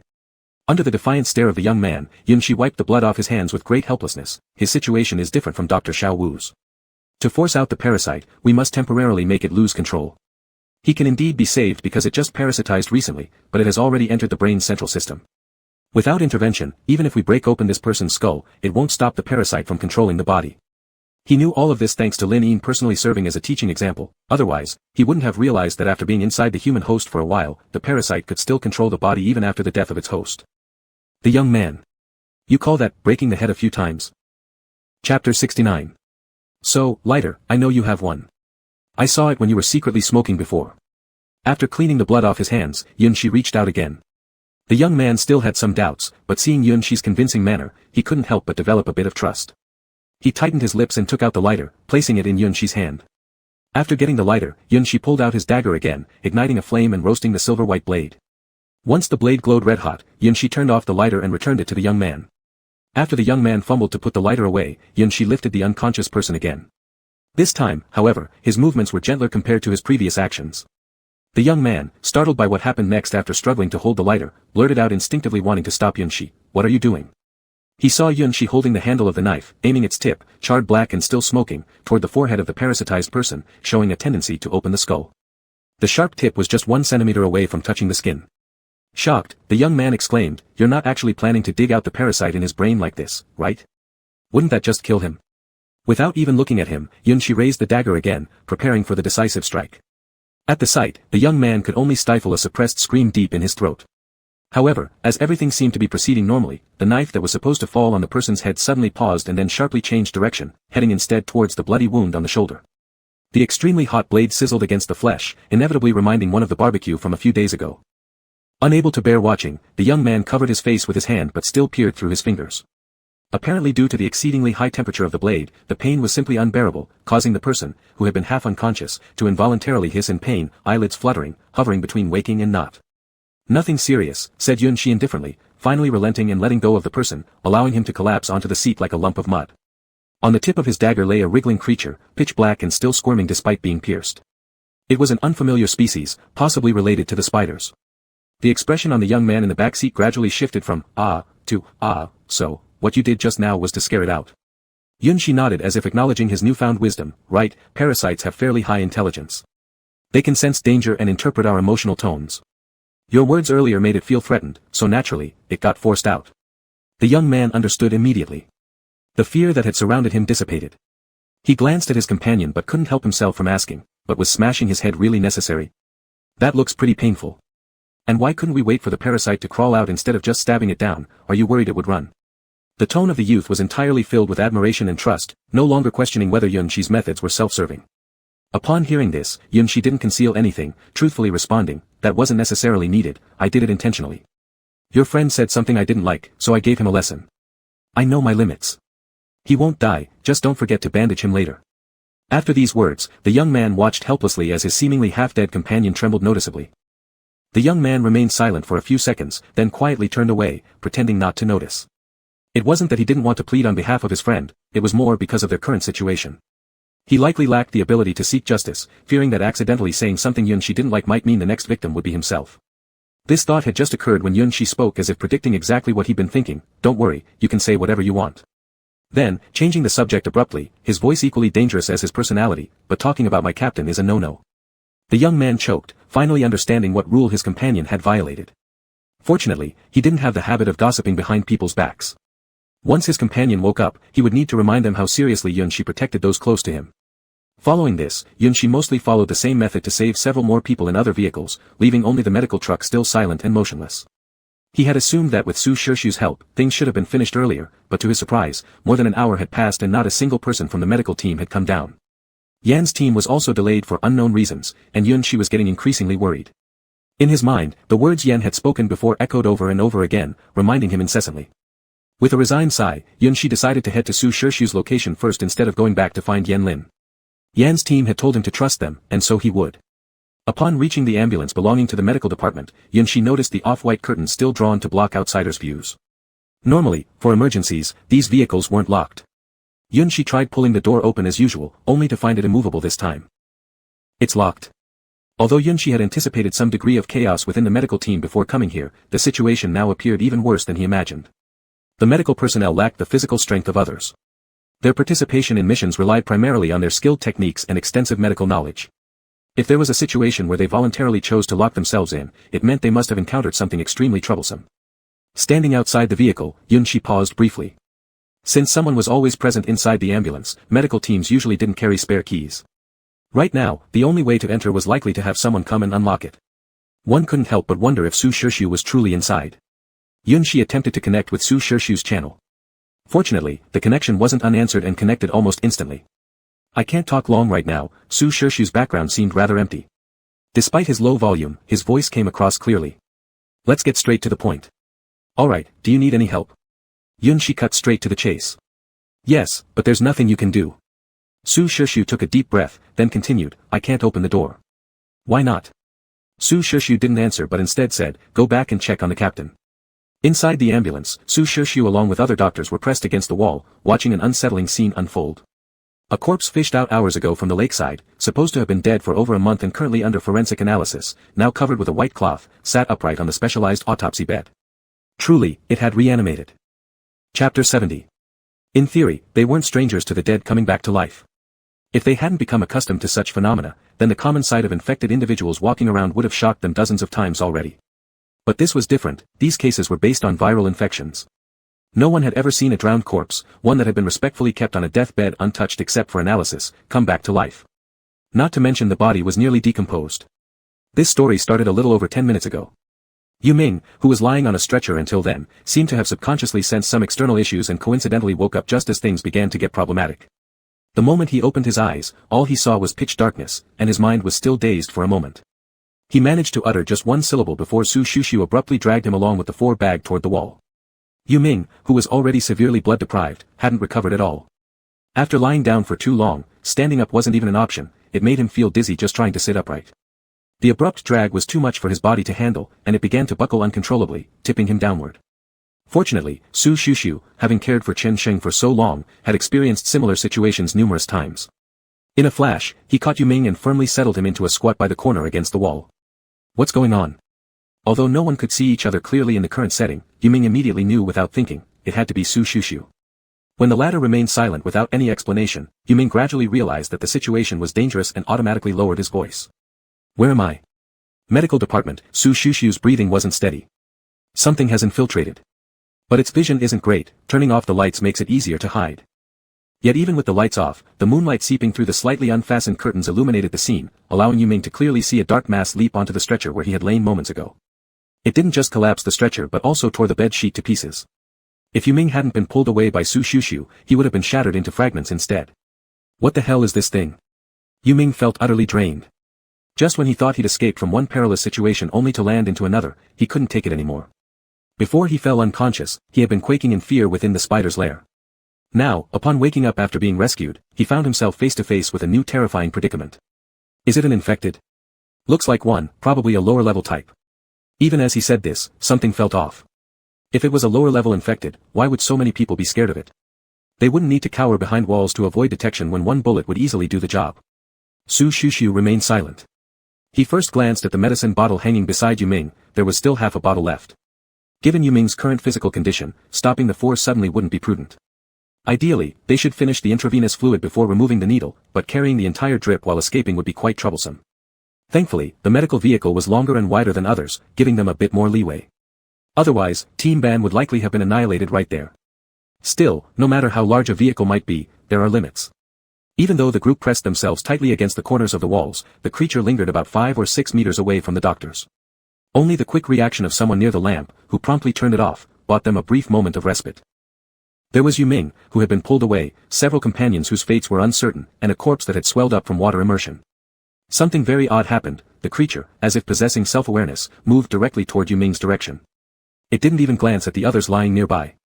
Someone unfamiliar with the dynamics might think there was some kind of connection between the two. Su Shirshu explained this to Yu Ming in a low voice. We don't know when it sneaked in. It was hiding behind some medical equipment. It seems to possess a bit of human nature, and its appearance is strange. Despite looking like a spider with 8 legs, its form resembles ours closely. We don't know which fusion mutation caused this. Oh, there's something else I need to ask you. Who turned you into this state? Yunshi, was it? As soon as Yu Ming heard the word spider, he instantly became horrified and understood exactly what had transpired. However, before he could articulate this, he heard Su Shushu's next inquiry and was momentarily stunned. Recalling the events prior to his loss of consciousness, his rage flared, almost causing him to stand up. What? What does he have to do with this? It was clearly. Cough, cough. Just as he prepared to expose the true culprit, a sudden coughing sound emanated from his left side. It sounded unintentional, as if disrupting their conversation casually, yet hearing it caused Yu Ming to instantly go mute. This voice, he would never forget it, even in death. When Yu Ming felt a cold sensation press against his waist, his whole body froze. The terror he had felt earlier surged back like a tidal wave, drowning him completely in a lake of despair. Stop teasing and just tell me. Su Shushu was after all someone he'd known for years. He understood Su's personality well, always loved to keep people guessing over every big or small matter, thinking this occasion would be the same. This is important. How could Yu Ming not know how important it was? Last time, that person had stabbed him on the right side, a wound still bound with bandages. Now what was going on? A second strike symmetrically on the left. No mistake about it, this voice was exactly the same as the person who had stabbed him, even down to the tendency of coughing. How come? How could that person appear in the same place as him now, right beside him at that? Hadn't Captain and the team already caught him and shot him? On the other side, Su Shushu continued to urge on, so Yu Ming swallowed some saliva and started improvising. I'm not very sure. I've been unconscious for too long, and my head's a bit dizzy. Ow, my head hurts so badly. When will that thing go away? I want to find Yan Qi, if not, then Yun Qi will do too. Su Shushu remained silent for a moment. Were those awful excuses that Chen Qing often told me actually something you planned together? You two are one and the same, both bad actors with similar methods of diverting attention. Listen up. You're the only witness here. If you can't reveal the real culprit, then Yun Qi will bear this blame for the rest of his life. Why bring Yun Qi into this? Hadn't he already left long ago? Yu Ming frowned, feeling puzzled since Su Shushu first mentioned it. Who suspects him? Their IQ must be extremely low. Feeling another cough from the left, Yu Ming's forehead began to sweat lightly. I think our priority now should be figuring out a way to escape, rather than discussing these irrelevant matters. It couldn't be helped. From the tone, Su Shushu seemed to want his help pin the crime on Yun Qi, but there was no way Yu Ming could do such a thing. So he tried playing dumb and changing the subject. That last sentence wasn't typical of what he usually said. He hoped Su Shushu, after 4 years of working together and 3 years as classmates, would understand his meaning. And right at that crucial moment, Yun Qi's communication line came through. Chapter 71. While Su Shushu was talking, Yu Ming kept whispering from below to let him in repeatedly.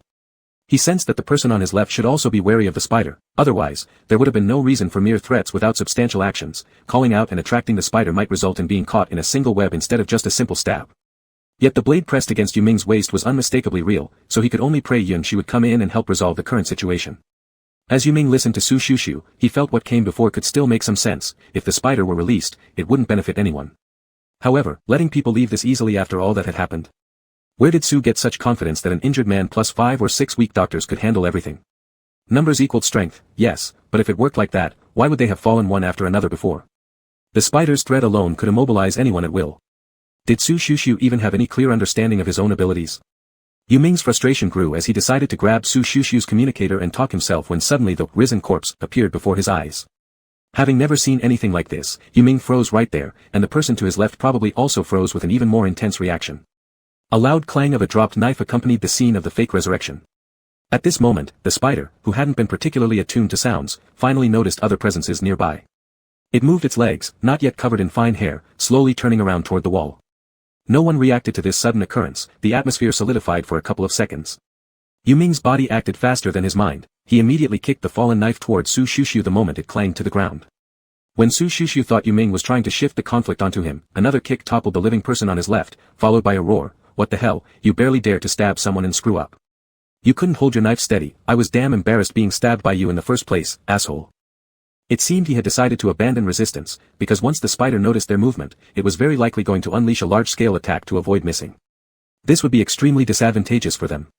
Rather, it might be better to try distracting the spider beforehand and give others a chance to escape. Yu Ming hoped desperately that Su Shushu was right about the spider seeking revenge for something, making his rare heroic sacrifice worthwhile. After all, Yu Ming was a man who'd faced death before, battling the spider seemed a better choice, until he saw the reanimated corpse turning and stepping off the bed. Yu Ming's heroics ended prematurely due to two factors, his disbelief in supernatural events, and Su Shushu forcefully grabbing his hand trying to yank out an 4-needle. Su Shushu, as a doctor, absolutely could not tolerate patients prioritizing anything over their health. His voice turned cold. You are not allowed to remove the needle until this bag is fully emptied. Yu Ming didn't understand. Man, this is serious. Why do you care about such trivial details? I am a doctor, you. Reality gave Su Shushu no more chances to lecture. Before he finished his sentence, the semi-formed spider had completely confirmed its target, crawling in their direction. Webbing that looked premeditated shot out instantly, wrapping tightly around Yu Ming's ankle and anchoring him to the floor, unable to move. The spider wasn't fully matured yet, it bore only a thin layer of black fine hairs, exposing more vast areas of dark red flesh underneath. At a glance, it looked like the spider had been flayed alive. Even in close proximity, Yu Ming managed to notice the teeth. The creature had two sharp fangs resembling predators' canines, though they also vaguely reminded him of human canines. While contemplating if spiders naturally had teeth, Yu Ming hurled insults at Su Shushu who was still holding down his hand. Fuck. I've been telling you not to waste time. Why don't you hide already? Isn't this last floor empty now? Let go or I'll report you for infidelity outside. Right now, where was the patient behavior? Even while getting thoroughly wrapped up by the spider, Yu Ming still found ways to hurl abuses as long as his mouth remained free. Su Shushu maintained a calm expression until the part about cheating. His lips twitched. He looked up when the last drop disappeared from the 4-bag and skillfully removed the needle for Chen Sheng. There's no cotton swab right now, so bear with it. If you pull it with your original force, not only would you likely bleed heavily, but the pain would kill you too. Finally, he somberly explained the reason why he had been so conscientious. Even if you scold me, it's useless. When the spider was spinning its web just now, it didn't target correctly and I ended up stuck too, unable to leave. He even leaned against the wall with a calm and detached attitude, ready to face death. You. Initially moved by Su Shushu's loyalty and companionship, Yu Ming now felt somewhat asphyxiated seeing how calmly he faced the monster so close at hand. Perhaps it was anger that made him feel this way. Yu Ming thought, if only he'd known interrupting the hatching wouldn't have killed them, he wouldn't have done it. This current form of the spider was uglier than any successful hatch. While he was distracted, the spider's two front legs viciously pierced into his shoulder, breaking through his flesh before embedding itself in the vehicle wall, pinning him helplessly to the side. It hurt, a pain equal to the times he'd been repeatedly stabbed earlier.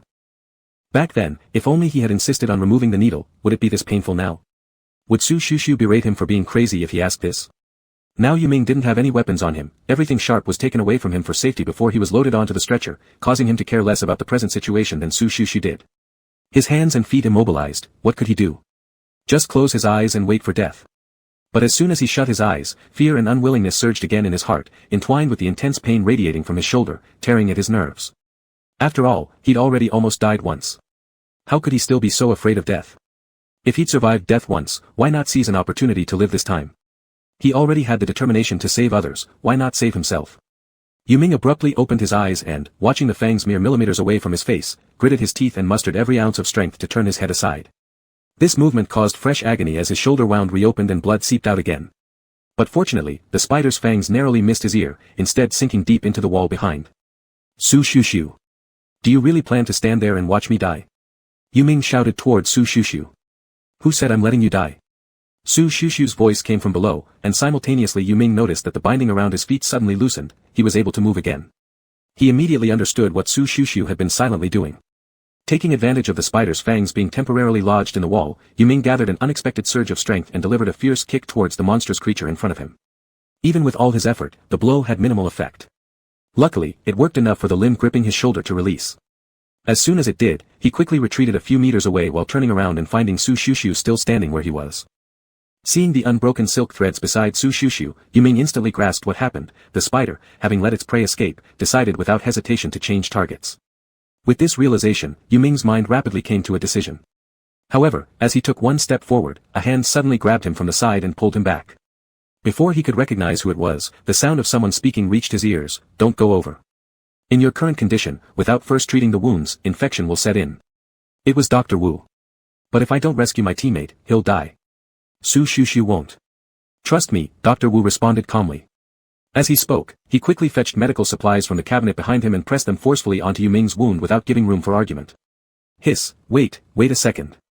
As Yu Ming struggled, at that moment, a channel connection request popped up in his communication device unexpectedly. Lower your head. Yun Shi's voice came through faintly. Yu Ming followed the order without questioning why. The moment he lowered his head, a bullet flew past him and embedded itself directly into the forehead of the fake corpse that had quietly appeared behind them. A bloody hole appeared on the corpse's forehead, yet it remained standing. Yunshi jumped through the broken window, not bothering to check whether shards of glass were piercing his palm. Your medical department's vehicles indeed cut corners on quality. Chapter 72. Yun Shixiao paused after entering the dimly lit room, turned to glance out of the window again, then hesitated and returned. You haven't turned on the lights. Yunshi originally thought that the poor visibility outside the car was due to the glass layer. But upon entering, Yunshi realized that it wasn't quite the case. Except for where weak moonlight fell, he couldn't see clearly. Yu Ming's eyes shone brightly at the sight of Yunshi.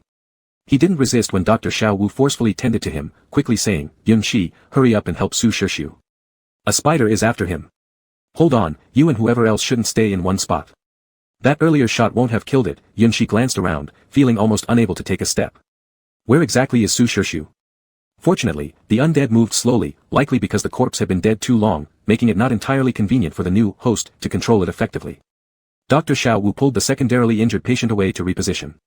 Now, Yunshi's vision revealed only one animated corpse, everything else was cloaked in pitch darkness. He wanted to ask again where Su Shixiu was located, but Yu Ming did not respond this time.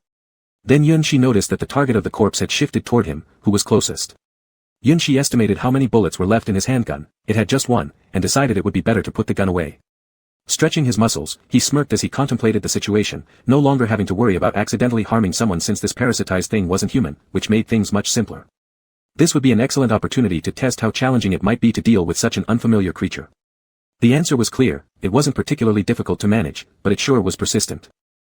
No matter what kind of damage done to it, it proved completely useless. You could say it was as impervious to pain as Yunshi himself. The difference being that while Yunshi would still be affected by injuries, its wounds mattered little if at all. The most efficient method would be to dig into the skull and extract the parasite. A parasite without its protective outer casing was at its weakest. However, besides Yunshi, probably no one else could achieve this extreme measure, because no matter how long a corpse had been dead, the body activity under the manipulation of the parasite always increased somewhat. It wasn't so easy to restrain. If a normal person tried to press down on the cranium, there would be a high likelihood of getting hurt, followed by the opportune moment for invasion. Still, even Yunshi had gained an additional scratch on his arm, thanks to his unique physical condition which didn't make cuts as easily. Otherwise, it would definitely have been him who got infected next. With great effort, he managed to extract the struggling fat worm from the brain tissue. Yunshi was both repulsed and astonished at encountering two such parasites consecutively. Typically, an ordinary parasite wouldn't grow larger than a fingernail. Only the bug responsible for reproduction, the insect mother, would be twice as large as a regular parasite, and there shouldn't be more than one mother bug per territory. Yunshi mentally compared the size of the insect mother he had encountered before with these two, finding that they seemed slightly smaller than these ones. Hiss, how on earth did such a huge insect drill into a human body? Or did it absorb nutrients after infiltrating and thus grew? But how could a body that has been dead for such a long time provide any nutrients? Yunshi seriously pondered, realizing that he indeed knew very little about it. Over a long period, the most common parasite he'd seen was the dried larva. This one must be the local specialty here.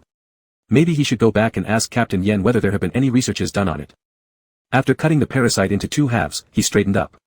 His palms felt sticky, this journey had already accumulated plenty of blood, and now with added brain matter, it only got worse. He lamented, ever since participating in these operations, his clothes were always dirty. Upon returning, he'd need to change yet another outfit. But standing up, he realized that in the struggle, he had unknowingly retreated from the faintly lit area. Everything around him now was pitch black, and Yunshi remained silent, uncertain if he should move. He feared the dark. Truly feared it. Then, recalling Yu Ming asking him to assist Su Shixiu earlier and estimating that the forced communication channel time hadn't expired, he once again inquired about Su Shixiu's direction and whether further assistance was needed. This time, a response came through, a series of MHMH sounds. Then Dr. Xiao Wu's voice lowered, removing Ching Cheng's communicator. He's biting a towel to prevent making noise and can't speak. Su Shixiu is fine. Somehow he managed to obtain anesthetic. According to Yu Ming, the spider was a half-finished product, so its shell isn't that thick. The anesthetic still had some effect, providing him with at least the chance to escape. By the way, that spider has recovered now. It's following the light to find us. It may take a while before it finds us here. I'm just a little worried that it might crawl through the window. If you can, please help notify someone outside. Oh, and I think your condition might be night blindness, otherwise, how could Su Shixiu have been so close and you didn't know where he was? If I'm not mistaken, you'd better be careful. There's equipment everywhere, don't bump into anything. Yunshi. Silence is tonight's Cambridge Bridge, and his pride would not allow him to say the real situation, so Yunshi only vaguely and quickly cut off the communication before Dr. Wu could continue giving advice on night blindness. So what should he do? Stand there motionless because of his fear? Yunshi stood in the spot, hesitating for quite a while, considering whether he should put aside his dignity and ask Su Shirshu to guide him. This fear of darkness should be an instinct of the body, one that hadn't changed even after losing his memory, especially in the deep, silent darkness. Once enveloped by the silence of the dark, he began to recall some unpleasant emotions, corresponding perhaps to parts of the lost memories he could not retrieve. For some unknown reason, he suddenly remembered the look in the eyes of the tiger he had killed back in the lab. It was a complex look, like finally meeting an old friend after many days of separation, but being despondently slain by that very friend upon the meeting, despair overlaying joy that never fully dissipated, replaced with disbelief. When Yunshi saw this, he immediately realized that he must have seen a similar look long ago. And if he followed this line of thought too deeply, his brain would involuntarily send out warning signals, forcibly detaching him from this line of thinking. Yunshi shook his muddled head, deciding not to delve deeper, it wouldn't do any good anyway. What he needed to think about right now was how to rid himself of his fear of the dark. He stood silently in the dark for a while longer, originally intending to try overcoming it with exposure therapy. However, he found this method not only useless but also made his fear even worse, causing a strange indescribable feeling. It was rather laughable. He who feared nothing, capable of killing mutations above and driving motorcycles below, was afraid of the dark. After much deliberation, Yunshi came to the conclusion that pride wasn't that important after all, and just as he decided to swallow it and reconnect Su Shirshu's communication channel, he heard a big sound behind him once the other end picked up. Something seemed to be coming closer to him. The newly connected communication channel didn't last for a single word when Yunshi hung it up again, guessing the spider had probably found him. He immediately braced himself to fight, but in the dark, he had no idea from which direction the creature was approaching. The next second, Yunshi felt as if his hand was gripped by a familiar heat source. Chapter 73. Then, Yunshi heard a very soft, "Don't be afraid." "Yen team." He thought this voice was familiar, so he cautiously asked. It's me." Whoa, it really was him. After confirming, Yunshi wanted to follow the sound source to check if his team leader Yen was injured, but he couldn't see where the person was in the dark. If it weren't for the hand still holding his, he would have almost thought it was an auditory hallucination. Holding hands. It only takes one step to change Yunshi's state from battle-ready to dumbfounded. Although he knew that Yen Lingoe might be trying to convey some sense of security to him, but his team leader Yen is holding his hand. And hasn't let go. By the time his brain started working again, Yunshi's body had already honestly responded by gripping back and intertwining their fingers tightly. Yunshi. Yen Lingoe probably didn't expect him to do this, with a hint of surprise evident in his clear and cool voice. "What's wrong?" Asked this way, Yunshi realized what he'd done, hesitating between pulling his hand back or leaving it there. Mostly, he was reluctant to just let go. He thought, Yen Lingoe probably still assumed he was scared, which is why he asked what was wrong. So, a bold idea gradually formed in Yunshi's mind. When Yen Lingoe hadn't received an answer and repeated his question, Yunshi tightened the already clasped hand even more, trying as much as possible to suppress the upward inflection in his tone caused by his uncontrollable happiness. "I'm afraid." He said this with a little guilt, especially recalling how Yen Lingoe could see clearly even in the dark, fearing his face hadn't hidden his real inner thoughts. Fortunately, Yen Lingoe inherently trusted him. Upon hearing this, he truly didn't say anything else and allowed it silently. Having succeeded in his small scheme, Yunshi instantly felt delighted and quickly changed the subject to prevent Yen Lingoe from noticing any flaws. "How did you come over here? Did you deal with Lin Yin?" "No," Yen Lingoe replied, "for now, I've temporarily restricted movement. Lin Yin wants to keep live specimens for research." He paused briefly here and soon continued, "When I came over, I took a look. You've done well." "What's this, done well?" "Oh, those things.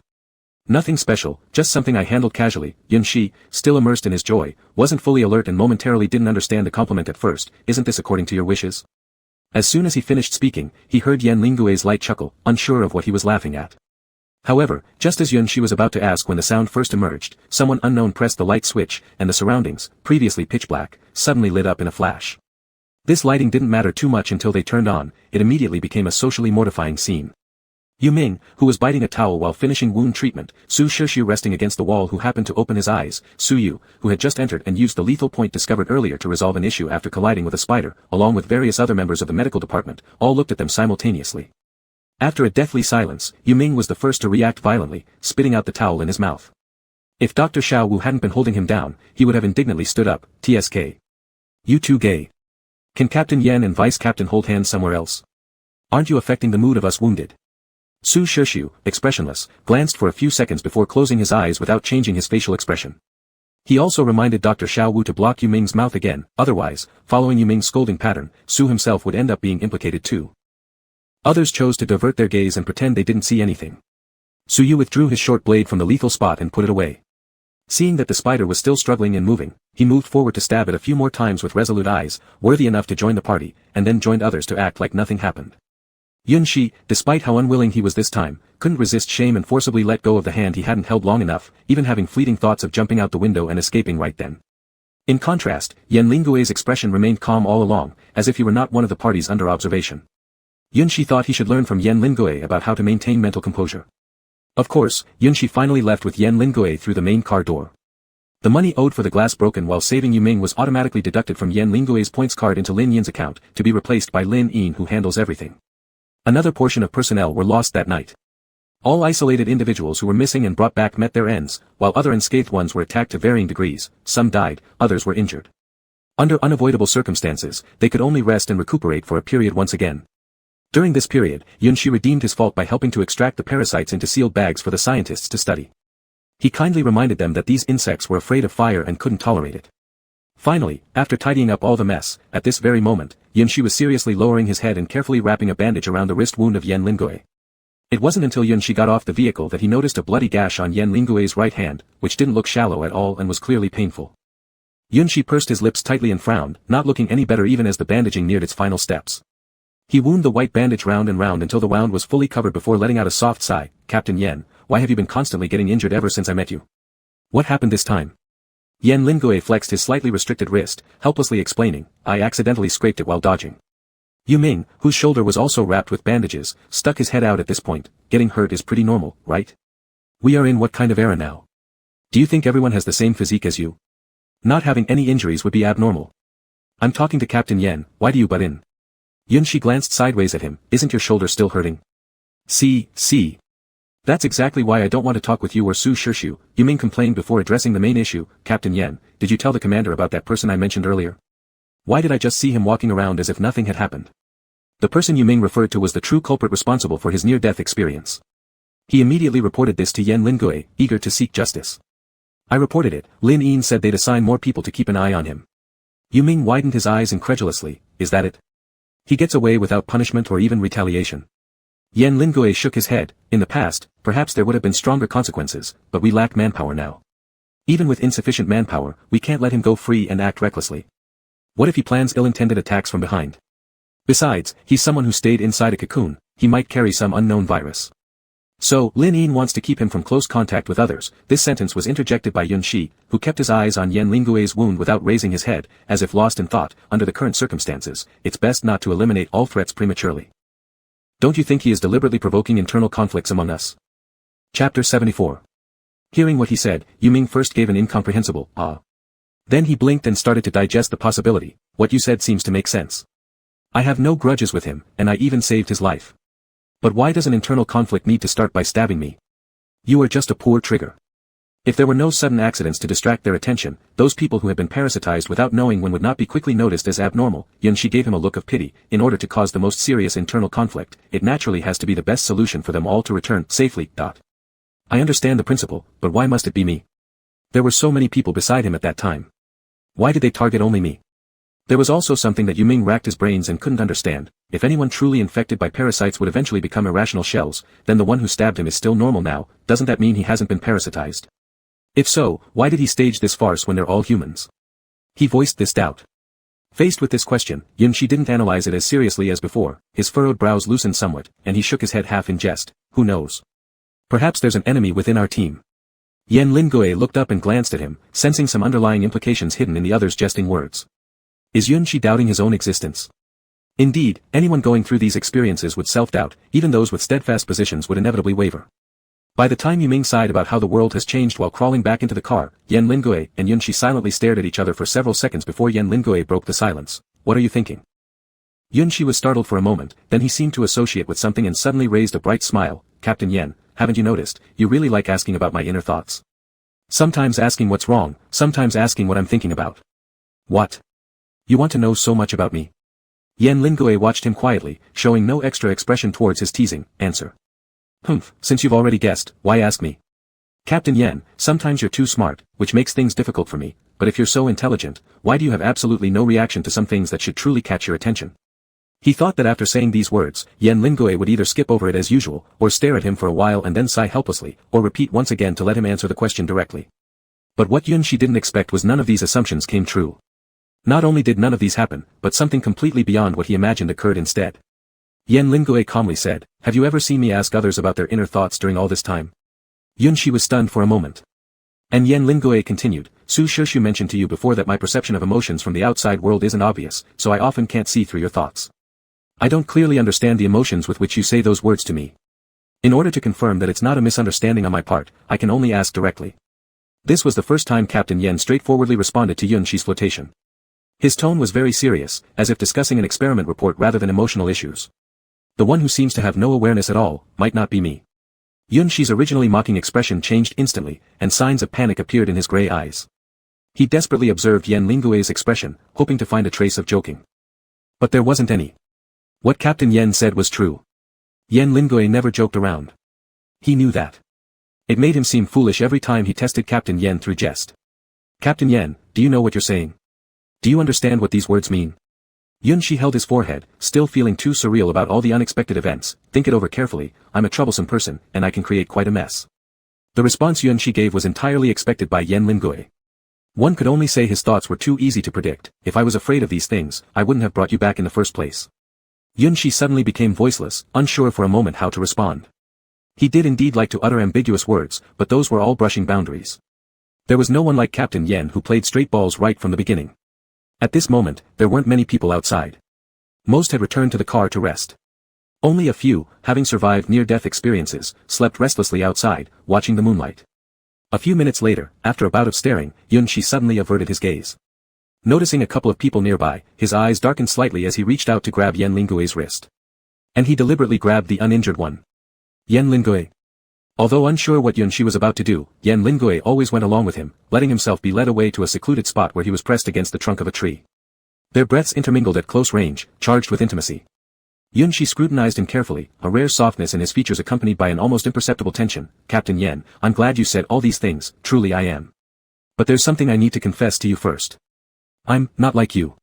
I know." Yan Lingui cut in before Yun Shi could finish, already having guessed what he was going to say. Yun Shi was momentarily stunned. "You know? When did you?" His words trailed off abruptly as he seemed to recall someone significant. "Then, what do you think now that you know?" Yun Shi edged closer, ostensibly trying to maintain his usual facade of nonchalance but betraying his nerves through anxious eyes. "Do you think I'm some sort of monster?" "Not at all." Yan Lingui's response was firm and clear. Slightly relieved, Yun Shi exhaled, "But still, I'm different from all of you. I have no memory from before the apocalypse, and I don't even know where I come from. As you've seen in the lab and this morning, there seems to be more than just one me in this world. I'm unsure how I differ from them, and my very existence appears to be a..." The last two words came hesitantly, "nuisance." Throughout his speech, Yun Shi kept a keen eye on Yan Lingui's expression, cautiously unveiling layer upon layer of his true self, as though ready to halt immediately and retreat far away at the slightest sign of disapproval from the other side. But Yan Lingui didn't give such a sign. At this moment, Yun Shi was grateful that Yan's emotional fluctuations were usually subtle. He maintained a composed detachment which suggested an acceptance of whatever truth might be revealed.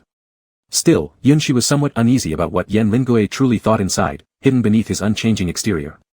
Finally, as Yun Shi grew increasingly tense and began to pull away slightly, Yan Lingui spoke. "If you are so fixated on your existence, then let me state clearly for you, Yun Shi.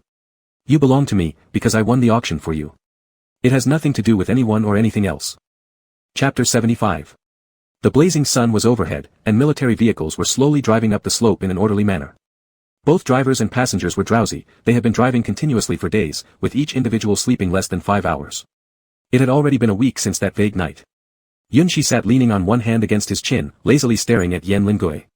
The others like Yuming were long accustomed to his gaze often lingering on Captain Yen, having initially teased him a few times but eventually accepting it as common sight. The day he didn't look was more surprising. On that night a week ago, when Yan Lingui finished speaking, Yun Shi only felt shocked by the unexpected strength in those words, which rarely left his lips.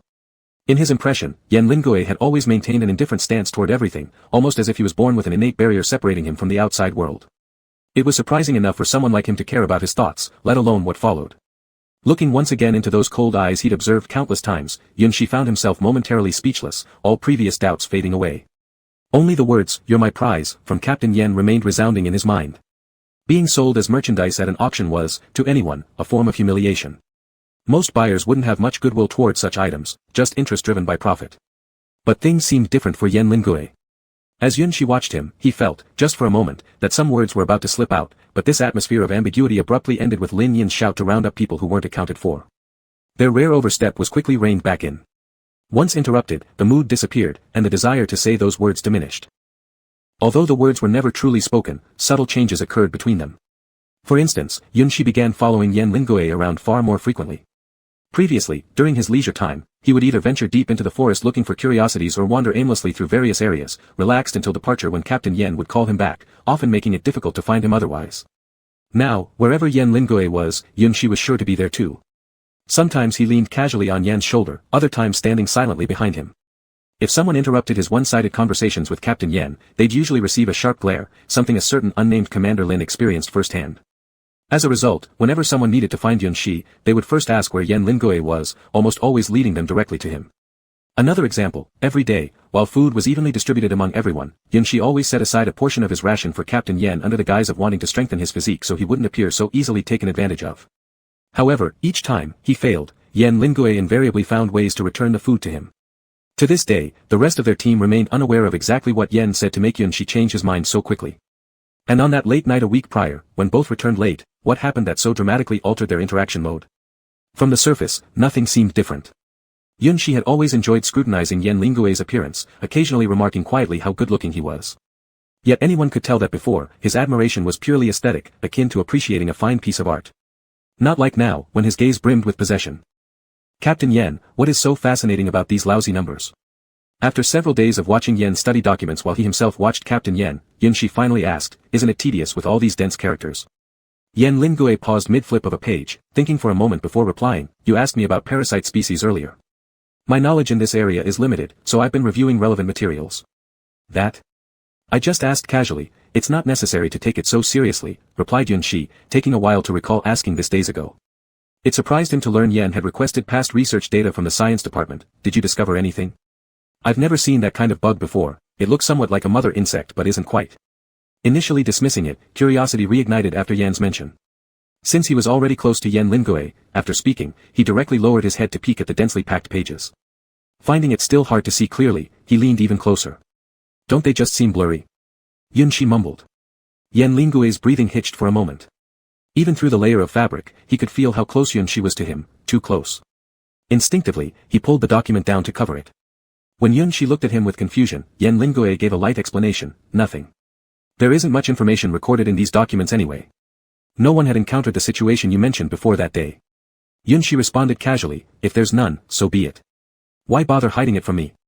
Yan Lingui's grip on the document tightened slightly, but it seemed the other person hadn't noticed anything unusual. Didn't you say this stuff is boring?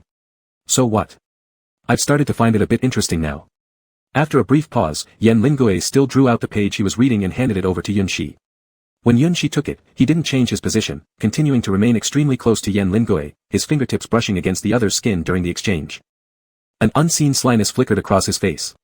Lowering his eyes, Yunshi scanned a few lines on the page, feeling that scholars must have great patience indeed since so many words were densely packed on a single sheet, enough to give someone who has trypophobia an anxiety attack. The only thing that made it user-friendly was the helpful colored illustrations attached alongside. Beside a small, almost invisible picture of a bug were some short notes written next to it, making it concise and easy to understand. It was also clear that this wasn't what Yunshi was looking for. He endured a few more lines, but soon found himself bored. Just as he was about to return the paper, his gaze suddenly caught sight of something written on the back side. He stopped moving the paper back, instead flipping it around. His pupils contracted sharply when he saw the image printed on the back. His body shivered imperceptibly. Yan Lingui always noticed Yunshi's abnormalities first. The moment something was off, Yan Lingui immediately looked over. On the back was a very ordinary yet simple pendant. The decoration on the pendant gleamed with a lustrous blue sapphire. At least that's how it appeared from the picture. When did this data exist? Yunshi realized his own voice trembled uncontrollably while speaking. Yan Lingui carefully inspected it, answering quickly, this side should have been printed quite early. The back side was reused to print newer data. Long ago.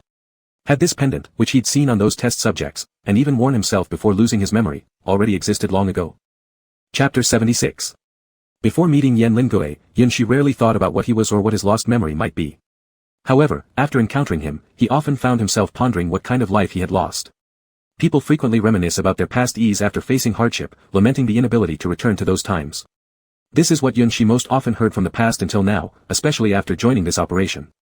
Ming and Chen Sheng, who were always chatty, would often chatter on about the old days, alternating between the hardships of the military camp and their wild antics before being sent there. During these conversations, Yan Lingui was often mentioned. At such times, Yan Lingui would just give them a glance with an indifferent expression, never participating in their reminiscences, and instead focusing more energy on reviewing endless documents and countless research data. Yun Shi, who lacked memories of his past, listened intently, deeply interested even though he couldn't vividly imagine the bygone prosperity. However, as he listened, he would suddenly realize that everyone else had the right to join these conversations, their memories intact, except for him. He didn't know. This growing obsession with his lost memories had become more deeply buried recently because every event and every person he encountered lately reminded him how crucial that missing time was. As long as he couldn't recall it, he felt increasingly trapped in the chains he had set for himself. Yan Lingui's life was complete, pure, and clean in every way, but what about his? Where did his extraordinary abilities come from? How did the pendant, identical to those from other lab test subjects, appear? And why did his unusual constitution differ so much from others? These supposed gifts would make anyone else ecstatic, but for him, they only served as tightening shackles binding him to the spot, unable to take even one step forward into the future. As for the key to unlocking these chains, it lay buried in a past that was nothing but a blank void, leaving no trace. Yun Shi. Yun Shi. Yun Shi suddenly snapped back to reality, noticing the usually calm face of Yan Lingui revealing a touch of concern. He appeared hesitant, unsure why Yun Shi was so absorbed in staring at a single picture and uncertain how to even ask. Did Yun Shi look troubled? What's wrong? I'm fine, Yun Shi smiled at Yan Lingui, seemingly no different than usual, but subtly hid the paper printed with the image of the pendant behind him. Captain Yan, are you done looking at this page? Can I borrow it for a bit? Although he hadn't read the accompanying description next to the picture yet, nor was he sure if Yan Lingui had already seen it beforehand, something instinctive made him not want Yan Lingui to see it. Yan Lingui stared steadily at him, as if trying to see through his nervous exterior into his true heart. After a moment, he finally asked, "What are you hiding from me?" Yun Shi's eyebrows twitched. He wasn't good at lying, especially not to Yan Lingui. What could I possibly hide from you? Just got interested all of a sudden. When Yun Shi nervously shifted in his seat, Yan Lingui appraised him up and down, his emotions complex at the bottom of his eyes but quickly calming again. Then when you've calmed down, come find me and explain yourself. I don't want to hear half-hearted excuses. Yun Shi pressed his thin lips tightly, thinking silently that ever since that day, Captain Yan had changed completely, not a hint of his former cold indifference remaining.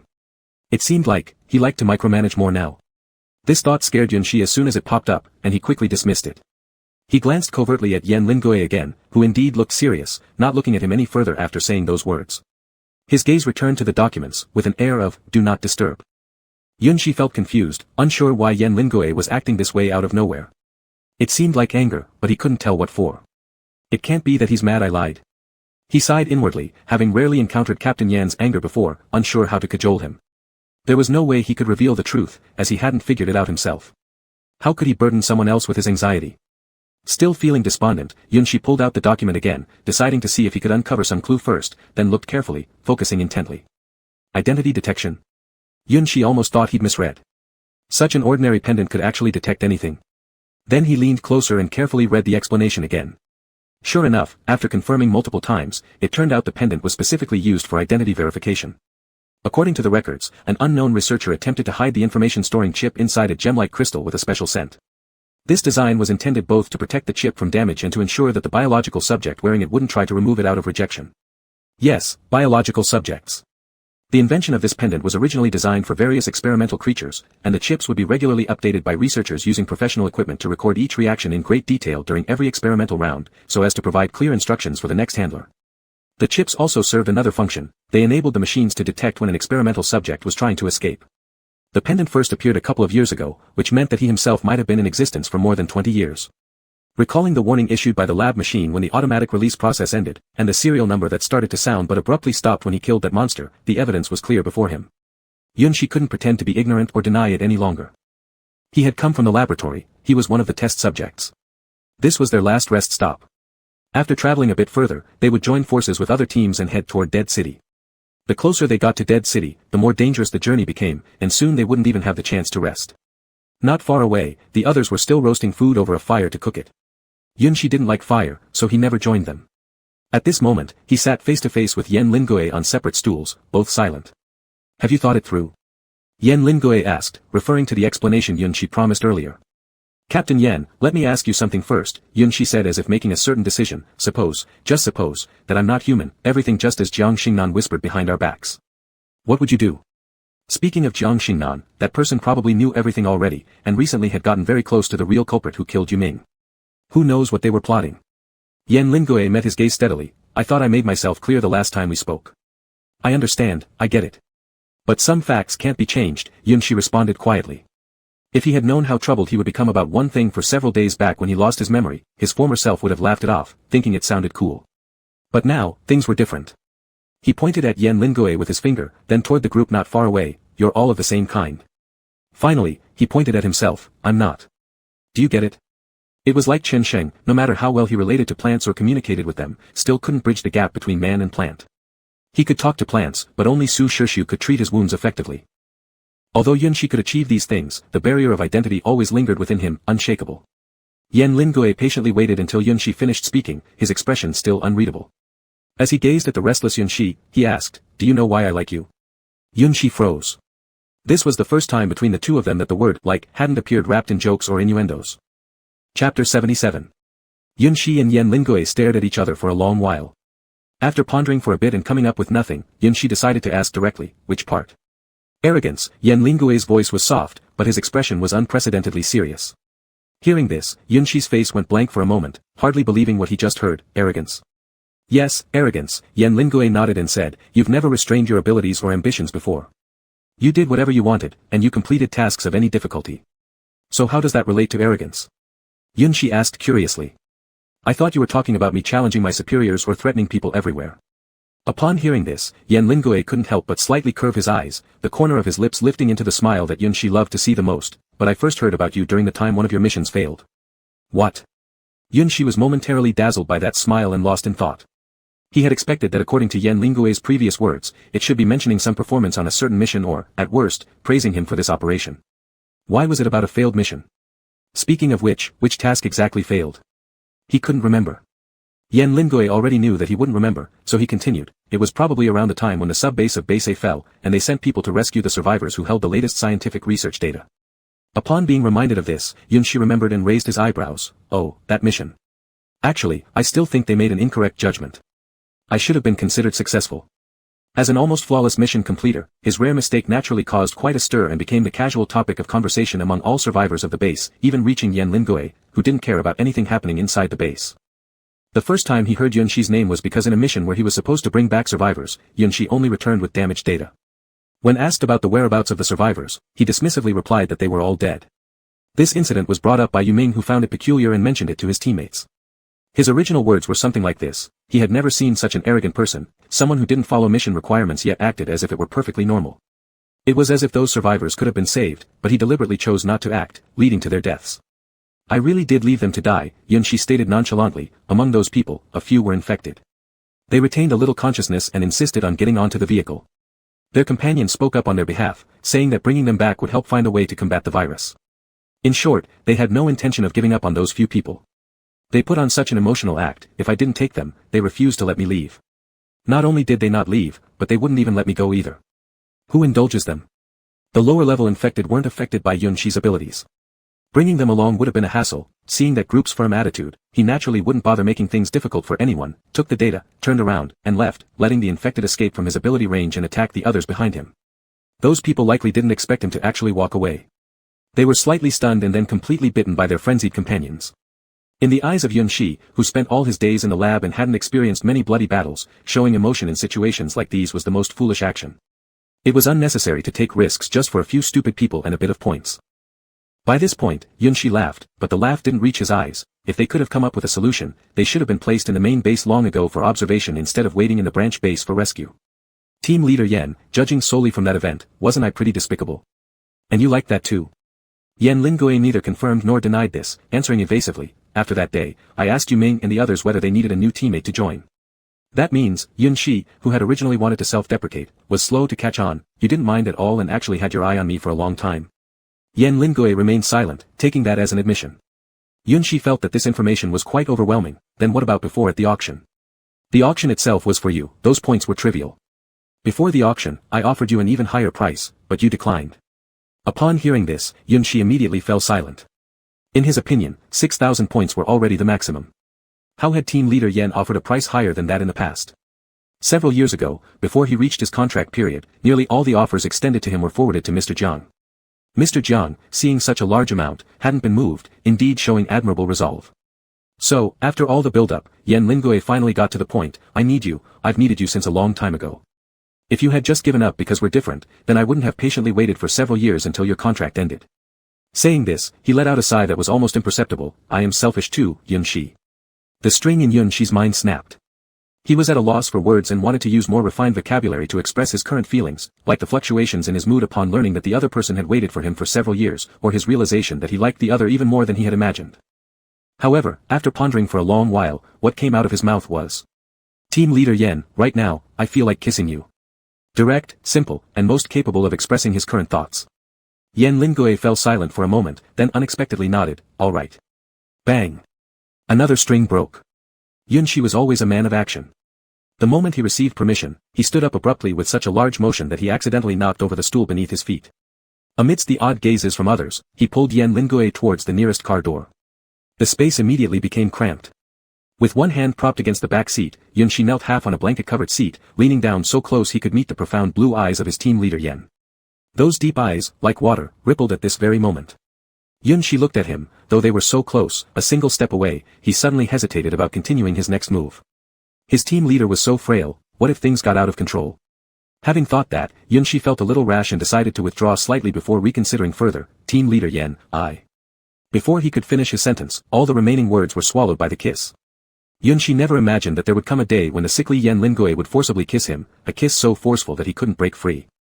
Several strings in his brain snapped simultaneously as Yun Shi was forced to respond to the clumsy kiss, losing all strength unconsciously. His legs grew weak, the hand supporting his weight on the seat gradually slackened, and only through Yan Lingui's support did he avoid collapsing. It seemed an eternity before the kiss ended. Yun Shi lowered his head to catch his breath, his eyelids flushed red, and he dared not raise his head to look at Yan Lingui. This side of Yan Lingui felt strange to Yun Shi, so dominant, completely without a trace of his usual sickly demeanor. Do all former military personnel possess such strength? Yun Shi's mind was already blank, long forgetting that Yu Ming had reminded him long ago that their team leader wasn't simply as fragile as he appeared on the surface. Yun Shi, Yan Lingui softly called his name after the kiss, I regret it. What do you regret?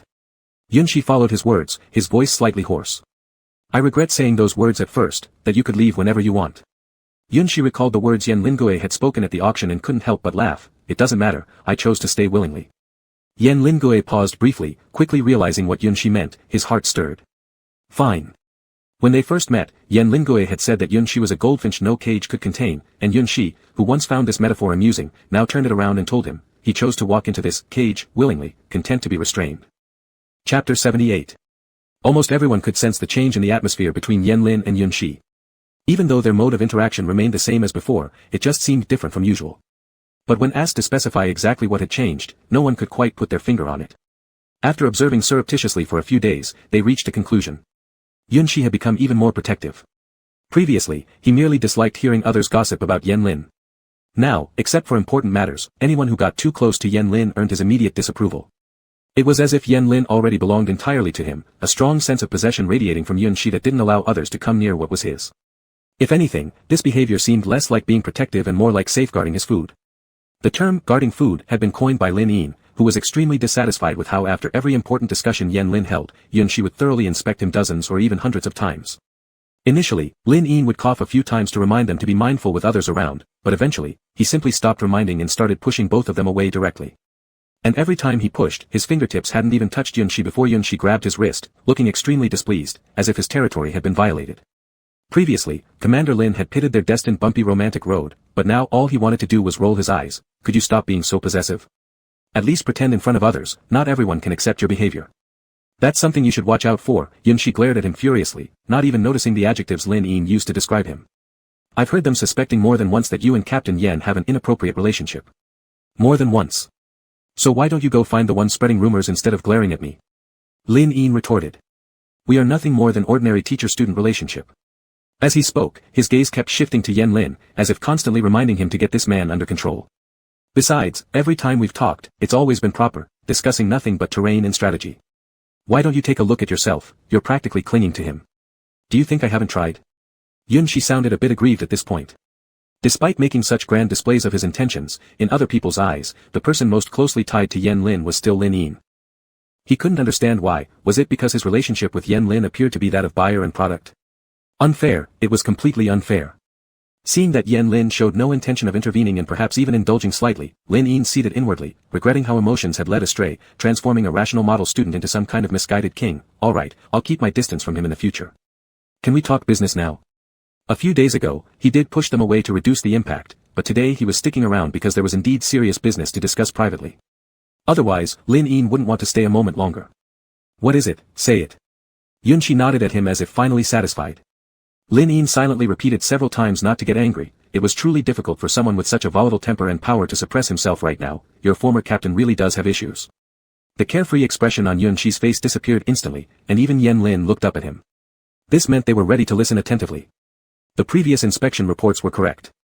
The person being examined does have hormonal chaos, indicating a high likelihood of paranormal influence.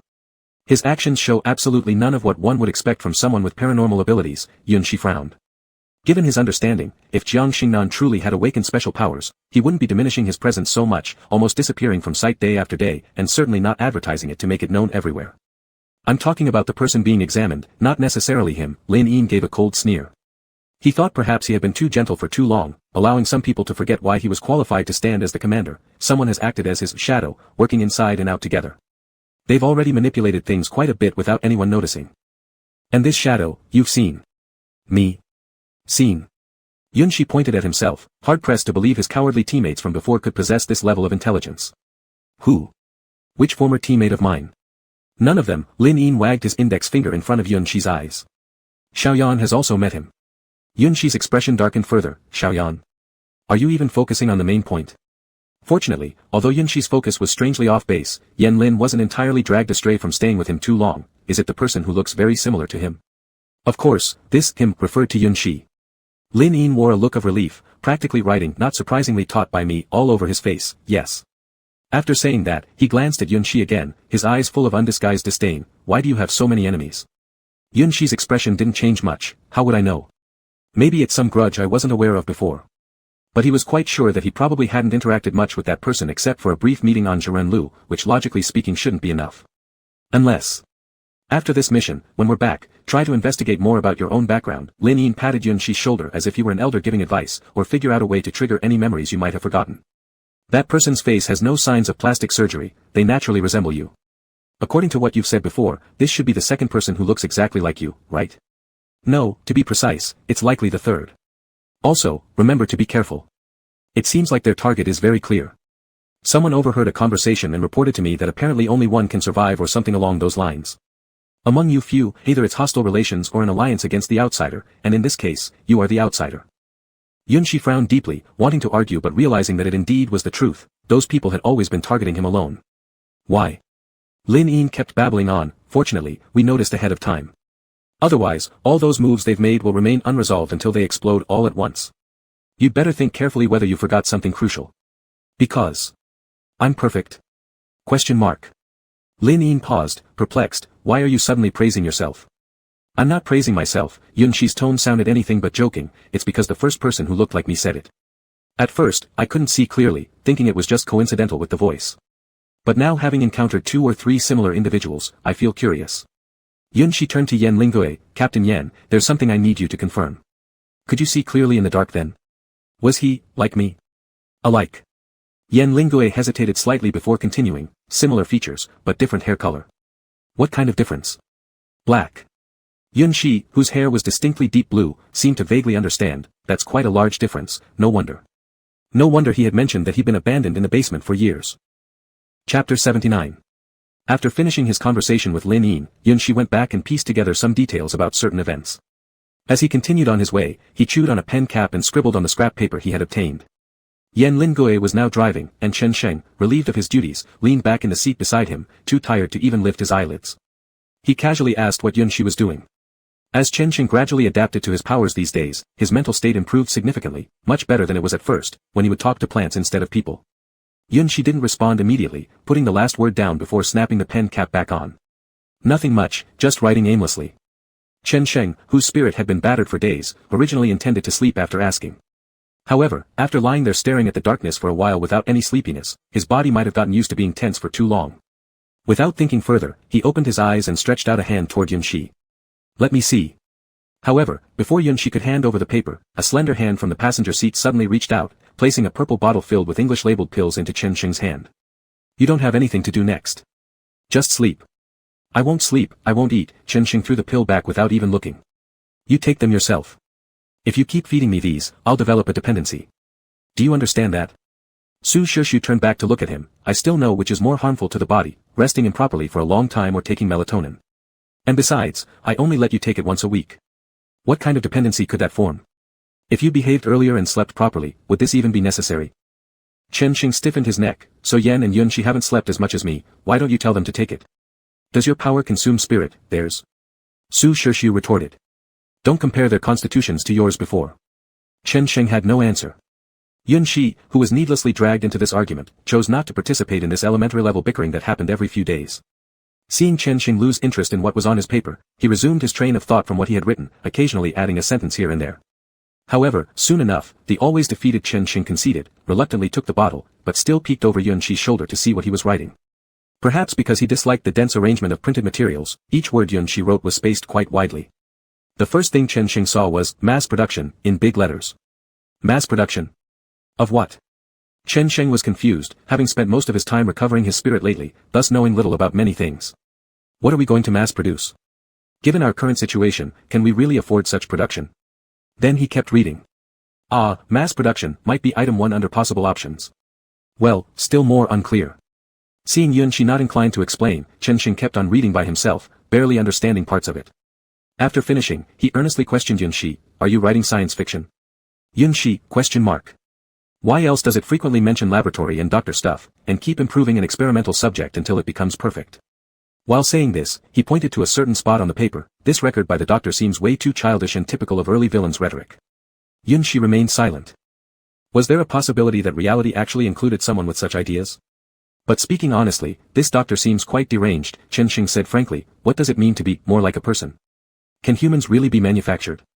Even if he finally manages to create a thinking, human-like creature, how would the abandoned test subjects feel? Wouldn't they have some degree of consciousness too? The tip of Yunxi's pen paused at Chen Sheng's words, something he had never considered. All he knew was that those who bore hostility towards him, yet he wasn't sure where the animosity came from. The only ones he could communicate with so far were the failed products in the basement.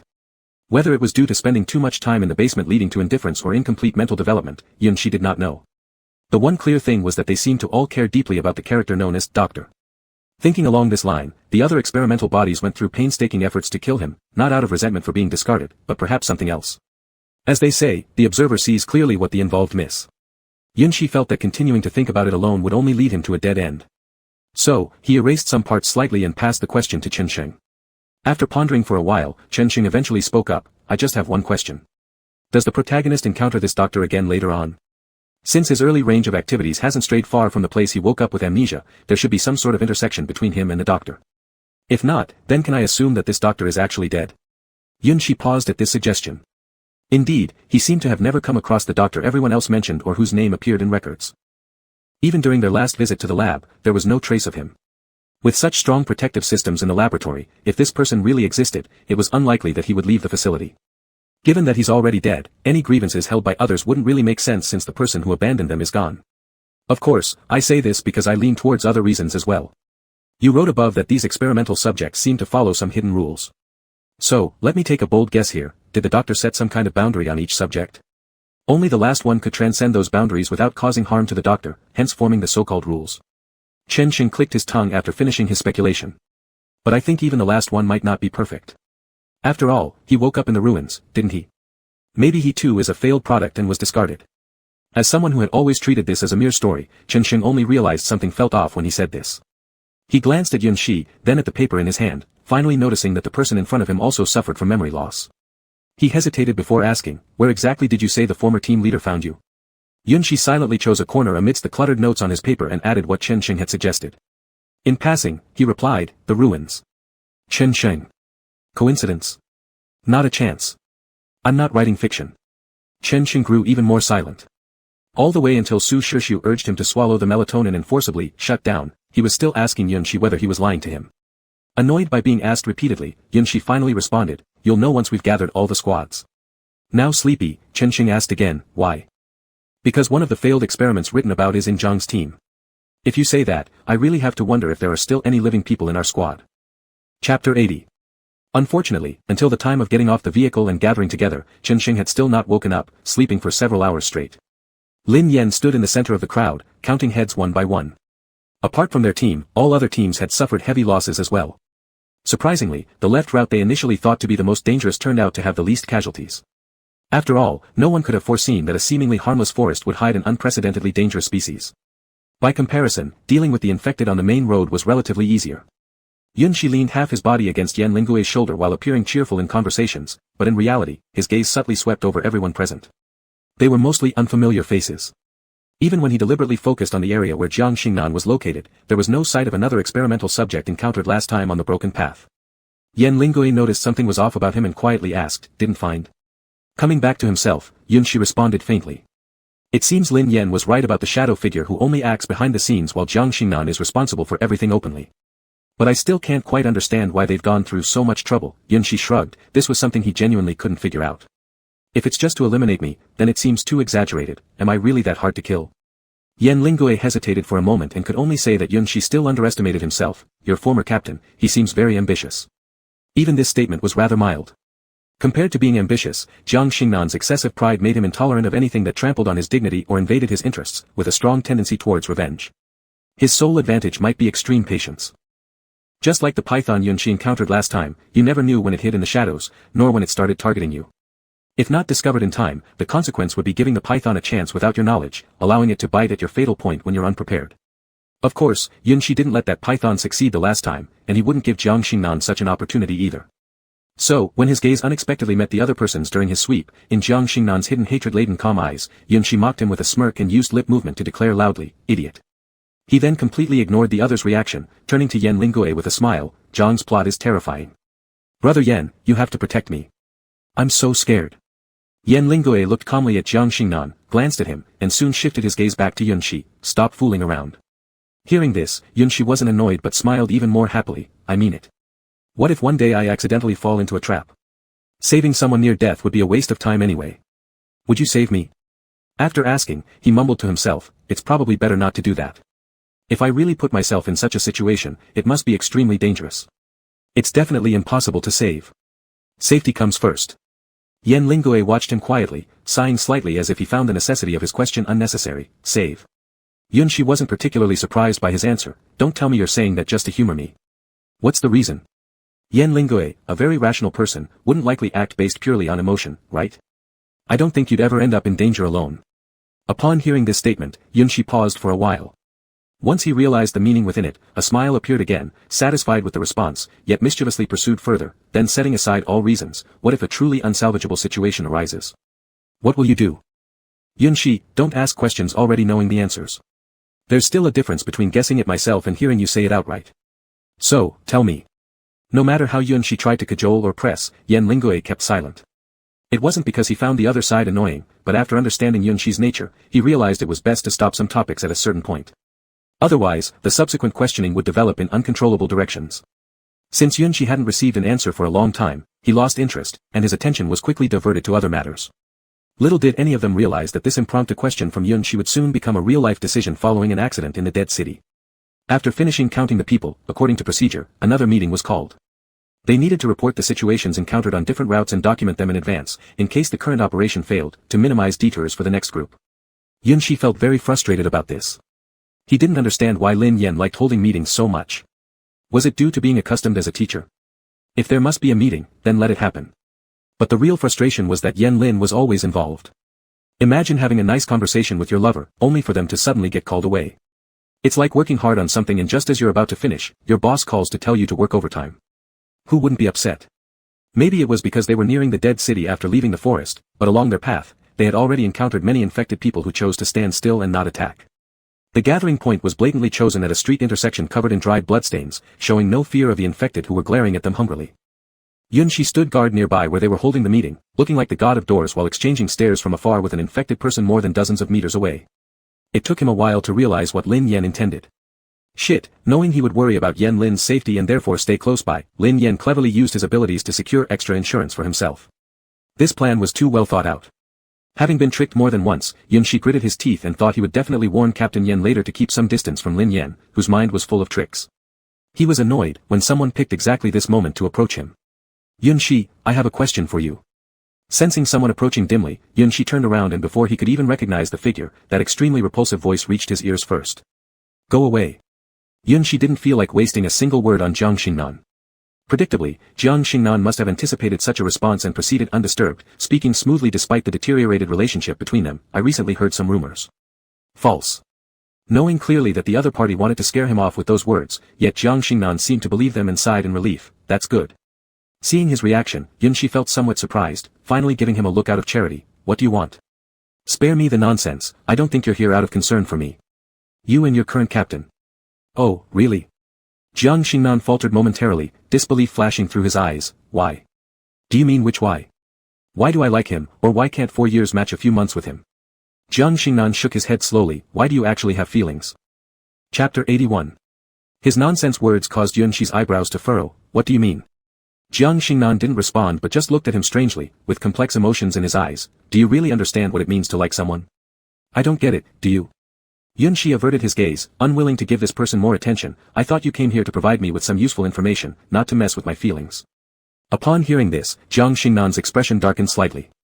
After carefully observing Yunshi's face and confirming there was no hint of unnaturalness, he suddenly seemed to understand something and said confidently, You've seen that piece of paper, haven't you? Yunshi vaguely guessed that the paper he referred to should be the data on the pendant's use, so without much comment, he tacitly accepted it. Since you already know, why are you still so certain about your feelings toward him? Jiang Xingnan. Yunshi lazily lifted his eyelids, interrupting him. If someone had asked me these questions a few days ago, I might have doubted myself for a moment. But now, all I feel is that you're sick. As he spoke, he faintly heard an almost imperceptible set of hurried footsteps and immediately turned to look, spotting the most conspicuous figure among a group of people of similar height, which lit up his eyes. But, remembering that Jiang Xingnan was still standing nearby, he forcibly suppressed the smile at the corner of his mouth and coldly added, It's not because your shadow can't achieve what I can, making you feel regretful, is it? I tell you sometimes one should know when to be content, otherwise, even a defective product may not stay with you. As for me, I'm good with Captain Yen. You needn't worry about us. I advise you to focus more on your flawed plan rather than involving innocent people like last time. He deliberately stressed the last sentence as if telling not only Jiang Xingnan but others too. When he stepped away, he thought he heard a faint, It's not a defective product, coming from the corner.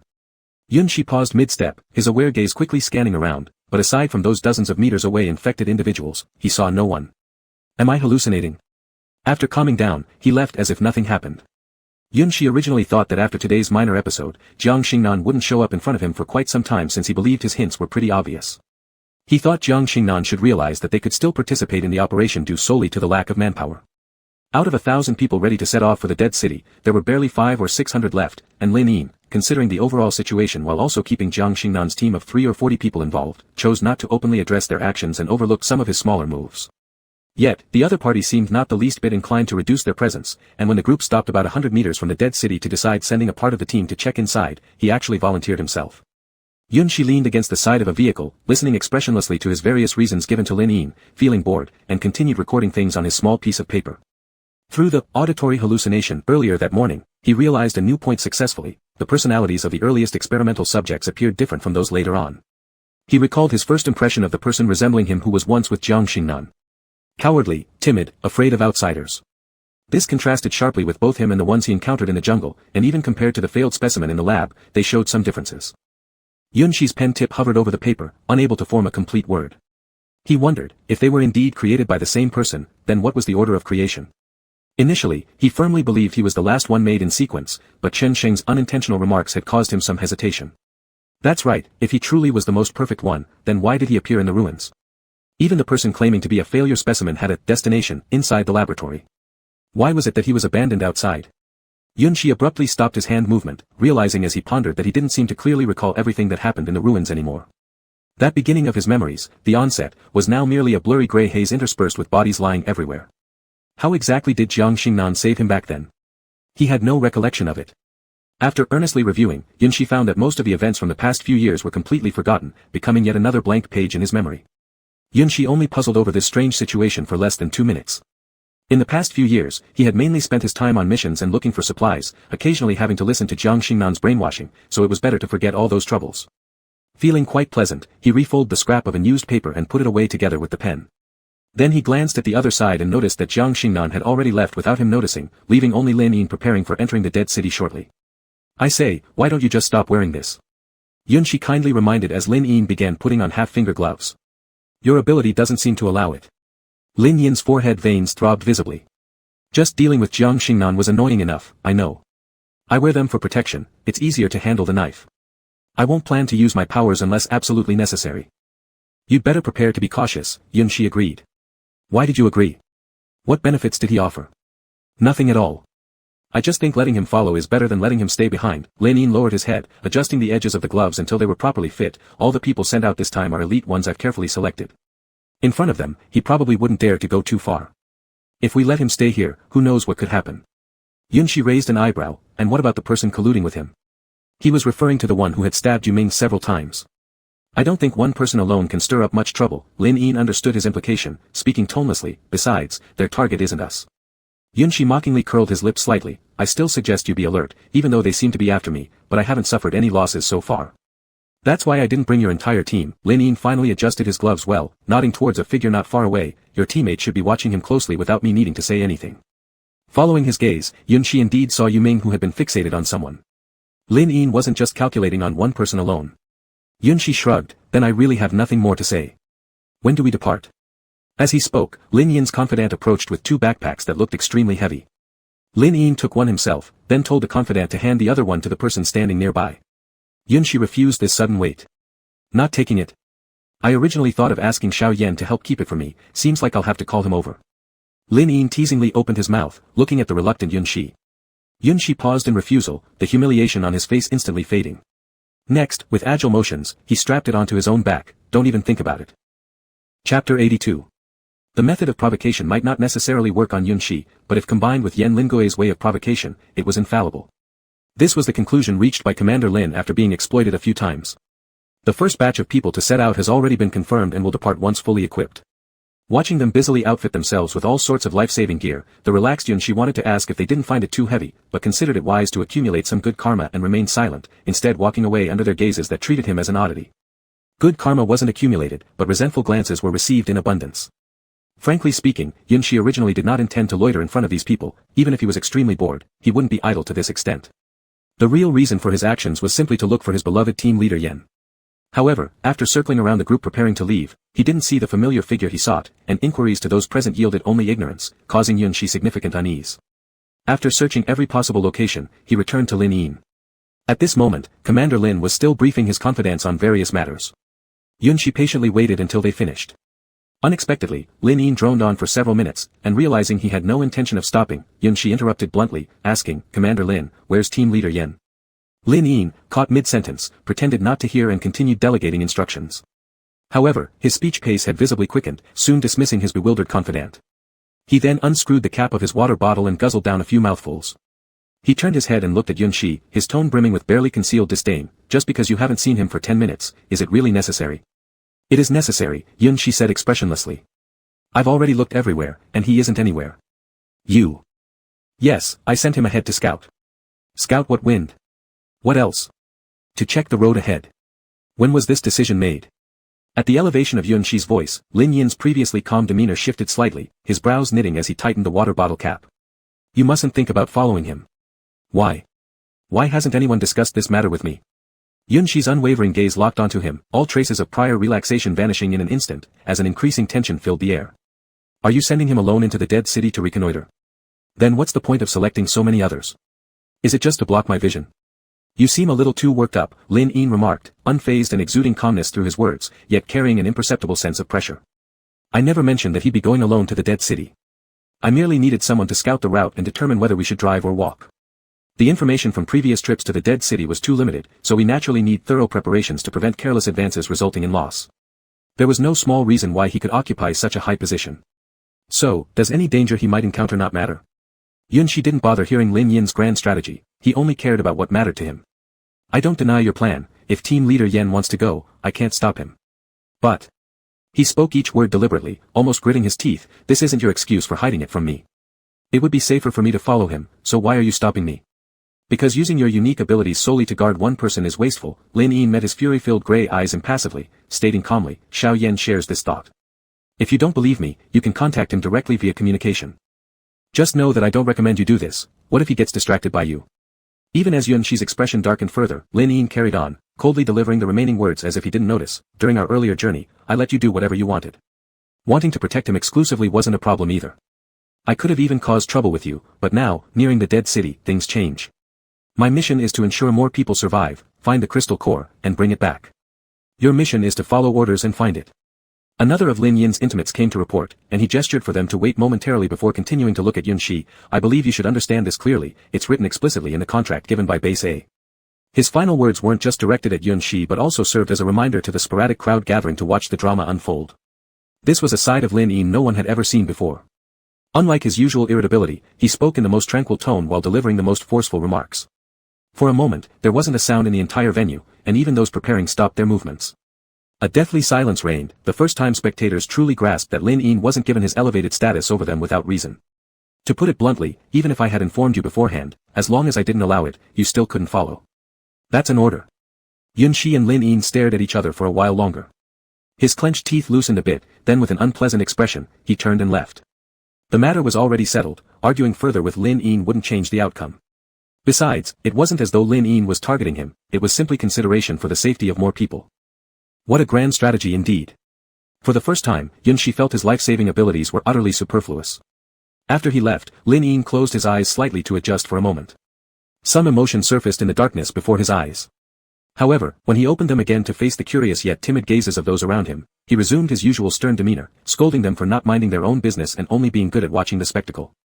Commander Lin, was what you said really appropriate? A confidant cautiously asked nearby. It couldn't be any less serious. Lin Yin let out an almost imperceptible sigh. Our coordination with the other two separated teams definitely can't improve in a short time.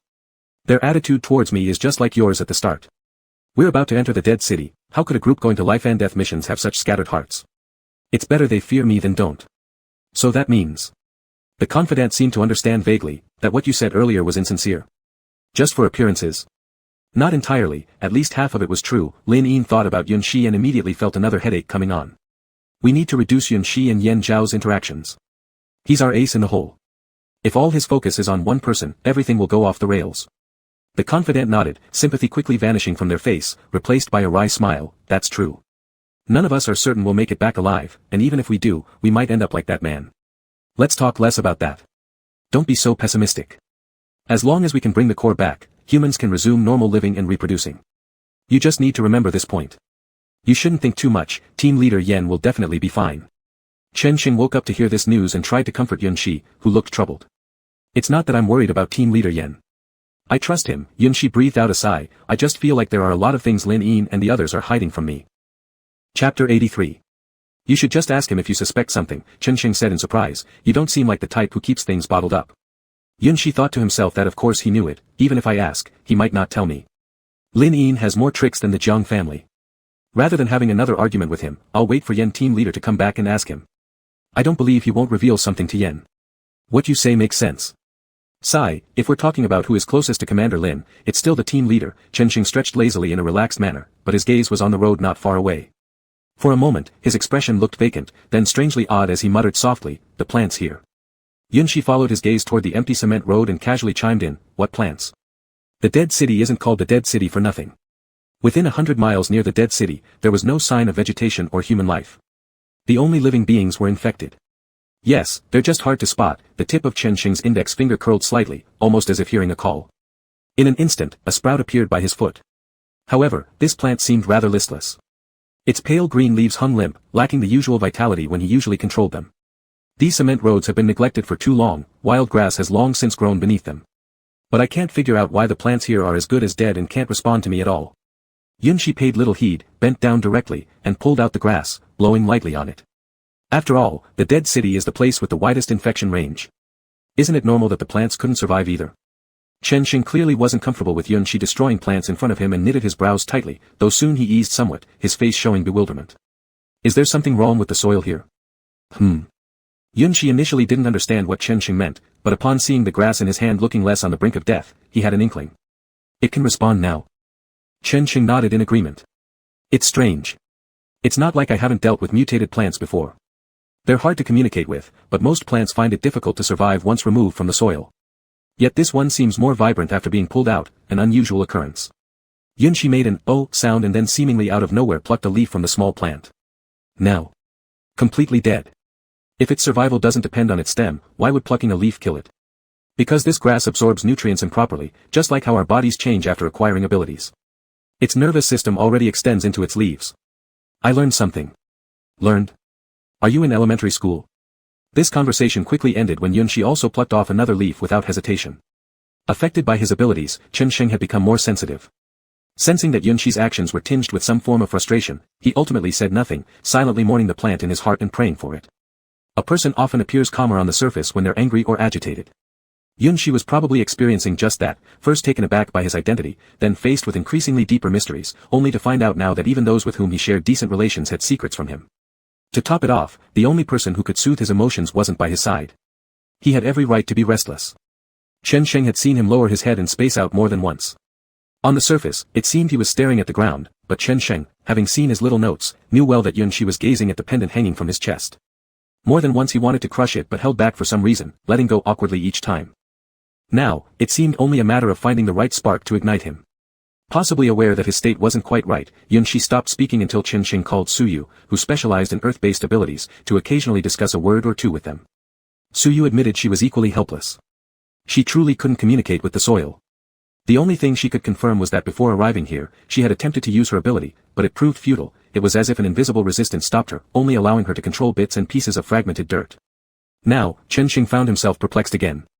He wasn't sure whether the problem lay with the soil or if there was something buried within it. Plus, with another layer of concrete spread over the soil, uncovering it wouldn't be ideal. Yunshi interjected appropriately, could it be that the soil received some kind of irrigation? Suyu, that's possible. Nowadays, water is the second most polluted element after biological contamination. If virus-infested water infiltrates the land through rain, both elements could indeed be affected. Chen Sheng sighed repeatedly, let's hope it's this. I'm afraid. Never mind, better not say. I tend to jinx things. It's better to stay silent in times like these.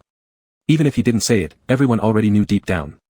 The fear was the emergence of some kind of natural disaster, a calamity far more daunting than dealing with mutated creatures. No matter how humanity had evolved extraordinary abilities for survival, they were still like ants compared to uncontrollable natural forces, easily crushed.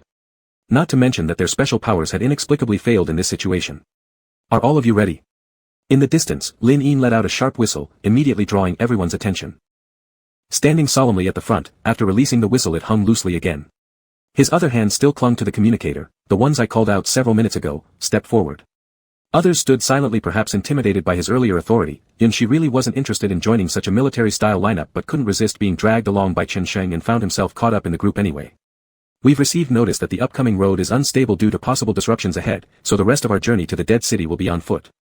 Any issues? Who among them hadn't braved tough terrains before? They'd fled non-stop from one city to another just to stay alive, so naturally, this stretch of walking wouldn't bother them. A few casual, no problems, echoed around the group.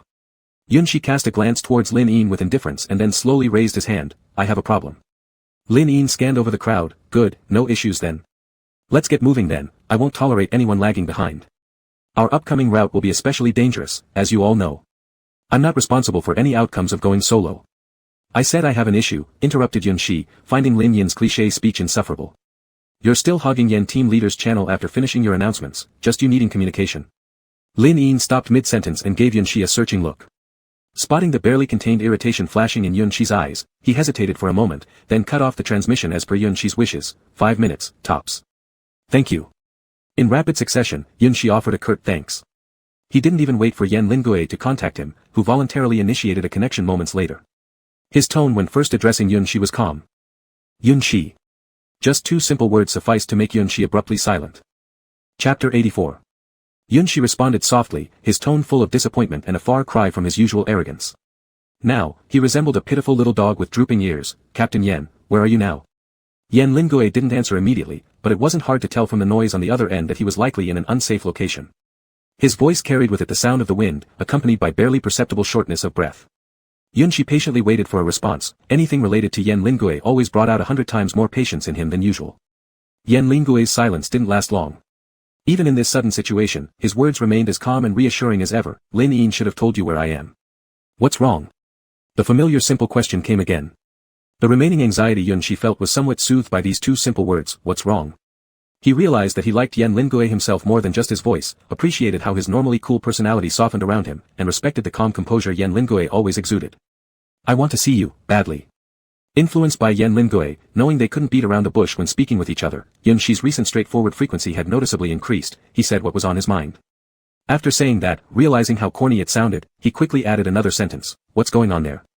He heard a soft laugh from the other side, followed by a faint acknowledgement, I know there's no big problem, just a bit tricky.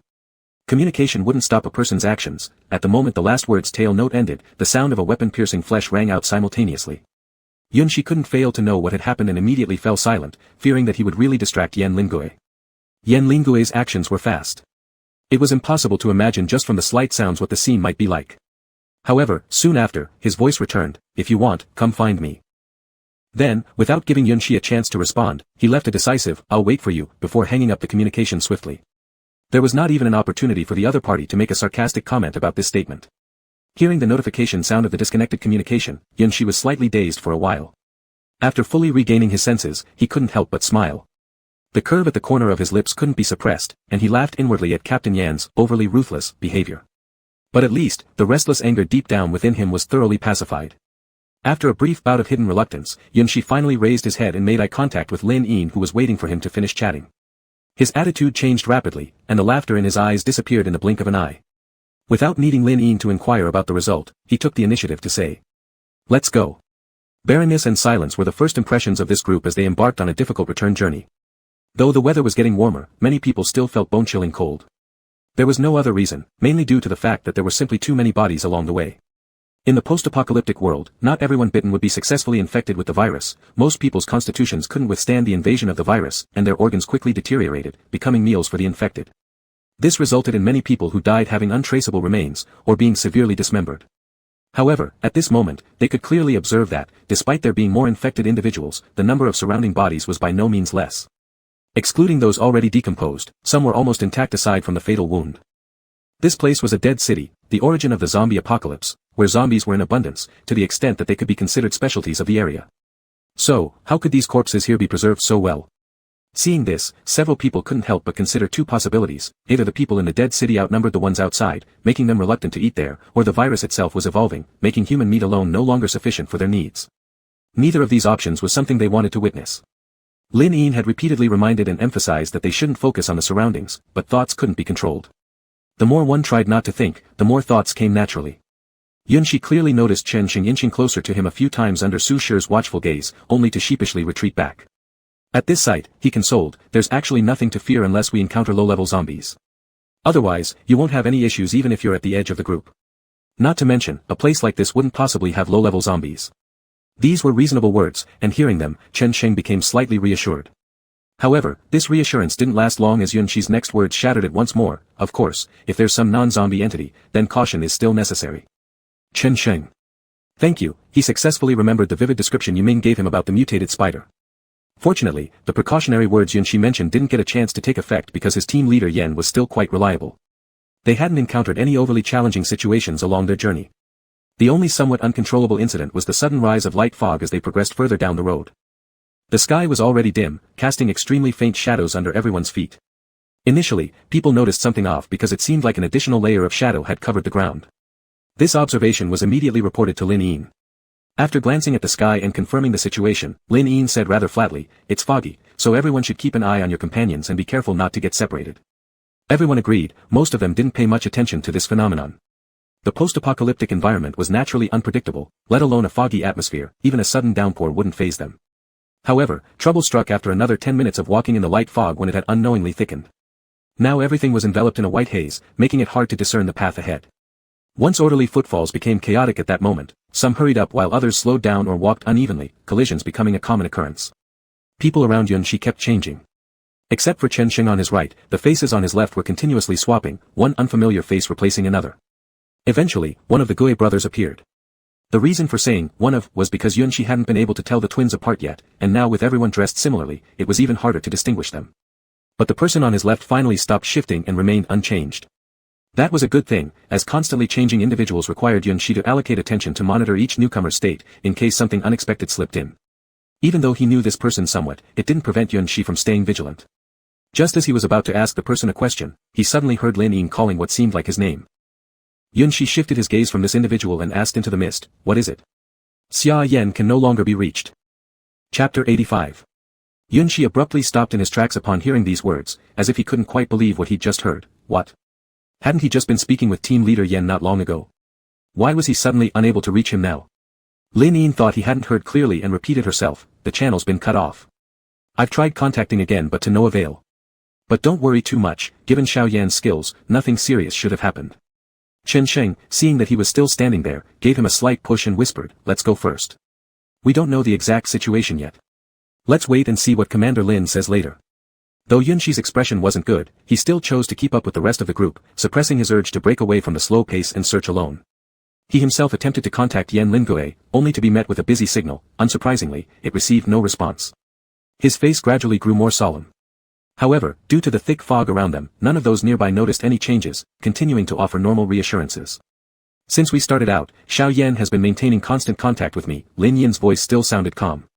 But ever since this fog began to spread, the signal started getting chaotic, and the transmitted messages became increasingly intermittent, until the channel completely broke down just now. I think the likelihood of this mysterious fog being the issue is greater than Xiao Yan encountering problems. Although the former theory lacked evidence, both of them leaned more toward this possibility in their hearts. Upon hearing this, Yun Shi's slightly anxious heart calmed a little, though worries that needed attention remained. Lifting his gaze, he looked at the haze that increasingly obscured the view, remaining silently quiet. The fog was becoming thicker and thicker. After walking for some time in complete silence, Lin Yin suddenly called for everyone to stop. After her voice rang out, the chaotic footstep sounds gradually disappeared. Everyone listened to her in such unexpected situations because having someone to command them was always better than falling into chaos amid a sea of fog. After everyone had stopped, they simultaneously noticed an indistinct glimmer of firelight ahead, which faded away again after a short moment. It was obvious that the firelight originated from Lin Yin. When the fog initially rose, someone had suggested Lin Yin use her powers to illuminate the way, but she had rejected this suggestion ambiguously. Now seeing her utilizing her powers, the one who made the suggestion was puzzled, failing to understand why she had not used her abilities earlier. Besides, her power usage appeared unrestrained. Confusion didn't help. The moody thoughts of this Lin commander were not so easy to predict. "Everyone, report your numbers according to the order I assigned you before leaving," she said. Then that light reappeared, lasting a bit longer this time before vanishing again. Strange. Lin Yin did not specify what was strange, but quick-minded Yun Shi immediately associated it with the ineffectiveness of her powers. He greeted Chen Sheng and then quietly moved forward towards the front of the group. What Yun Shi failed to notice was that another shadow had quietly followed along when he made his move. 13. 14. As the counting continued, Yun Shi had already carefully reached Lin Yin's back. With the haze around them drastically reducing visibility, if it weren't for the fortunate glow produced intermittently by her, he wouldn't have known how to find her accurately. Lin Yin removed one glove, frowning while staring at the small flame on her fingertip that lit up briefly and then went out. "What is going on? You can't use your abilities anymore." "Who?" Yun Shi's sudden voice startled Lin Yin, causing the newly ignited flame to go out again under her shock. Seeing that the intruder was him, Lin Yin relaxed slightly but her face remained stern. "Why aren't you staying where you're supposed to be? What do you want here?" "To confirm something. Just answer whether what I said is correct or not." "Do I even need to ask? Isn't it clear?" Lin Yin responded irritably. "It's not like they're completely unusable, only a tiny flame can be produced, and it isn't sustained either, disappearing after a minute or two. I've never encountered a situation like this before. This fog definitely has something wrong with it." Yun Shi offered no opinion. "Did you investigate the core we are searching for before coming here?" "Of course I did. I reviewed every piece of information about the core dozens of times before coming." "Then consider its side effects." Just as Lin Yin was about to recount everything, she suddenly paused, evidently also remembering something. A long pause passed, until all voices counting had ceased. Finally, Lin Yin gradually recovered and murmured softly, "That shouldn't be right. That thing should be inside the city, but if we are affected here, then Xiao Yan. What's wrong with Yan team leader?" Yun Shi had only intended to give a reminder, but the next second, he unexpectedly heard the other party mention Yan Lingue, and for a moment, he stopped walking. Lin Yin cast him an oblique glance and did not answer, instead turning around and randomly grabbing someone. "Are you done counting? How many were counted just now?" The person seemed to be afraid of Lin Yin, shrinking slightly after being grabbed, then stammered, No one responded when it came to number 22, so it got stuck. Lin Yin let go of that person's arm and turned to ask everyone louder, "Where's number 22? Who was next to them before departure?" No one answered. Lin Yin's brows furrowed even more. After pondering for a while, he soon said, "Then number 23 should continue counting." Hopefully, whoever thought otherwise during the count could figure it out and step forward afterward. Otherwise, if the next one to disappear is you, there won't be any clues from others about you either. Unexpectedly, no one continued counting after Lin Yin shouted this out. He even waited patiently for several minutes. Realizing this point, his expression grew increasingly grim. Annoyed, he started calling names one by one. Number 24. No response. 25. Still none. He called out 4 or 5 in succession until number 30 did he see Yunshi quietly raise his hand beside him and casually shout, "Here." At the end, Yunshi even made a comment about whether he could even see properly.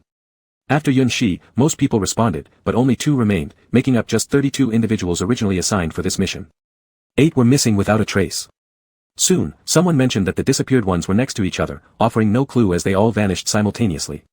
It was hard to describe Lin Yin's current expression accurately. It wasn't simply displeasure. He suppressed his temper and asked Yunshi, who was numbered 30, about who was standing next to him.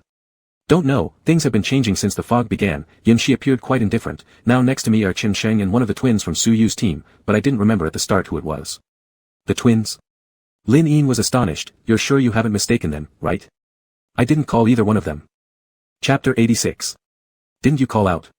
Yunshi was more confused. "I did see it, this point you can confirm with Chen Sheng. There's no reason for me to deceive you." "I know." Lin Yin hesitated for a moment, "but the abilities of those twins haven't reached the threshold for this event. Not to mention one of them has been, through something." His voice trailed off abruptly. At that very moment, the same name surfaced in both their minds. During the earlier parasitic worm incident, Goe Li seemed absent from beginning to end. Given the emergency at the time, none of them had noticed this little detail. But now, go find someone. Almost instantly, upon hearing Lin Yin's shout, Yunshi returned to the crowd, relying on his memory to locate the original position amidst the fog designed to obscure vision. Jiang Xingnan might have never planned any operations for the dead city, perhaps because they were thinking too far ahead. It seems this person intended to take action during the journey instead. This mist was definitely not accidental. Lin Yin's initial guess was indeed correct. Among so many strong individuals, Jiang Xingnan might truly hesitate to act. However, if he could distract these individuals one by one and reduce their numbers, directly confronting them wouldn't benefit him much. In reality, humans are also at a disadvantage against parasites with limited documentation. Since the virus outbreak years ago, most people who became hosts only realized it after being completely drained. As in the previous case where success depended on the urgency of the parasite making others notice its effects. In the current situation where numerous cries received no response, it could either mean those affected didn't notice within the protection range or that their brains were already compromised, controlling parasites unaware of the exact count of their hosts' numbers. Although aware of Jiang Xingnan's target being himself, the unaltered presence of Goe Li nearby was likely part of the enemy's strategy. After moving away to warn everyone, changes in their targets became inevitable. Chen Sheng's reaction ability currently resembles wood, leaving Yunshi responsible for the temporary leadership role given the absence of the usual leader. Moreover, if Chen Sheng truly got into trouble due to him, Yunshi disliked owing anyone anything. Following his memory along the way back, even before fully recognizing what was around, he heard a thud, the sound of a heavy object falling. Subsequently, similar noises echoed from all directions. Yunshi paused abruptly. The effect of this fog extended far beyond just clouding vision. The next second, he heard Chen Sheng's voice, "Su Shishu. Why can't you stand steady suddenly? Shit, don't collapse on me. Do you even know how much you weigh?"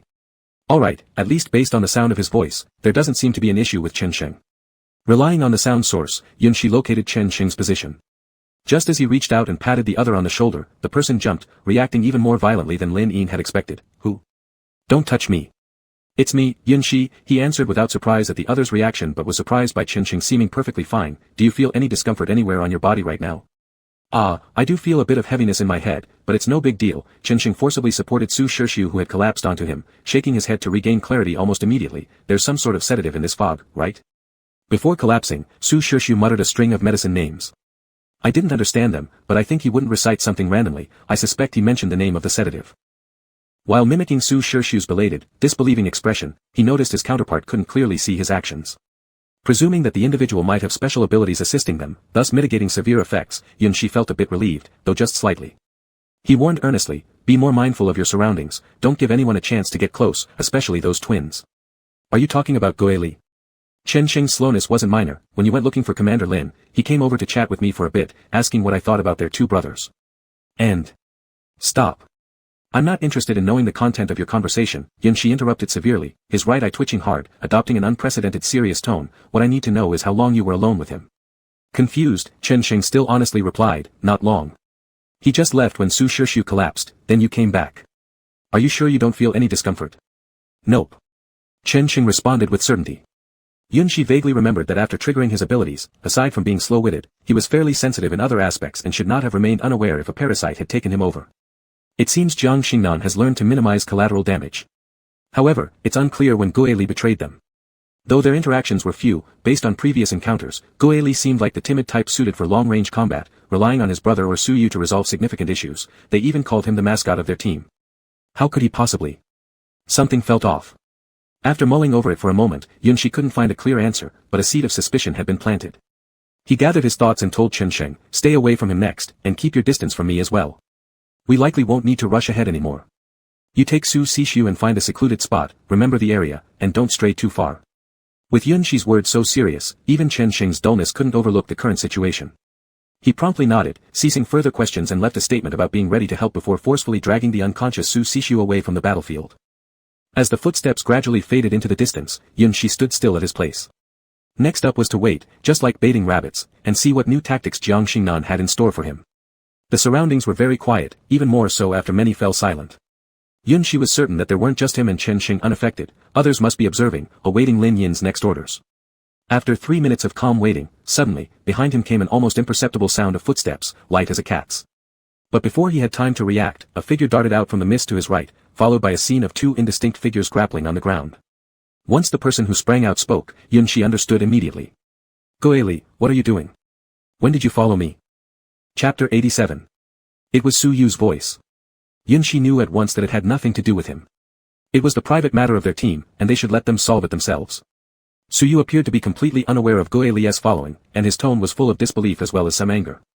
He didn't know whether he was angry about being deceived or about the other person trying to attack others.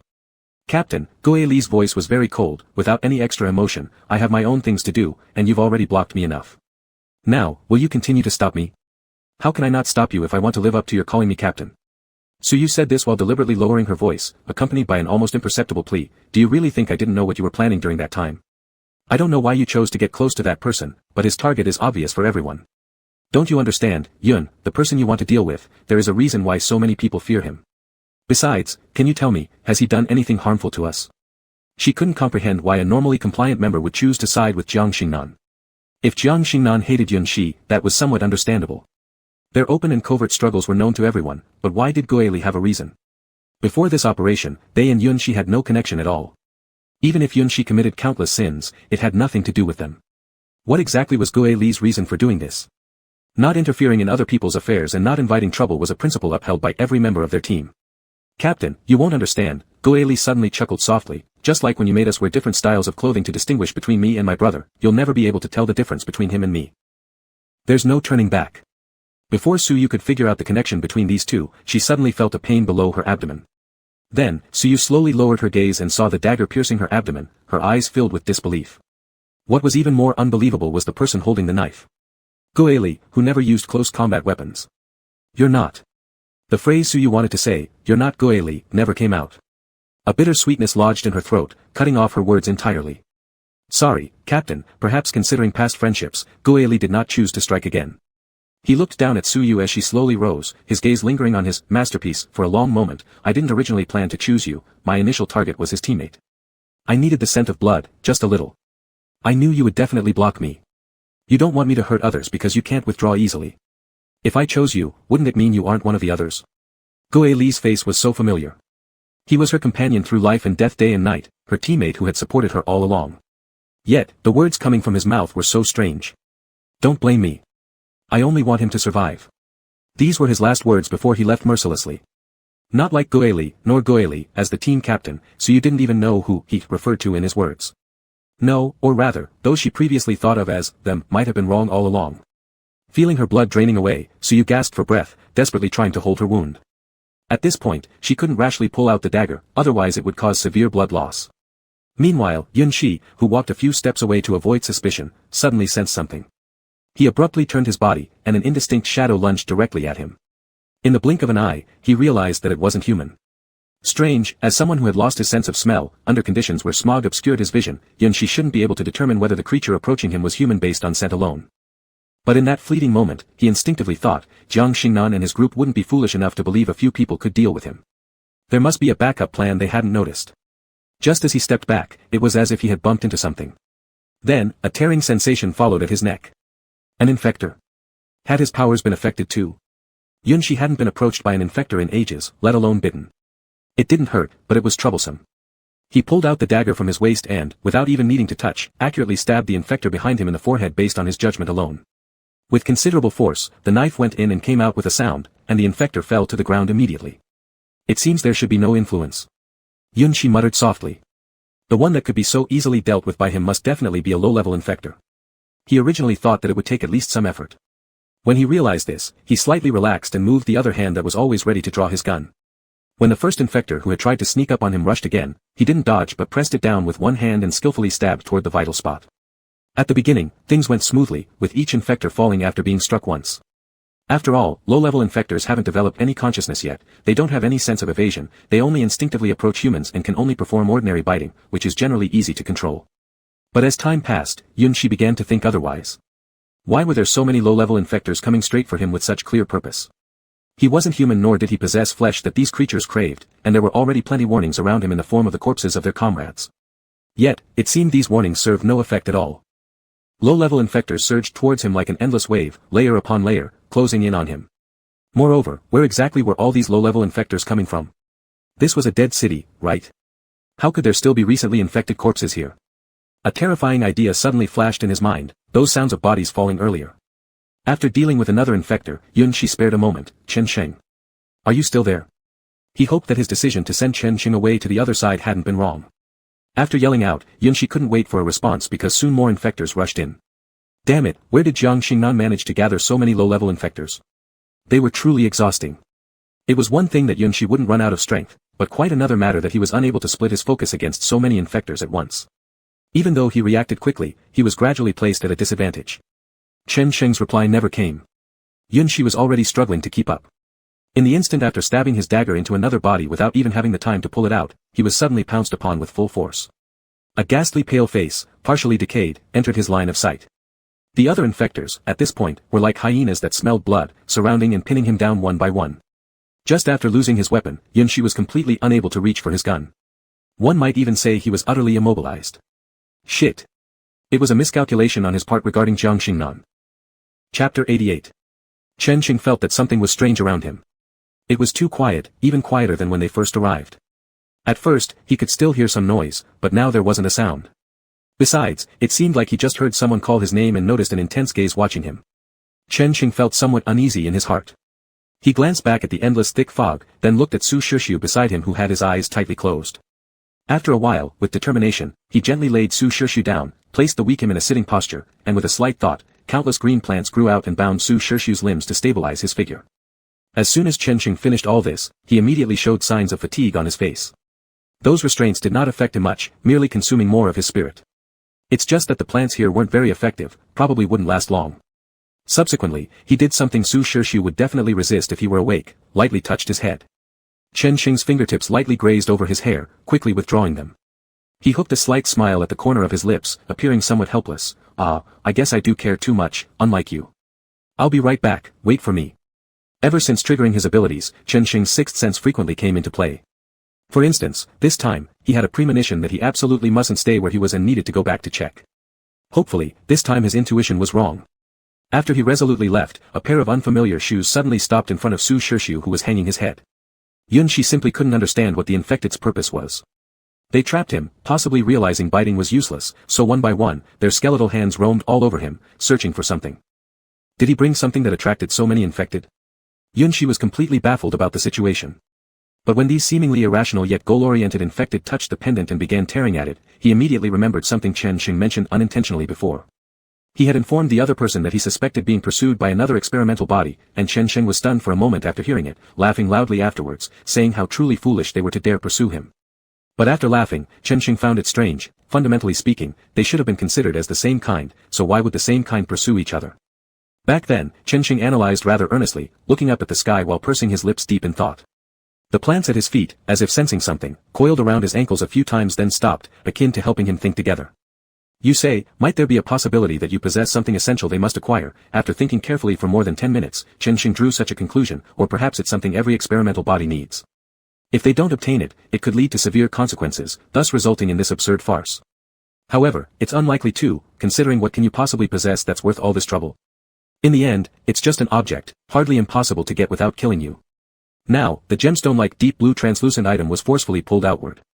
Who knew exactly what material the rope was made of, but after pulling for a long time, it didn't show any sign of breaking. Once the pendant was grabbed, those feeling hands gradually withdrew, and only the infected who first pounced on him directly bit the gemstone, dragging it with the strength akin to tearing human flesh.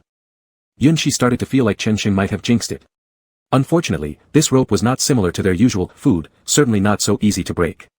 Staring at the horrifying face closer to observation revealed it as even more terrible.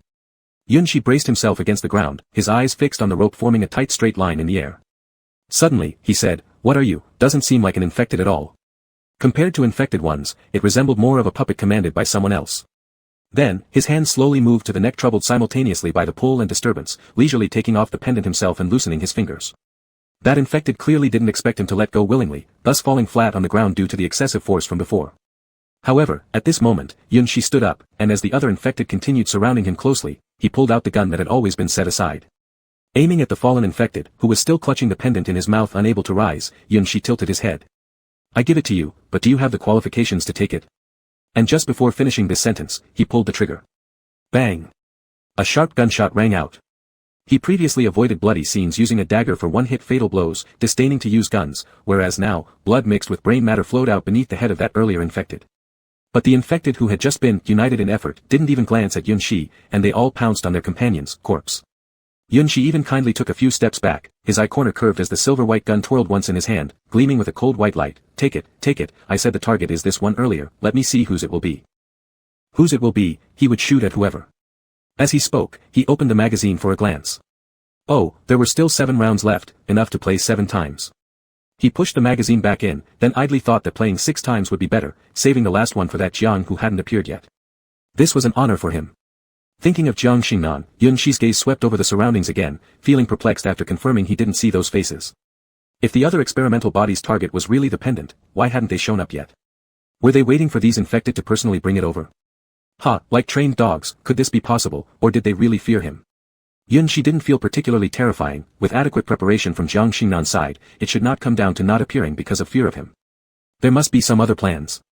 When another winner squeezed out from the pile of corpses, biting the object which only left a rope exposed, Yunshi pulled the trigger without hesitation. Speaking of this, where did these infected come from? Could it really be what he thought before? Yunshi steadied himself, deciding he needed to tell Lin Yin about this matter. Unexpectedly but somewhat anticipated, he couldn't connect with Lin Yin's communication. He didn't think Lin Yin had met with disaster, it seemed this foggy haze did indeed affect signals. Whatever. By the time another winner emerged, Yunshi had lost interest in playing, walking to a corpse and stepping on it to pull out his frequently used dagger. He fired a shot into the group of infected offhandedly to distract them. "I'm tired of playing, it's time to return the item." Then gripping the handle tightly, he walked straight toward that winner. It turned out that the trick of ambushing might only have been mastered by one infected, so next Yunshi retrieved the pendant according to the original rhythm and conveniently eliminated a few more infected. This pendant, having been bitten by so many infected, felt somewhat dirty in his hands. After staring at it for a while, he still didn't hang it back around his neck but shoved it into his pocket. Just at that moment, Chenxing finally arrived late. Chapter 89. Chenxing arrived and saw the mess on the ground, immediately realizing that a fierce battle had taken place here. Yunshi noticed him and couldn't help but frown. "Why are you here? Where's Su Shushu?" Chenxing carefully stepped over the bodies to find a spot closer to Yunshi. "He's fine, I've arranged for him." "What happened here? Didn't you say your ability would prevent other mutations from approaching?" "Exception," Yunshi replied, then as if still uneasy, patted the pendant in his pocket. "These were primary infected ones. Judging by their behavior, there's probably some probability of parasite control. Either way, neither would be restricted." Chenxing noted his subtle movements and was about to ask when suddenly, out of the corner of his eye, he spotted a streak of flames at his feet. Startled, he quickly pulled Yunshi back to the side. Lin Yin's voice echoed in the distance. "I found something interesting.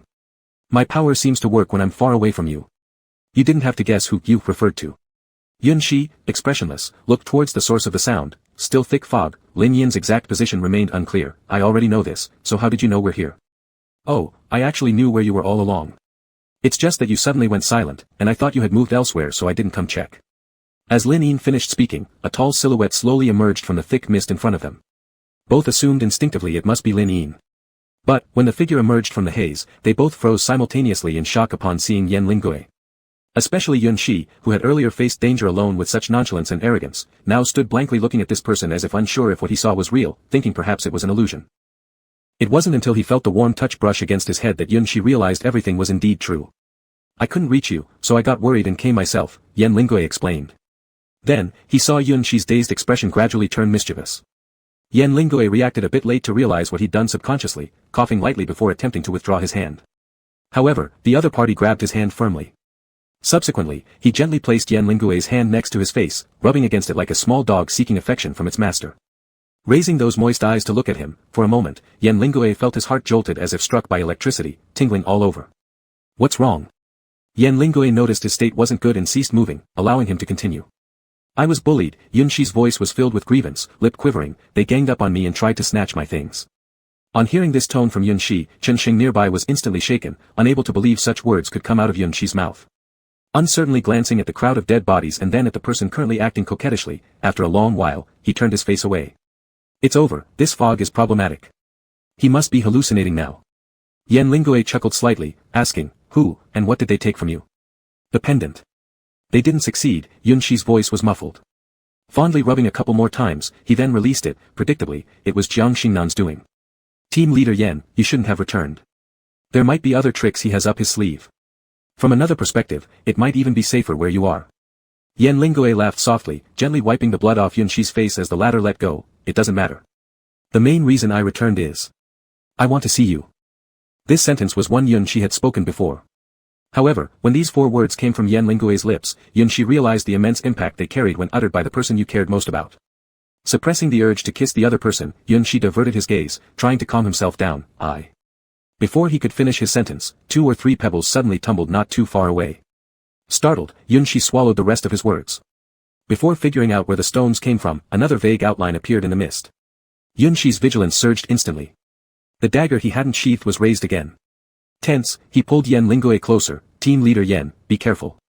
But when the danger revealed itself to them, Yun Shi once again paused, lowering his dagger. Suyu? Suyu clearly wasn't in good shape. Her hand clutched tightly to her abdomen, her walk staggered with each step, and her body trembled uncontrollably as if she might collapse at any moment. Yun Shi incredulously asked, did Guili do this? How could they, aren't they teammates? Would Guili really harm even her own captain? Suyu nodded lightly. You guys. Every word she spoke caused her to overflow with blood. After uttering just 2 words, she clamped her mouth shut tightly, her eyes glazed over and filled with complexity. Perhaps realizing she couldn't hold on much longer, Suyu soon recovered her calm demeanor. She painfully fished out a piece of paper from her body and without any hesitation extended it towards Yun Shi. As Yun Shi's hand barely touched the edge of the paper, the person before him collapsed unable to support herself any longer. It was Chen Sheng who first reacted, quickly stepping forward to catch her, checking her breathing anxiously, still has breath, but very weak. I remember the medical department brought an emergency treatment kit, where are they? Yun Shi's face didn't look too good either. He lightly patted Chen Sheng's shoulder with reluctance, just like Su Shirshu, they're unconscious now. Chen Sheng remained silent. By nature, he might be the only one here who least wished for anyone to die. Even those with whom he interacted purely based on cooperation were worried about this way. After thinking for a few seconds, he decisively carried her horizontally in his arms and turned back running. Su Shirshu also has one, I'll go back and find it. He had been truly troubled. Earlier, he came back worrying about his teammate, now he returns again worried about his companion.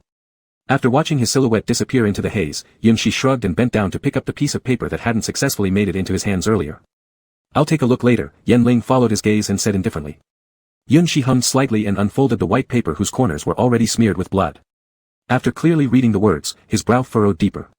In 2 minutes, the fog will clear. Please enjoy the gift I sent you. P.S. That was just the appetizer. The handwriting was messy and wild, completely unlike Jiang Xingnan's usual style but somewhat resembled his own, just more careless. Those experimental subjects. Yun Shi subconsciously associated them with the face similar to his own that he saw in the woods initially, tightening his grip on the piece of paper. Appetizer? Could it be that the primary infected ones from earlier were just the beginning?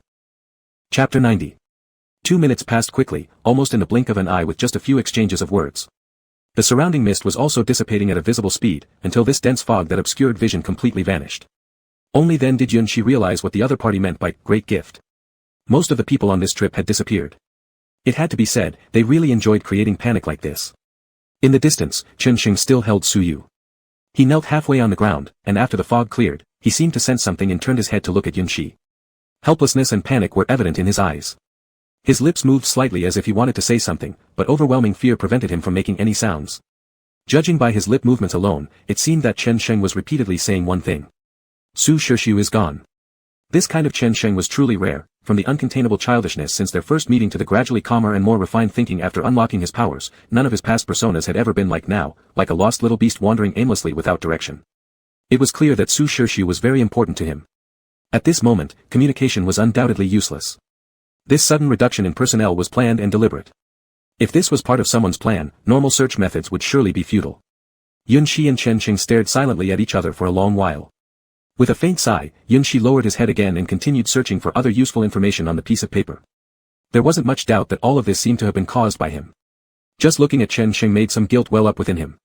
Don't think too much, Yan Lingue always seemed to be the first to perceive his emotional changes for some reason, murmuring softly, it's not your fault. That may be true, but... Yun Shi's voice trailed off abruptly. He leaned closer to scrutinize the slip of paper again, and in its lower right corner, there indeed appeared to be a line of tiny text that he hadn't noticed before. Will you choose to walk the next path alone, or will you continue trying alongside the innocent?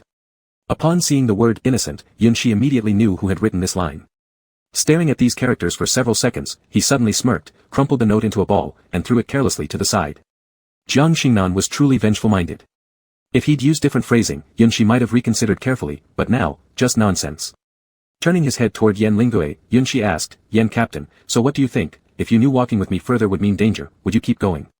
Yan Lingue glanced at him without a word, the implication clear enough. I'm asking, could you two possibly consider my feelings? Lin Yin crossed his arms watching them. Should we continue or not, it's up to me, right?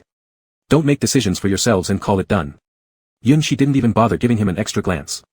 His gaze swept over the few remaining individuals present, among whom Zhou Yang, another member of Su Yu's group, stood out besides one unfamiliar face.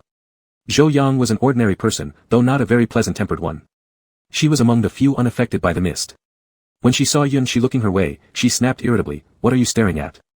I'm obviously continuing onward. I need to find Gue Li and ask him what the hell he's thinking. I'm coming too. Chen Sheng spoke up next. His mood swings were rapid, and he quickly recovered himself, gently setting Su Yu down onto the ground. Beside her lay a bloody dagger drawn from somewhere earlier. I've temporarily sealed the blood flow with plants, but the risk of wound infection remains high. Perhaps we should send someone back to get proper medical treatment. I'll do it, the man unrelated to their group interjected. Since I don't have any powers, it'd be safer for me to return anyway. Alright, come here then, Chen Sheng said. Let me go over some precautions with you, don't let the wound burst open. Once the plants lose contact with me, they'll lose strength and resilience. Then. In just a few moments, they decided who stayed and who went, leaving no room for Commander Lin Yin to intervene. Yun Shi finally looked up at Lin Yin, well, Commander Lin, majority rules. Do we even have the option to refuse? Lin Yin replied irritably, fine, let's go. But let's set this straight, I'm not following the majority, I'm doing it for others' sakes. The others who've gone missing, how can I report back properly without finding them? Agreed. As long as they were going, Yun Shi didn't care about the specific reasons. He called out to someone nearby and pulled out the item suspected to have caused everything when Yan Lingue looked over, this is for you. Yun Shi solemnly shoved the pendant into the other person's hand, looking earnestly into Yan Lingue's eyes, this, should be the only thing related to me that I have. Yan Lingue was momentarily taken aback upon hearing this. I'm not sure if their target is really this pendant, but I feel the likelihood of that is slim. Regardless of whether this guess is right or wrong, Yan Captain, his voice dropped lower, there are too few things in this world that can prove my existence. I want to leave something for you. After much deliberation, there's only this. If you ever get a chance to return to the laboratory from the road of folded people, perhaps you can use this to look at who I used to be. Before he could finish speaking, he was abruptly hugged by the person in front of him. It was a brief embrace, as if it were meant only to cut off the rest of his words. Restlessness spread through everyone's emotions, not only for the trap they were about to walk into willingly, but also for the notorious reputation of the dead city itself. You asked me before what I would do if you found yourself in an unrescuable situation. Yan Lingue did not take the pendant, and now I will answer that question for you. No matter what situation you encounter, I will not give up. And as for what your past self was like, I think that instead of me finding out on my own, it would be better for you to first understand and then choose whether or not to tell me. The implication was clear, I hope you return intact. Yun Shi looked quietly at him, neither saying yes nor no, just smiling. In that case, I won't say any more. Look how nervous you've become. He resumed his usual carefree demeanor, as if the gravity of the previous moment had been nothing but an illusion. At least let me return this to you, the powers here aren't very useful, and you need something to defend yourself with. Yun Shi waved the almost empty handgun in front of him, and this time Yan Lingue didn't refuse. Alright, stop making that face. I shouldn't have said anything in the first place. Yun Shi, seeing him accept it, exhaled in relief, waving his hand as he turned around. That's settled then. Come on, Yen Captain, don't fall too far behind. Yen Lingui remained silent but followed his steps all the same. The others, seeing their movement, set off as well, each pretending not to have overheard their conversation just now. Just Lin Yin's voice, not too soft and not too loud, broke the silence with a comment about how sappy it was. Chapter 91. Naturally, Yen Lingui took the lead from then on. He had scouted the road ahead well, knowing which places were passable and which were not, avoiding certain dangers. Chen Xing stepped cautiously on the cracked cement road with intersecting fissures, feeling both shocked and terrified. Is this road really safe? I feel like it could collapse at any moment. It won't, Yen Lingui answered quickly. After he finished speaking, his steps paused for a moment. Seeing this, Yun Shi followed suit and stopped too, raising his eyes to look. At the sight of the towering red and white bricks ahead, he knew immediately that they had arrived at Dead City. This was the wall surrounding Dead City. Yes, during the early stages of the viral outbreak, Dead City had attempted to establish a base in advance to prevent outside invasion. Their foresight proved correct, and this step had outpaced current A-base and others. If everything had gone smoothly, it would have become the most vibrant and technologically advanced human base, surpassing the popularity of A-base by far. But things rarely go as planned, and reality is often harsher than imagination. They built the wall, but never anticipated that instead of stopping the virus, it trapped all the people inside. The virus spread so rapidly, within no time, one person infected hundreds. Even those of military background with steel-like constitutions couldn't stop it. Eventually, when the last batch of gate guards got bitten, the city, once glorious, completely deteriorated into Dead City. It was truly tragic. When alive, they struggled desperately to get out but few succeeded. After death, they easily passed through the gates as infected, becoming the very nightmares they feared so many times in life. Dead City was already a place that made countless people stop in their tracks, yet now, the 4 or 5 of them decided to plunge forward into a pre-planned scheme. This wasn't just about putting an end to things, it was also about finding that crystal core to return and rebuild their home. Of course, all of this depended on whether the professional researchers' judgments were accurate. One after another, they crossed the already fragile iron gate, whose touch emitted an ear-piercing creak, indicative of its fragility. Chen Sheng, who was last, accidentally used excessive force and collided his arm with the edge of the iron gate. This single impact almost caused half the gate to waver precariously. The protection system flickered weakly with a red light when detecting someone's arrival before darkening again. Parts left unattended for a long period were already rusted. The fact that it could flash even once or twice was already a miracle. A glance inside showed that the skyscrapers had mostly fallen by half, and there were broken soil and bricks everywhere. However, looking further, several still stood tall, except being covered with dust from time. Just from their exteriors, they still appeared more sophisticated than the facilities in their own bases. Someone had said before that Dead City was no different from a deserted city, from inside to outside, from people to objects, it was completely ruined. That statement was indeed not wrong. Looking around, there was no sign of anyone. It was unclear where the infected creatures in the city had hidden away. Zhou Yang pressed down her cap brim to block the light. Commander, don't you know the exact location of the crystal core? In such a large city, searching for a day and night might not be enough. Lin Yin, jumping over a rebar, shot her a sidelong glance, finding this thing relies partly on luck. The previous group didn't leave anything behind besides the route. Do you expect me to guide you personally? With fewer people, Lin Yin seemed less interested in maintaining the image of a superior leader. What good are you as a commander, then? Lin Yin. I mean, can you all stop venting your anger on me? Yun Shi, the first to express dissatisfaction, remained calm at the moment. He took a few steps towards the other side. Isn't it simple to find the location? We can see where the powers diminish the strongest. Lin Yin rolled her eyes at him directly. At first, I thought the same, but now, with you around, I'm not so sure this method works. Then shall I go back along the original route and let you two find it yourselves? Just as another argument seemed imminent, Chen Sheng, who spent most of the previous time recuperating and rarely mingling with them, looked lost. Subconsciously, he glanced at his team leader but found that the latter seemed indifferent, showing no expression or intention to speak. Left with no choice, he tried to play peacemaker. Let me find the direction. My power allows me to sense vitality within a certain radius. Although this place is abandoned, conditions are still suitable for weeds to grow. If there's a wide area we can't detect, it probably. His voice grew softer as the 3 arguing figures cast unemotional glances at him, sending shivers down his spine.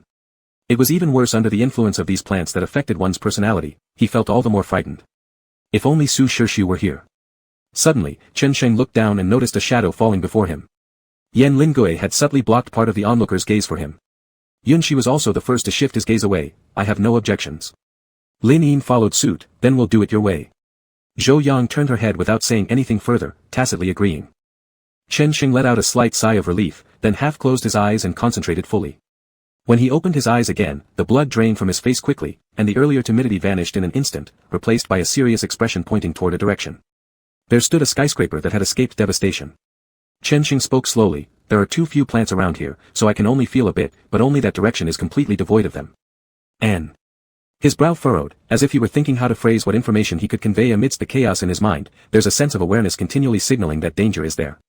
And he hesitated, uncertain since upon entering they had already examined their surroundings carefully and seen no one, only ruins upon ruins. Where could any danger come from? But the plants he had encountered never lied to him. According to them, Chenxing emitted the aura of a kindred spirit, and they wouldn't deceive their own kind. If the plants weren't lying. Chenxing glanced over each person near him, revealing hints of doubt and vigilance in his eyes. He trusted Yan Lingui and Yunxi completely, though the other two seemed unpleasant in character, they didn't exactly appear malevolent either. What could be happening? In a place where he wasn't paying attention, Lin Yin's expression slightly changed upon hearing his words, but this change was fleeting, barely noticeable enough to draw anyone's attention. Regaining his composure, Lin Yin casually interjected when Chenxing still looked puzzled, "It might refer to this location. Didn't we already notice that the ground here wasn't very sturdy when we arrived? Let's try heading towards the position you pointed to for now." Chapter 92. It was hard to traverse the ruins. Especially when concrete and steel were mixed together in a jumble, every step felt extraordinarily difficult. If one wasn't careful, they could step on broken bones. Whether they belonged to humans or animals was impossible to tell. Chenxing's expression was peculiar. That companion danger warning persisted for quite a while until he had walked far enough for it to finally cease. The reason it stopped wasn't because the danger was gone but because they had moved beyond the region of plants capable of transmitting information. Perhaps due to repeatedly using his abilities in a short period, Chenxing's mind felt heavy, and looking at the road ahead blurred his vision. He raised his hand to press against his temple, his fingertips lightly rubbing it. He temporarily stopped receiving those chaotic streams of information. Everyone else seemed fine apart from him. Although their current situation resembled aimless wandering like headless flies, no one complained, nor did anyone lower their guard. Entering the dead city is easy, leaving is hard. Team Leader Yen. From walking parallel to Yan Lingui initially, Yunxi gradually moved closer until their shoulders touched, and then he called out to him. Yan Lingui glanced at him without stopping his steps. "Do you not think this place feels oddly familiar?" Yunxi didn't seem to be trying to cling as usual. His gaze, unusually not on Yan Lingui's face, was furrowed as he looked ahead at the vast stretch of ruins. "Like we've seen it somewhere before." Yan Lingui shook his head. "Really?" Yunxi muttered under his breath. "Did someone back there replicate this scene for training? Or?" "Yunxi." Yan Lingui interrupted his puzzled words and asked, "Have you remembered something?" Yunxi made a startled sound, hesitating for a moment with his steps. "No." Though he said that, Yan Lingui's question helped him realize where that unusual feeling deep within him came from. It wasn't so much about having seen a similar scene before, but rather a buried memory being triggered by what they were witnessing now, creating an instant resonance. Strange, why did he feel a resonance with this place? According to the previous group's description, hadn't he spent most of his time in the lab? Jurin Road was miles away from here, making it unimaginable that he'd ever come here. Yunxi found it odd but decided to set aside this doubt for now. Discussing it would only distract team leader Yen unnecessarily without any real benefit. Seeing that Yunxi had no intention of continuing, Yan Lingui glanced at him for a few more seconds before ultimately reminding him to watch his step and looking away. Each of the five traveling together harbored hidden agendas. They each had their own thoughts yet mutually refrained from mentioning them, maintaining an outwardly calm facade as they continued moving forward. Until near the high-rise building Chenxing pointed to from afar, where they all unconsciously stopped in unison. Lin Yin was the first to act. He removed half of his glove, revealing rough fingers hardened by prolonged intense exercise. He flexed them briefly, staring at his fingertips as if lost in thought. To ensure the accuracy of his test, Yunxi took a few steps back. A few seconds later, after swiping his hand through the air a couple of times, Lin Yin confirmed definitively, "Gone." What was gone was self-evident. Standing nearby, Yunxi raised an eyebrow. "Team leader Yen, would you like to give it a try?" Yan Lingui showed no expression. "I already have." Yunxi paused. Lin Yin heard this and looked up at the sky devoid of sunlight but saw no visible changes. In the end, all three of them turned their eyes toward Chenxing. Chenxing appeared noticeably more spirited than before. He shrugged, "Isn't it obvious?" The disappearance of the ability was akin to removing an intangible stone that had been weighing down Chenxing's spirit for a long time, making him feel much lighter overall. There was no need for Yunxi to further verify. It was evident that the phenomena happening around them indicated they were approaching the edge of the core area. So, the question arose, was the core inside the ruins or within the towering building standing unaffected amidst them? Since entering the dead city, their journey had been surprisingly smooth, no dangers encountered, no significant obstacles, and this made everyone even more tense. "We probably won't have to worry about mutants anymore." Lin Yin took a deep breath and broke the silence. "My suggestion is to check inside the building first. You've all seen this outside, it's highly unlikely to yield anything useful. I don't have any problems, but since there's temporarily no danger, Yunshi said lazily, then abruptly changed the subject. Commander Lin, shouldn't you confess some things? We've come this far, so it's not good that you're still keeping secrets from us. Lin Yin was taken aback, and the others also looked over upon hearing Yunshi's words. Chen Xing didn't understand. What is Commander Lin hiding from us? Zhou Yang was impatient. She trusted neither of them. Be more specific.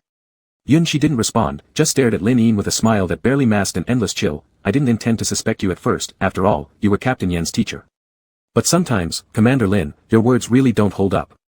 For instance, when that fire initially burned close to his feet, after asking, Nan Feng's reply had been, I stopped hearing from you, so I didn't go near. I assumed you weren't there. That sentence had two issues. At that moment, Yunshi had been struggling so fiercely with the infected that he wouldn't have suddenly gone quiet, especially since he had fired several shots later, none of which had been silenced. Secondly, if everyone thought he wasn't there, how did that flame burn accurately by his feet? Upon recalling that sudden burst of fire, Yunshi now vaguely sensed an intention to test. Testing whether he could still react in time. I'll tentatively assume you mean no harm, Lin Yin. Yunshi bluntly used his full name, otherwise, without clear explanations from you, it will be very difficult for me to trust our upcoming cooperation. If the core was truly in this building, they would face a fierce battle once inside. Before figuring out exactly what Lin Yin might be thinking with his suspected divided loyalty, Yunshi wouldn't trust him enough to cover his back. Commander Lin, this isn't the time to hold back. Zhou Yang spoke up first. If you have anything, explain clearly. If it's a misunderstanding, clarify it. You know better than anyone else how important trust is in this kind of situation. Chen Xing nodded in agreement. Yan Lingue remained silent, which meant he agreed as well. Sorry, facing multiple accusations, Lin Yin remained unfazed. He then offered an apologetic smile. As you've said, there are indeed things I can't disclose, but one thing I can guarantee, I have no intention of harming you. Guess what my former captain told me right before I left the team? Yunshi smiled pleasantly. Chapter 93. The atmosphere gradually became tense, and it was clear that neither side had any intention of giving in. Chen Sheng looked at one and then the other, and eventually decided to keep quiet and stepped back. In this situation, he didn't know whether he should mediate or not. Would his persuasion make a difference? Yunshi's expression was carefree, as if he had all the patience in the world and did not mind how long the silence would last. Lin Yin looked helpless, his gaze turning to the person beside Yunshi. Xiao Yan, you. Aren't you going to say something? But before he could finish the sentence, Lin Yin already saw the answer in Yan Lingue's eyes. Yan Lingue's usually indifferent blue eyes softened as they touched upon Yunshi, revealing an unusual emotion. TSK, he didn't realize when teaching this kid that he would become so affectionate once he met someone he liked. Alright, I know you doubt me, but some things indeed aren't what you're supposed to know. Lin Yin, realizing he had no helper, slowly raised his hands in a surrendering gesture. Standing in my position, there are things one has to bear. Can I interpret that as you dodging the question? Yunshi slightly narrowed his eyes. Hey, why don't you believe me?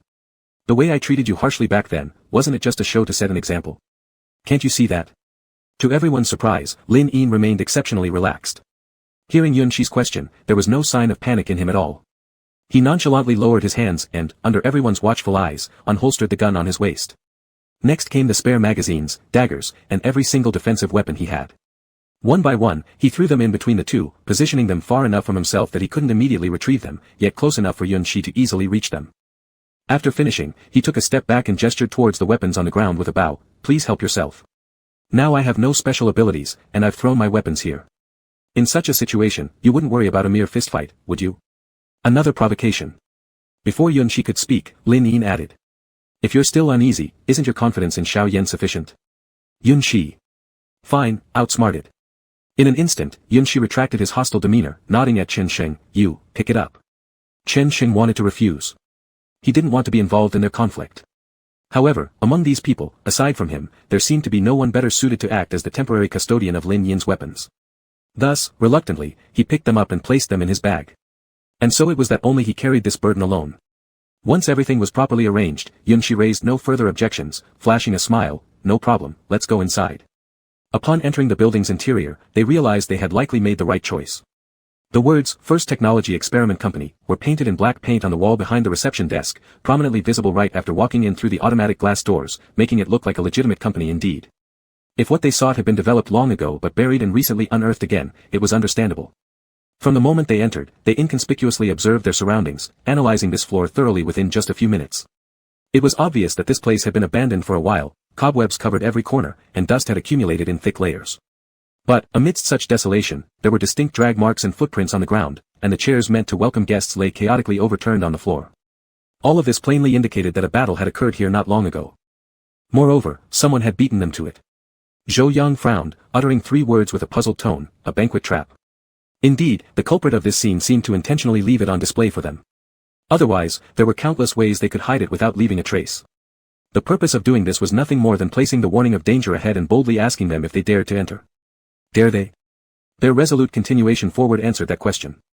Zhou Yang said, I just want to see what Gue Li is up to. Yunxi thought that Zhang's method of intimidation was utterly incompetent, while Chen Xing kept muttering a name silently. As for the other two, they showed little reaction, resembling their master-student relationship now with exceptional calmness and gravity. Continuing further brought them into the employee work area, separated by another similar glass door as the entrance. Through the glass, they could see various advanced instruments, including the elevator leading to other floors. Entry required an employee's facial recognition. They definitely didn't have his face data on file, so Yunxi retreated and outside selected a convenient steel bar before returning. The others naturally gave him a clear path. As he approached the glass door, the facial recognition system mounted upon it detected his presence and lit up automatically. Yunxi paid it no mind, lifting the steel bar to prepare smashing it down when unexpectedly, the facial recognition sounded with a beep. Recognition successful. Yunxi froze. Instinctively, he looked towards the system and indeed saw a fleeting image of himself. The photo showed him expressionless, wearing an impeccably neat white shirt against an utterly standard blue background. The only difference was that the person in the photo had black hair. That's not me. In the face of the varied gazes from the others, Yunxi quickly reacted, immediately explaining himself. Fortunately, the other few people did not dwell much attention on this point either. Zhou Yang stepped forward directly and pushed open the glass door. This saves us trouble. Lin Yi merely glanced at him twice more before walking past, following Zhou Yang into the employee area. Chen Xing paused momentarily in his spot but stayed behind long enough to say, I believe you, before catching up with the other two. Only Yan Lingue remained. However, Yunxi already knew what kind of reaction Yan Lingue would show, either silent observation or similar remarks akin to those from Chen Xing. After making eye contact for a few seconds, Yunxi resignedly also prepared to push open the glass door, ready to enter. Yunxi. Yan Lingue called out to him from behind. Yunxi hesitated in his motion, suddenly feeling almost afraid to turn around. You should be aware of why I frequently call your name. Instantaneously, some emotions that had been coiling in his chest dispersed. Yunxi lowered his head, softly laughed, and replied that he understood. Yan Lingue responded with a light rub on top of Yunxi's head, pushing open the door he hadn't dared to, indicating that the latter should go inside.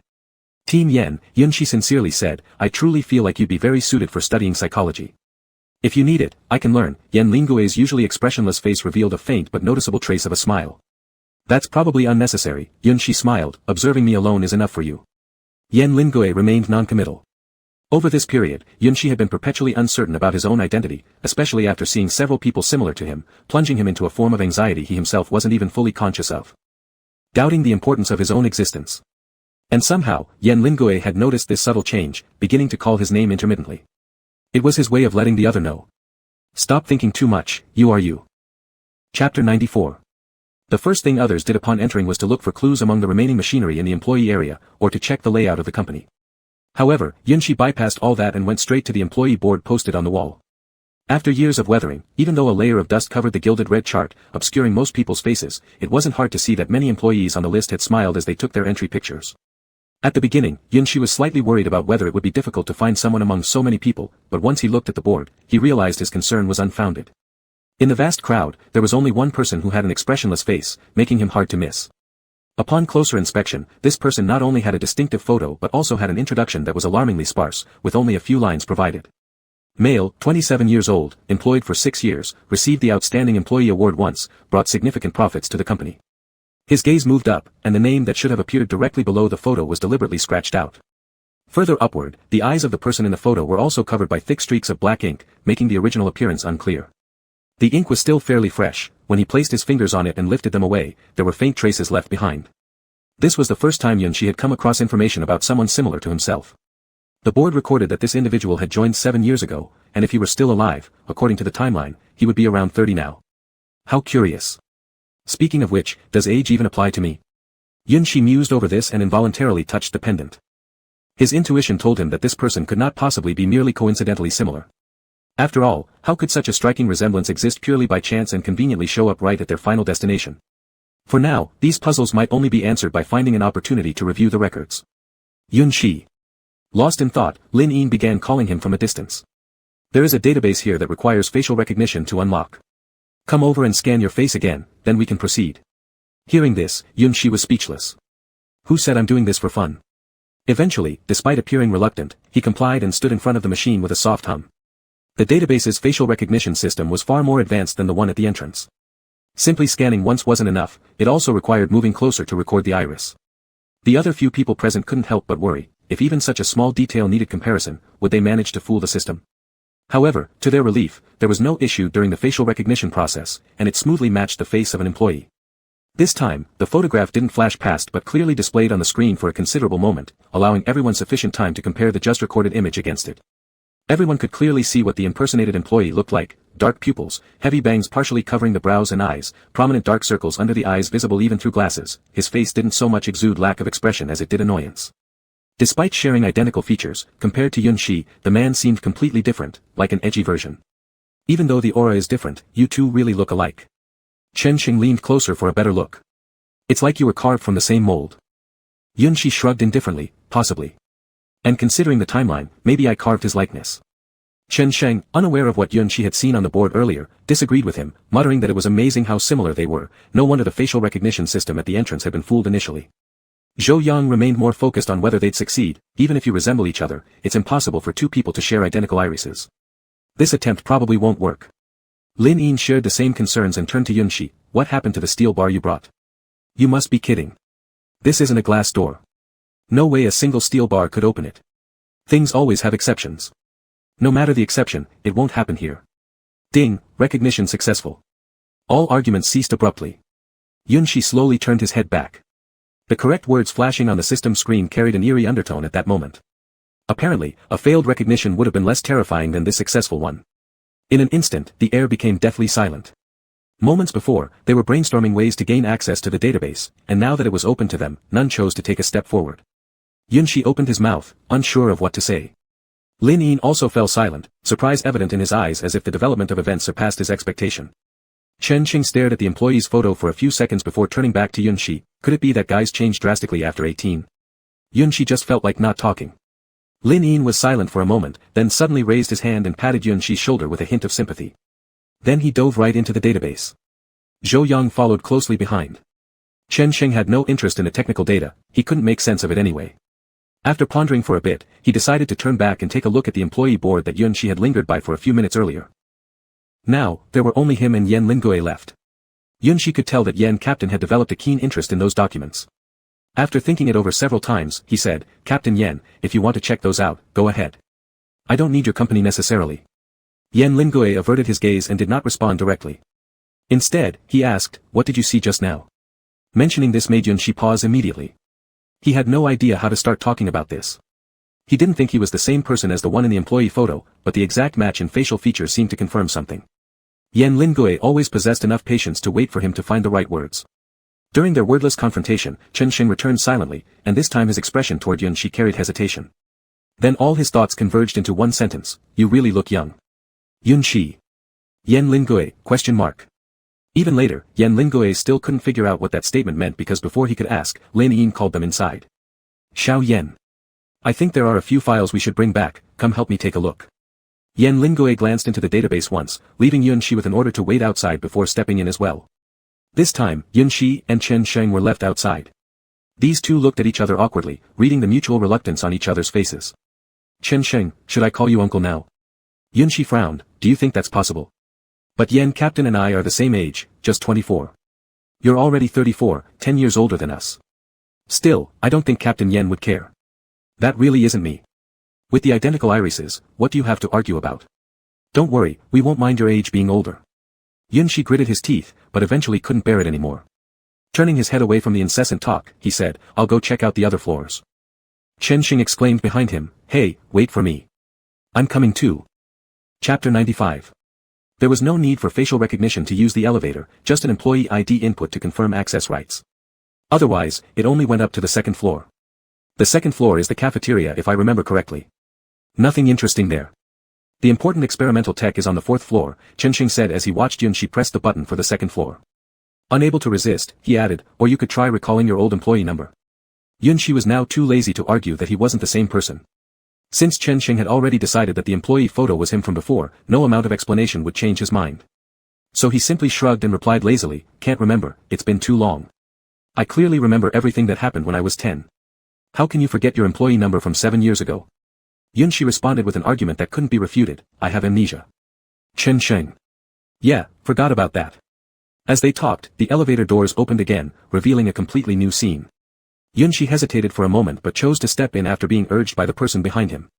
Are you sure this is the cafeteria? Asked Yunshi, turning his body to allow Chen Sheng a clearer view who had his sight blocked.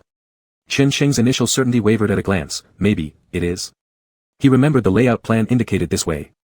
However, the setup around them was enough to overturn any idea of this being a cafeteria, there wasn't even a single table in sight. Instead, the surroundings were filled with cages. They were the common type used to confine animals. Chen Sheng took a few steps forward, then winced and held his breath, adopting a strange expression. Do you smell something odd? It wasn't exactly unpleasant, but it was an overpowering fragrance, similar to cheap perfume, filling the whole floor, masking something perhaps. Yunshi glanced at him without much change in his expression. Sorry, I lost my sense of smell too. This reminded Chen Sheng that this person had lost several senses due to his abnormal abilities. With no other option, he covered his nose and mouth while looking around uncomfortably. Eventually, his gaze landed on a stack of boxes near the window. Most of the cages showed severe wear and tear, yet they were all empty, giving no clue what they had once held. On the top of the stack of boxes sat an unusual black mouse trap, which appeared brand new, not rusted in the slightest, with no bait placed inside. Chen Sheng nudged Yunshi with his elbow, gesturing towards the direction. Look over there, I think the smell comes from there. Without saying much, Yunshi walked straight toward the window. When he got closer, he noticed a faint bloodstain on the edge of the window. There were also water marks nearby, suggesting that it hadn't been cleaned thoroughly. Upon seeing the bloodstain, Chen Sheng instinctively looked down from the window, exclaiming in shock, was someone killed here? Yunshi had long since become accustomed to Chen Sheng's occasional leaps in logic and chose not to respond. He moved the mysterious rat trap to the side for some reason and reached out to open the cardboard box. The instant the contents inside were exposed to the air, Yunshi froze briefly and decisively shut the box again without hesitation. Chen Sheng turned his head and saw this scene, confused. What's in there? A corpse, Yunshi answered succinctly. Chen Sheng was utterly shocked. How can such a small box hold a corpse? It's not human. Ah, Chen Sheng sighed in relief, patting his fragile heart. For a moment, I thought how many pieces a person must be cut into to fit. You scared me. Since it's not a human corpse, why cover it up? I've seen plenty of chaos. Let me take a look, he gestured to Yunshi, signaling him to open the box again. Are you sure? Yunshi still firmly pressed the lid, unmoved. Yes, I'm not timid like Yuming. Seeing his resolute attitude, Yunshi eventually let go of the box and stepped back. You do it yourself. Chen Sheng was curious as to why someone like him would exercise caution around a regular corpse. His curiosity deepened further as he approached the box, taking advantage of Yunshi retreating another few steps and lifting the lid. Upon recognizing what lay inside, Chen Sheng couldn't help himself but let out a dry heave. Then he slammed the box shut as quickly as lightning and stumbled back more than 10 paces. The phrase, curiosity kills the cat, never felt truer to him than in this moment. Yunshi found his strong reaction amusing. I warned you. I didn't expect it either. Chen Sheng hesitated, and at the thought of the scene he'd just seen, his expression turned unbearably grim, making that strange fragrance seem less significant.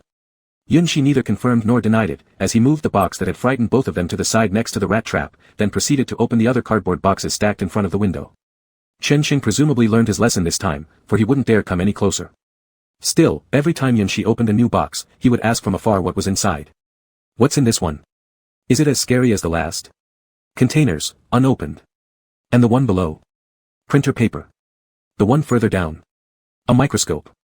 Similar to these, everything Yunshi mentioned after were items commonly used in experiments. With each query, Chen Sheng's heart which had almost been scared out of him earlier gradually calmed down. He summoned a bit more courage and slowly returned to the window area but still kept a distance from the first mysterious box they had opened. There were quite a number of boxes by the window. They continued opening them for about 10 minutes until they reached the bottom layer where something intriguing finally appeared, a key hidden beneath everything else. Chen Sheng paused for a few seconds after uncovering the key amidst the clutter in the last box, then decided to consult with the person beside him. No other things left, should we bring the key along? Yunshi did not respond immediately. He stared at a photograph that had fallen out of the notebook he'd just picked up for a while. Only when Chen Sheng asked again did he snap back to reality. Let's take it, it might come in handy. As he spoke, he folded the photo and naturally slipped it into his pocket. Chen Sheng failed to notice this small gesture and scrutinized the key himself for some time before pocketing it too. I said there would be nothing useful in the cafeteria, and now we've been scared for no reason. He glanced nervously at the paper box once more, the bloody image replaying vividly in his mind. Who could be so cruel? To think someone managed to rip open the bellies of 2 or 3 rabbits, their flesh splayed out carelessly stuffed into that not-so-big box. Yunshi looked out of the window, either an illusion, or it's a sinister hint. What? Chen Xing didn't understand. It means, there may truly be a human body hidden somewhere here. Chapter 96. Chen Xing was startled by the words, and the pungent smell that had been in the air just now seemed to spread again at this moment. Once he realized something, fear began to spread like crawling insects up his spine. Your meaning is, the fragrance I smelled was actually covering up some bloody smell. Did someone die here? Yunshi nodded then shook his head. It's possible that someone really did die here before, but it was all a long time ago and there wasn't any need to cover it up. I suspect that not long before we came here, they were. He hesitated for a while on how to phrase it, carrying out killings. Chen Xing's mind exploded with a boom at the other party's guess, leaving him blank for a while. After a while, he asked shakily, then what about those people?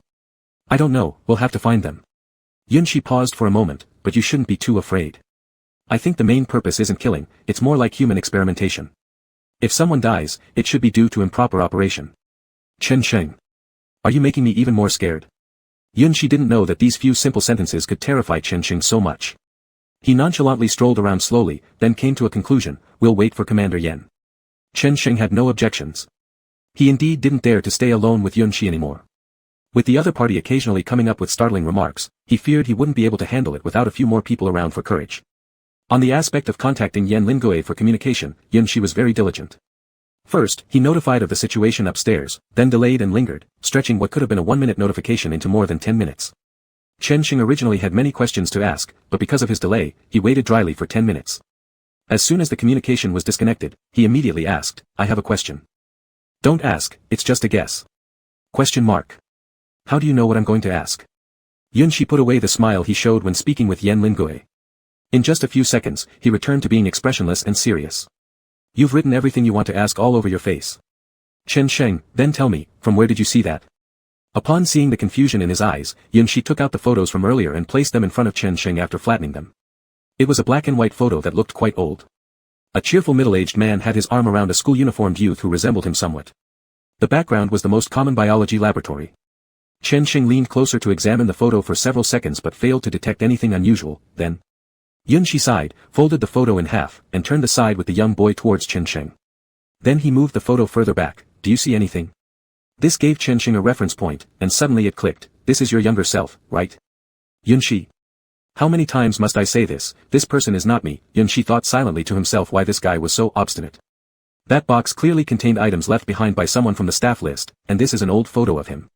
So, Yunshi carefully folded the photo back up and stored it. Do you remember what I wrote in my notes earlier? There was someone I haven't met referred to as a supposed doctor who might be the one who created me. Oh, this also proves I don't have normal growth stages like you all do. The man in his 30s and I are definitely not the same person. At this moment, Chen Xing's mind finally lit up a bit. Do you think the man next to him is the doctor? Pretty much, there wasn't any joy on Yunshi's face that came from finding out something from the past. This isn't a premonition, it's something I could identify right away upon first glance. It must be him. The blood connection between father and son. The words ready to leave Yunshi's mouth got stuck, and he cast a sidelong glance at Chen Xing. Clearly, the latter also realized it wasn't appropriate to say such a thing and quickly covered his own mouth. If this person weren't a friend of Yan's whom he'd known for several years, Yunshi felt he would surely lose control and lash out. Let me put it this way, I actually hate each of you, the kind of hatred that makes me want to kill you. Yunshi tapped his head. No matter who it is, Yan included. Then why are you together with him? Chen Xing's point of interest was still strange. Yunshi endured, because I managed to overcome that inexplicable animosity. I always felt it wasn't my true thoughts, yet sometimes I followed that emotion. Initially, I wasn't nice to Yan either. Chen Xing understood why people often said, that's why people used to say you were unpredictable, snapping at everyone you meet. Could you let me finish speaking before you interrupt? Yunshi restrained himself once more. Chen Xing nodded repeatedly. In short, the moment I saw the photo earlier, I realized this hostility towards everyone except him. Yunshi reflected for a moment. It's as if I've been programmed to have no malice toward the developer. Chen Xing immediately raised his hand and after getting Yunshi's approval, he said, could it be possible that you just don't feel that way because you're looking at a photo? Yunshi fell silent. He suddenly thought that there wasn't anything wrong with Chen Xing being subdued by some strange mental abilities, at least it made him say something useful occasionally. The sound of an elevator operating could be heard from not far away. Yunshi decided to answer this last question on Yen Lingue's behalf. This has nothing to do with whether it's a photo or not. As long as I subconsciously identify it as a living thing, the emotions will arise. Chen Xing appeared somewhat understanding. Then can you look at the person in the photo as though they were dead? Wouldn't that be a kind of escaping your programming? Yunshi turned around and walked away.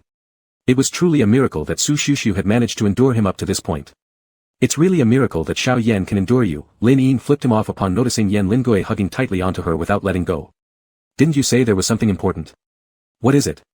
Commander Lin, given your current weak state, watch your mouth. Yunshi circled half around Yan Lingui like a large dog. If you borrowed her for half an hour, shouldn't I get her back for half an hour too? Humph, if it weren't for your urgent matter, we would have been gone for more than just half an hour. What exactly is it? Yunshi maintained his original posture. Before that, why don't you guys tell me what you saw downstairs first? Yan Lingui remained unperturbed as if she had been used to this for ages. Some unfamiliar drug test reactions. As expected. Were there any test subjects? He asked. No.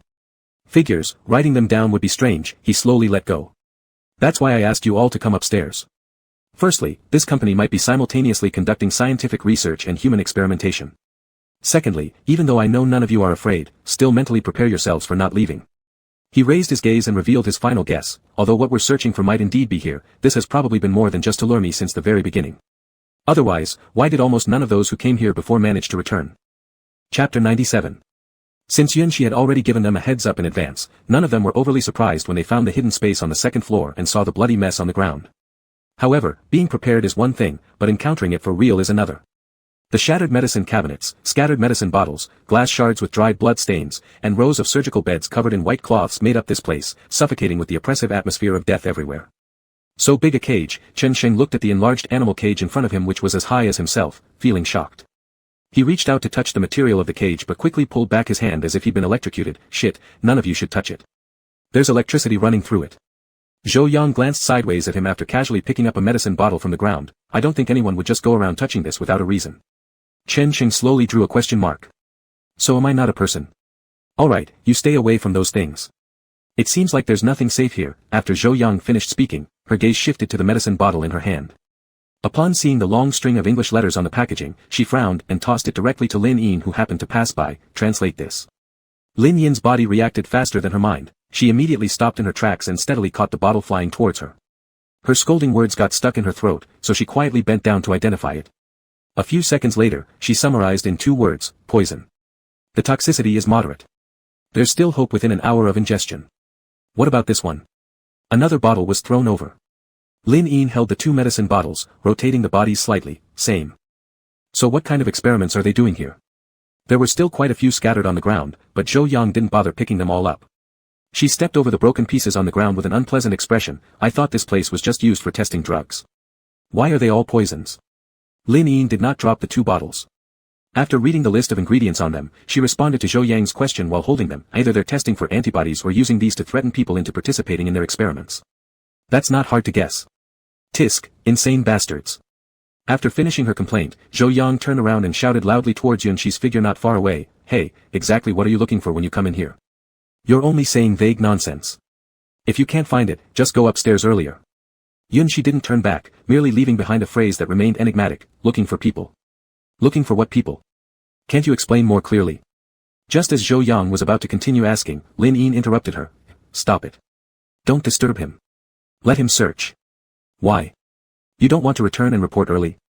That requires rescuing the people first. Lin Yin waved the medicine bottle in her hand at her. This has the strongest effect on your age group. So why do the other scattered medicines end up below the cabinet? Clearly, it fell because the cabinet was hit, yet these ones prominently appear in the center of the room. A hint of surprise flowed through Zhou Yang's eyes, and she quickly realized, then the drag marks we saw at the door earlier. Highly likely, Lin Yin sighed heavily, feeling as if the situation had severely strayed beyond what she could handle. We don't know what their purpose is either, leading us forward all the time. Zhou Yang said nothing, but her frown grew deeper. Her gaze locked onto the poison bottle still clutched in Lin Yin's hands. Some idea seemed to be on the verge of surfacing. Found. The door won't open. 2 voices sounded at the same time. Yunshi opened a small, dusty, and inconspicuous wooden cabinet in the corner and saw a couple of people crammed inside in a twisted position. Meanwhile, Chen Sheng, who noticed the heavier scent in the room wanting to get out, discovered that the door they came in through was now locked. Zhou Yang abruptly lifted her head, blurting out the idea that had just occurred to her. It's poison. Why go through such trouble to leave clues to lead us in here? Isn't it because they wanted us all dead? Zhou Yang said, looking extremely grim. At the start, even though there were superpowers and many people, they couldn't do anything about us. Now, the numbers have decreased drastically, and our powers are gone. We definitely can't be as unaffected as before. Leaning against the door, Chen Sheng gradually slid down, his arm pinched hard enough to leave a deep red mark. The initial dizziness subsided slightly due to the pain, allowing him to force a bit of clarity. F***K, how low can they stoop? As for those steel bars, isn't this an iron door, and shouldn't it be easy to pry open? We didn't bring it up, and even if we go out, it's useless. The whole floor is affected. You started inhaling it the moment you stepped on it. Initially, when Zhou Yang smelled a strong fragrance, she had doubts, but seeing the other two who came upstairs early and stayed for quite some time still energetic, she thought she was overly cautious. She glanced at Lin Yin, who showed the same lack of reaction as herself, except Chen Sheng seemed to be most deeply influenced. It turned out that her wariness wasn't overblown. The drug took too long to take effect. By the time they realized something was amiss, it was already too late. Yunxi on the other side didn't notice their situation. After carrying Su Shushu out first, he planned to call Chen Sheng to take care of him but then suddenly noticed Yan Lingui holding his forehead, appearing to have a headache. What's wrong, Captain Yan? Not feeling well. He immediately stopped moving others, standing up to ask. It's nothing, Yan Lingui shook his head. Continue. You don't look like you're fine. Your face is pale. Yunxi was extremely worried. Is it because you exercised too much today? I've been telling you, with your poor health, don't participate in strenuous activities. Hey, Captain Yan. Can you hear me? When Yunxi realized Yan Lingui didn't respond after saying so much, he finally felt something was off. He quickly turned Yan Lingui around, forcing eye contact and called again, Captain Yan. Captain Yan. Young master. Yan Lingui. Still no response. Yan Lingui's vision became blurred. He could vaguely make out the person in front calling him, but the shouts just sounded like buzzing in his ears. Too noisy and headaches. Yunxi. Unable to understand what Yunxi was saying, Yan Lingui managed to speak up, asking the other to stop worrying. Don't worry about me, I haven't had any serious issues yet. Check on Su Shushu first. Are you joking? With your condition, you're asking me to tend to others. Why can't you show a bit more self-care? Yunxi grew increasingly frustrated. Feeling Yan Lingui's temperature, it was as cool as himself. What's wrong? I didn't let you touch anything dangerous. Unaware, Yunxi was the only one among them to escape danger due to his defect, still puzzled whether Yan Lingui's old ailment had flared up again. Do you remember where you kept your emergency medicine? Chapter 98. Yan Lingui had little strength at the moment, so when Yunxi turned his body around, he almost relied entirely on this support to stay upright. Frankly speaking, Yunxi liked the other's sickly and frail appearance, but only as long as Yan Lingui wasn't truly ill. He called out Yan Lingui's name several times and, seeing no response, tried to reach for the medicine himself. However, before he could act, Yan Lingui suddenly grabbed his wrist and murmured through gritted teeth, "No, it is." Yunxi didn't understand where Yan Lingui got the strength from in his current condition to stop him. It was puzzling, surely he couldn't think that Yunxi was up to something malicious. Seeing that Yan Lingui seemed a bit better, he tried again to communicate, "Captain Yan, what's wrong with you? I just turned away for a while, and you've become like this. What exactly happened?" Although Yan Lingui had a headache, it didn't hinder his thinking. He barely needed to analyze the remaining clues, quickly coming to a conclusion, the fragrance. Fragrance? Yunxi frowned slightly. There indeed seemed to be some strange aroma when they arrived, according to Chen Sheng's account. However, at the time, the only issue for Chen Sheng was its unpleasant smell. It mustn't be. Yunxi glanced back at the other's conditions and confirmed his suspicion upon observing Chen Sheng. Your constitution needs serious improvement, said Yunxi as he helped Yan Lingui sit beside Su Shushu who had fallen unconscious in the same manner, feeling both helpless and heartbroken. What takes others a longer period to affect seems to take hold over you instantly. What am I supposed to say about you? Yan Lingui remained silent, not confirming or denying, perhaps because he was unable to speak. When Yunxi touched his forehead again, he felt Yan Lingui's temperature gradually cooling down. He cursed inwardly and after looking around, decided to take off his coat and forcefully stuffed it into Yan Lingui's hands. Though I'm unsure whether it will help, even a small amount of protection matters. Yunxi's voice softened at the sight of Yan Lingui like this. He then recalled another thing, you don't even have the strength to lift your hand now, right? Yan Lingui shook his head slowly and then buried half his face into Yunxi's coat. Yunxi usually changed his clothes frequently, so the coat mostly smelled of detergent and bloodstains from an earlier incident. Still, these were much more tolerable than the offensive aroma. Feeling a bit clearer, Yan Lingui, however, remained weak due to the previous inhalation of the scent. Coupled with his naturally pale complexion, it gave off an illusion of being severely ill. Yunxi felt somewhat captivated by this side of Captain Yan, which he had never seen before, obedient and free from all traces of strictness. Yet, Yunxi realized it wasn't the time to indulge in emotions. After checking multiple times for any additional issues, he stood up and walked towards the others. The others weren't in good shape either. Lin Yin and Zhou Yang appeared normal at first glance, but Chen Sheng near the door struggled multiple times to stand up and slid back down each time. He seemed to be the worst affected. After arriving, Yunxi noticed none of them spoke, and their silence suggested they had come to terms with their situation. Their eyes momentarily exchanged glances in midair, and Yunshi expressionlessly turned to fiddle with the door, unsurprisingly finding it locked. Move away a bit. He instructed Chen Sheng. Chen Sheng made no move, he lacked the strength to shift positions anymore. Su Shirshu's on the other side, found her just now. Chen Sheng. Satisfied with Chen Sheng shifting a bit towards the other side under his watchful gaze, he stepped farther away from the door. What are you waiting for with such a shoddy wooden door? Yunshi said and kicked it with force. The first kick didn't budge it, yet the whole room trembled precariously. The second kick broke the lock, leaving the wooden door shattered. Lin Yin closed his eyes, ignoring Yunshi's words, muttering, no strength. Indeed, he hadn't spoken wrongly. When they realized, the effects of the drug had already set in, starting by draining their strength. Sking, Yunshi looked at them, asking, can you walk? Yes. Can you support someone? A bit difficult. If you can, come lend a hand. Yunshi chose to overlook the word difficulty, take those seriously affected down to the first floor first, then all of you rest there properly. Lin Yin didn't inquire about what Yunshi intended to do but merely said, we need the antidote. Yunshi thought deeply for a moment, if I destroy that thing suppressing our abilities, would we still need it? It's best if you were just talking, responded Lin Yin. Alright, I really can't stand people like you who claim to sacrifice for the greater good. You are one of them, Yan Lingui is too. What's the point of struggling so those weaklings can survive in the base? Yunshi had never been a kind-hearted person and didn't understand why the homeland had to be rebuilt at all costs, causing so many casualties. Lin Yin didn't expect him to understand, people who hadn't lived through peaceful times wouldn't comprehend the yearning for those days. Nevertheless, he followed Yunshi's words and helped the others. When he noticed that Yan Lingui seemed no better than Chen Sheng and perhaps even worse, he was slightly surprised. I thought little Yan could endure longer than us. Yan Lingui has an illness, isn't your hope overly unrealistic? Yunshi retorted at Lin Yin, choosing Yan Lingui as the first person to take out. He repeated his previous conversation with Lin Yin to Yan Lingui, expecting no response once more, only to have Yan Lingui ponder briefly before shaking his head, no. You don't have a choice. Yunshi chuckled, realizing Yan Lingui doubted his abilities. Captain Yan, this time, I'm in charge, do you get that? Yan Lingui went silent again. Unperturbed, Yunshi proceeded further with him, until moments later, he heard the refusal repeated. Do you mean not letting me go or refuse the first floor? Neither. Yunshi almost laughed again, feeling how unusually adorable Yan Lingui appeared after showing signs of delayed reactions, wondering what the other might think upon remembering this moment later. In reality, Yan Lingui truly struggled to hear clearly, needing extra time to barely process every word and thus chose to limit his speech, leading to Yunshi's impression. As they approached the door, they unexpectedly bumped into Zhou Yang, who had skipped their rescue mission. Zhou Yang looked even worse than earlier, stating directly upon noticing them, I've already checked. The first floor button on the elevator doesn't work, it's broken. There's no staircase here.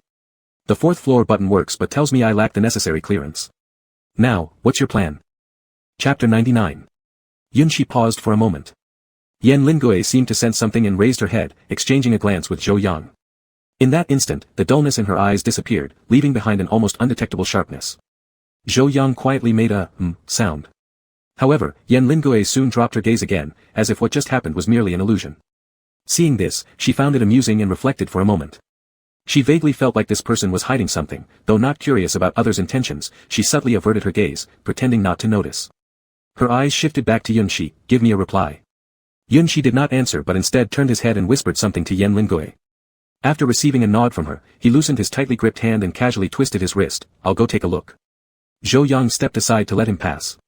Lin Yin asked later where he was going when he saw Yunshi. Yunshi didn't turn his head but just waved a hand casually to signal him not to worry. Lin Yin's heart tightened upon seeing this, you'd better not be fulfilling that joke. His only response was Yunshi's retreating figure entering the elevator and disappearing completely. Lin Yin frowned deeply, his expression darkening once more. Before was something they had planned long ago, now was an unexpected situation with possibly fatal consequences for some subordinates. He would have much more to worry about than before. Moreover, Yunshi was like a time bomb, doing things too whimsically, no one could predict what crazy actions he might take on this trip, thus completely disrupting certain plans. After careful consideration, Lin Yin called out Zhou Yang's name for the first time, Zhou Yang, I need to discuss something with you. Zhou Yang wasn't actually one of his top choices, after all, he was just an agile commoner, falling short in many ways, and unable to meet expectations. But there was no time to pick anymore. Anxiously, Lin Yin glanced at Yan Lingui who stood in place, pale-faced, lowering her gaze seemingly lost in thought. Taking a deep breath, he opened his mouth again. If you want to find that pair of twins. Zhou Yang, who was about to refuse, paused, exchanged glances with Lin Yin for 2 seconds, then nodded, tell me. Meanwhile, Yunshi entered the elevator and pressed the button for the first floor, against his better judgment, patiently waiting for a few seconds. However, the elevator button didn't light up as expected. The same result occurred when he pressed for the third floor. It seems that Zhou Yang was indeed telling the truth. This was somewhat difficult.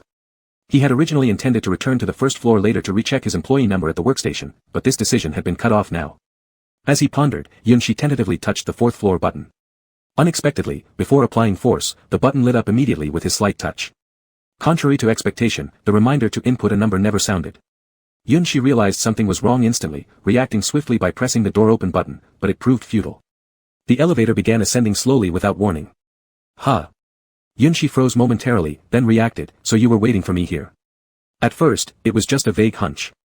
That time, upon seeing Jiang Xingnan's note, he had a feeling something was amiss.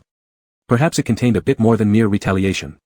Then suddenly came this occurrence, making him the sole individual able to move normally. Any other accidents involving elevators would suggest the purpose couldn't be clearer. TSK, apparently it was a good idea to leave Yen Leader behind. Watching the rapidly changing scenery through semi-transparent glass, Yunshi smirked. Let me see what kind of surprise you prepared for me. The elevator door dinged open to reveal a long corridor, devoid of people. This surprised Yunshi, who was already alert and prepared for a confrontation with multiple opponents. Strange, how could it be so calm? Raising an eyebrow slightly, he wasn't in any hurry to step out. The elevator doors kept closing and reopening because the sensors hadn't detected anyone exiting yet. Yunshi watched quietly, noticing the display screen showing someone else pressing the elevator buttons at the last moment right before the doors closed. Instantaneously, red warning lights started flashing, and the warning alarms filled the entire corridor due to external intrusion detection. Warning! Warning! Unauthorized employee intruding into important area. The temporary reason detected is a malfunction of the elevator system. This employee must return within 5 minutes or necessary measures will be taken to prevent information leaks in the important area. Yunshi, wow. Then he stepped further in. It probably wasn't his illusion, the red lights flashed faster, seemingly detecting his behavior as illogical. Unfortunately, the 5 minutes set in the program hadn't elapsed yet, so no punishment could be implemented. The monitoring system could only watch helplessly as this person approached, proceeding down the corridor and opening several doors at a rate of one every few seconds. He would poke his head into each room before moving on, leisurely as if he were sightseeing. Of course, he wasn't really in the mood to examine each room one by one. At the fifth door, he stopped. Whatever was inside seemed sufficiently shocking, and he lingered at the doorway longer than he had before. The warning sound had somehow turned into a ticking count, like a final countdown. 12, 11, 10. Time was running out. Yunshi forced himself to look away, releasing the doorknob of the fifth room but didn't close it as he did with the others. Instead, he left it wide open and strode straight to the last door. 5, 4. When the last door opened, or rather, when he touched the doorknob, the person inside already anticipated his arrival and had opened the door. Immediately visible behind the door were the familiar eyebrows and eyes. 3, 2. Bang! Almost at the same moment, the cold gleam of a weapon flashed in the air, and the person who had opened the door was slammed to the ground. The blade narrowly missed Yunshi's face and embedded itself into the floor beside him. Yunshi looked down at him. Who are you? Shadow. So weak, not like the others. The man refused to answer, turning his head stubbornly. Yunshi didn't expect any response anyway. While restraining the man from moving further, he glanced around the room's layout. But the instant he saw clearly, he froze. This was an empty room with absolutely nothing inside. Ha ha ha. The man burst into laughter upon seeing Yunshi's stunned expression. As Yunshi realized his oversight and attempted to back out, the warning countdown finished and the door slammed shut behind him. At the same time, the temperature in the room began to rise sharply. This door isn't as easy to open as the previous one, otherwise we wouldn't have needed to lure you up here. The man slowly got to his feet. You're right, I am Shadow, and I'm also one of the defective ones you mentioned. But soon, you'll be destroyed just like me. He tilted his head toward Yunshi. Can you remember? How many of us imperfect ones you've watched get locked away and gradually disappear from your sight? Yunshi couldn't recall, but suddenly he understood why he disliked Lin Yin using his abilities so much. Chapter 100. At the same time. Then I'll assume you agree for now. Time was tight, and Lin Yin knew he wouldn't be lucid much longer. Without lingering at the spot too long, after briefly coming to an agreement with Zhou Yang, they decided to head upstairs while talking. Chen Sheng had barely regained some energy upon learning Su Shushu had been found. He didn't spare himself. Aside from the bruises on his hands, his lower lip had also bled from being bitten, all in an effort to offset the growing fuzziness of his mind with pain. Chen Sheng signaled them silently, letting them go ahead while he stayed behind. When Lin Yin hesitated slightly, Chen Sheng took a deep breath and spoke, any traces of ease now gone. Su Shushu usually carries various types of medication with him, including antidotes. Only I know where he keeps them. Given this, the others naturally didn't argue further. Lin Yin initially intended to ask Yan Lingui to stay behind as well, but when he saw Yan's expressionless face and unrelenting steps leading to the elevator first, he realized there was no persuading him. A deeper sense of worry filled him instead. Yan Lingui raised his eyes to the display showing the number 4, which lingered far too long. The unsettling feeling that had surfaced inexplicably earlier came back stronger. He rarely felt such intense unease, though concerned about Yunxi in the past, his trust far outweighed this anxious sentiment. When the uneasy feeling resurfaced this time, a sudden need to see her arose within him. It seemed that if it was any later, it might already be too late. Yen pressed the button to open the door, but nothing happened. The elevator would not return until the previous passengers had fully left the sensing range. Unaware of what had transpired upstairs involving Yunxi, all they knew was that the elevator had stayed long on the 4th floor before returning. As soon as the door opened and they stepped inside, Chen Xing rushed again, holding the doors open briefly as he tossed in a bottle of medicine without saying a word. Zhou Yang caught the bottle. This time the packaging wasn't in English, and she hastily glanced at it before unscrewing the cap without another word. Upon Lin Yin's inquiry, she held out her hand and poured 2 pills into hers and Lin Yin's, swallowing them dry despite his perplexed stare. So bitter, Zhou Yang grimaced, surprised by the overwhelming strength of these 2 white pellets, which nearly caused her to retch as soon as they touched her tongue. She forced herself to swallow and still tasted an overwhelming bitterness on her tongue afterward. Lin Yin, not understanding why she did this, followed suit after looking at the bottle. Then, the ever-tall and rational Commander Lin's face twisted in reaction to the bitterness. Just as Lin was silenced by the bitterness, Zhou Yang chuckled mockingly. Standing in the back, Yan Lingui merely glanced at the bottle and averted his eyes, refocusing on the floor indicator. He knew exactly what was inside, nothing more than something used to suppress the drugs in his system or other issues. In times when his abilities were uncontrollable, he'd have to take a few doses. Sure, it was bitter, but for someone who practically lived off medications, that level of bitterness didn't even register anymore. He'd grown immune to such tastes long ago. Little Yen, do you want a few as well? Despite having no rebuttal against the mocking tone, Lin Yin ignored it and turned to Yan Lingui, extending the bottle toward him. But you should brace yourself, this drug is incredibly bitter, not something anyone can. He trailed off. Because Commander Lin witnessed his student remain expressionless, performing the routine process of receiving the medicine, pouring out a dose, and consuming it, all completed in mere seconds with a fluency unmatched by anyone else's. Noticing Lin's fixed gaze, Yan Lingui shifted his eyes away from the screen and explained after a brief pause, my condition requires me to take 1 more pill than normal people. Lin Yin. He wasn't actually curious about that detail. It seemed that Yan Lingui really wasn't in peak health, something Lin had dismissed as just an excuse among students to skip classes like everyone else. A rare wave of guilt overcame Lin Yin, though he hadn't been a teacher for years now. Unfortunately, his student paid no mind to whether he felt guilty or not. He only cared why Lin was blocking the doorway. The door is open. For once since the beginning, Yan Lingui finally said the first words.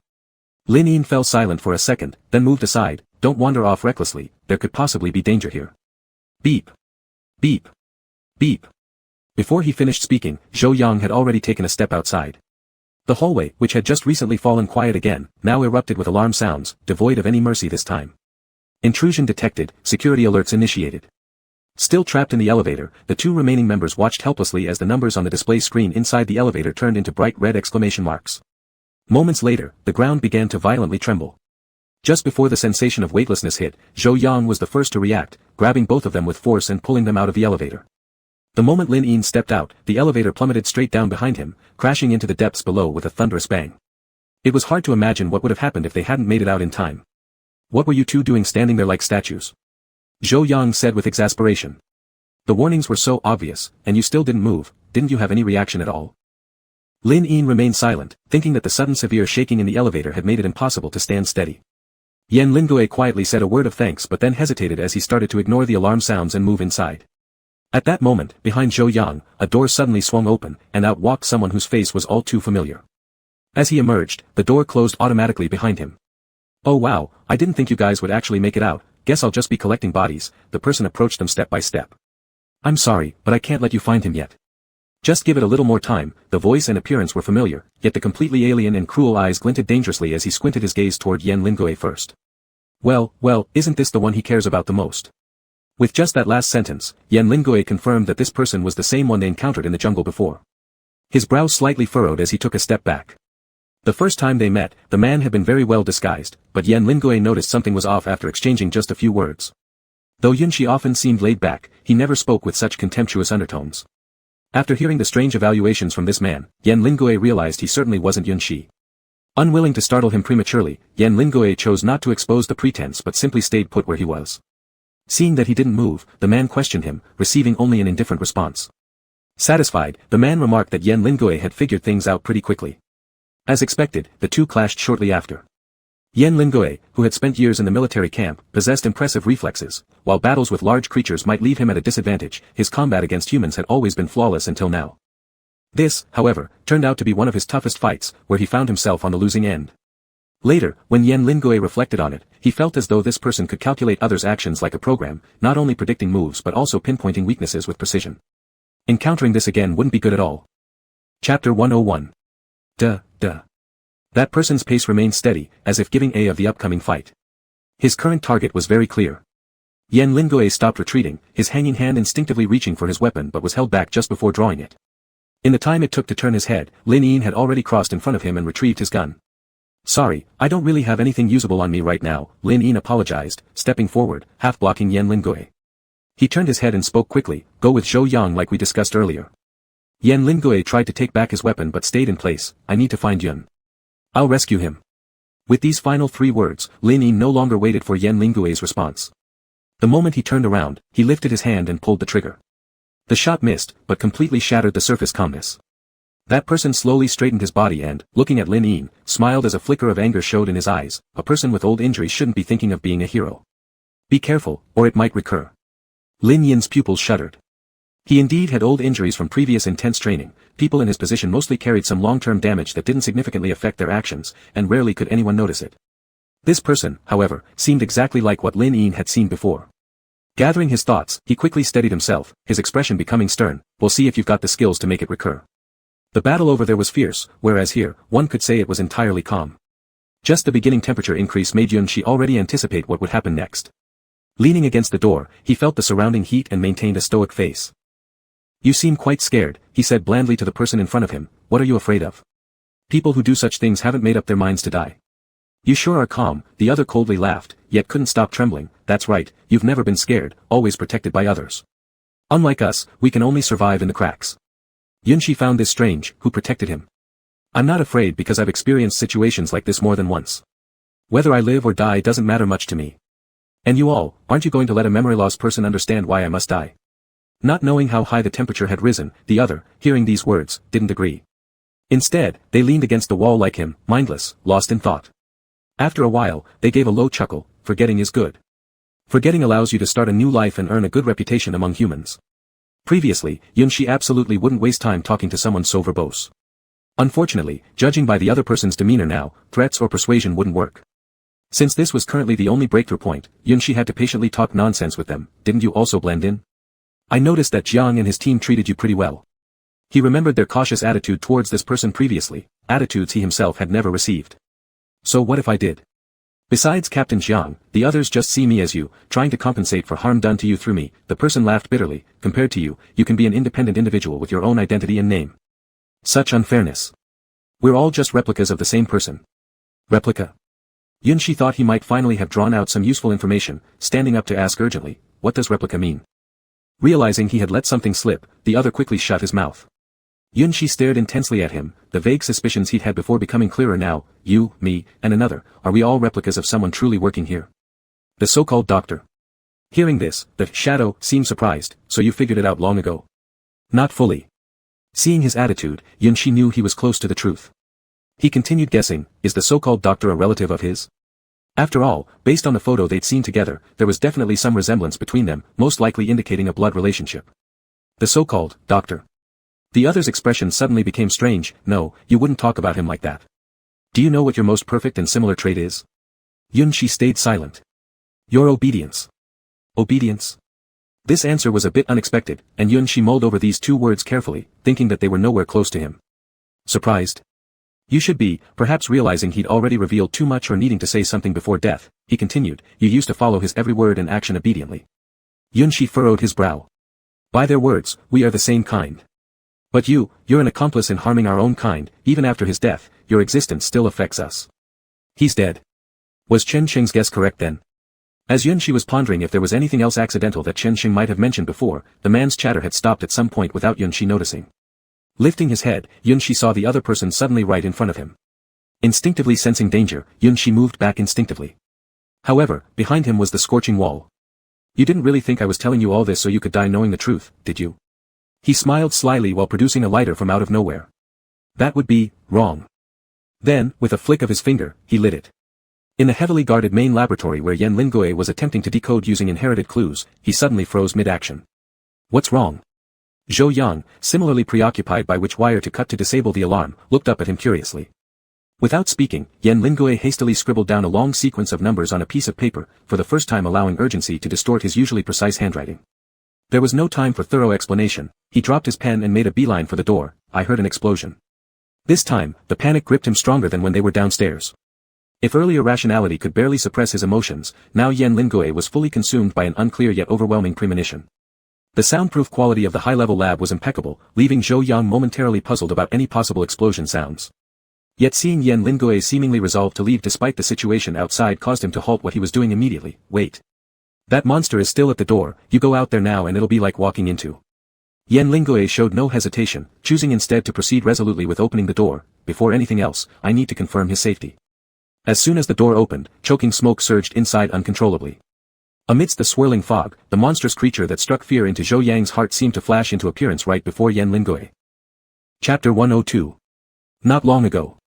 Before the explosion occurred, when Lin Yin chose to confront the threat head-on, even Yen Lingui, who harbored unease, stood still for a moment after hearing the other's loud order to leave quickly before turning away with Zhou Yang from the scene. Zhou Yang and Lin Yin had little intersection, nor any attachment. The only thing unclear to her was that Lin Yin seemed yet to have clearly explained what specific help she needed. Before Zhou Yang could react further to act, she saw Yen Lingui enter the corridor and immediately stop in front of the door that had been wide open since they arrived. She instinctively looked up and saw 4 large characters, main laboratory. Looking inside, she found countless neatly arranged large test tubes. They were human test tubes. However, these were not the common IVF ones. On the contrary, most of the test tubes were empty. The few specimens within didn't look human at all, their bodies small, curled up, and bubbling in pale blue liquid. A closer inspection revealed their grotesque appearance, showing some animalistic traits.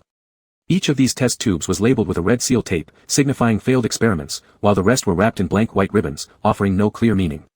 After glancing briefly at the entrance, Yen Lingui entered without hesitation. At this point, Zhou Yang's expression turned more serious. Though Lin Yin's instructions were obscure and hard to understand, one thing was clear, the focal point was the advanced laboratory.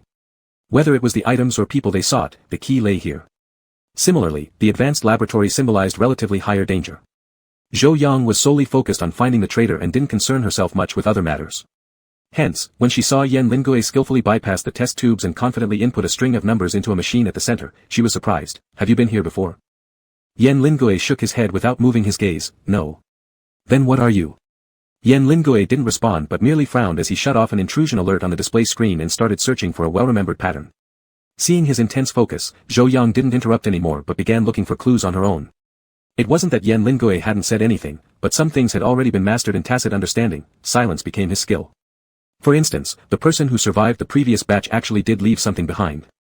The fact that Lin Yin and Yen Lingui were teacher and student was known by everyone.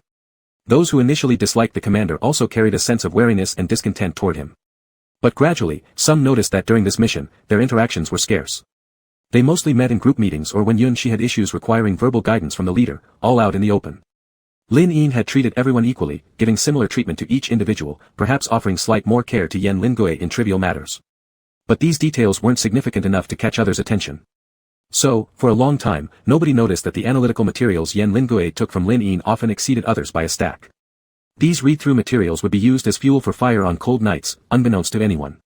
Even Yun-Shi back then, if he noticed, would just mockingly comment how Yen team leader spent more time reading the documents than interacting with others, never suspecting what those tedious materials hid. At the start, Lin Yin left a single sentence, Xiaoyan, do you fear death? Yen Lingui, unsure of its implication, did not reply, not that a response was necessary. The next day, another line was added to the message he received. In fact, the survivors of the last batch didn't die of illness. Attached to this was a photo. A photo of a middle-aged man lying on a straw mat without any visible problem, as if sleeping soundly. This photo, combined with Lin Yin's statement, naturally led one to think of sudden death. But wasn't sudden death normal enough? Was there really a need for Lin Yin to unnecessarily correct the method of death? Thus, when Yen Lingui handed over those pages as fuel, he replied with a question mark.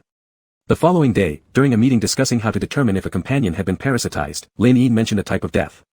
In the absence of any pathogens, internal organs suddenly began to rapidly deteriorate, and within half a month, the person would quietly pass away unnoticed.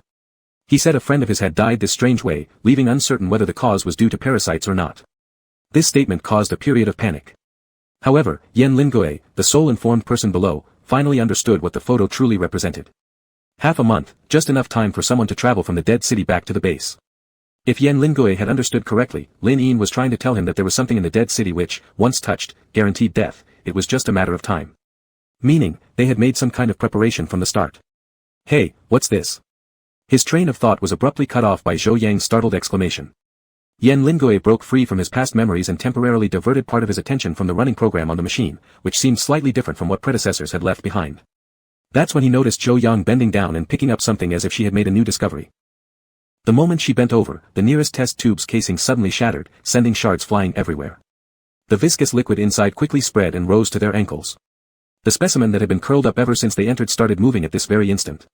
It was still alive.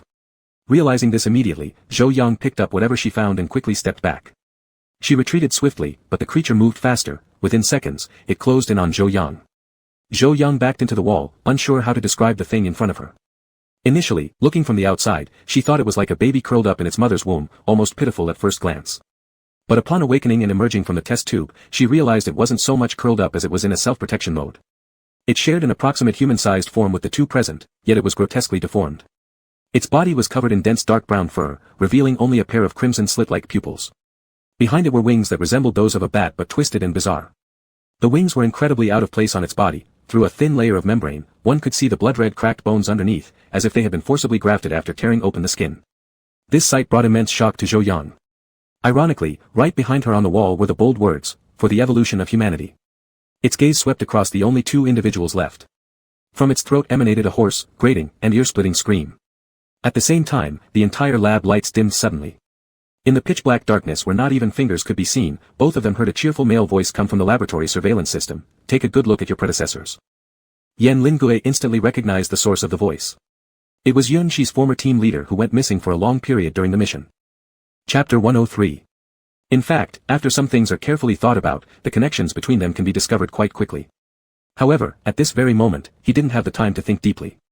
Because, that experimental subject, which was not accidentally released, slowly turned its gaze in the dark for a while before its blood-red eyes accompanied by a sense of oppression directly locked onto Yen Lingui who stood beside the machine. Vertical pupils are always the symbol of hunters. The instant their gazes met in mid-air, Yen Lingui quickly retreated from his original position. As expected, the moment he moved, the other side charged over. The place where Yen Lingui retreated was full of instruments, and he dodged just in time. The other side's reaction was slightly delayed. Bang! A loud sound reverberated. It was the sound of something heavy being knocked over. The instruments were knocked over and due to the excessive force used, they shattered into pieces soon afterward, creating another scene of disorder. At the moment, they had pulled apart a certain distance. Yen Lingui's eyes quickly scanned the entire laboratory but found that the vast space had very few practical areas for combat. There were almost identical instruments placed at regular intervals throughout the room. At the spot where the other side collided, shards of glass were scattered all over the floor. The test subject stepped on sharp objects without any reaction, its eyes firmly fixated on Yen Lingui as if waiting for his next move.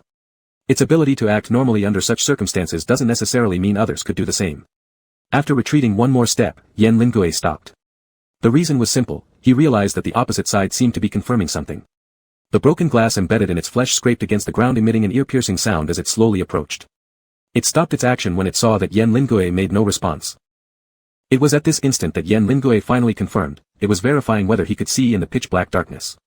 Its vertical pupils blinked occasionally, the intense aggressiveness that was initially present gradually subsided. After remaining silent for a brief moment, Yen Lingui began moving back towards the central machine, and as expected, the experimental subject had no intention of following. Its attention had even shifted to the corner of the wall. Yen Lingui became even more confident in his thoughts. It has to be admitted, from a certain perspective, Yun Shi's former captain actually helped a lot. Deep within the database on the first floor, there is a record in the most confidential archives. A type of experimental subject retains human characteristics alongside the beastly nature forcibly merged with it. These subjects show serious rejection issues. They're often moody and yet surprisingly competitive.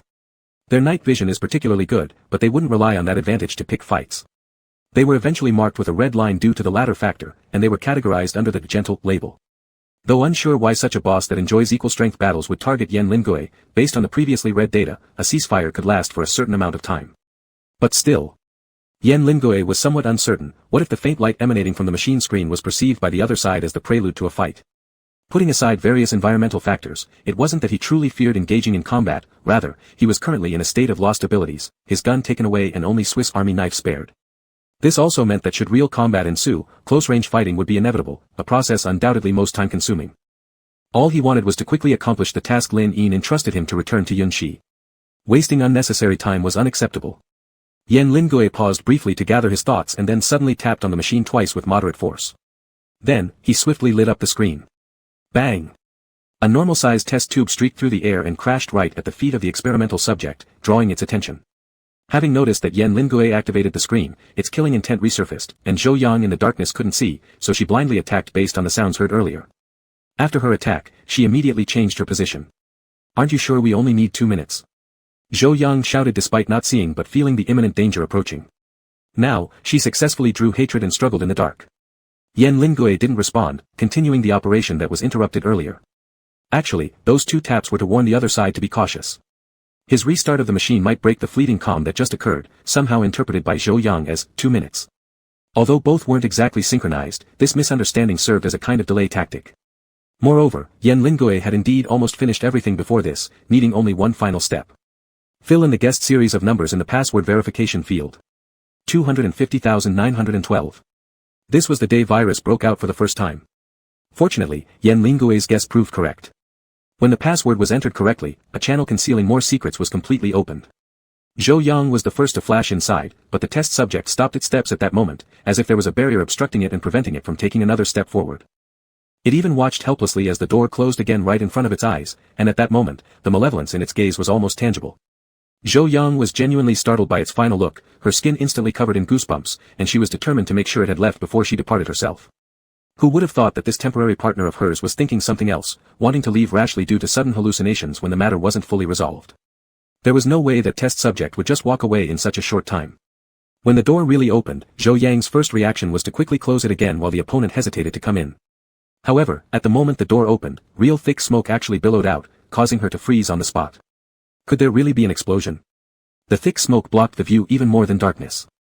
To say earlier Yan Lingoe could still see clearly in complete darkness because of his unique qualities, now in this situation, he truly couldn't deal with it. Yan Lingoe didn't have time to care about so much, he gripped the handle of the knife and left the safe room. In the thick smoke, the figure of the experimental subject couldn't be seen clearly, the only certainty was that it absolutely waited outside, waiting for him to voluntarily leave the safe area. Yan Lingoe's eyes squinted slightly due to irritation, yet his steps outward showed no hesitation. See.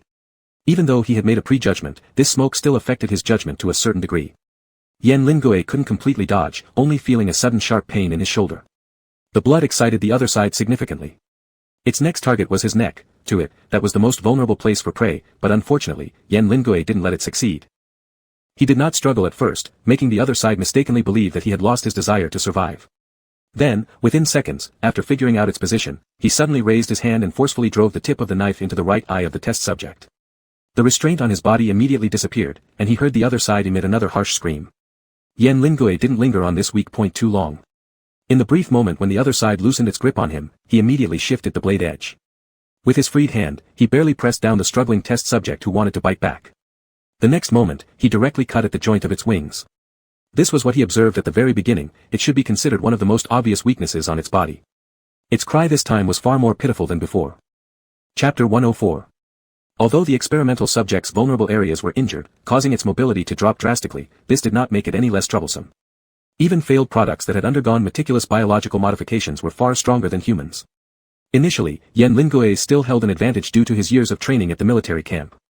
But as the standoff dragged on, the creature remained unaffected except for being slightly less agile than before. If it hadn't been for Zhou Yang stepping in and checking things out during a brief moment, Yan might have already compromised himself in his haste. Unsure if it was the intense atmosphere or the spreading fire outside, Yan inexplicably felt the surrounding temperature gradually rising. The next second, while he was momentarily distracted by this thought, he was slammed hard against the wall by some great force. The wound on his shoulder, which had just stopped bleeding, ripped open again, causing excruciating pain. Yan Lingoe stubbornly held onto the knife handle, preventing his last weapon from falling to the ground. His back felt sticky, blood and sweat mixing together to soak through his clothes. From the opposite side came more incomprehensible gibberish. However, based on tone alone, the experimental subject seemed to transition from excitement upon seeing fresh red blood to one of confusion. Perhaps it was puzzled why it couldn't see terror on its prey's face. Yan Lingui lifted his pair of emerald blue eyes. Throughout this confrontation, he remained calm, without a single wrinkle on his brow, so calm it seemed as though the person who had just inflicted fatal wounds wasn't him at all.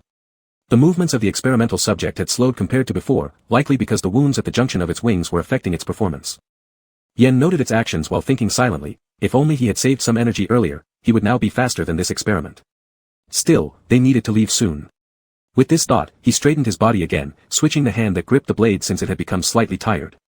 He maintained a composed gaze directly meeting the experimental subject's inquisitive look, despite the blood stains covering the wall behind him. Finally realizing that this opponent had reached its physical limit, no matter how much it provoked him, there would be no pleasure. It decided there wouldn't be any more games, it would end the fight swiftly. Apparently, its opponent thought the same way. However, just as the experimental subject prepared to lunge forward, something unexpected happened. Something seemingly pulled the originally towering and deformed experimental subject from behind, stopping its motion. A flash of astonishment flickered across its face before it was suddenly kicked down like a fragile little lamb. Its wings, already wounded at their roots, were then stepped on. A chilling voice abruptly sounded. I was only gone for a little while.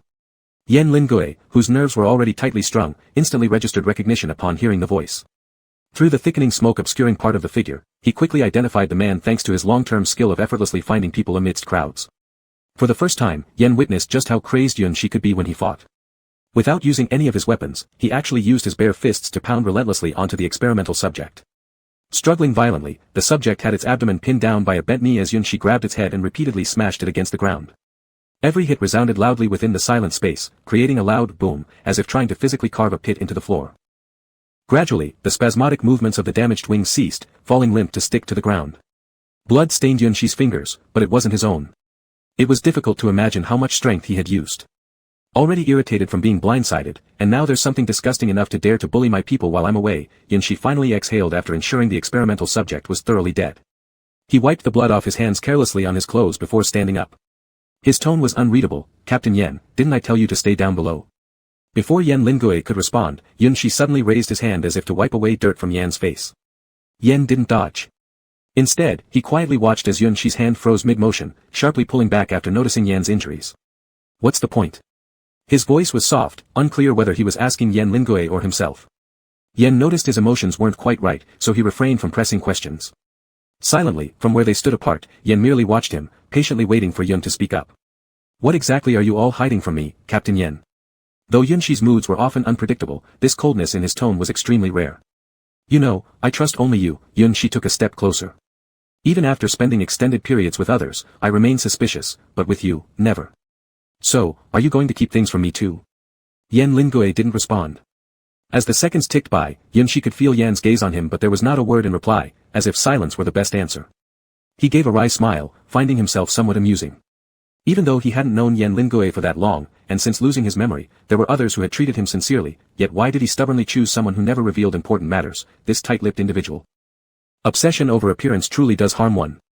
He stepped back from where he had moved earlier and dropped a bombshell. Lin Yin is dead. Upon hearing this, Yen Lingui's body stiffened. He didn't die helping you delay, nor did he die saving me. While saying this, he strode into the high-grade laboratory on his own. The last remark was only thrown out after he entered, leaving it unclear to Yen Lingui standing outside. You, will end up the same way. Yen Lingui lowered his eyes and took another step into the lab. Lin Yin had long expected his death. Knowing he wasn't a match for the other replica, after confirming Yen Lingui and the others had gone in, he used a bit of cleverness and managed to dash toward the final door during the opponent's brief moment of hesitation. The metal door, corroded for a long time at high temperatures, was no longer as hard to open as before. As a fire-type ability user, Lin Yin could withstand heat several times more than an average person, even briefly losing his abilities. With some effort, he forced it open. He arrived just in time, catching the shadow right as they were about to press down on a lighter and slamming them to the ground, causing the lighter to fly off. Even so, the explosion was unavoidable, a searing heat wave rushing towards them. Fortunately, Yunshi reacted quickly, grabbing Lin Yin's collar at the last instant and half-dragging him out while still restraining the shadow. The flames inevitably singed parts of them, but for Lin Yin who was at the rear, this had little impact. When he regained movement, he consciously blocked part of the flames. Still, his clothes suffered greatly. Soon, they found a place where the fire hadn't yet spread and took a temporary rest. Lin Yin hastily shed his special material-made coat, which was almost burned in half, leaving only his undergarment on, then seriously looked at Yunshi. His expression seemed to foretell something extremely crucial he was about to say. Seeing this, Yunshi became unusually quiet. You.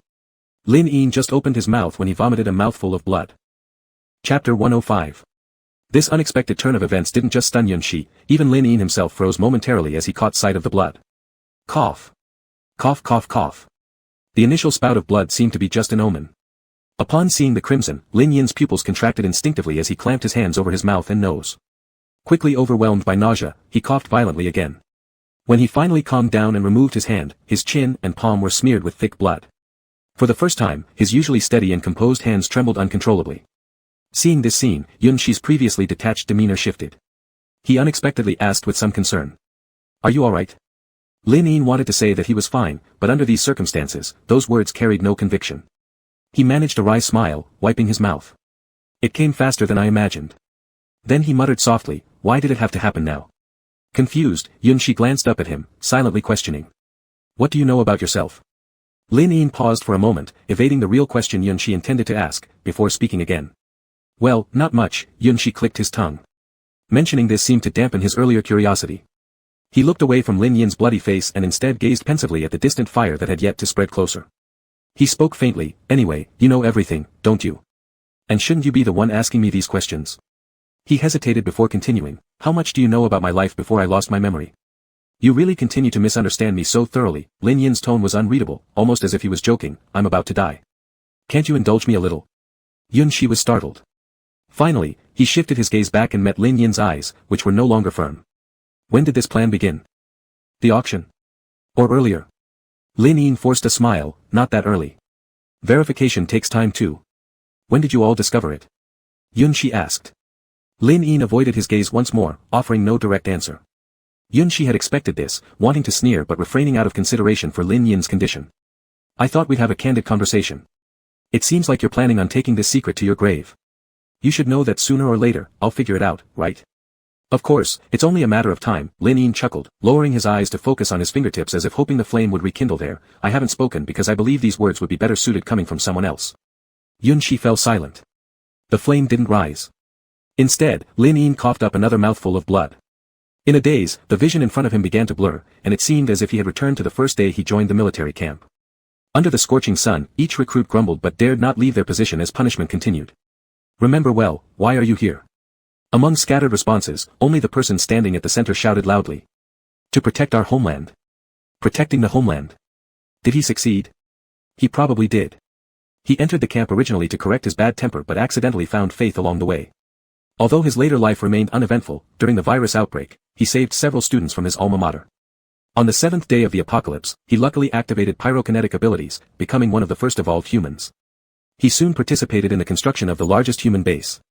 As a key commander, before each expedition, he would always ask the group of subordinates, "Why are you participating in this mission?" The end of the world wasn't like the old days. People usually racked their brains trying to give perfect answers to such questions to impress others. Here, though, people spoke with strength. Most of them answered they needed points to survive. Points were essential to establish oneself. This answer was expected. Lin Yin didn't contradict it. Instead, he stared at them seriously and responded with his own answer. "My purpose is to let more people survive. These people include you. A terrible environment can alter many things, beliefs, relationships, even personalities." But Lin Yin's belief seemed to change only slightly. From protecting homeland to more people surviving. Ha! A selfish experimental failure causes countless people to bear its consequences. Lin Yin's breathing had already become somewhat unstable, each word extremely difficult to utter. "Do you think this is fair?" Yunshi hesitated for a moment. "I don't know." Yes, he did not understand where Lin Yin's intense determination came from, nor did he know how to deal with it if the vague truth was unveiled. "As I expected, you would answer like this. But I think you will find out soon." Lin Yin looked at him and slowly reached out his hand as if to pat Yunshi's shoulder to comfort him. However, after coughing up another mouthful of blood, his body uncontrollably leaned forward. In the past, Yunshi would have coldly stood there watching him fall, then left without hesitation. But now, when the other's fingertips brushed against his clothes, Yunshi felt a strange emotion rising within him, and he instinctively caught Lin Yin before he fell completely. Then, his once clean clothes were marked by a bloody handprint. Lin Yin no longer had much strength left, and could only gasp for breath in small intakes. Even though the bleeding had stopped, the crimson still seeped from the corner of his lips.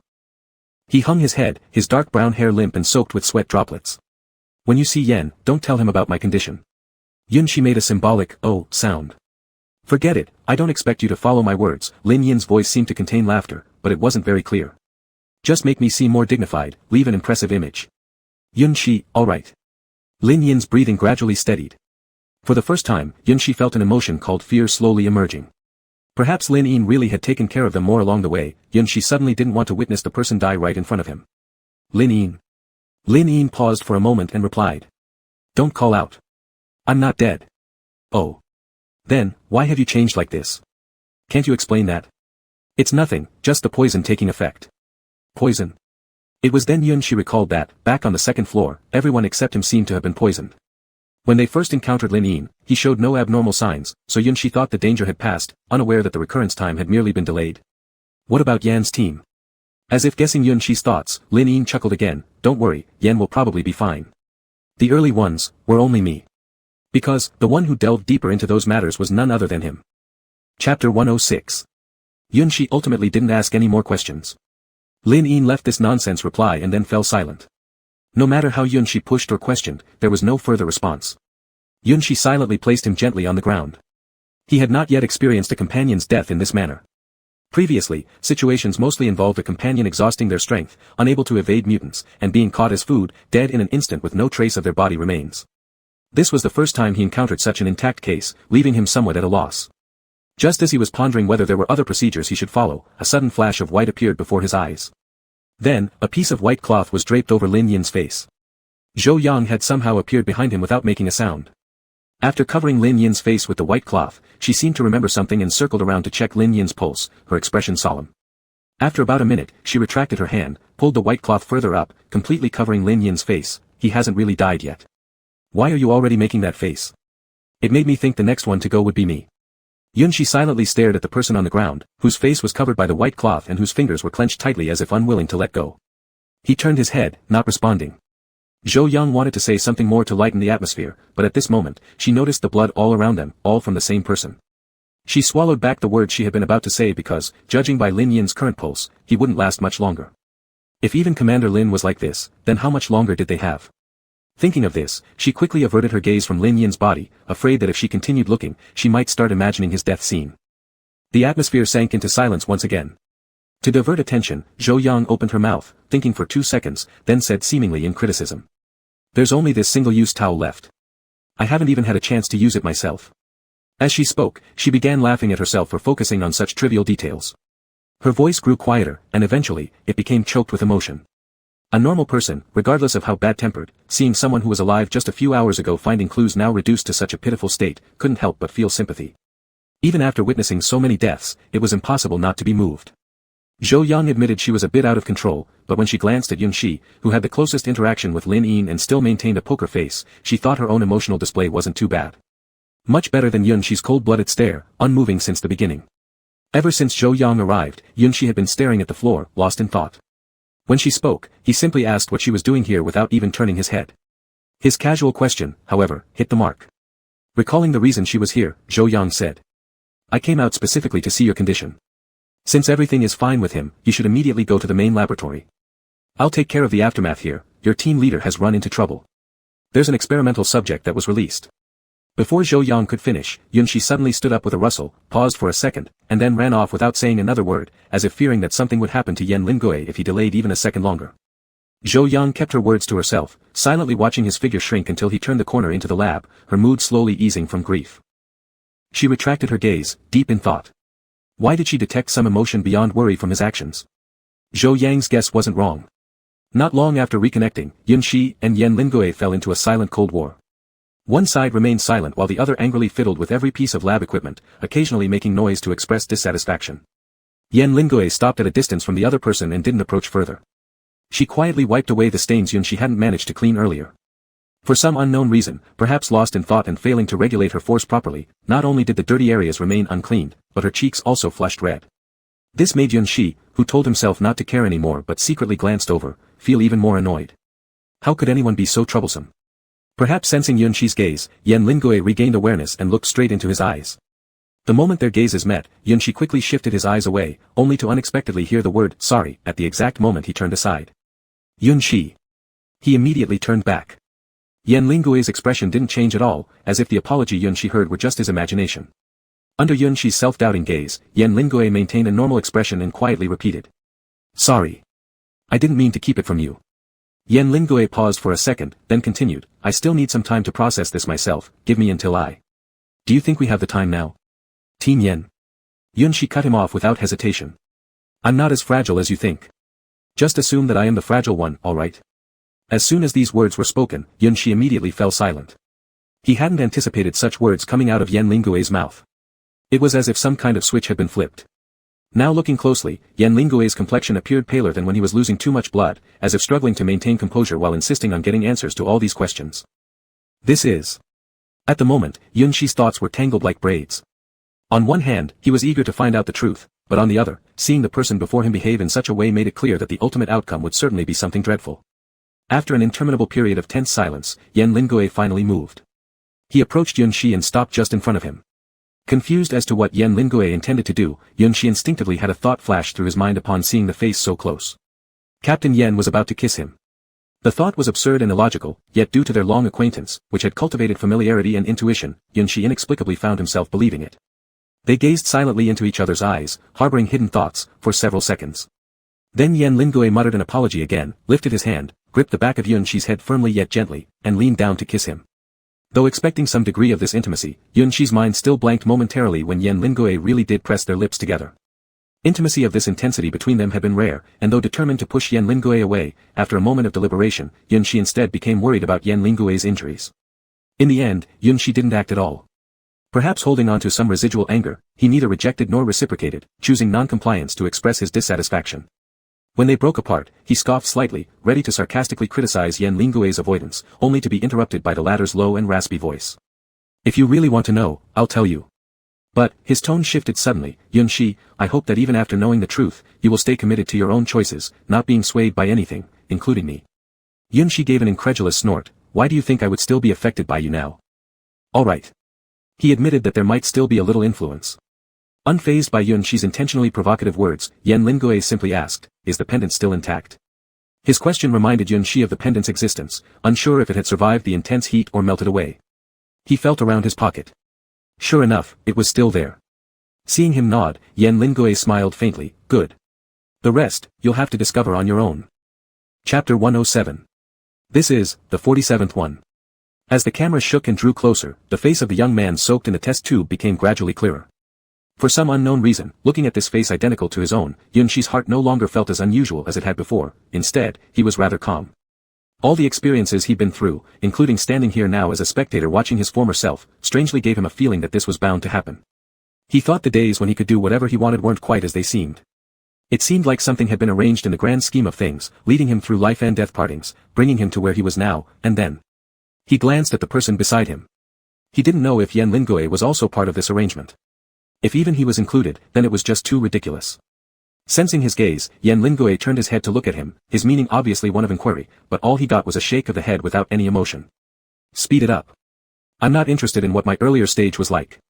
After finishing speaking, Yunshi stopped looking at him. Besides a bit of sulking, there was mostly an inability to face him properly.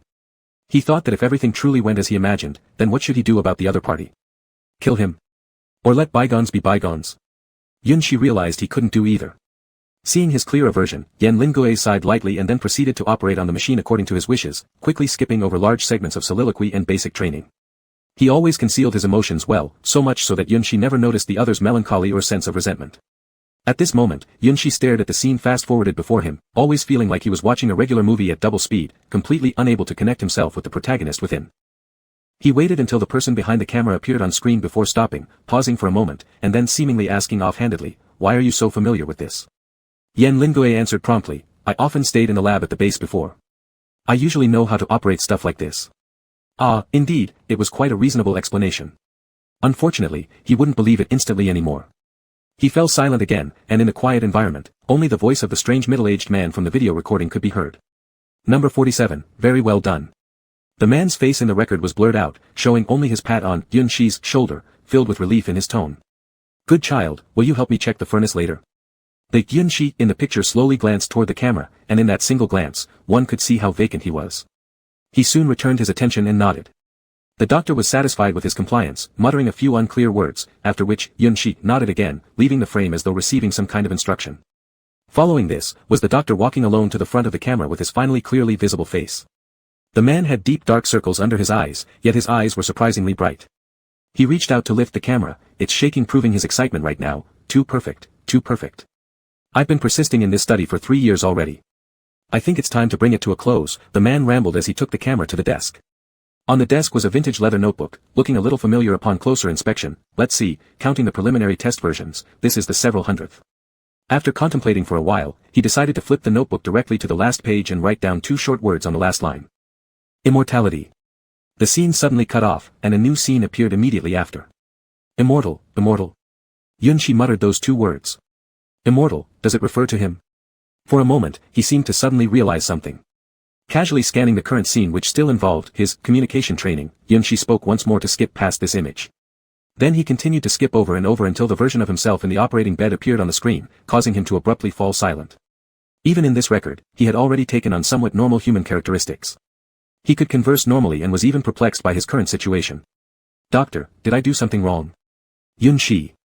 Although curious about everything from the past, Yunshi couldn't bear the sight of what he used to look like back then, especially with Yan Lingui around able to witness it. How embarrassing. Take it easy, good child, this isn't punishment for you. Alright, that made it worse. Out of curiosity, Yunshi sneakily glanced at Yan Lingui to observe his reaction, but saw his frowning deeply, appearing extremely unsettled. Could those few words really have so much killing power? Thinking this, he turned his head again and was startled when he saw the picture clearly. The him now was being cut open. Or rather, he was undergoing a surgery. Since Yunshi had memory, he hadn't suffered any wounds that would leave cuts. His healing ability was extremely strong, even if he sliced himself, he would recover very quickly, so he had never paid attention to how his internal structure differed from an average person's.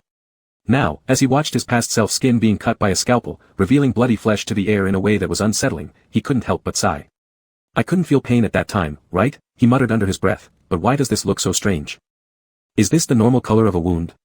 Before he could study the difference further, he saw the doctor suddenly stop, which likely meant the incision had reached an appropriate level. After putting down the scalpel, he took out tweezers from a set of tools, then picked up something with them. The camera position was too far away for Yunshi to see what it was clearly. All he could vaguely make out was that the object under the surgical lamp seemed oddly familiar. Just as he wanted to call for a pause to investigate thoroughly, the screen went black. Yunshi took a deep breath. What happened? Yan Lingui obviously didn't expect an error either. He softly said to wait for a moment, then leaned down to inspect. After a while, he hesitated. It's gone. Gone. The records are gone. Yan Lingui nodded faintly, himself not quite believing it. That's all there is. Yunshi grabbed a handful of his hair. I thought we'd know everything once I've finished watching. Just wait. For what? The professor disappeared. The same voice came out simultaneously. Yunshi was stunned for a moment before realizing and immediately looked over. The blackout just now was like someone deliberately cut off that part. When the light returned, the cameraman had already changed into himself. Yunshi appeared particularly unfamiliar with operating the camera, standing in front of the lens for several seconds before slowly starting to say these words. As he spoke, he held on to the fabric over his left chest, looking uncomfortable. This place is getting hot. The professor said that when this happens, I should leave. He lowered his head and whispered something that made Yunshi now feel surprised. He also said that if that day ever comes, no one will be able to bully me anymore. Chapter 108, Final Chapter. This seemingly childlike statement resonated like a thunderclap. In that instant, the missing pieces of Yunshi's puzzle, which had always been disconnected and elusive, suddenly snapped together. If someone else said this kind of statement, it might just be exaggerated rhetoric, but when coming from the almost insane doctor, there was no certainty about that. He truly meant every word he said and would follow through with his promises. Instinctively, Yunshi touched that spot just as the person on the screen did, though unlike them, he felt nothing unusual now. Vaguely, he remembered someone once telling him that this place was where the heart was located. However, his heart had never beaten. At that time, Yunshi didn't find anything wrong with this and only thought it to be another side effect of evolution. The surgery recorded in the logs paused halfway, the deliberate disclosure of partial information by the similar individual, Lin Yin's attitude and hints while nearing death, plus. When he first saw part of the crystal sample, an inexplicable resonance followed. The problem had always centered around him. This is such a bother. Yunshi raised a hand to rest against his temple, and everything around seemed to fall into silence, unable to take in any other sounds. The truth he had long desired finally unveiled itself, but for the first time, Yunshi entertained the thought of running away from the fact, wishing to suppress it back down. After a long pause, he asked quietly, Yan Lingui, will I die? It was clear that since meeting the people around him, he had never called the person by their full name. When Yan Lingui heard this, his heart felt like it was pierced. Before he could answer, Yunshi continued unprompted. Forget it, you don't have to say anything, I can guess what you'll say anyway. His voice was so soft that he again posed a question previously asked, and one he didn't quite understand: why do all of you like sacrificing yourselves for the greater good? The world has always functioned on survival of the fittest, the strong should survive. Why does everyone care so much about the fate of the weak? This question he couldn't answer before and still couldn't now. But when Lin Yin, who possessed immense skill and survival capability, so easily lost her life, for the first time, he thought that perhaps the strong and the weak were not very different at all. Yunshi fell into deep conflict, to the point that even when Yan Lingui called out to him, he didn't hear. Only after Yan Lingui shouted 3 or 4 times did Yunshi barely come back to reality, responding absent-mindedly. Yunshi, Yan Lingui softly called his name. Regarding the issue you mentioned earlier, I've thought about it. He hesitated for a moment, as Yan Lingui was not skilled with words. His rare excesses were almost always directed toward Yunshi. Your thoughts may be correct, but in this world, there are not many true, strong individuals, he said. Even the strongest will deplete their abilities one day, and then they too will face elimination. Yunshi frowned, wanting to say that such a day wouldn't come for him, but reconsidered and swallowed his words. In the end, he simply chuckled lightly, that's right. Now, aren't I already being eliminated? No, I don't think that way. Surprisingly, Yan Lingui denied this notion. No one knew what decision he faced. Not even Yunshi understood entirely, knowing only that he and Lin Yin had worked together to bring him here, deceiving him for a long time. True, some influence from his former team leader contributed to this development. Still, Yan Lingui couldn't provide excessive justification for himself. Even at this moment, he made no excuses. The person standing at the edge of the cliff cannot decide their own retreat. You can leave, Yunshi. With this statement, he would abandon the responsibilities and beliefs he'd carried for most of his life. Perhaps even his life. As you've said, survival of the fittest is an unavoidable law of nature. Even if society rebuilds, this law will remain unshaken. You can continue living by this law. His words were veiled, yet the meaning was strikingly clear. Yunshi understood and lapsed into silence again. Yan Lingui showed no urgency for an answer, quietly standing still as if he could accept whatever outcome might arise. At this moment, Yunshi started to ponder why Yan Lingui would go so far when, based on his prior actions, there was little indication that he held any deep affection for him. Similar to how Yan Lingui originally didn't understand why anyone would become fixated on someone they just met. After a long while, Yunshi slowly shook his head, giving no hint of what he was thinking. Still no. Team leader Yan. Yunshi. A sudden shout broke through the heavy and oppressive atmosphere behind them, interrupting their exchange. Yunshi paused, glancing backward. He noticed that Chen Sheng and Su Shirshu, who were supposed to stay below, had climbed upstairs. Among them, Zhou Yang, who had volunteered to take care of the aftermath, was supporting Lin Yin with Chen Sheng and brought her up as well. Lin Yin's head hung down, making her look as if she were asleep. The shout came from Chen Sheng. After shouting, he saw both of them unharmed, but for some reason his eyes turned red. Chen Sheng wanted to say something, but when he opened his mouth all that came out was a choke, leaving Su Shirshu to speak instead. When we came upstairs, the corridor was scorched black. We coincidentally saw Zhou Yang bringing Commander Lin, and then this guy didn't listen to any explanation, assuming something happened to you two as well, and insisted on checking. Had Chen Sheng not noticed Zhou Yang struggling slightly, taking it upon himself to protect Su Shirshu out of concern they might argue, they would have rushed over even earlier. Currently quite weak, Su Shirshu's voice explaining the situation was hoarse, but his reasoning remained intact. Beside him, Chen Sheng was furiously nodding, then in the next second became alarmed again upon seeing the blood on Yan Lingui's body. Just as he tried to speak, Su Shirshu beat him to it. Captain Yan, why do you look so disheveled? A small trouble, nothing to worry about. After speaking, Yunshi's gaze shifted back toward him, prompting Yan Lingui to think and add a statement. They don't know. What don't they know? Zhou Yang looked at them confusedly, and then, seemingly recalling something, handed Lin Yin over to Chen Sheng before stepping out briskly. When he returned, he dragged another person inside. Guili, or rather, Guili perhaps showed no expression as she let Zhou Yang drag her along the floor without an ounce of team camaraderie. Yet, as she entered, she couldn't help but complain tonelessly, my legs are already ruined, does it mean you need to treat me like this? That's your own damn fault. Zhou Yang barely resisted punching her already bruised face again. Do you have any idea the captain almost died? You don't deserve anything less, even if your 4 limbs are broken. For a moment, a flicker of guilt crossed Guili's face. After a while, he smiled faintly, but I only have little Ez left as my family. What could I possibly do? While saying this, he patted his mangled limbs hidden under the trouser legs, dripping with fresh blood, then lowering his eyes. Moreover, I've already paid the price, haven't I? Humph, Zhou Yang eventually refrained, considering past teammate bonds. Seeing Chen Sheng curiously examining them both, he casually explained, that's the one I was looking for. He betrayed our captain just to get a cure for himself, and as you can see, now he is suffering consequences. Guili accepted full responsibility for his crimes, even cracking jokes. Hey, you shouldn't have dragged me here, I am no longer part of your organization. Interrupted halfway by Zhou Yang raising his fist again, Guili could only laugh nervously and close his mouth. As chaos erupted over something unclear to everyone else, the atmosphere remained somewhat tense on one side. Yunshi kept a distance from the crowd, listening to their mixed voices and blinking his eyes. There sure are a lot of people here. Thinking this, what Yunshi actually said was, "Still no, Captain Yen." Chen Sheng, huh? The recently arrived group was completely baffled, clearly having no clue what he was talking about. Yunshi did not intend to elaborate further. Instead, he turned around and gave a slight smile to Yen Lingui, the only one fully aware. Running away isn't my style. Yen Lingui looked at him, neither is giving up. Chen Sheng became even more confused, what secret code language are you two speaking? But none of the teammates were willing to provide clarification for him, only Zhou Yang, who was reluctantly pulled into the situation, vaguely guessed something and stepped aside, lowering his presence. Captain Yen, Yunshi seemed to return to his previous casual attitude, laughing, "I know you're dense, but at this point, is regret still appropriate?" Yen Lingui took a deep breath. "Not too long ago, when we split up, Lin Yin told me the true purpose." "Is it important?" 3 words plunged the room's atmosphere to freezing point. Chen Sheng failed to realize the gravity of the situation despite this, and attempted to ease the mood, quickly being silenced by the sharp-eyed Su Shirshu. At this moment, anyone except those directly involved would be better off staying silent. Yen Lingui found himself momentarily unable to respond. Possibly realizing his words were too harsh, Yunshi thought for a long while and added, "I don't blame you, Captain Yen, I understand." Yunshi suddenly stopped. Yen Lingui avoided eye contact, repeating the phrase under his breath, audible only to himself, "I understand."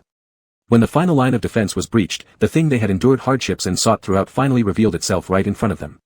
Even through a layer of specially made glass, the shockwave caused by the incomplete crystal with its vibrant hues among the group did not diminish in the slightest. Yunshi stood there observing, watching Yen Lingui deftly handle complicated programs no one else could comprehend gave him insight into why they had ended up on opposing sides. People like Yen Lingui seemed destined for positions of power, whether it was his superior origins or calm temperament, he was bound to be an exceptional leader. Of course, for humans. Yen team leader, how do we retrieve this? Shouldn't we use some kind of protective shield? Chen Sheng felt somewhat at a loss. When the crystal fully revealed itself before them, he couldn't help but feel a bit of fear and instinctively took a step back. The reactions of others weren't as pronounced as his, but their expressions were grim. Guili was already injured, and now appeared deathly pale. Zhou Yang noticed this and informed everyone that Guili needed rest, taking him away temporarily from the scene. Chen Sheng also felt a bit uneasy seeing this, ready to take Su Shirshu and leave when he realized that apart from him, everyone else remained standing firm. Unsure whether to stay or go. Fortunately, his captain gave the order, "You'd all better step out. This place isn't suitable for you to linger long." Chen Sheng quickly agreed. The discomfort throughout his body left him with no time to wonder about why 2 people remained unmoved. He exchanged glances with Su Shirshu, then they too exited. At this point, only the 2 of them were left in the high-level lab. This time, there wasn't much conversation between the pair. "After the glass door opens, I will also briefly depart," Yen Lingui said. Yunshi immediately understood based on the earlier performances of the others, "I see. This thing poses quite a significant threat to your human bodies." Hearing the term, human, Yen Lingui paused momentarily, then subtly nodded his head in affirmation. Silence reigned again. Yunshi didn't look at him, choosing instead to silently count down in his heart. 10, 9. Yunshi. 8, 7. You have always been you. 6. Yunshi finally lost his outward composure, realizing his emotions were not due to longing to see Yen Lingui, but to fear. Because he remembered. He recalled being the first tester of the virus, those mutants who couldn't approach him were afraid of him, not because of any special ability but something deeper. And the experiment that leaked the virus, leading to environmental pollution, was solely conducted to increase his so-called antibodies. As for the crystal, it contained even more virulent pathogens, far from weakening or offering protection, it induced a shared sense of dread among infective entities. The doctor had given him the power to be feared by all, laying out a path for him, ensuring that even after losing his memory, his position would remain stable. Similarly, when emotions emerged and he chose to deviate from the predetermined path, an option existed for him to end everything according to his wishes. What should I do, Yen team leader? What must I do? This marked the first time Yunshi had shown confusion, though his question didn't necessitate an answer. The countdown continued, he heard a sigh behind him followed by a brief embrace, then Yen Lingui's steps gradually faded away. When Yen Lingui reached the doorway, he caught a whisper fleeting into silence. Don't forget me. 10 years later. After another biology class ended, children curiously gathered around a new sprout growing abruptly in the wasteland. Bold One stopped the biology teacher just about to leave and questioned him. Chen Xing smiled and patted the boy holding onto his clothes while looking up curiously. That's something you don't need to know yet. Your current top priority is figuring out how to keep it alive in this soil. But, Teacher Su from the medical room says that our homework after class is still too difficult for us, that you're intentionally making it hard on us, one child replied. Chen Xing's smile froze upon hearing this. You teacher Su doesn't know anything. He's just a layman. You shouldn't listen to him, got it? Chen Xing huffed, denouncing Su Shirshu thoroughly in front of the kids before walking away satisfied. Leaving the teaching building, he arrived at the research institute, greeted the gatekeeper, then ascended familiarly to the second floor. As usual, arriving early, Chen Xing found a seat outside the conference room and waited impatiently for the boring meeting to conclude. It was hard to imagine such a life of relative stability had continued for 4 years. 10 years ago, Yunxi opted for self-destruction. The thing that had been surgically placed inside him to keep him alive was one with the core. Their coexistence meant that any destruction to one would cause a great impact on the other. Even though the core influenced by this process still instilled deep fear in psychics, fortunately, its surface toxicity had almost entirely disappeared. Non-psychic members could take turns conducting frequent treatments, barely managing to bring him back to base. What they didn't expect was that as soon as they returned, another fierce battle erupted. Without most of the high-ability individuals present, the base was nearly on the brink of collapse. Simultaneously with their arrival at the Dead City, a tide of zombies surged in. Apart from Base A, which was barely holding up, Bases B and C were practically wiped out. The few survivors all took refuge in Base A. Even after their return, this battle lasted a full week, resulting in many deaths and injuries. The sole silver lining was that there were no new mutants surging in from the first day they got back. It took nearly 2 months for the remaining survivors at the base to painstakingly restore the city back to some semblance of normalcy. Later, those who returned from the Dead City were distributed into various positions according to their preferences. The former first team of Base C, one of the rare teams that had almost fully returned intact, received admiration. Word had it that their vice-captain suffered severe injuries and never showed up again. For 10 years, he stayed in recovery, leading quite a number of people to whisper if the former celebrated figure even still existed. Moreover, Zhang's team, known for his tenderness and having once wielded considerable authority, met an unfortunate end. Someone found his mutilated body while clearing the battlefield.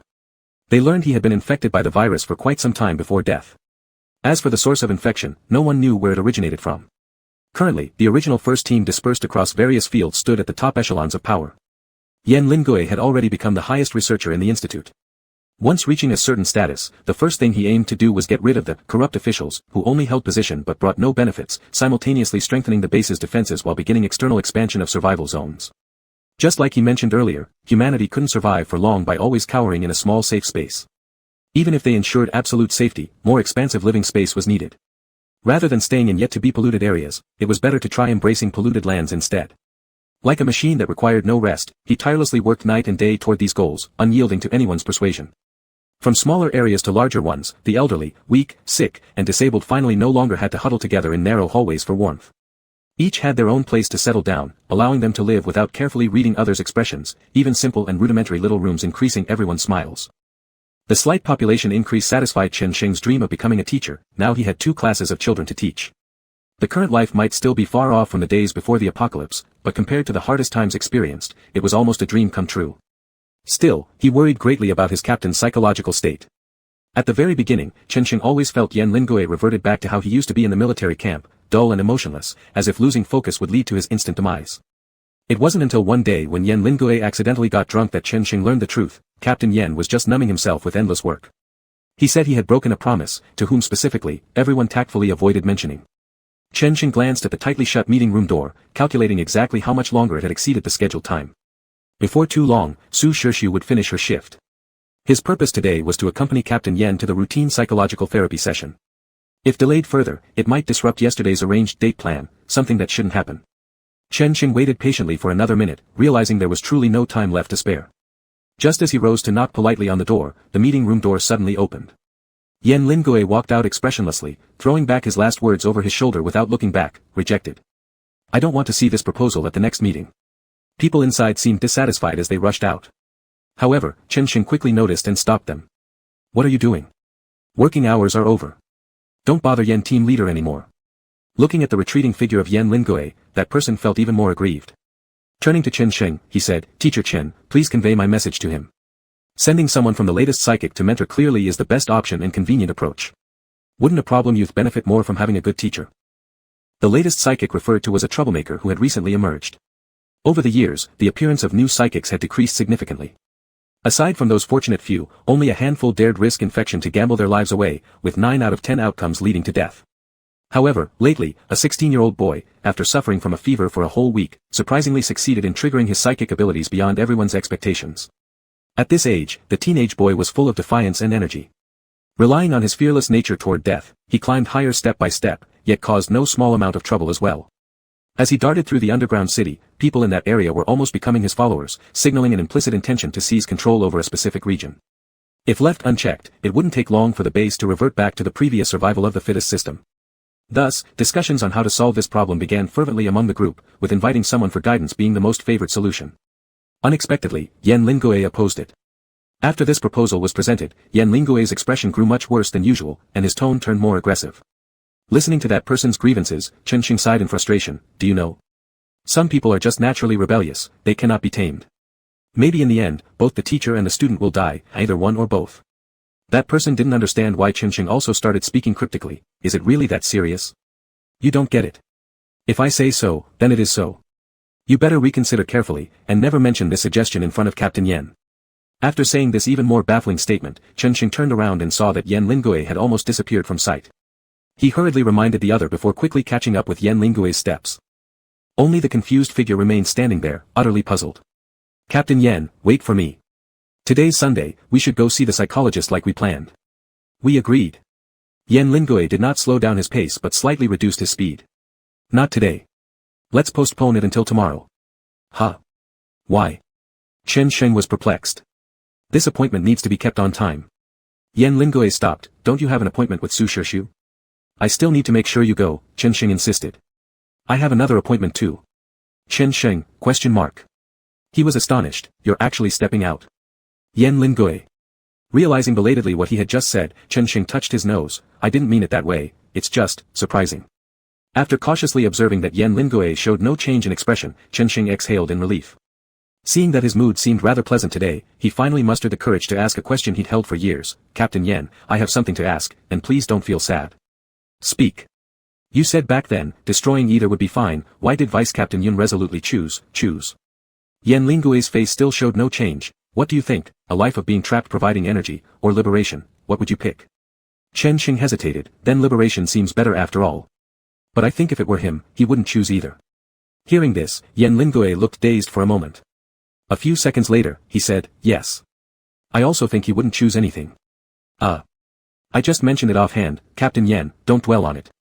Realizing the atmosphere was starting to shift, Chen Xing quickly changed the subject. Who are you meeting today? At least I need some explanation to give the psychologist. Yan Lingui was silent for a few seconds, then smiled faintly, an old friend. Before Chen Xing could inquire who this old friend was, Yan Lingui already lifted his foot and walked away once again. This time, he didn't stop anymore. In recent years, while achieving considerable success, Yan Lingui had also managed to secure himself an independent laboratory. Every day, he would spend 3 hours in the lab, sometimes he'd even stay overnight for a few days. They all wondered curiously what treasures inside the lab made him visit so often.